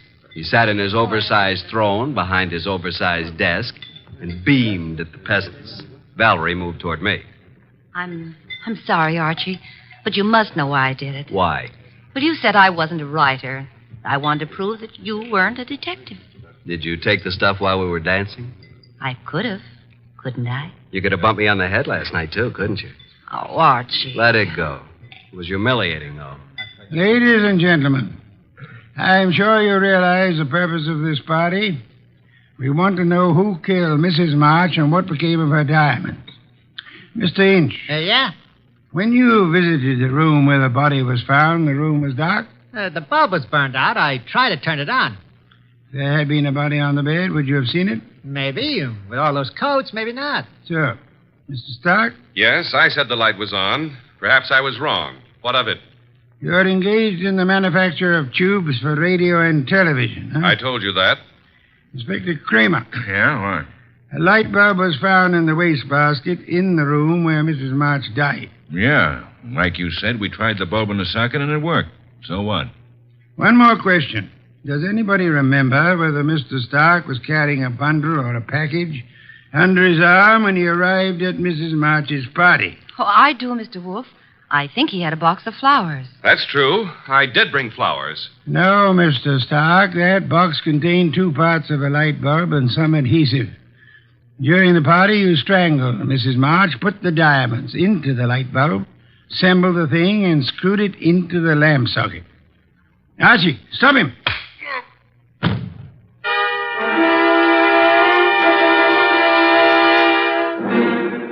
Really, Archie, it was quite simple.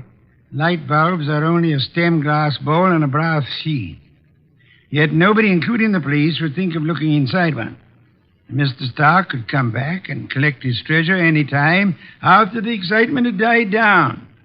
What's the matter, Archie? I got a headache. Valerie Ladd. Ladby. Poor girl. She and whoever the man was with her must have thought the diamonds were here. That bump on your head will be better in the morning. A bottle of beer, please, Archie. I'm going to bed. Yes. Why must you place such confidence in women? Remember what happened to Mark Antony and Samson and Archie Goodwin. Good night, Archie.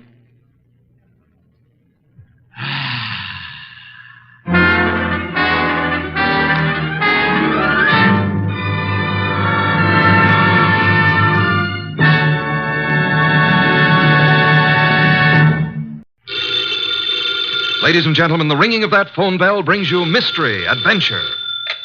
Nero Wolfe's office, Archie Goodwin speaking. Who? Oh, yeah. Hello, Doc. How are you? What? In trouble? You? More trouble. You attract trouble, Archie. Hang up. It's our dentist, Dr. Thrumming. Let him wait. We never can find him when we need him. Tell him it's after office hours. Doc, you're talking so fast I can't make head and tails of it. Look, listen, Doc. Come on over here and we'll be able to hear you. It'll only take you a few minutes. Right. You consistently disobey me. I want to work on my paper about odontocosms. Doc Thrumming has a friend who's in some trouble, and he needs our advice. Besides, we owe Doc a fair-sized little bill, remember? Money again, Archie. Money is the curse of our times. Yeah, man. Bring on all the curses that is available.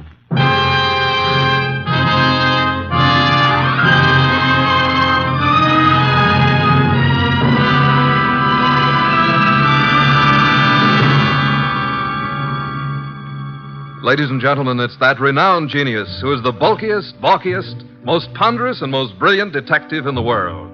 Yes, none other than that chair-borne mass of unpredictable intellect, Nero Wolfe, created by Rex Stout and brought to you in a new series of adventures over this NBC network in the person of Mr. Sidney Greenstreet.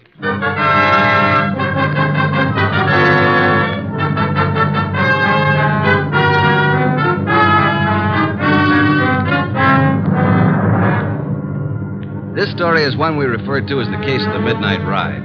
Oh, yeah, there was a ride, all right. But it would never have happened if we hadn't received another phone call a few minutes after our Dr. Thrumming phone. It was late in the evening, and Nero Wolfe was studying his paper on orchids while I was absorbed in playing some phonograph records. Archie, not so loud. I can't possibly think when you play that infernal thing at such volume. What was that you said, boss? I said I can't understand why you can't get music from a phonograph without vibrating the top of the instrument. That's right. I can't understand why the neighbors haven't called the police. Do you hear that? Archie! All right, I'll answer. You're fired. Naturally. Hello? Hello. Is this Archie Goodwin? I know, Mr. Wolfe's... What? Me? Archie. Yeah, who is it? I need help, Archie, please. Come at once. Please. Oh, please. You and Nero. Who is this? This is Gloria, but... No, don't. Gloria who? Ronaldo West. Hello? Well, did you hear that? Another female bar. What happened? Boss, who do you know named Gloria? Gloria? I know nothing about anyone named Gloria. She said her name was Gloria something. I couldn't quite get the last name. But she did say Ronaldo Road. Well, it's quite possible that she resides on Ronaldo Road. First, she asked if this was Archie Goodwin speaking, and before I had a chance to say anything, she asked me to come to her at once. She needed help. And for you to bring me along.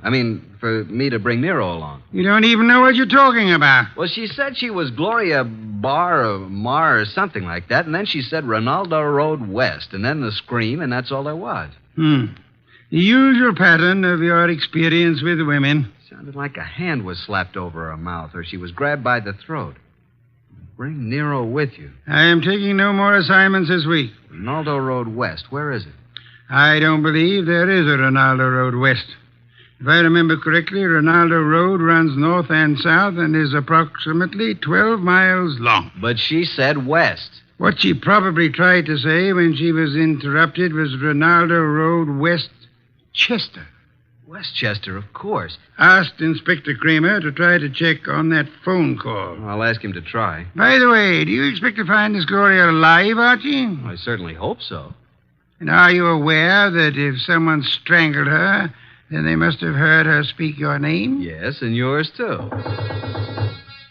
Shall I open it, boss? Why not? Let us face it, Archie, huh? It's me, Archie. Wait till I slide the night chain off, Dr. Thrumming. My nose.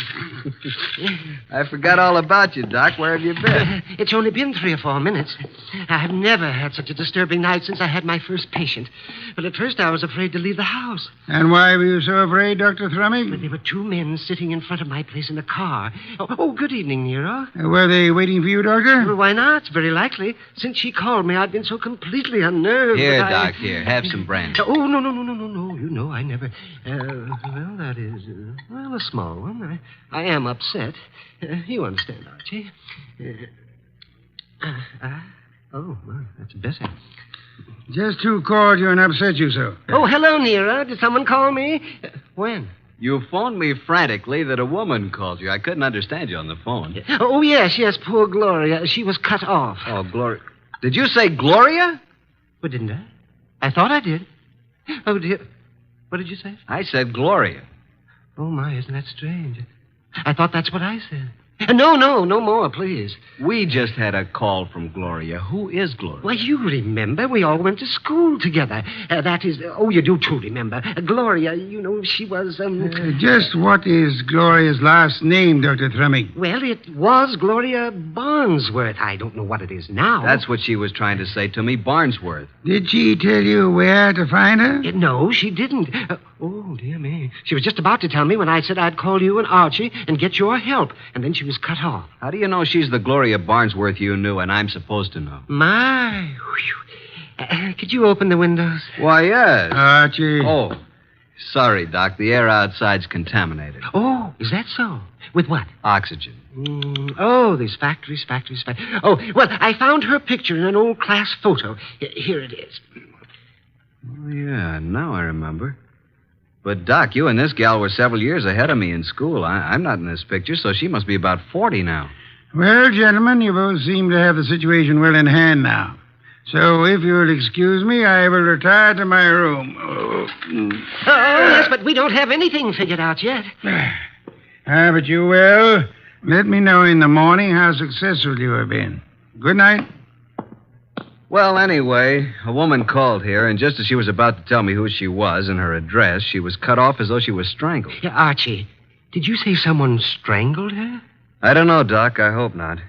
Well, let's start our search along Ronaldo Road. Archie, don't answer it. They're after me. The men in the car, they saw me come in here. After you, nonsense. They found out Gloria phoned me. Don't let them in. Now, how could you know all that? Oh, dear me. Do you mind? A short one? I'm so weak tonight. Please, Archie, don't open it. I warn you. Now, just relax, Doc. I'll handle this. Good evening. Evening. Are you Archie Goodwin? No, he is. Yes. No, I'm not. He is. Put up your hands. Unhook the night chain. Now just turn off this light. Oh, I told you. Where's Wolfe? Oh, he's been in bed for hours. And who is this little man? Why, I'm... Don't you know? This is my brother, Brother Cuthbert. Yes, he's quite right. I'm a bit older than he is. Shut up, Cuthbert. All right, get your coats and hats off that rack. What for? We're all going for a little ride along the river, and it's a bit chilly. Oh, dear me. I feel faint. I'm getting dizzy. Get your hat. Yes. And put that bottle down. Yes, but it's so cold out Get tonight. along.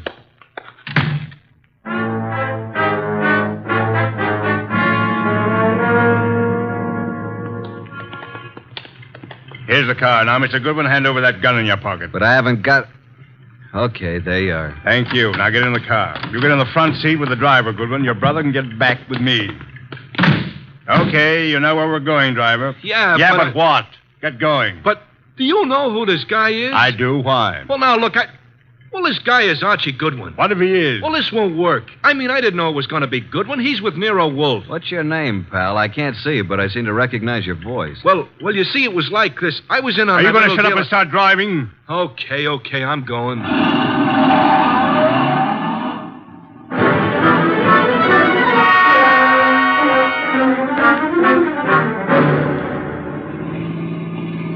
see here, it's getting very late. I don't like this. Where are you taking us? Keep calm, Doc. Yeah, don't get excited. Just take it easy. Listen, Goodwin, I got a record Shut for up, you. you two. What's the idea back of all this, friend? Pull off the road here, driver. Yes, but we're way out in the country.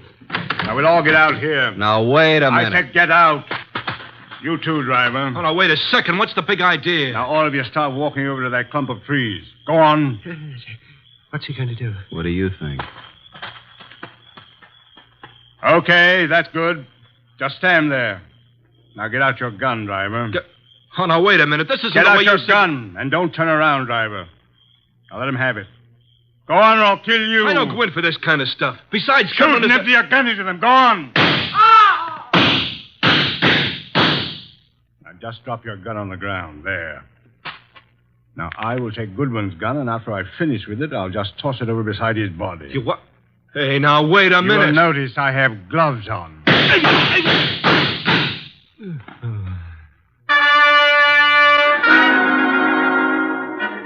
Hey, Doc. Dr. Thrumming. You all right, Doc? Oh, Archie, I'm sorry. I'm sorry I got you into this. I can't last long. Where are you hit?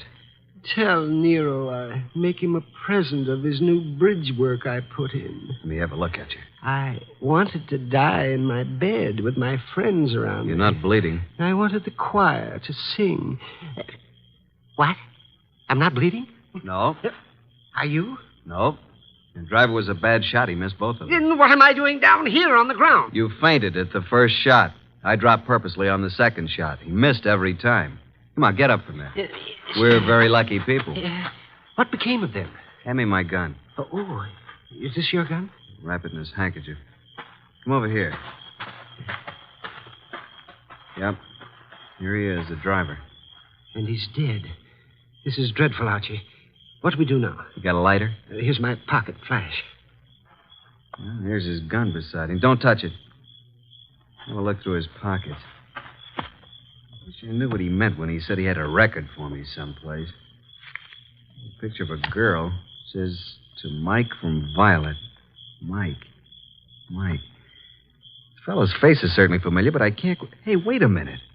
Mike Jordan, that's it. Mike Jordan? Yeah, Wolf cleared him on a frame-up 3 years ago, and this girl Violet is an entertainer in a nightclub downtown. Violet, yes, but what does all this have to do with Gloria? Strange, there's no other identification on him.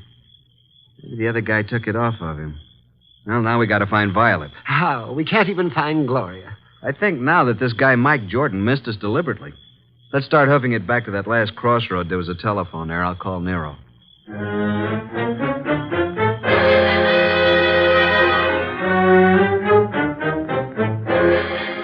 So that's the story so far, Mr. Wolfe. Sorry to wake you up, but we wanted you to know. Yes, we did. Oh, such a night. What was your reason for telling the man that Dr. Thrumming was your brother? Well, I didn't want him to know that it was Doc because Gloria had called Doc, and he must have known about it. And the driver turned out to be Mike Jordan. And what did Mike say to you in the car? Well, he didn't finish, but he said, I got a record for you, Goodwin. And then the man shot him up. And when you located Violet at her place, she was cataloging recordings, Bring it in here now, Archie. Sit down, Dr. Thrumming. Yes, I am a bit worried. Come in, Violet. Violet, this is... Hey, wait a minute. You're Nero Wolfe. Sit down, Miss Violet. Oh, what's the idea, Mr. Goodwin? Why'd you bring me here? Will you look at this photo? It says to Mike from Violet. Where'd you get this? I got it, Violet. What we want to know is, where's Mike now? What's he doing? Can you tell us where he lives? What's Mike done now? Can you tell us his address?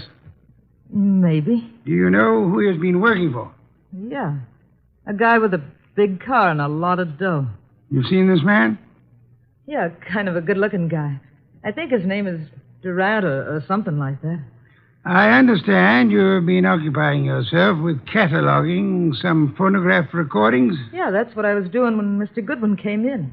Mike's got a home recorder over at his place. Do you have all the records that have been made on the machine so far? No, just what we made in the last week. Lots more at his place. Do you and Mike know of a woman named Gloria? No. At least I don't remember. It was on Rinaldo Road. Gloria Barnsworth was her maiden name. Where is this Rinaldo Road? I don't know. It's in Westchester, we think. I've never been there. What has Mike done, Mr. Wolfe? Is it bad? As a matter of fact, Mike is in the clear. Good. There is no charge against him, and there never will be. You haven't seen him for a couple of days? No. And I never go to his apartment unless him and some guests are there. Do you know where he is?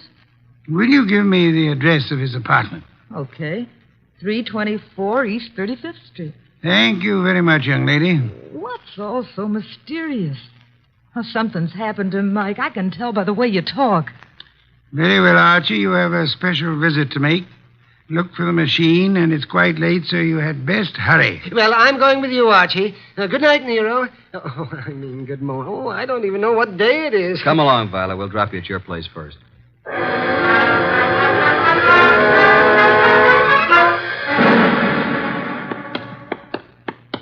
Well, here we are, Doc.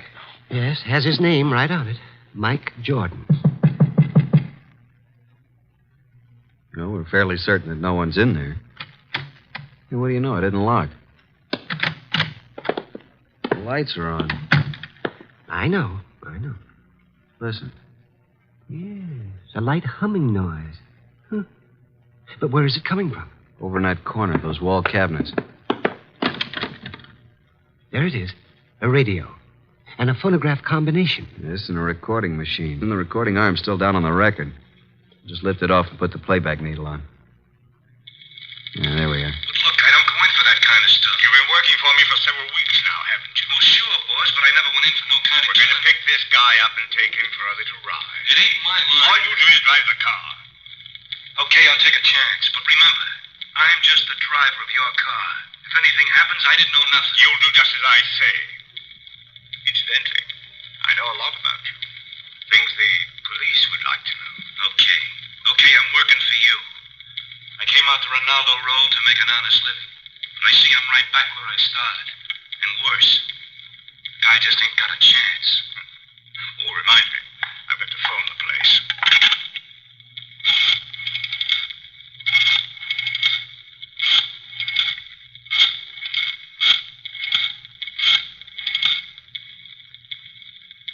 Hello?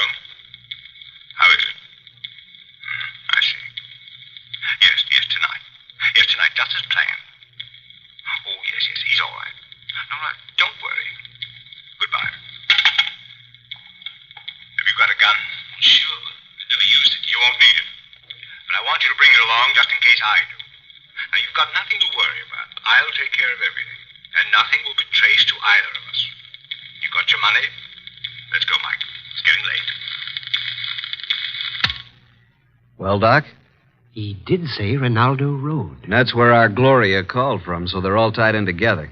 Come along, Doc. We're going back to Mr. Wolfe again, and we'll just take this record with us.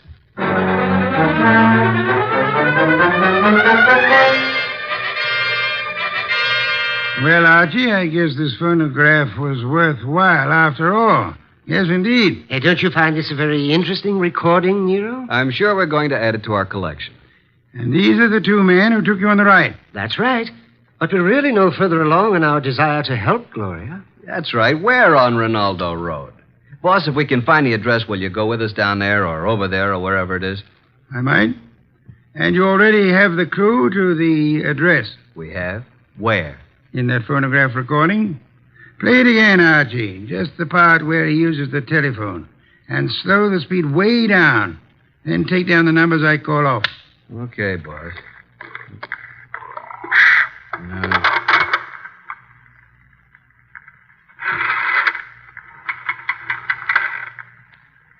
6, 5, 3,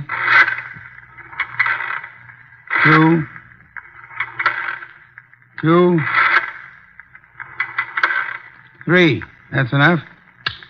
By slowing down the record, we were able to count the clicks of each number he used on the dial. Now, there's the number the man called. We hope it is on Rinaldo Road. Have Inspector Kramer get the address of that number combination, and we are ready to make our assault. I'll call Kramer, and then I'll get the car out. It hadn't been out for weeks. Maybe it won't start. No such luck, Archie, I assure you. No such luck.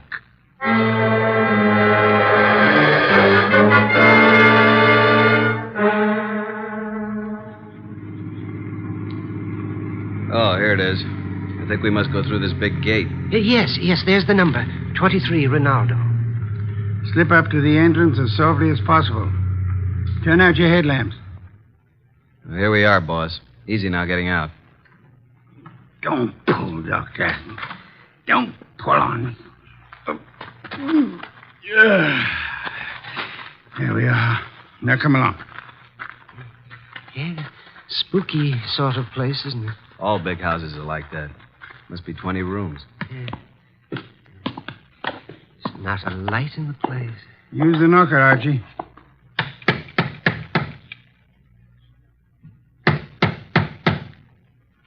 Uh-oh, stand back. Here comes somebody. Yes? Is Gloria in? What? Gloria? And who are you? We are here to see Gloria. Come. It's this hour of the night? Certainly not. Just a moment. She's an old friend of mine. Yes, and his too. He's Archie.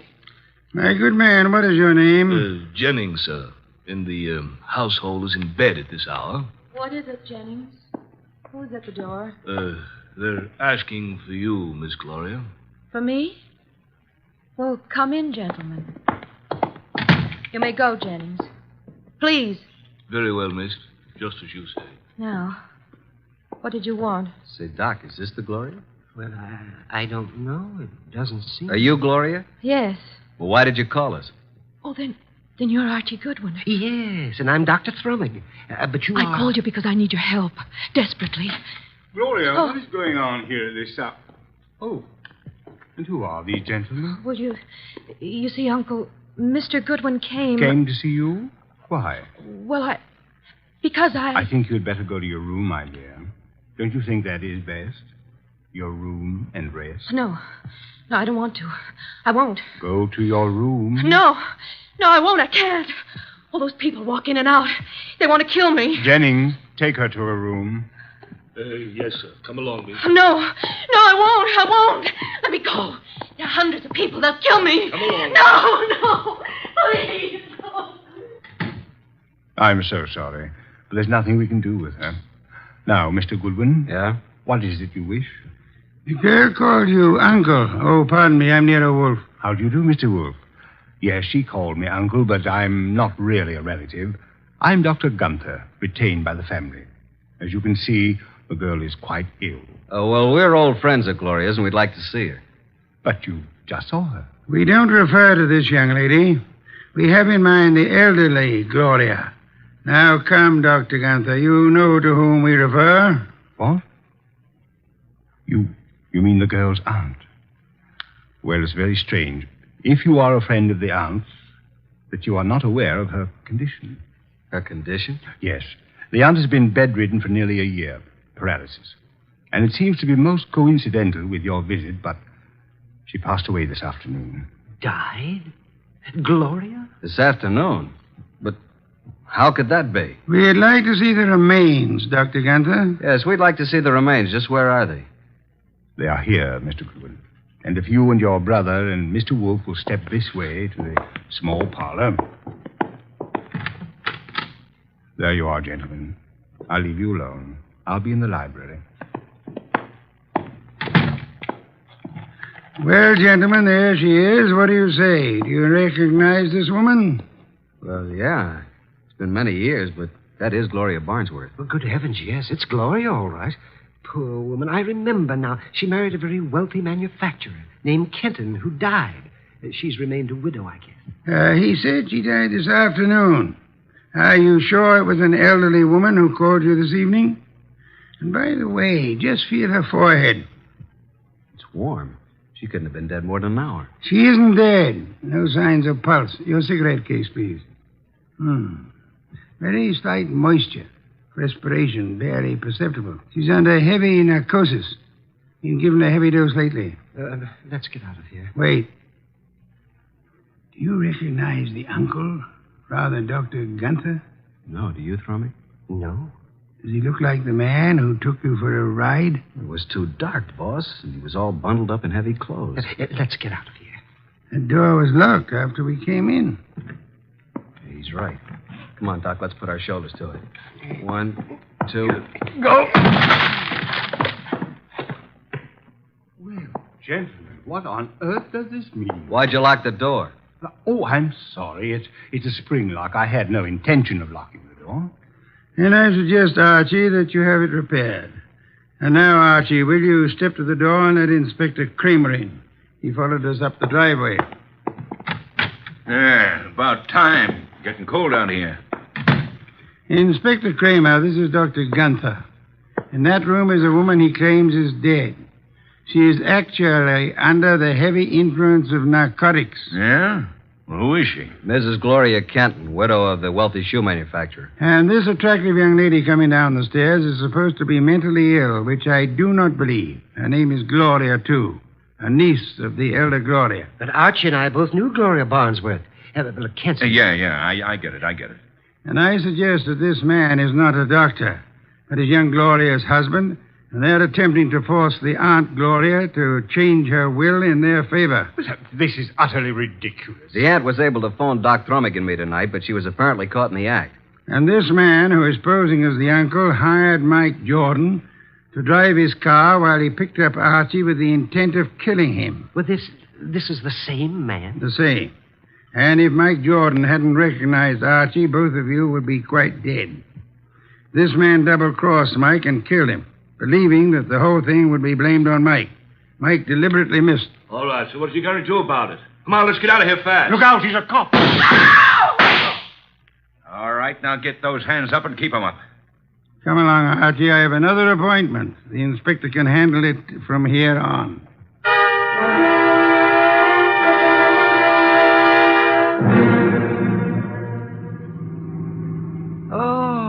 Oh, dear me. What happened? Am I all right? Yeah, you just fainted again when the shooting started. It's really quite fortunate that Mike Jordan recorded that conversation. Fortunate indeed. How did you know this uncle was the same guy who took us for a ride? First, by his speech pattern, he is undoubtedly a Canadian. But you must have missed the most important slip-up. What was that? When he escorted us to see the body, he said to you, Archie, if you and your brother and Mr. Wolfe will step this way... Now, how would he believe that Dr. Thrummig was your brother? No one mentioned it. Of course, the clue I planted and then missed myself. Quite right, Archie, quite right. What time is it? 8 a.m. I certainly appreciate your coming out for me on this deal. Oh, but I didn't do it just for you. There is an orchid-lovers convention this morning at 9 o'clock. What? And you mean... Yes. I'm sure you'll enjoy it tremendously. Both of you. Oh, brother. What's that? Nothing, Doc. Nothing at all.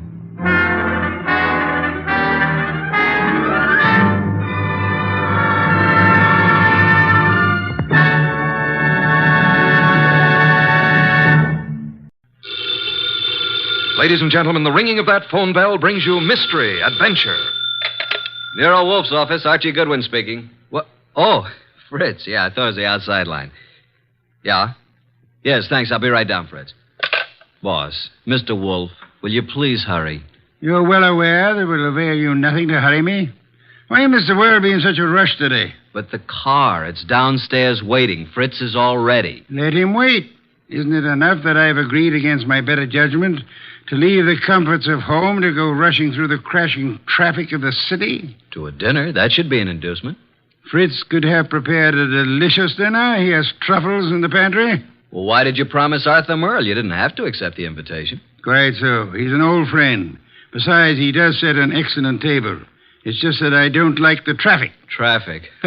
I know why. It's that awful oxygen in the atmosphere outside. It's not the traffic. Archie, you're talking much too much. I know, boss. I'm impatient. Would you mind giving me some slight indication that you intend to move from that chair? Just as soon as I finish this beer. Sure you wouldn't care for half a dozen sandwiches before we go to dinner? If we were going anywhere other than to Arthur Merle's, I'd agree with you. He's the only person in the world I know of, except myself, of course, who has a proper appreciation and respect for the art of preparing good food.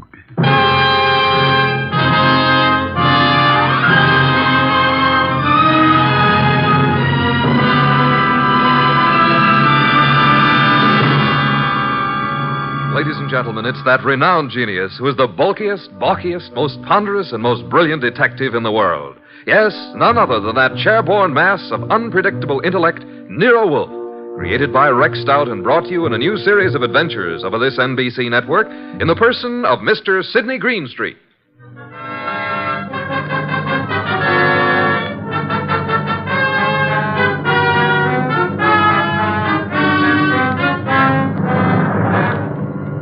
We usually refer to this story as the case of the final page. Under normal circumstances, the last page of a manuscript would be absolutely worthless unless you read all the preceding pages. But in this instance, the final page held the answer to a murder. Without that page, we couldn't arrive at the solution. Actually, we didn't even know the problem. Anyhow, I finally got Nero Wolfe to the lobby of Arthur Merle's apartment building. Going up. Up, please. Are you going up, gentlemen? Are you, honey? Certainly. It's my job. Then so are we. After you, boss. When did they install women elevator operators in this building? I've been here for 2 years. Floor, please. Arthur Merle's apartment, I believe it's 814. That's right. Are you Mr. Wolfe? No, this is Mr. Wolfe. I'm Archie Goodwin. Although the name Wolfe would be much more appropriate for him than for me. How did you know he was Mr. Wolfe? Mr. Merle came in half an hour ago. He mentioned that he was expecting you. You see, Archie, you rushed me unnecessarily. We practically preceded him here, and we'll probably have to wait interminably for dinner. I just hate to be late. Arthur Merle has never been on time in his life. He's no more punctual than any other writer. He's never been known to meet a deadline on time. This is your floor, gentlemen. Arthur Merle is just down the hall to the right, 814. Thank you. And by the way, I want to compliment you on your congenial attitude, miss. I'll speak to the management. Oh, thank you, sir. Decent of you. What's your name, huh? Women are usurping everything. Really costs to live here. Merle's really in the chips. Every book he writes sells 1 million copies. Remember the last time we had dinner with Arthur Merle? I do. Delicious. Mountain quail. Shot them himself. Yeah, he's quite a marksman. Archie, such proficiency as Arthur Merle displayed in hunting is evidence of a wasted life. Sure, he probably never made over $500,000 a year in his whole life. Well, ring again. Don't just stand there. Surely he's expecting us. The elevator operator said he was? Yeah, she seemed quite well informed. If I were a judge of women, which I'm not, I'd say she has a line on every male in the building. She can get a line on me anytime she wants. Archie, your insatiable interest in the female seems sometimes to border on the psychopathic. You know a more pleasant way to go crazy? Phooey. It's strange, there's a light on in there. I can see it under the door. Shall I try the door? Do so, Archie. Thank you. Unlocked. But at least we can get in. He may be in the bedroom. Probably in the kitchen. I'll just sit here. I must forgo the comforts of my own home. I certainly intend to avail myself of the comforts of Arthur Merle's. Very much over-decorated. You wouldn't like heaven unless they had orchids and beer. Not a chair in the place worthy of the name. Well, I'll try that divan while you have a look around. For what? Arthur Merle, of course. Suppose you have a look in the study. Maybe writing. Have a look, my boy. I'm exhausted and thirsty. See if he has any... Boss! Good heavens, Archie, don't shout. I'm coming. It's Arthur Merle. Look, slumped over his desk, a knife in his back. Yeah, he's quite dead.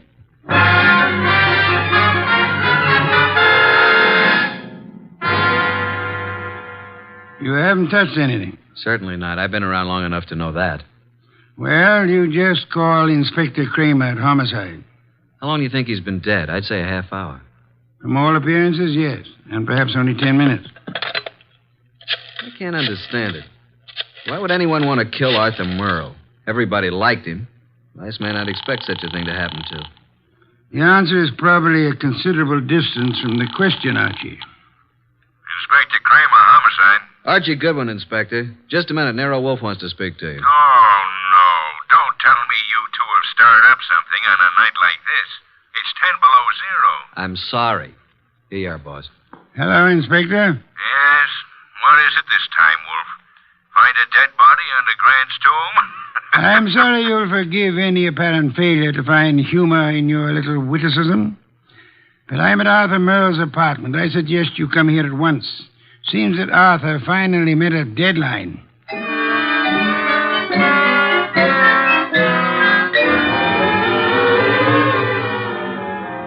So you just walked in here and found Merle dead, huh?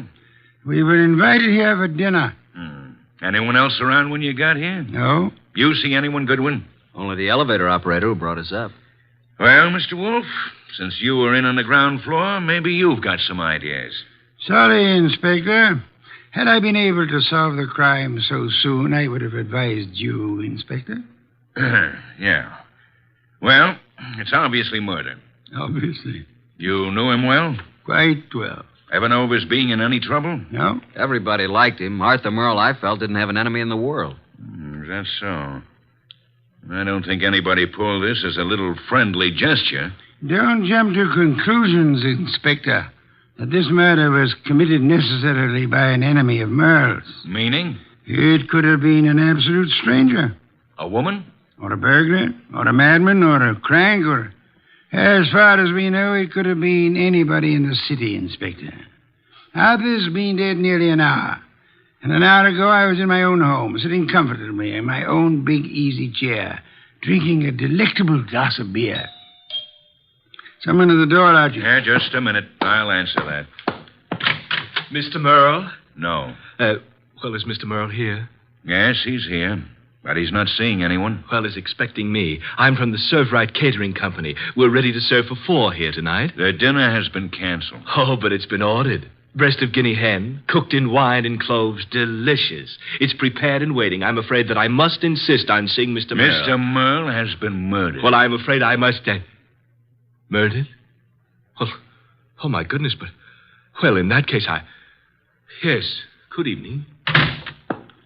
Don't you think you might have taken a bit more time with the fellow, Inspector? Why? You might at least have let him serve the dinner. Guinea hen, wine, and cloves sounded positively delectably... Look, I've had dinner. I'm afraid you're too busy, Inspector. So busy that you've just passed up an extremely interesting bit of information. What are you talking about, Wolf?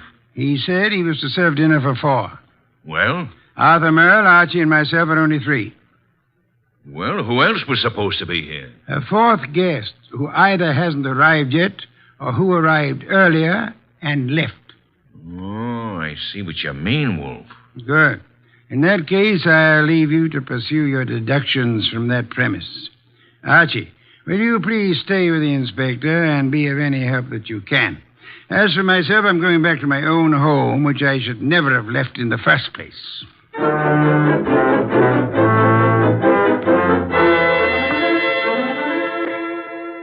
Okay, that finishes the apartment search, Goodwin. And what have we? Nothing. Except that Merle had over $300 in his pocket, and he was wearing a ring worth a couple of $1,000, so it couldn't have been robbery. And I don't think it was premeditated murder. Why not? The weapon. Obviously, if someone had planned on killing Merle, he'd have prepared it better. Used a better weapon than a blunt paper knife. No, as I see it, someone was here before you and Wolfe arrived, and for some reason that person found it necessary to kill Merle, and he did it on the spur of the moment. I'm listening. Well, it's obvious. Merle was slumped over his typewriter. This sheet of paper was in it. He'd been working. May I see it? Yeah. Starbreaker. Strange title. Page 189. He was getting well along with his latest mystery. Apparently. Okay. Gregory Thorne slipped the paper into his pocket. It was just an ordinary piece of paper, but Gregory knew its value. Used properly, as Greg knew how to use it, it would be worth $100,000. He walked away briskly, and as he... That's all. Yeah, that's all. Must have been writing. No, I'd like to read the rest of it. We didn't find any more of it. Any other ideas? No, at the moment we seem to be right where the murderer himself left off. Oh, what is this, open house? Sorry to be so... Oh. Oh, what? I expected to see Mr. Merle. Is he here? Well, who are you? Cynthia Roberts. He expecting you? Well, no. That is, Come on in, Miss Roberts. Thank you. Maybe the young lady's trying to say that he didn't have to expect her. Maybe she felt free to call without advance notice, Inspector. Inspector? What did you want to see Mr. Merle about?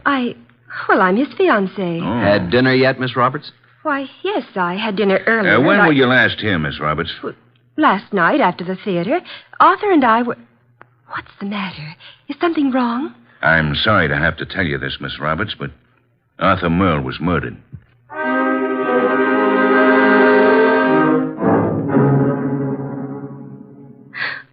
And you say you hadn't talked to Mr. Merle all evening. Is that right, Miss Roberts? Yes, that's right. You didn't have a date with him tonight? Oh, no. Then why did you come here? I told you we were engaged. I just came by, that's all. I see. Any more questions, Inspector? None for the present. How about you, Goodwin? Nope. But maybe Wolfe. Let me call him. Yes, I guess under the circumstances, we can't very well leave him out. Go ahead. Oh, Arthur, I just can't believe it. Why would anyone want to kill him? That, Miss Roberts, is a question we'd all like to know the answer to. Nero Wolfe speaking. Archie, boss, I'm still at Merle's. We haven't found out anything new except that Arthur's fiancée dropped in a few minutes ago. Did she know anything of interest? I don't think so. What does the inspector plan to do about it? Just a minute. He wants to know what you're going to do with her. Well, hold her, of course. He's going to hold her. Let me speak to him. Okay. He wants to talk to you, Inspector. All right. Hello. Inspector, I suggest you let the young lady go. Are you crazy? I haven't got enough suspects in this deal to be letting the hottest one go free. You can't consider her suspect simply because she knew Arthur. Now, see here, Wolf. If you go around arresting people at random, you'll certainly be tipping your hand to the real murderer, admitting that you don't have a real clue to go on. And just what do you suggest? Find a motive, Inspector, find a motive. Then, if you stumble on a suspect, you'll have some basis for making an arrest. At the moment, I suggest that you let the girl go and tell Archie to stop wasting his time down there and come home at once.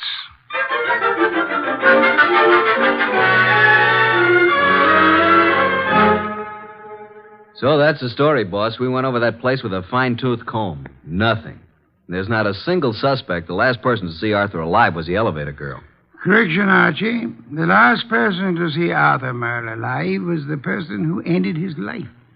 Well, I just can't imagine that pretty little elevator gal. You don't solve crimes by imagination, Archie. Then there's Cynthia Roberts, his fiancée. You suspect her? Not exactly, but just suppose she did have a motive. Maybe he threw her over. Wouldn't it have been very clever of her to come back to Arthur's apartment after the police arrived, allegedly looking for her? I thought you were the admirer of the fairer sex, Archie. So far, the best you can do is practically accuse the elevator girl and Arthur's fiancée of murder. Well, who else is there? Certainly the fellow who came with the food doesn't count. I repeat, who else is there? The entire population of the city, Archie. Thanks. Well, that's all I get. Oh, there was something else. What? This. Page 189 of what appears to be Arthur's latest novel. It was in his typewriter. As you can see, just started the page. Starbreaker. Very interesting. What's the rest of it? That's all we found. What? And there was something missing. Archie. Yes, boss? First thing tomorrow morning, get the address of Mr. Morton, who publishes Arthur's books. Then get over to see him right away.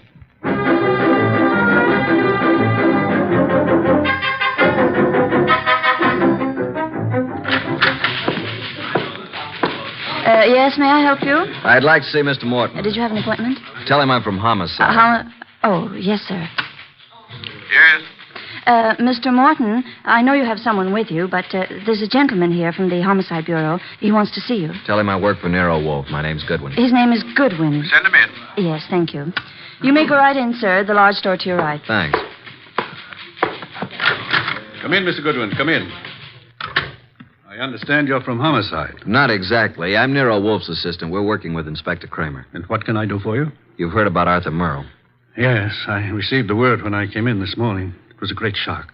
Oh, excuse me, Mr. Goodwin. This gentleman is Henry Childs. How do you do, Mr. Childs? Glad to meet you, Mr. Goodwin. You're with Nero Wolfe? I'm his assistant, man Friday. Mr. Childs is a publicity agent. He handled all publicity for Arthur Merle. I've not only lost an excellent client, but a very good friend. Did you know Mr. Merle? Yes, I'd met him a number of times with Mr. Wolfe. Yes, indeed. Arthur Merle was a great writer and a fine citizen. He'll be missed by millions. Mr. Goodwin, when was the murder discovered? Last night, shortly before dinner. Well, what did the police... what do you think the motive was? Don't know as yet, Mr. Childs. A little early for that. Well, it's certainly a shame. I wanted to ask you a few questions, Mr. Morton, privately. I hope you don't mind, Mr. Childs. Oh, no, not at all. I was about to leave. I'll run along now, Mr. Morton. See you again soon, Mr. Childs. Good morning, gentlemen.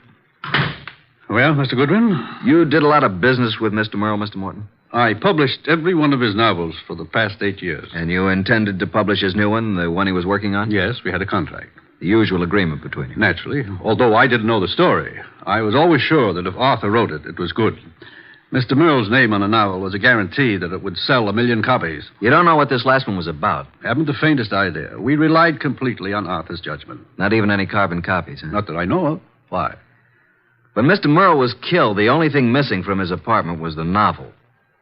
The novel? The first 188 pages, all we found of it were a few lines of page 189 in his typewriter. He must have been working on it when the murderer stabbed him. The rest of it's gone. You mean, Goodwin, the novel's gone? Oh, this will cost me $1 million. Well, it cost Arthur Merle his life. Arthur Merle dead and his novel gone. I can hardly believe it. Well, thank you, Mr. Morton. Oh, I hope I've been of some help, although I'm don't sorry quite see. You haven't. But we may call on you again. Before it's over, you may be a great help.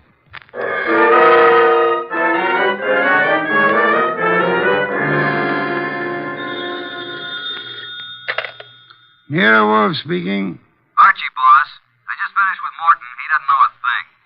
Merle never discussed his stories with anyone, and as far as Morton knows, he never made carbons. I see. Where do I go from here, boss? See Cynthia Roberts. Oh, then you haven't dismissed the possibility that she may have had something to do with it. Being his fiancée, she probably knows more about Arthur than anyone else. She may know who the fourth guest was to have been last night, and she also may know what Merle's novel was about. Right, boss. I'm anxious to know what the novel was about, too. I personally don't give a hang what the novel was about. What I want to find is someone who does know the story, because I have a hunch that whoever knows that is the person who killed Arthur Merle.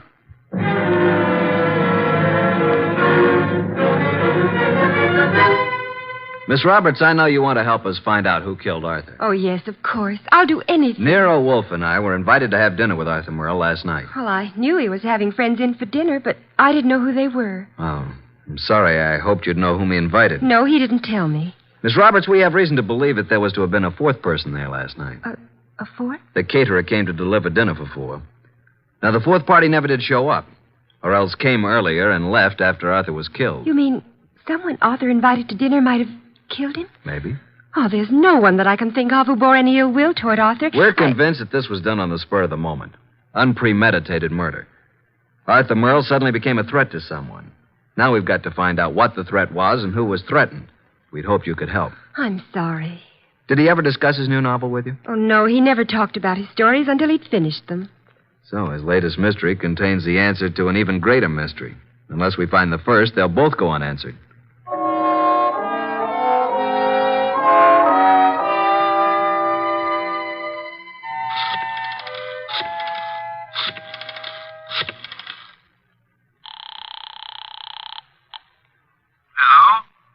Mr. Morton? Yes? Nero Wolfe speaking. Oh, yes.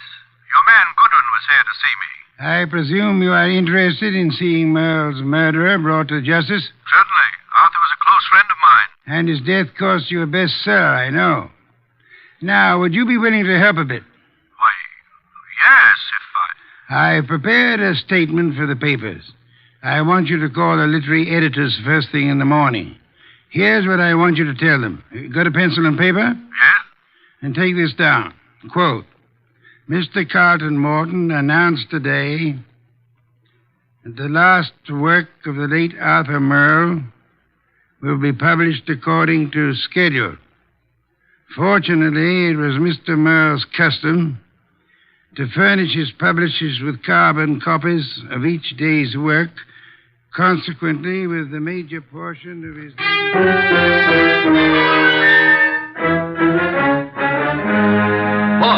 Boss! Go Good heaven, Archie. Please don't be so loud. Look here. In this morning's paper, why, that rat, he lied to me. That... What on earth are you talking about? That publisher, Morton, he said he didn't have copies of Merle's manuscript, that he didn't know what it was about. And listen to this. Mr. Carlton Morton announced today that the last work of the late Arthur Merle will be published according to schedule. Fortunately, it was Mr. Merle's custom to furnish his publisher with carbon copies of each day's work. Consequently, with a major portion of his latest work, Starbreaker, in the hands of his publisher, together with a complete synopsis, including the denouement, it will be possible for a ghostwriter to complete the novel. It will be published posthumously and proceeds with... Boss, did you hear that? I did, and it couldn't have been more to my liking if I'd written it myself. Now, excuse me. I want to make a telephone call. Who? Publisher Morton. Yeah, I'm beginning to see. He lied about the whole thing. I still don't see why he'd kill Merle, but on... Hello, Mr. Morton. This is Nero Wolfe. Yes, perfect. Now I'll call Kramer, and he and Archie will be waiting for you. Remember now, if anything comes of it, you are to say the manuscript is in the safe in your home, and you steer the party here. Say you've recently rented this place. I hope we'll be seeing you. Yes. Goodbye. Oh, and be careful. Remember what happened to Arthur. The manuscript is in my desk in the middle drawer. What the...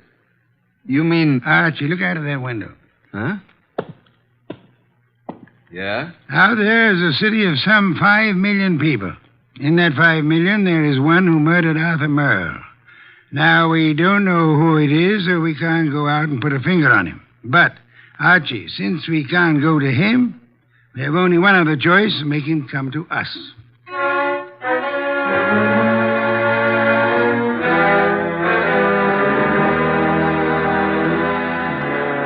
Will you tell me why we're sitting here in the dark in Wolfe's office? Yes, Inspector Kramer. Mr. Wolfe promised us a caller. Mr. Morton is to pretend that he's rented this place recently. Well, who's the caller? Can't tell you until he or she gets here.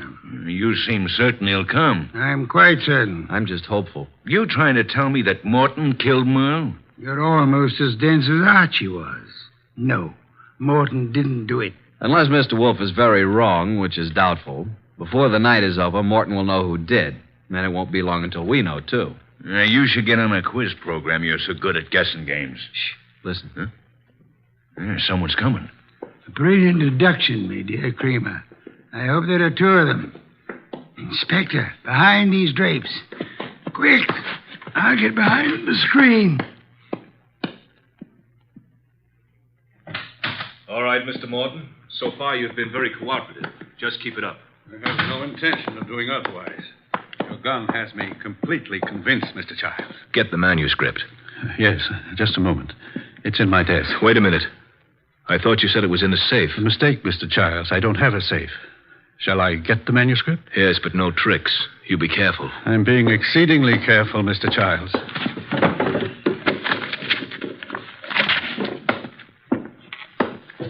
There you are. Starbreaker by Arthur Merle. Yes, this is it. Thank you, Mr. Morton. Now, I trust that's all you want of me. I'm sorry. I wish that were true. Unfortunately, you see, it's not the actual novel that I want. Oh? My interest in this copy is the same as it was in the original. And that is? That no one should ever learn the content. I take it you know what it's about, then. Yes. You see, Mr. Merle made the mistake of telling me when I called a bit early at his apartment for dinner last evening. I was forced to deprive him of his life once I learned the storyline of this novel. This story must be kept secret. Why? Most of you people in the publishing business know me as a public relations and publicity agent for several prominent writers. Yes? Actually, I've been as successful as I might in this business because a few years ago I stumbled onto a very neat and foolproof method of blackmail. Unfortunately, Arthur Merle thought of the same thing and based this story on it. If it got out, I'd be exposed and sent to prison. So you can see why I had to stop it, why I had to kill Arthur, and why... Now I'll have to kill you, too. Oh, child, for heaven's sake. The contents of these pages condemn me. You know what's in them. Further, I've confessed to murder to you. You don't think I could let you live after that, do you? Child, you're insane. I'm sorry that I must repay you for your trouble in such an ungrateful manner. I'm sorry to do this to you, Child, but I can't... Child, please, enough! Sorry, Mr. Childs. There wasn't time to ask you to drop the gun. All right, Mr. Childs, get your hands up and stay where you are. Nice going, Mr. Morton. Who are you? That took courage, Mr. Morton. Sorry we had to wait so long, but we had to make Mr. Childs here convict himself. Convict? What do you mean? We've been waiting here for you, behind the drapes all the time. We heard every word. Mr. Childs, you're under arrest. Police? Yes, Mr. Childs. Only one person could have been so anxious over a copy of that novel. That's the person who killed Arthur Merle for the original. And we heard you confess to that. And that's all we need to convict you. We didn't have any proof until we set it up for you to make a second try to cover up for the first. Fortunately, the setup worked. Setup? Take a look at the rest of the manuscript, Mr. Childs. What? Oh, the front page is there, all right, but look at the rest. Why, they're blank. They're just blank pages. You didn't have a copy at all. No, but we certainly got a murderer. Eh, Inspector? Childs! Stop, Childs! Stop! Well, that's one way to avoid standing trial.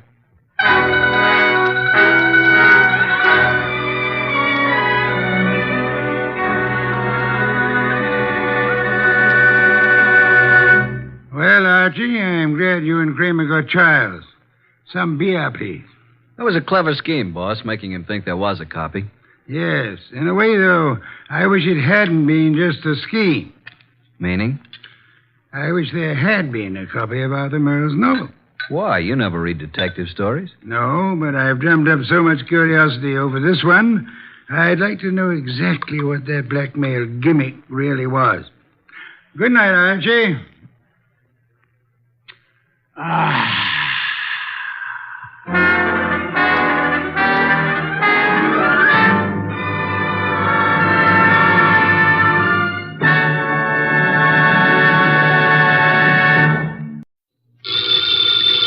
Ladies and gentlemen, the ringing of that phone bell brings you mystery, adventure. Nero Wolfe's office, Archie Goodwin speaking. What? Who? Who is this? Who wants to speak to Mr. Wolfe? Nobody. Nobody? I said that. Hang up. It's late and it's too cold. And even if it weren't, I would not consider for one moment moving from this room. Please, Mr. Wolfe, I can't hear a thing this old gentleman's saying. Does it matter? You heard what I said? No. Now, what did you say? You were late because she was killed. Who was killed? I can't hear you. What is it about, Archie? He says he was due here an hour ago, but she was killed. Who was killed? What does he want? Do you want us to solve the crime? I say, do you want us to find out who killed her? Oh. He says he knows who did it, but he has an important message for you. Well, then come right over. We'll be waiting, Mr. Jenkins. Archie, why do you insist on taking every silly little case? Because, boss, we need to recover for March 15th.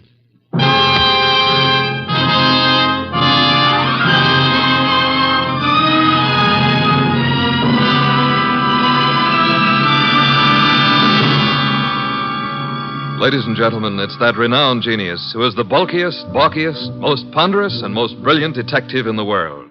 Yes, none other than that chairborne mass of unpredictable intellect, Nero Wolfe, created by Rex Stout and brought to you in a new series of adventures over this NBC network in the person of Mr. Sidney Greenstreet.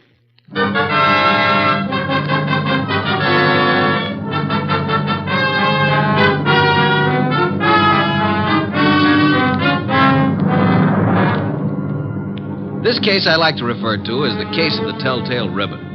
Perhaps a better title would be Wolfe Goes A-Hunting.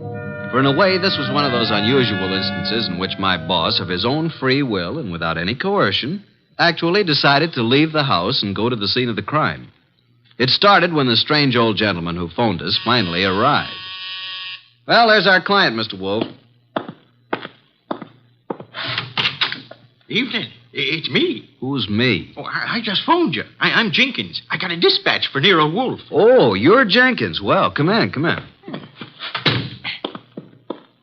Mr. Wolfe, this is Mr. Jenkins. Says he has a dispatch for you. Yep. Yeah. Are you Wolfe? I am. Where is the dispatch from? Don't know. You don't know? How come? Oh, I know, but I'm supposed to say I don't. See? That's my job. What is? Just to say I don't know. What about the murder? Yeah, who was killed? Oh, my goodness. It was a terrible thing. We were just crossing the turnpike, and this fella come at us out of nowhere. The killer? Yeah. Must have been drunk, I guess. Well, how did it happen? Did he shoot her, stab her? Oh, no. He ran into her with his car.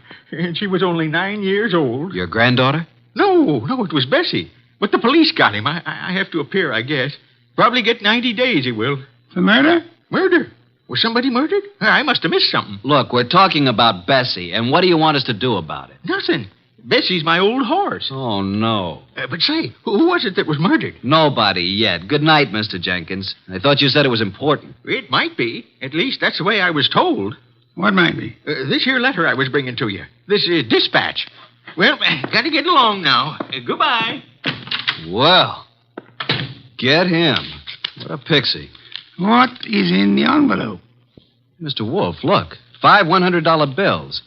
And the note says, Mr. Wolfe, your services are desperately needed. Come up this weekend as my guest. Signed E. Malott. Edward Malott, the wealthy manufacturer, Well, looks as though you're going out this weekend. Well, Archie, pay my respects to Mr. Malott, and I hope you enjoy the weekend. Good night.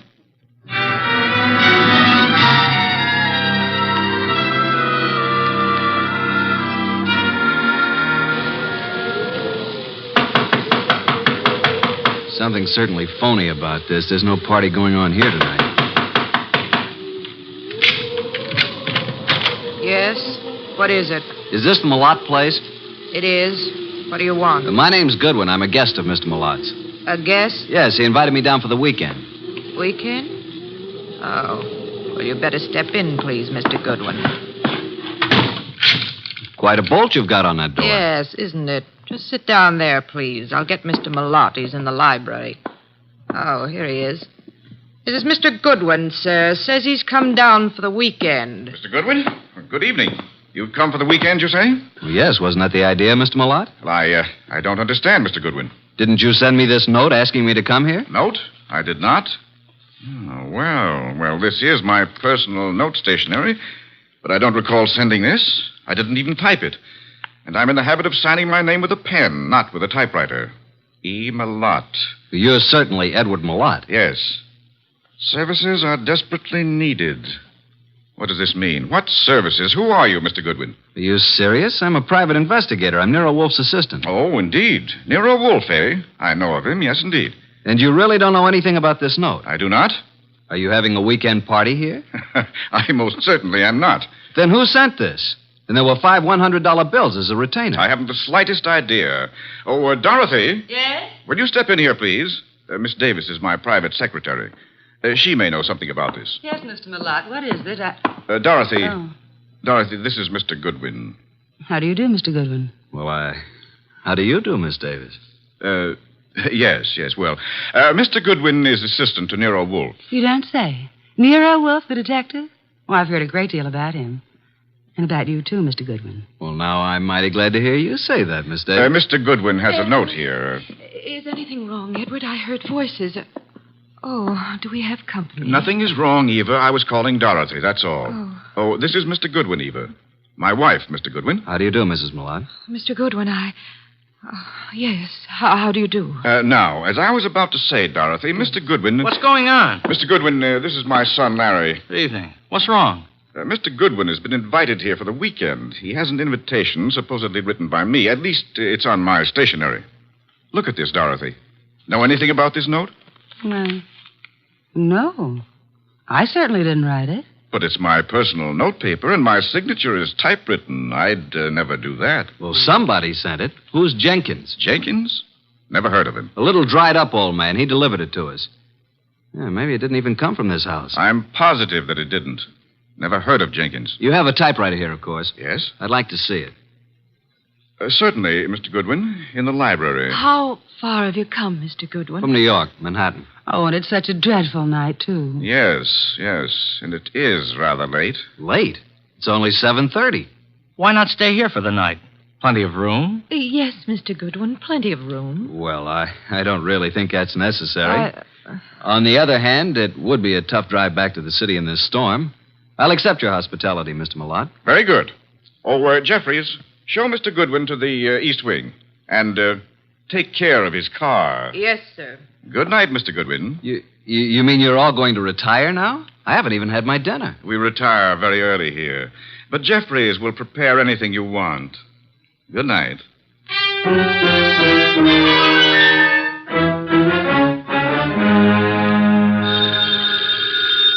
Oh, dear, who moved that phone? Hello, Wolfe speaking. Archie, boss. Well, I'm here at Malot's place, but there ain't no party. What happened? Are you in the right house? I'm afraid I am. They've all gone to bed. Weird bunch. His wife, who looks very sickly and I think wants to say something to me alone, and Larry the son, and Malot's secretary, Dorothy Davis. She has me bothered a bit. How unusual, especially if she's pretty. A beauty. But she seems to know all about me. You'd better come home, Archie. I can see you're in no condition to handle this case properly. Give them the money back. Oh, I forgot to tell you. They don't want me here.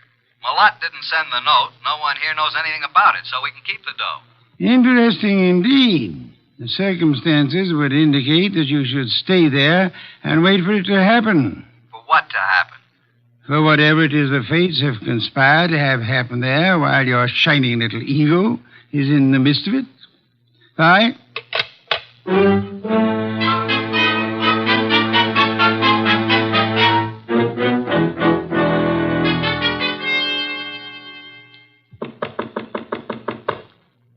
Who is it?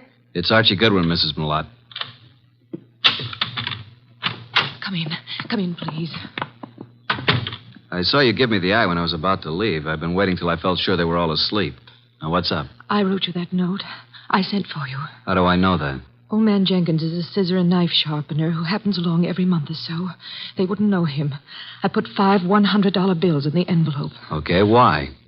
My life is in danger. I've been threatened. I received 3 notes through the mail. They were all postmarked in New York City. Could I see them? Here they are. All typewritten.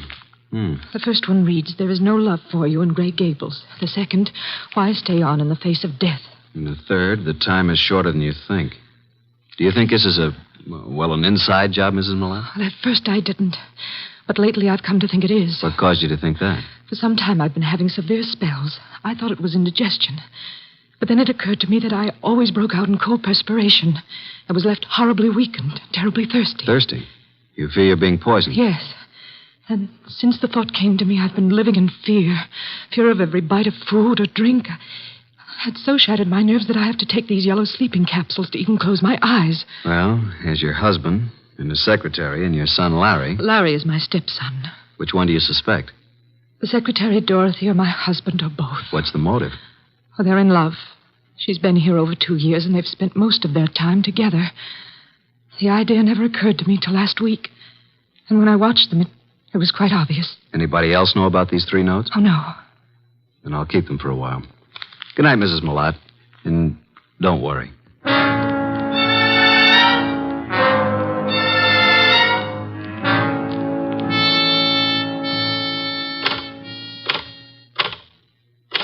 What are you doing, Mr. Goodwin, snooping around in Father's library? Well, Larry, I was just trying to find out if this Remington was the machine you used to type those notes. What? What notes? The notes you sent your stepmother. Why, I don't know anything about any notes. Then why were you so startled? I'm not startled. Why would I threaten her? So you do know about them. I didn't mention the contents of the notes. I just happened to see them on the table in her sitting room. You don't care too much about your stepmother, do you? Oh, she's all right. You don't care too much about Dorothy either, do you? I certainly don't. Why not? Well, I don't like her tactics, making a fool out of my father. If anybody here sent those notes, she did. You think Dorothy would have a motive? I certainly do. Of course you wouldn't have a motive, would you? No. Well, I'm inclined to think you would. Well, just what motive would I have? You don't seem to like any woman who's too close to your father. Maybe because you'd resent anyone sharing in the estate if your father died. If I were you, Mr. Goodwin, I'd leave. Tonight. And the sooner the better. Good night.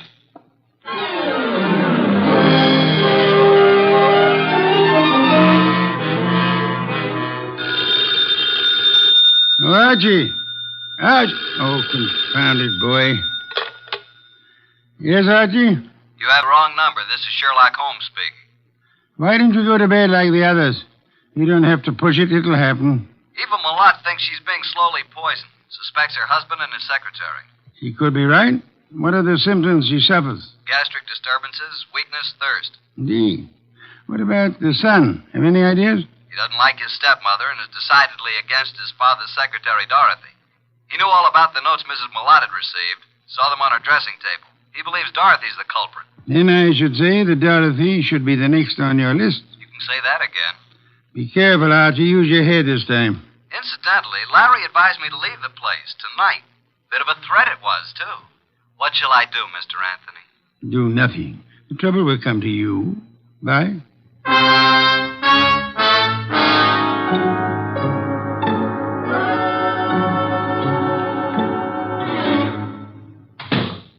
Oh.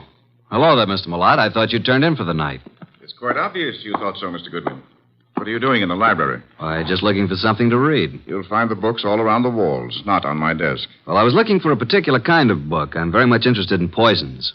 Poisons? Yeah, a hobby of mine. You happen to have any books on toxicology?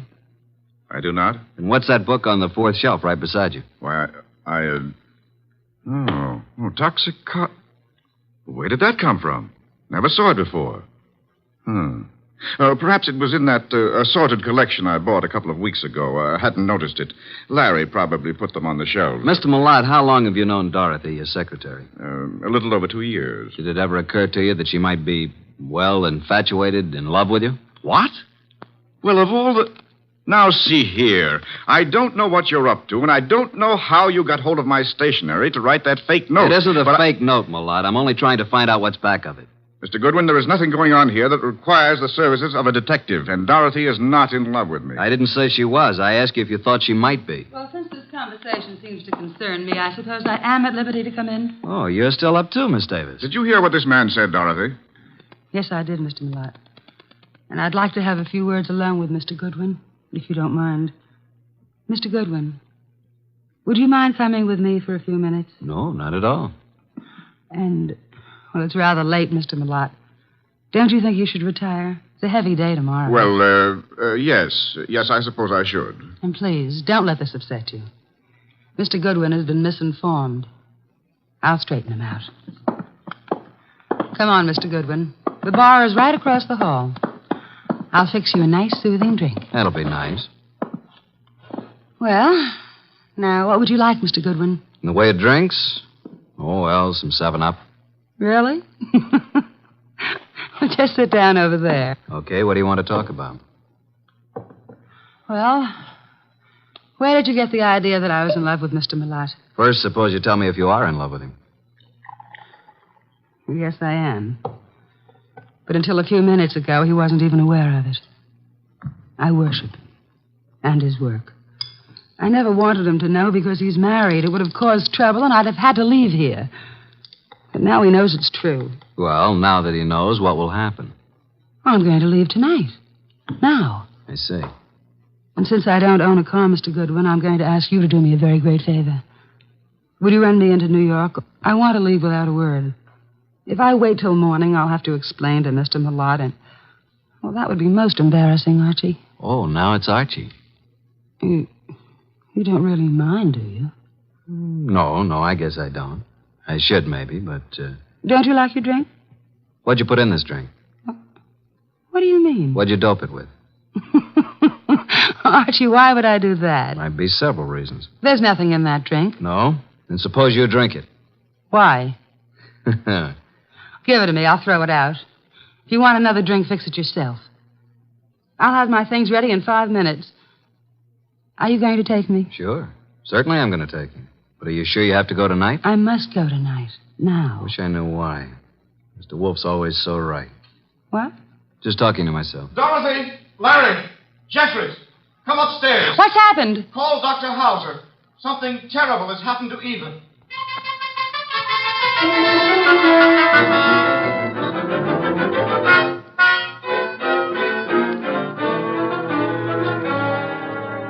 Well, Dr. Hauser? Poor Mrs. Malotte. No, there's nothing to be done now. It's all over. Eva. You'd better lie down, Mr. Malotte. I'll phone and take care of everything. I'll be here if you need me. I have to make out the certificate. Yes, come along, Mr. Malotte. Just a minute. You too, Larry. I don't want to make this any more unpleasant for you, but, Doctor, just what are you going to put on the certificate as the cause of death? Acute gastritis. Is that what you've been treating her for? Well, she's had several attacks lately. I'd warned her to be cautious of her diet. And that was wise advice, too. Did you know about these attacks, Mr. Malotte? Yes, I did. And you, Dorothy? Yes, I knew. And you knew also, Larry? No, I knew she hadn't been feeling well. How long had Mrs. Malotte been suffering from insomnia? Oh, a year at least. I prescribed Nemitol. In yellow capsules? Of course. I wrote a prescription ever so often calling for 12 capsules. You all knew about that, of course. I thought so. And would this be the prescription, this little box of capsules here on... Well, What's the matter, Mr. Goodwin? that box was open on this nightstand when we stepped into this room. All right, let's have the box, Mr. Malotte. Thank you. Why'd you pick it up? Because I didn't want the stigma of suicide on Eva's name, nor mine. Suicide? Yes. Eva had this prescription filled yesterday morning. The dose is 1 at bedtime, 12 capsules. She took 1 last night. I glanced at the open box when I came into the room, and there were only 8 capsules left. I knew instantly what had happened. She'd taken an overdose. Doctor, do you think 3 capsules would be sufficient to cause her death? I doubt it very much. So do I. Mrs. Malotte didn't die from an overdose of sleeping capsules. She was poisoned. Poisoned? Are you crazy? By whom? By you, or Dorothy, or Larry. No, I didn't do it. I didn't write those notes. What notes? Mrs. Malotte had received 3 notes threatening her life if she didn't leave this house. Each of you had a motive, so I'm sending this body to the coroner for an immediate autopsy. I won't permit it. The police will see to it. You have no choice.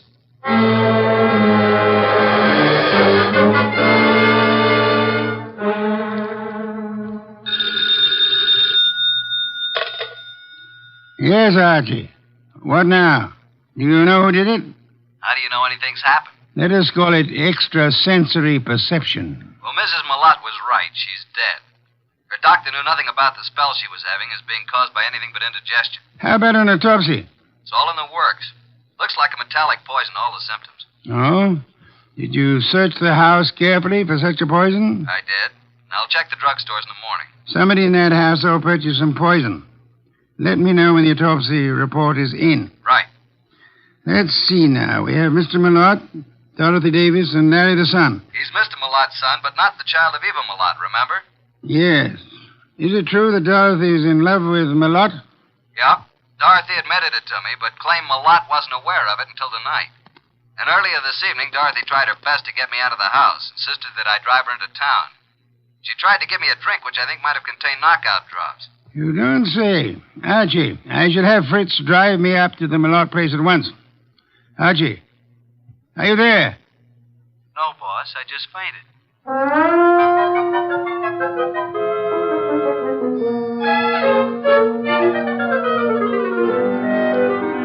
And that, Mr. Wolfe, is most of the story up to now. Very interesting. Yes, indeed. But it isn't true. I did not put anything in Mr. Goodwin's drink. Then did you ask him to take you into town? Yes. And I might have been found in a ditch. Oh, it's ridiculous. Why did you try to get Mr. Goodwin to take you to town? Because I felt it would be too embarrassing to remain until morning. Maybe you'd already given Mother the big dose of poison and wanted Goodwin out before it was discovered. Well, you Wait a minute. Now, Mr. Malotte, you claim that you knew nothing about Dorothy being in love with you. Should we believe that? You can believe it or not. Dorothy had a motive to get rid of Mrs. Malotte. It seems that Mr. Malotte had one, too. And so did Larry. What? You admitted to me that you didn't like your stepmother. And that you disliked Dorothy even more. I didn't say that. You said Dorothy was making a fool of your father. You resented the possibility of any woman sharing in the estate. You knew about the sleeping capsules, and you could have put poison in some of them. You could have written those threat notes. And by getting rid of your stepmother and placing the blame on Dorothy, you'd be getting rid of them both. But I didn't. I did not write those notes. You were the only one who knew about them. I was not the only one. I saw Dorothy coming out of Mother's room. It was this afternoon. Mother was out taking a sunbath. Dorothy did it. She's the one. I think you're the one. No, Dorothy wrote those notes. That's a lie. No, she probably slipped into Mother's room and wrote those notes on Mother's portable. What? Hey, just a minute. Archie, come here. I never heard of such So lies. I didn't do it. You can't send me to jail. I'll kill you first. Larry, drop that gun. Don't come near me, any of you. You're such a fool, Larry. Give me that gun. I'll shoot. I'll shoot. Come on. There. Now, you better quiet down, kid. Or Inspector Kramer will take care of you when he arrives.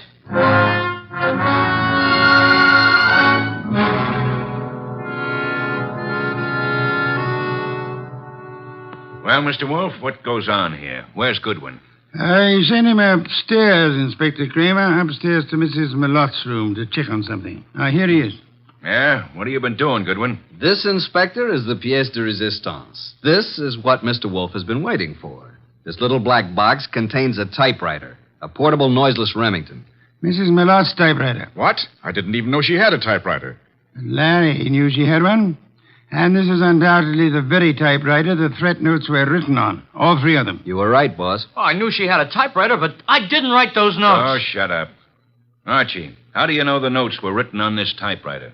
I've compared the type and the ribbon. They're both the same. These notes were written on this Remington. It was Dorothy. Larry, I don't believe a word you've been saying. Dorothy couldn't possibly be guilty of such a thing. If anyone is guilty, you yourself certainly have all the earmarks. Everybody's against me, even my own father. But I'm innocent, I tell you. Let me get it. I think I know who it is. Hello?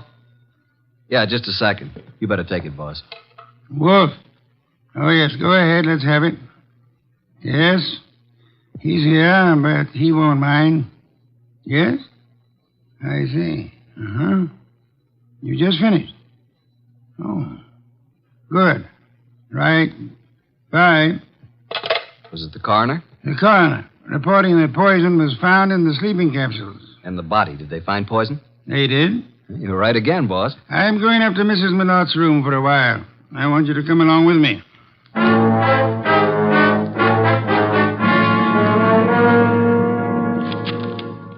Find anything yet, Archie? No, mostly bills and invitations to bridge parties and so on. Ah. You find something, boss? Yes and no. This pocketbook detective story. What about it? I was just flipping through the pages, and I find this corner turned down. Well. What is it? Look and read. Why stay on in the face of death? Interesting. The very words used in one of the notes. Give me the book.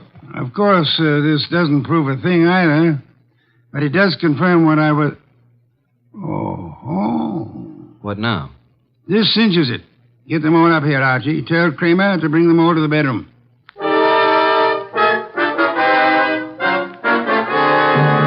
Well, Mr. Wolfe, what now? As you all know, Mrs. Malott was poisoned by someone who had an opportunity to put it in the sleeping capsules. Someone in this household. Yeah, but which one? The kid? I never bought any poison in my life. Be quiet, will you? No, Inspector, it wasn't Larry. And I suppose you think I put the rest of that rat poison in your drink, Mr. Goodwin. No, Dorothy, it wasn't you. But how did you know it was rat poison? I didn't. I just guessed.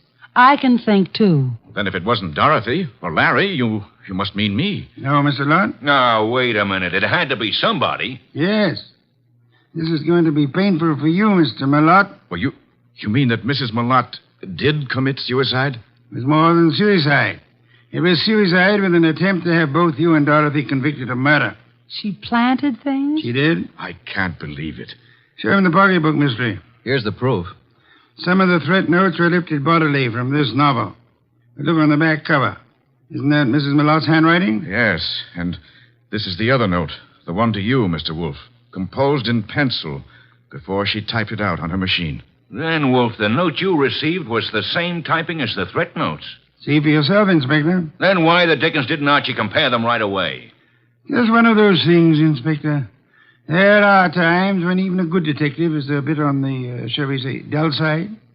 Don't you find that often true, Inspector?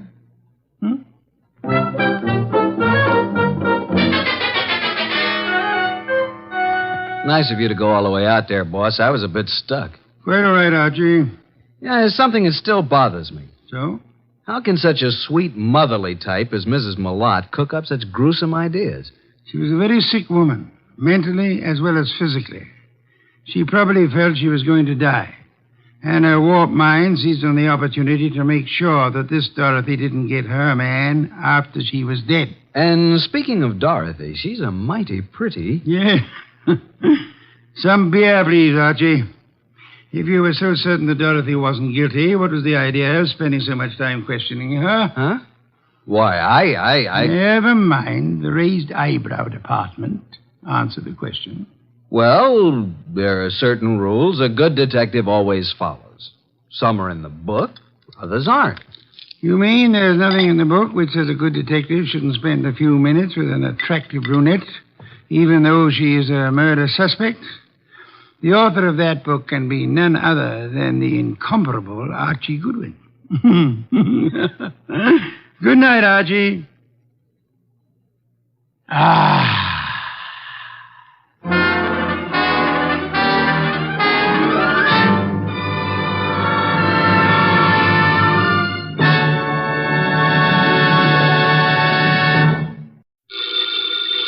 Ladies and gentlemen, the ringing of that phone bell brings you mystery, adventure.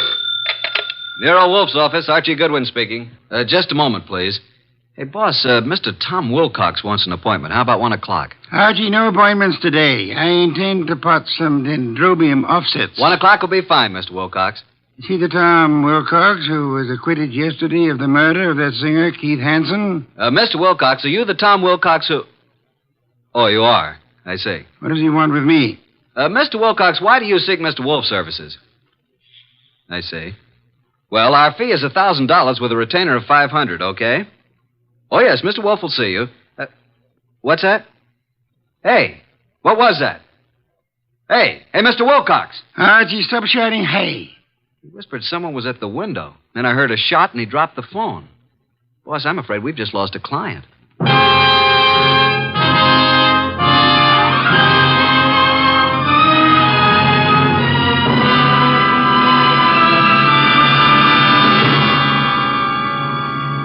Ladies and gentlemen, it's that renowned genius who is the bulkiest, bulkiest, most ponderous, and most brilliant detective in the world. Yes, none other than that chairborne mass of unpredictable intellect, Nero Wolfe, created by Rex Stout, and brought to you in a new series of adventures over this NBC network in the person of Mr. Sidney Greenstreet.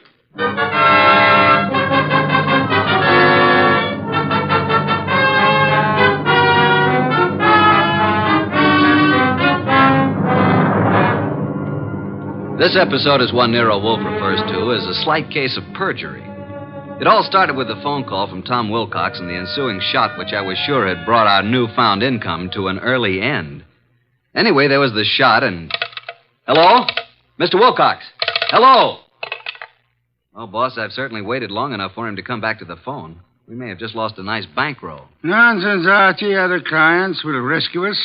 Now for a cold bottle of beer, Archie. We're almost out of beer. I better get over there and see what happened to Mr. Wilcox. The beer first. Nero Wolfe's office, Archie Goodwin speaking. Oh, Wilcox, you all right? Was that a shot? It was, huh? I'm glad it missed. Tell him to come right over here. Yeah, you dug the slug out of the wall. Well, come right over. Boss, the police never found the gun that killed Keith Hansen. No gun was found. Wilcox said he thinks he was shot at with a .32. He dug the bullet out of the wall. The murderer of Hansen must now be after Wilcox. If Wilcox is telling the truth. He was acquitted. The society gal, Mrs. Patricia Park, established his alibi, said she was with Wilcox at the time the murder was supposed to have occurred. I read the papers, Archie. Where's last night's paper? Wow, boss, look at her picture. Ooh, she's a honey. Archie, will you get me some beer? Well, if you move your arm 6 1/4 inches, you can't possibly miss it. Mr. Wolfe, this is Tom Wilcox, our new client. How do you do? Archie, the red leather chair for Mr. Wilcox. Mr. Wolfe, I'd like your aid in finding the murderer of Keith Hansen. Indeed. Why do you suppose you were shot at this morning? I gave a statement to the press last night, which was printed this morning, saying that I was going to seek out the killer of Keith Hansen. The killer obviously wants me stopped. Here's the bullet, a .32, I'd say. Why did you go to Keith Hansen's apartment on the day of his death? I went there to tell him to stay away from my sister. We had a fight. The manager came and stopped us. I told Hansen I'd kill him if he didn't lay off. The manager heard this. Then I went home. What time was that? About 8:30. The police claimed I returned to Hansen's apartment and shot him. I couldn't prove I was at home all night. It was going rough for me until Patricia Park testified she was with me at the time when the crime was said to have been committed. Why didn't you tell the police in the first place that this Patricia Park was with you? Well, that's the whole trouble. She wasn't. What? Her claim that she spent the hours from 9 till midnight with me was a lie. In fact, I'd never met the woman in my life. Have you contacted this Patricia since your release, Mr. Wilcox? Yes, but she refuses to see me. Archie, phone Mrs. Patricia Park and tell her that she must see you at once for her own good. Time is of the essence.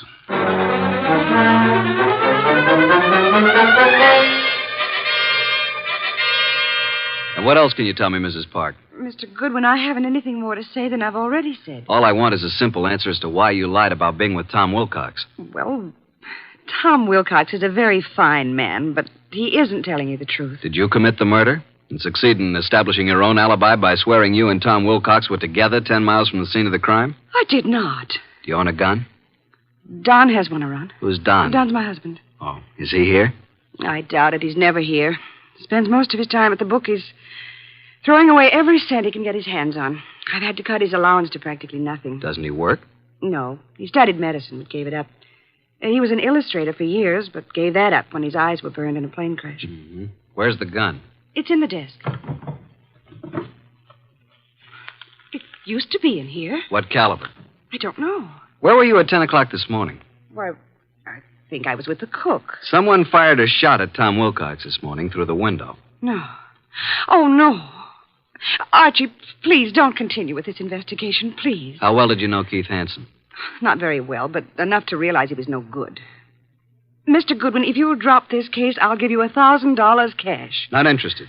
But I am interested in learning why you lied, why Tom was shot at this morning, and why you should try to bribe me. You must stop for your own sake. How will it benefit me to step out of it? The killer tried to stop Tom Wilcox. You might be next, and he may not miss this time. Go on. Why have you been protecting Wilcox? I believe Tom Wilcox was innocent, and I didn't want him to be sentenced to die, so I lied at the trial. He told us today he'd never seen you before. That's true, but he looked so innocent, so clean and good and decent. That's not very believable. If you don't think Wilcox killed Hansen, who do you think did it? Please believe me, Archie. I don't know. I tell you. Hi, sis. Hey, what's the matter? Are we intruding? Oh, hello, Marge. Brad, come in. This is Mr. Goodwin, my sister and brother-in-law, Marge and Brad King. How do you do? Hello. What gives, and who's Mr. Goodwin? A private detective, Marge. I've just explained to Mr. Goodwin that I wasn't with Tom Wilcox at the time of Keith Hansen's murder. Pat, why did you tell him that? Mr. Goodwin, I hope you will not use this knowledge against Pat. Did you all know Keith Hansen? Yes.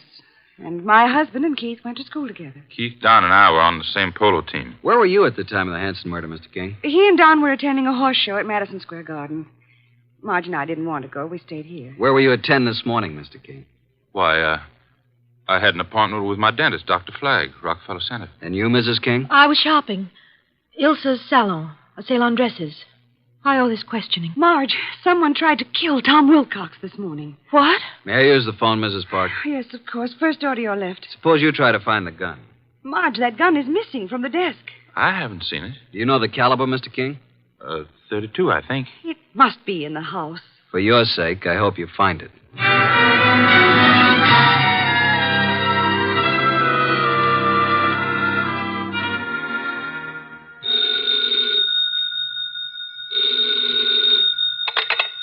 Nero Wolfe speaking. Archie, boss. You should have reported long ago. She must be very pretty. That Park admits she lied. She claims now she was with her sister, Marge King.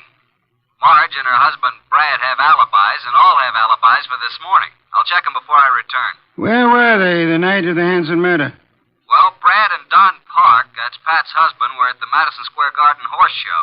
Pat and Marge were together here at the house. Impossible to verify the Madison Square alibi at this date. Check all the rest and come home for lunch. It's Oysters Rockefeller. Has Inspector Kramer arrived yet? He has, and left the police records on the Hansen murder. He has taken the bullet Wilcox brought to be checked at ballistics. Good. Pat had a .32 caliber gun in the desk in the library. It's now missing. Indeed. And, boss, Pat just offered me $1,000 to quit the case. When I refused, she said if I didn't lay off, something might happen to me. Oh, dear me. That would be most upsetting, eh? After lunch, I want you to visit the late Keith Hansen's apartment. Bye.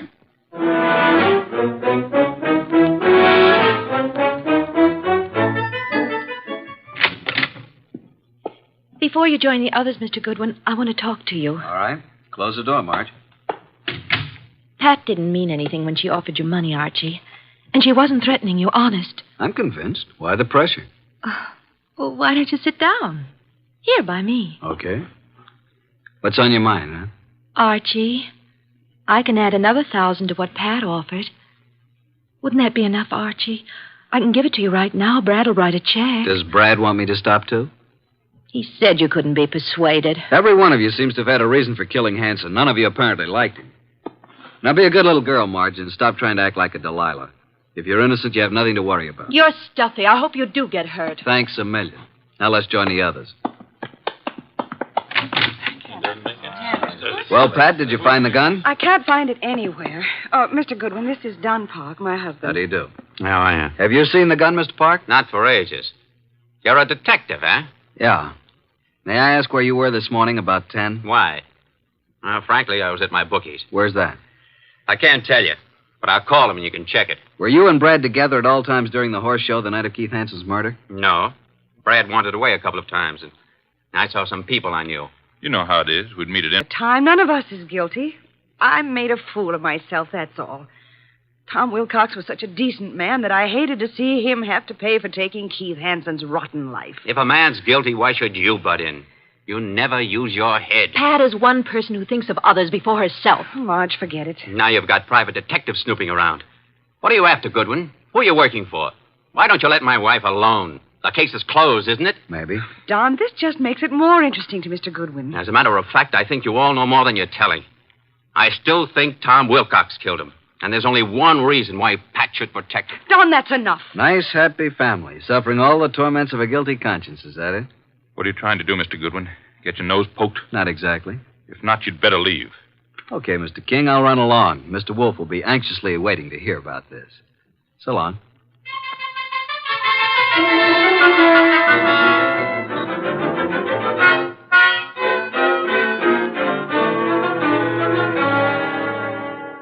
Pat Park's cook verified her alibi for 10 o'clock this morning, then. What about the other alibis? Well, Brad's dentist said that he didn't get to Brad until about 10:30. His appointments had run over. He wasn't sure if Brad was there at 10 or not. The nurse was out at that time. Marge's alibi is no good. And at mob at Ilsa's, the saleswomen wouldn't have known their own mothers. Don's alibi checks if we can take the word of the bookie. Don and Pat, then, are the only ones who have alibis that checked, huh? That's right. Are these the reports Inspector Kramer brought? Mm-hmm. Keith Hansen's body showed obvious signs of battery. Lips were swollen and lacerated, clothes disarranged. Knuckles of the right hand were skinned, nose fractured. Major contusion over the right eye. The eyes were closed. .32 caliber bullet was embedded in the left chest wall. Wow, what a battle. I am of the opinion that Hansen was battered by two different people. I think someone arrived after Wilcox was thrown out by the manager, and this someone gave Hansen another beating. Really, boss? Come, let's have dinner. Then you must get over to Hansen's apartment.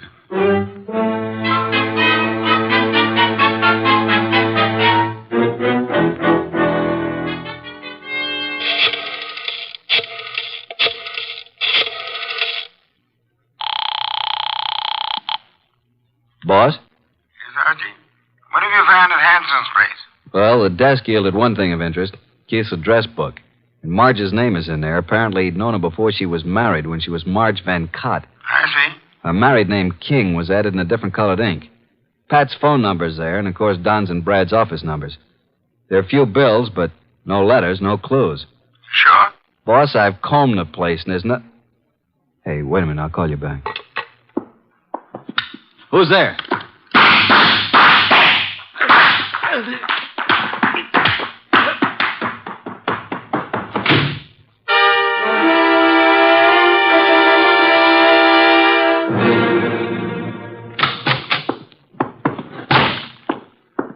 Archie, you know I dislike the banging of doors. Sign of ill breeding. Archie, what happened to you? Target for tonight, Archie Goodwin. Your forehead's bleeding. You better have Fritz fix it. Well, my head can wait. Some guy certainly surprised me at Hansen's. Creased me on the forehead. Good thing I snapped off the lights. He emptied his gun at me. We scuffled and he got away. And then I dug his slug out of a chair. I think it's a .32. But look at this, boss. A little round piece of glass. Found it on the floor. It's very small, very smooth, and concavo-convex in shape. Half an inch diameter. Watch crystal? Don't think so. The edges are too smoothly ground. I'll examine it under a magnifying glass. I'll get it, boss. Oh, hi, Tom. Come in. Mr. Wilcox, boss. Archie, hey, what's happened to you? Somebody tried to scalp me. Good evening, Mr. Wilcox. The red leather chair, Tom. Archie, please finish your report. Did you notice anything else of importance at Hansen's apartment? Is that where this happened? Yeah. Well, there were dozens of gals' photos scattered around.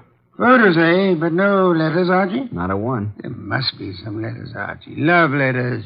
Wherever we have girls' photos and telephone numbers, I assure you they're bound to be love letters. That is what we must find. But then we'll have a motive. Yeah, but where do I look, huh? Go to Hanson's dressing room at the Club Diablo. I have just phoned the place. A female singer is substituting for Hanson, but she won't arrive until supper hour. Mr. Wilcox, accompany Mr. Goodwin, if you please. Keep your eyes open. I need the boy. Then you do love me, boss? Come on, Tom. Let's look at this Club Diablo.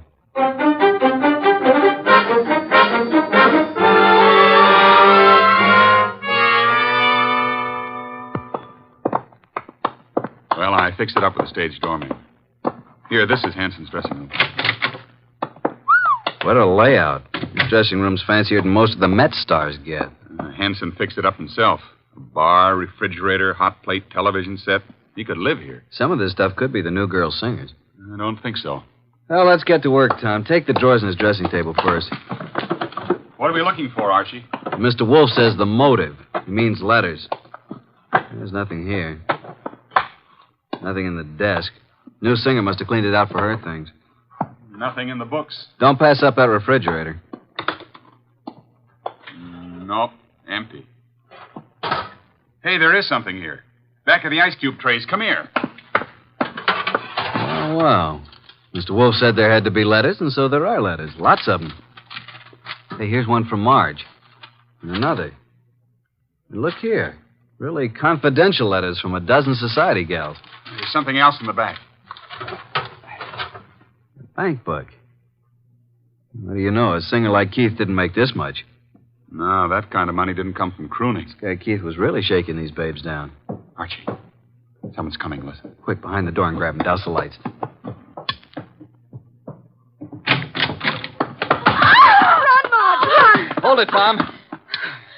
Well, it's you two. You dirty rat. Higgin woman. Tom, what are you and Archie doing here? The letters. Oh, Archie, you found them. Archie, please, give me those letters. Don't touch. I'll just put them safely away in my pocket. Besides, you didn't write all of these. Give them to me. At least give me my letters. I'll tell you what. You go on home and stay there, and we'll leave it up to Mr. Wolfe. Tom, take him outside. I want to use his phone. Come along, ladies. Let us oblige Mr. Goodwin. I'll meet you at the stage door, Archie. Right.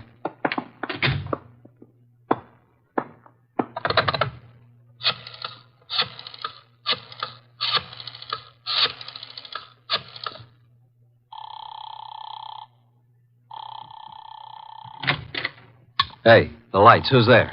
Put the phone up, Goodwin. Who are you?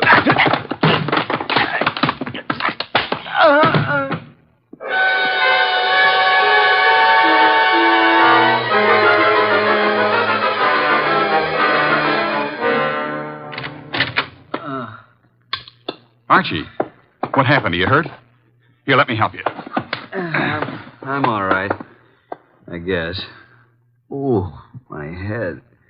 Did you see anybody? No, I didn't. I shouldn't have left you.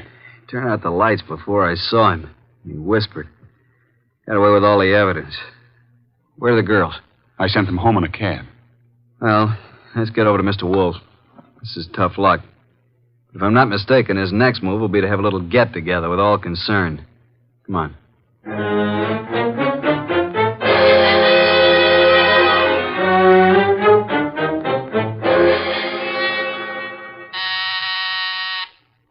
Archie, the door, our guests are arriving. Excuse me, Tom. Come in, Inspector Kramer. Goodwin. Good evening, Inspector. Well, Mr. Wolfe, got the killer? You said you'd hand him over to me this evening. In time, Inspector. You know Tom Wilcox, of course. Mr. Wilcox. Evening, Inspector. What about the ballistics report, Inspector? The bullet was shot from the same gun that killed Hanson. And that gun, I am certain, came from the home of Pat and Don Parks. Marge and Brad King also had access to it. I have one more bullet here, Inspector, one fired at Mr. Goodwin.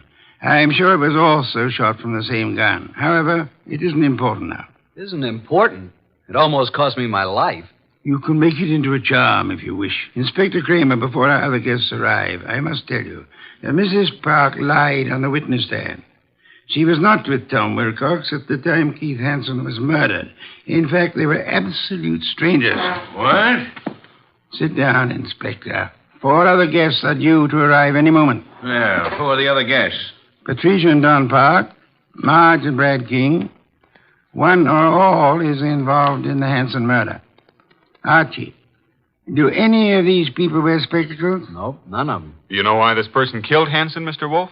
First of all, Hanson was a blackmailer. The girl Marge was the current victim.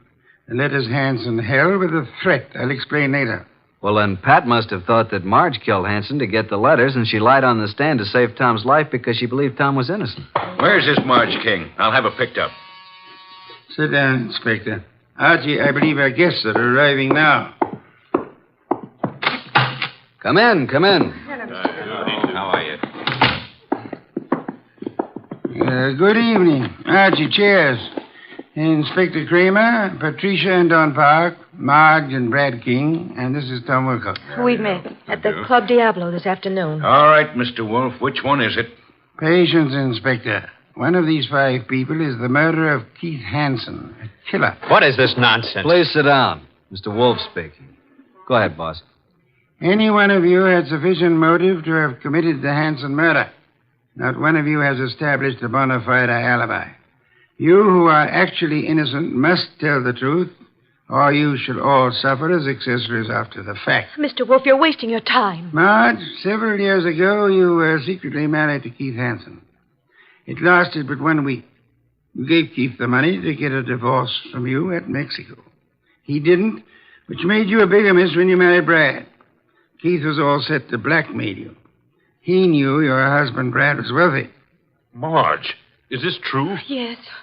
Oh, please, Brad, I thought he got the divorce. If I'd known that, I would have killed Hanson myself. Maybe you did kill him. One moment, Inspector. Patricia, you lied on the stand to protect Tom Wilcox here because you believed your sister Marge was guilty of Hanson's murder. Why did you believe her guilty? Were you at the scene of the crime? Marge, it's time to tell the truth and clear all this up. You won't be satisfied until you're in jail. Will you shut up? Quiet, please. Go ahead, Marge. All right. Keith Hanson was shot from the bedroom while I stood talking to him in the living room. You went there to buy back your letters? Yes, Pat drove me to his apartment. There was no place to park, so she said she'd drive around the block until I came out. That's why she's never been sure whether I killed him or not. That's right. Because I feel I might have shot him if I'd been in your place. Because of what Hanson did. What was it he did? Keith Hanson demanded $10,000 in exchange for the letters. Pat loaned me the money, so Brad wouldn't know. What? Is that true, Pat? You loaned her $10,000? I got to Keith's apartment about 9:30. He looked awful. He obviously had been in a fight. The room was mussed up and his nose was bleeding. Yes, go on. He went to the bedroom to get the letters and came back saying they were gone. I didn't believe him. Keith said he knew who had taken them and he'd have them back by morning. He grabbed the money from me and put it in his pocket. He was just about to tell me who took the letters when there was a shot from the bedroom door. Keith Hanson fell to the floor, but I didn't see anyone. I wanted to get my money from his coat pocket, Pat's money, but I couldn't touch him. His staring, wide-open eyes were horrifying. I ran. Poor baby, why didn't you tell me? I think you're lying, young lady. You took the gun from your sister's desk, and when Keith Hanson didn't produce the letters, you deliberately shot him. You didn't even offer him any money. You kept it yourself. No, I didn't. Oh, Pat, don't believe him. Inspector Kramer, she's innocent. I know who did it. Oh, no, Brad, stop. Oh, Brad, what are you saying? All right. Break it up. Yeah, so do I know, Brad. That's why you left the horse show. I've thought you were guilty all along. All right, Inspector. Now you know. I don't get this, boss. Inspector, ladies and gentlemen, please. First, which of you had some medical training? Medical training? Oh, Keith Hanson and I both went to medical school. Why? That is most enlightening, Mr. Park. Marge and I were nurses' aides during the war. Then perhaps you can interpret this medical phraseology for me. These few lines from this little medical book. Archie, hand it to Don Park. Will you read it, please? Top of page 75. It says the form of pernicious anemia commonly found in the human is... Now, Don, hold your hand over your right eye and read on. What? Also common to the many lower... Now, cover the left eye and read with the other. What is this? Go ahead. Well, many lower animals and this light isn't so good. Step close to me. Yes, thank you. Mr. Park, here is the contact lens for your right eye. I'm sure you've been tremendously handicapped without it all day. Inspector Don Park is your murderer. Don't move, Park. Keep away, I warn you. Drop that gun, Park.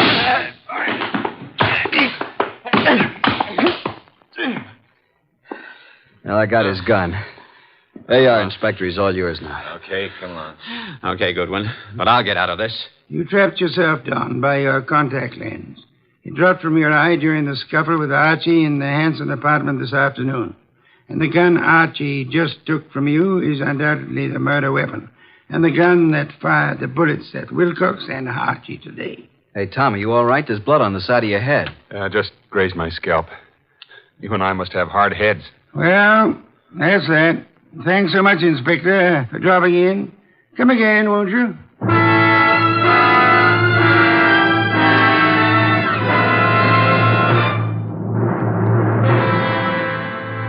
This was a rough day's work, boss. Some beer, Archie, please. Right. Hey, what was that business about the medical training? Marge said the body of Keith had staring, wide-open eyes, preventing her from touching the body. But the police found the eyelids closed. How did they get closed? Well, he must have bothered Don, too, and he closed him, his medical training. Right.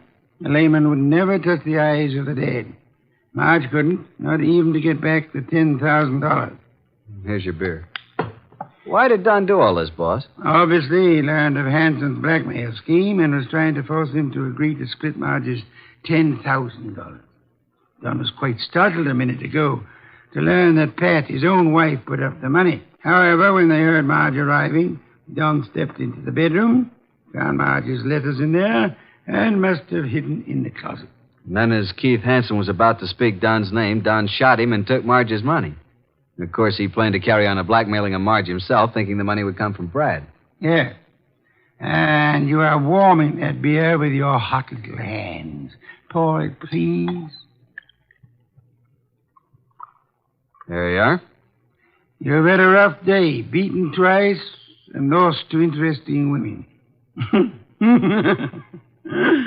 Tonight you may open your bedroom window. Good night, Archie.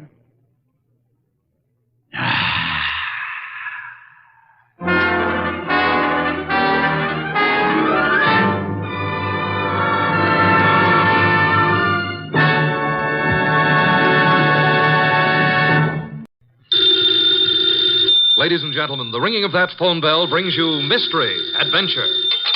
Nero Wolfe's office, Archie Goodwin speaking. If it's for me, I'm not here. What if it's a case? If it is, tell them no. I will not. Confound you, Archie. Do as I say.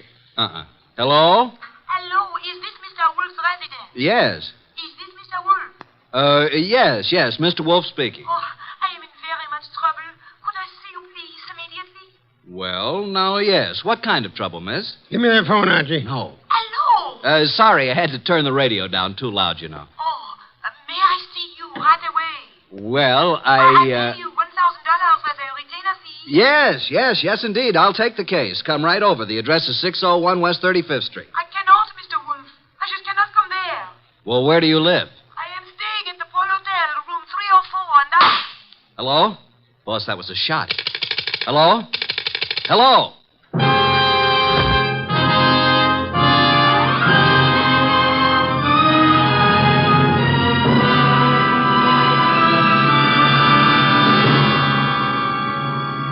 Ladies and gentlemen, it's that renowned genius who is the bulkiest, most ponderous, and most brilliant detective in the world. Yes, none other than that chairborne mass of unpredictable intellect, Nero Wolfe, created by Rex Stout and brought to you in a new series of adventures over this NBC network in the person of Mr. Sidney Greenstreet.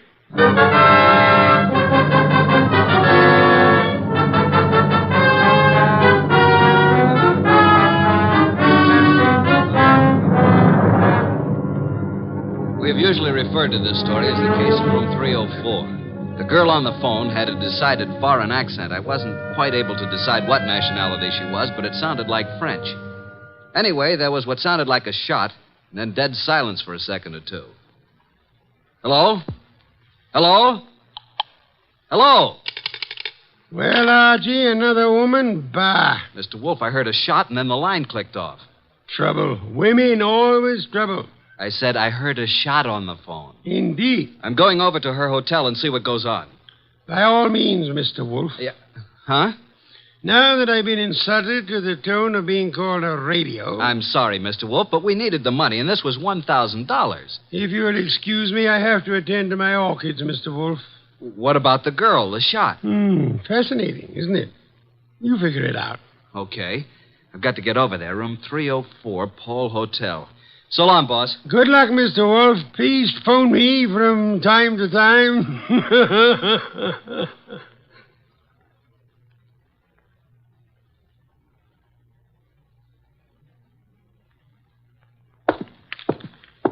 301, 302, 304. What do you know? The door's open. Oh, hello. Who are you? Archie Goodwin. Now it's your turn. I'm Jay Bream, pilot for Jan Airlines. You seen... Yeah, I guess you have. This girl's been shot. Oh, that's all? Yeah, dead. Real dead. What do you know about this? I don't know anything. Say, who are you? Looks like you're in a spot, pal. You better start digging, hadn't you? I got here a few seconds before you did. I knocked on the door. The door was partially open, so I pushed it wide. And... Go on. Well, there was no answer. I couldn't see anyone, so I came in, and there she was. You know her? Yes. Why do you think I came here? That's what I'm trying to find out. Look, what right have you got asking me all these questions? What's it to you? Did you ever hear of Nero Wolfe? Of course, who hasn't? Like I said before, I'm Archie Goodwin, Wolfe's assistant. Now, would you rather talk, or should I call the police? I've told you all I know. Who is she? Helen Rennie. French?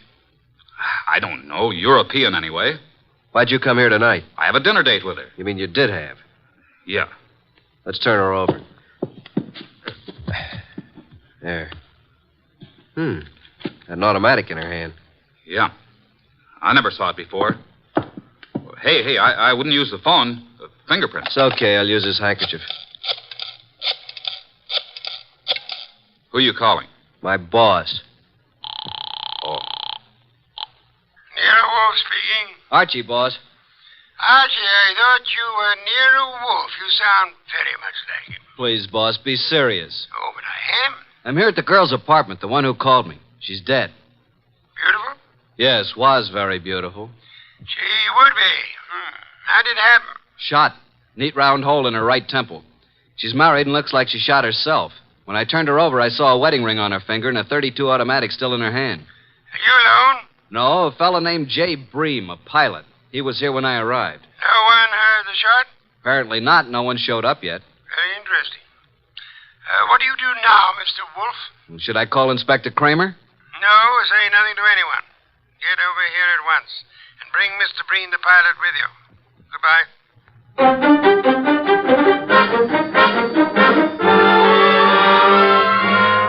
That's all you know about it, Mr. Breen? That's right, Mr. Wolfe.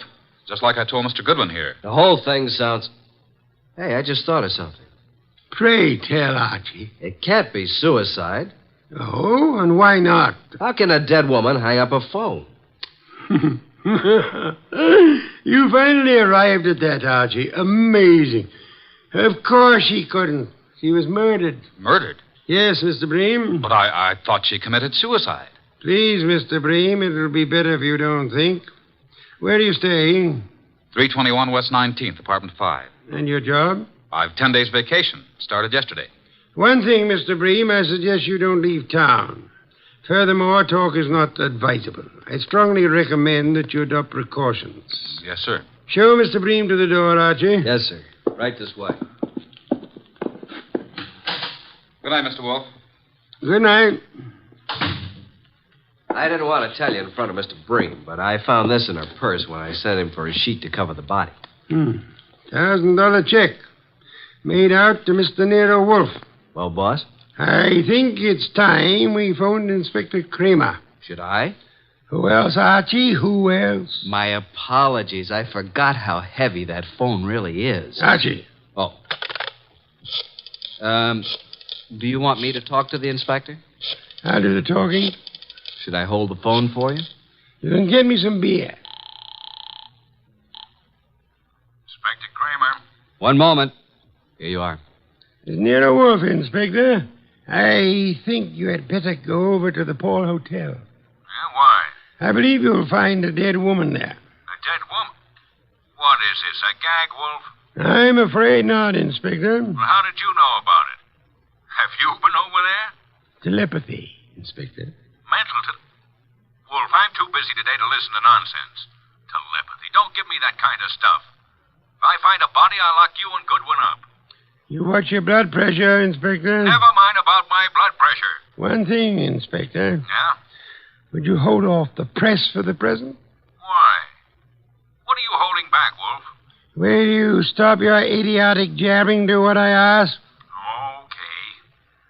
By the way, Wolf, I suppose you know the girl's room number. Naturally, Inspector. It is room 304. So hurry. Oh. Dear Inspector Kramer, he's so fond of me. Archie. Yes, sir? I suggest you call the bank in the morning and find the person who is handling Miss Renee's account. Try to bring all her canceled checks over here. And what if they won't hand them over? Then Kramer will get an order issued to do so. Simple?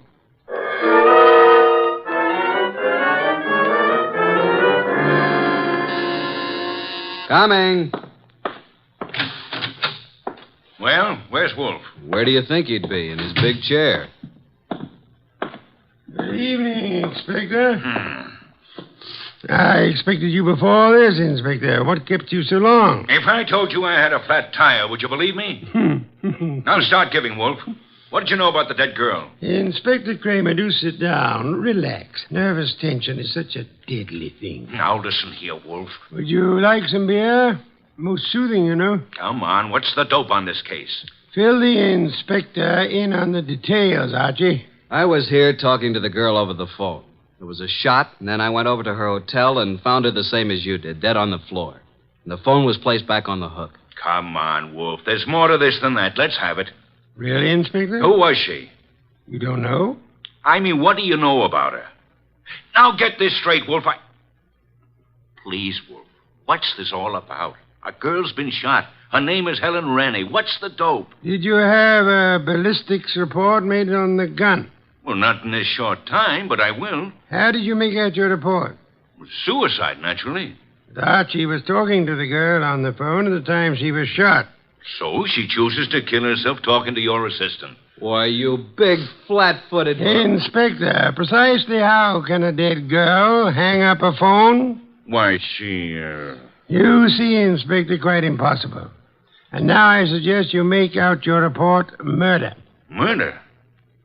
Wolf, tell me, why is it you're always mixed up in these cases? That, Inspector, would be as difficult to answer as it would be to convince Archie of the danger of the female of the species. Oh, what's the use? No one ever answers my questions. I give up. Oh, Inspector, I do hope you will bring the girls' canceled checks tomorrow if they don't turn them over to us. What? The inspector is just going, Archie. Please see him to the door. I'm not helpless.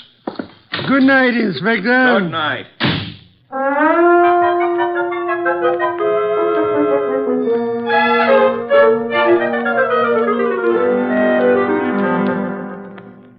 Please, boss, can't we have just a little air in here? You've been out all the morning, isn't that enough? Gonna get me an oxygen tank to use in here. Did you contact the bank regarding the girl's account? I did.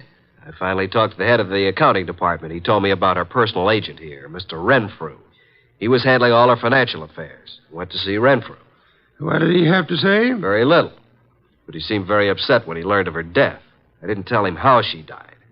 He said Helen Rennie was here buying technical equipment for her government in Europe. Technical equipment? What kind? Laboratory stuff. Did she make any definite purchases? From the Arrow Company here in town, and Mr. Paul Morio is the head man of this Arrow Company. Mr. Renfrew, her agent, gave us quite a bit of an argument about coming over here today, said it was very irregular to show bank statements. But he finally gave in. I didn't need the inspector's help. What time do we have the honor? He said he'd be here at noon. No.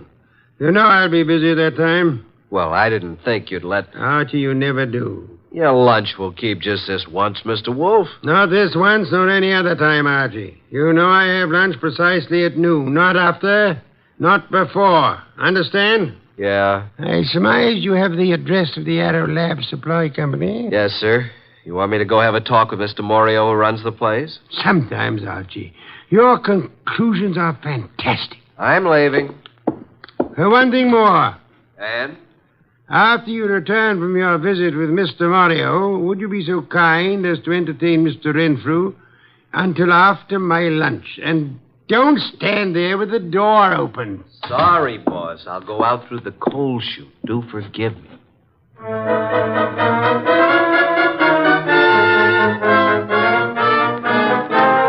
Nero Supply Company.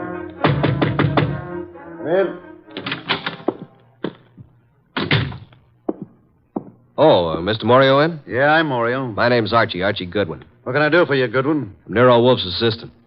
You've heard of Nero Wolfe? I don't get around much. Tell me about it. How should I answer that? Any way you like.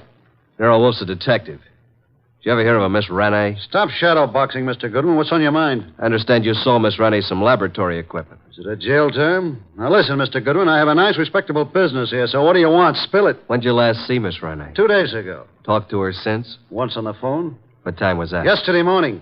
You called her from your office here? No, from my hotel room. Now, look, let's quit playing cat and mouse. Why all the questions? Miss Rene is dead. Dead? Who did it? Now, wait a minute. You don't think I had anything to do with it? What makes you think anyone did it? It'd be the only reason cops would get into it. You know, Morio, I'm beginning to wonder just how long you've been in the lab supply business. You know what a retort is? And don't tell me it's a snappy comeback. Now, what's the matter, Goodwin? What's eating you? Look, Morio, I came here to find out something about Helen Rene. Just what sort of equipment did you sell her? It was heavy stuff, heavy chemical works. Where is it? We don't have samples, just pictures. Yeah, we ship it direct. Oh, so the purchaser never sees what he's buying. That's right. Could I see what she purchased? I'm afraid not, Goodwin. Besides, what difference would it make? Did Miss Rene see what she bought? No, I already explained that. Now, I'm busy, Goodwin, so if you don't mind... Okay, I'll run along. Good afternoon, Mr. Morio. I'm sure we'll meet again. Soon.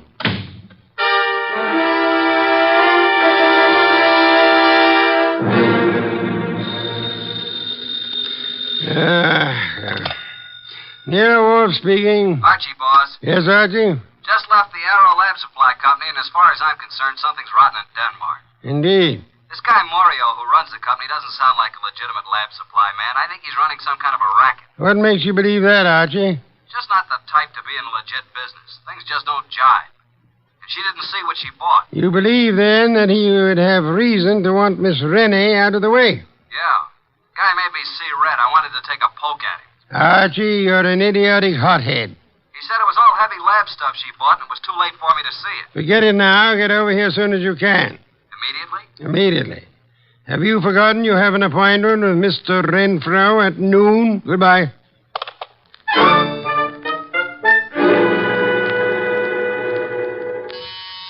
Coming. Hello, Mr. Goodwin. Mr. Renfrew. Well, who's this? My goodness, come in. Yes. Come in, my dear. Thank you. Mr. Goodwin, I brought my secretary along. I hope you don't mind. Mine? Why, Mr. Renfrew, how could anyone object Mr. Goodwin, Miss Bennett. Oh, Miss Bennett? First name? Jean? Do you always use this approach, Mr. Goodwin? Only at noontime, and my name's Archie. Well, this is a happy surprise. Please sit down, Jean. Allow me. Thank you. Well. Wasn't it Mr. Renfrew you wanted to see? Yes. Mr. Wolfe will be down shortly, Mr. Renfrew. Please be seated. Thank you. Is something wrong, Mr. Goodwin? Not a thing, Miss Bennett. Not from where I sit. Don't believe a word he says, miss. His judgment concerning women is not to be trusted. Thank you, Mr. Wolfe. You're so kind. Mr. Wolfe, Miss Bennett. How do you do? Mr. Wolfe? Mr. Renfrew, I presume. Yes? Now we can get down to business at hand, Mr. Renfrew. Yes, by all means. I don't understand why we couldn't have discussed this on the phone, Mr. Wolfe. The whole thing is highly irregular. Of course, I know you're trying to do your duty, but... I prefer not to discuss the dead girl's business affairs on the phone, Mr. Renfrew. You should appreciate that. Yes, I see. Now, what is it you wish to know? How long have you known Helen Rene? About a month. When's the last time you talked to her? Yesterday. What time? Why, about 2:30. I called her from my room. She was here on government business. You brought the canceled checks? Here you are, Mr. Wolfe. Quite sizable amounts, Mr. Renfrew. Very interesting indeed. Yes? You see, Miss Renee made some very large purchases, Mr. Wolfe, and of course they were all quite legitimate. Would you mind if I kept these checks overnight? Well, Thank you, Mr. Renfrew. By the way, was Miss Renee right or left-handed? Why, left-handed, Mr. Wolfe. Why? Just inquisitive. Now, if you would excuse me, Miss Bennett, Mr. Renfrew, I have a very urgent appointment. Well, if I can be of any more service, don't hesitate to call on me, Mr. Wolfe. Thank you, sir. Oh, dear. Poor Miss Renee. I hope the person who did this dreadful thing is dealt with properly. Indeed. I must run along now. Yes, this way. Must you go too, Miss Bennett? Good day, Mr. Wolfe. I must, and good day. See you soon, Miss Bennett. Well, boss, what do you think? Isn't she a beauty? I'm sure I'm not a fair judge, Archie.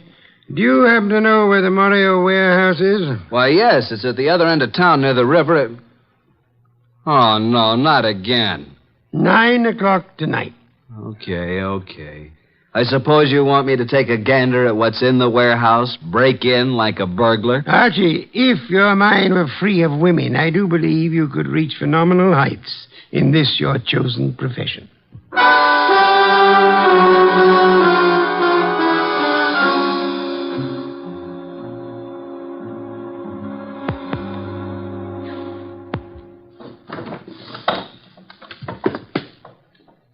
Nothing around here but a bunch of old tubes and glassware. I hope Wolf knows what he's doing. I don't. All right. Stand where you are and reach. What's it? Flip the lights on, Joe. That's better. Now, sing up and tell me what you're doing here. I beg your pardon. I'm a little deaf. I couldn't hear you. I said, what are you doing here? Oh, Ellen. I was supposed to meet her here. Make sense, will you? You think I can? What's the matter, Mac? Visitors? This bird refuses to talk. Well, then knock it out of. You two talk it over. Don't bother telling me how it comes out. Wait a minute, you. You ain't leaving. All right, you win. This night is just full of surprises. Ain't it? Let's see what you're talking. Hey, who do you think you're shoving around? Just full of questions, ain't you? You know, someday you're going to end up by getting into trouble. It's illegal to push people around. I guess you better understand. Hey, are you kidding? Get the point? Now, get up. Now, talk. Why, you're still going to play, huh? He's out like a light, Mac. What are you going to do with him? You won't do any more snooping around here. You know something, Mac? You got an awful disposition. I'm actually scared of you. You're that mean. Yeah. Now, dump him outside.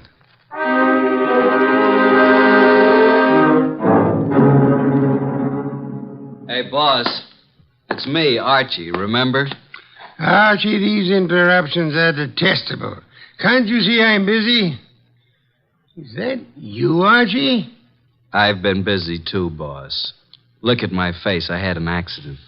From your appearance, I'd say that someone else had been busier. All right, Mr. Goodwin, as long as you insist upon interrupting my meditation, start at the beginning. Mr. Wolfe, I arrived at the warehouse. I went inside. I saw a lot of packing cases and a bunch of old glassware, worn-out junk. 2 men jumped me. I came to lying in the alley. I staggered to a cab and made it home. End of story. Archie, your repertoire of words is most astonishing. And your description of Mario's warehouse is without doubt most enlightening. I thought you'd like it. And now, Archie, I suggest you get Fritz to give you a piece of beefsteak for that eye of yours. And after that? I've arranged a gathering for 5 o'clock tomorrow afternoon. Then I shall repair to my bed to suffer in silence. You should be more careful on these nefarious expeditions. You might get hurt sometime. Yes, I've been a careless fellow, Mr. Wolfe. Good night. Good night, Archie. Pleasant dreams.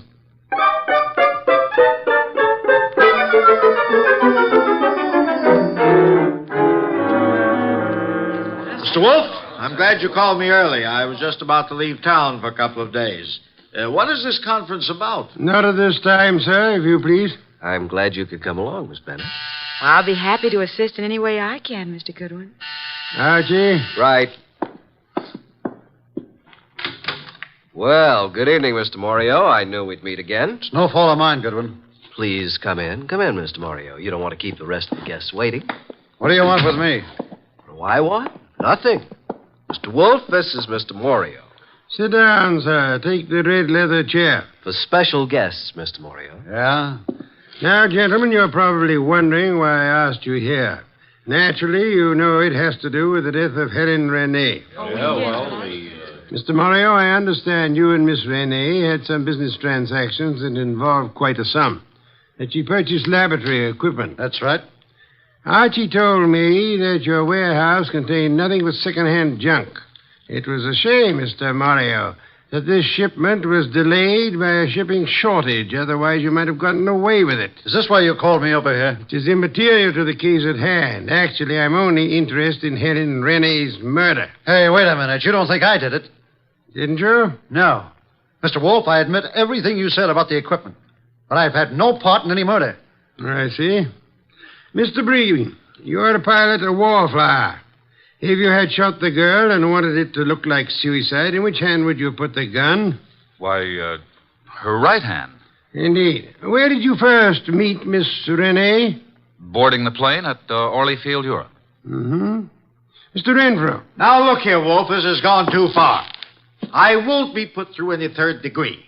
So if you'll excuse me, I have to get to the dip. Sit down, Renfrew. Well, Mr. Renfrew, I'm astonished that anyone would be as amateurish as they were in this case. I don't understand.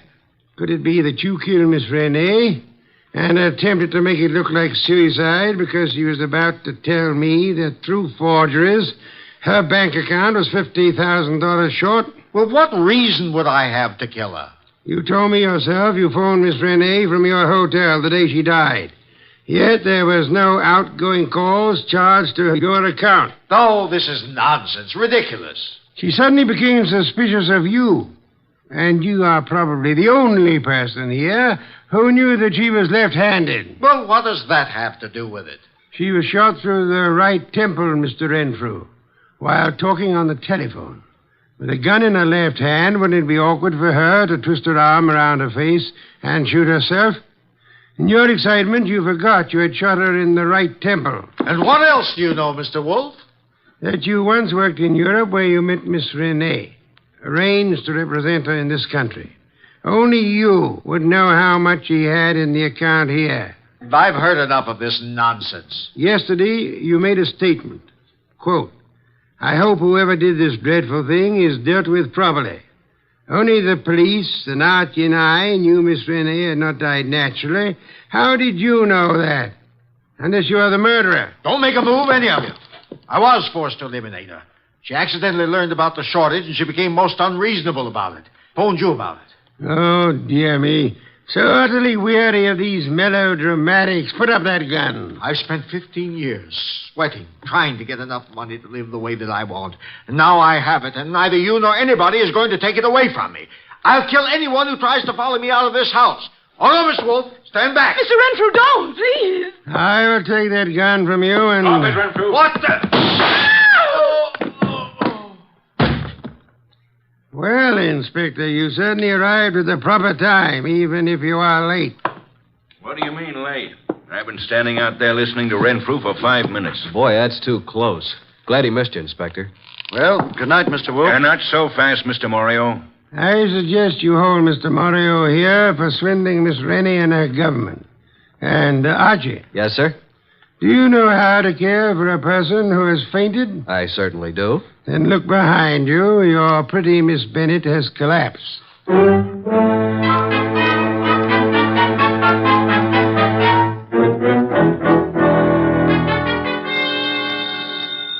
I'll get it. Hello? Is this Miss Jean Bennett?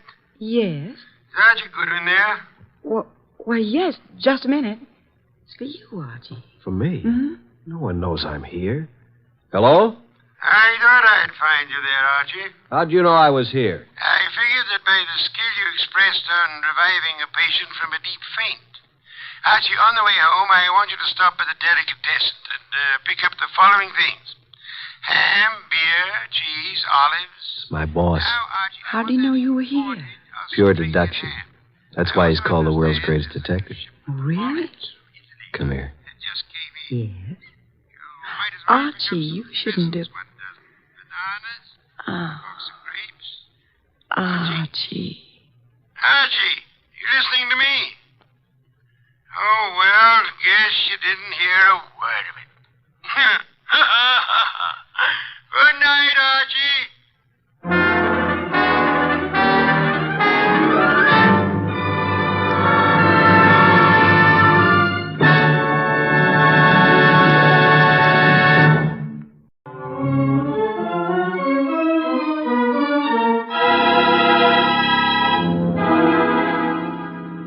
Instructions for this morning, Archie. Your notebook, please. First, Mr. Salinsback. Inform him that the Long Island peafowl he sent were most unsatisfactory. Peafowl's breast flesh is not sweet and tender unless it is well protected from all alarms, especially from the air, to prevent nervousness.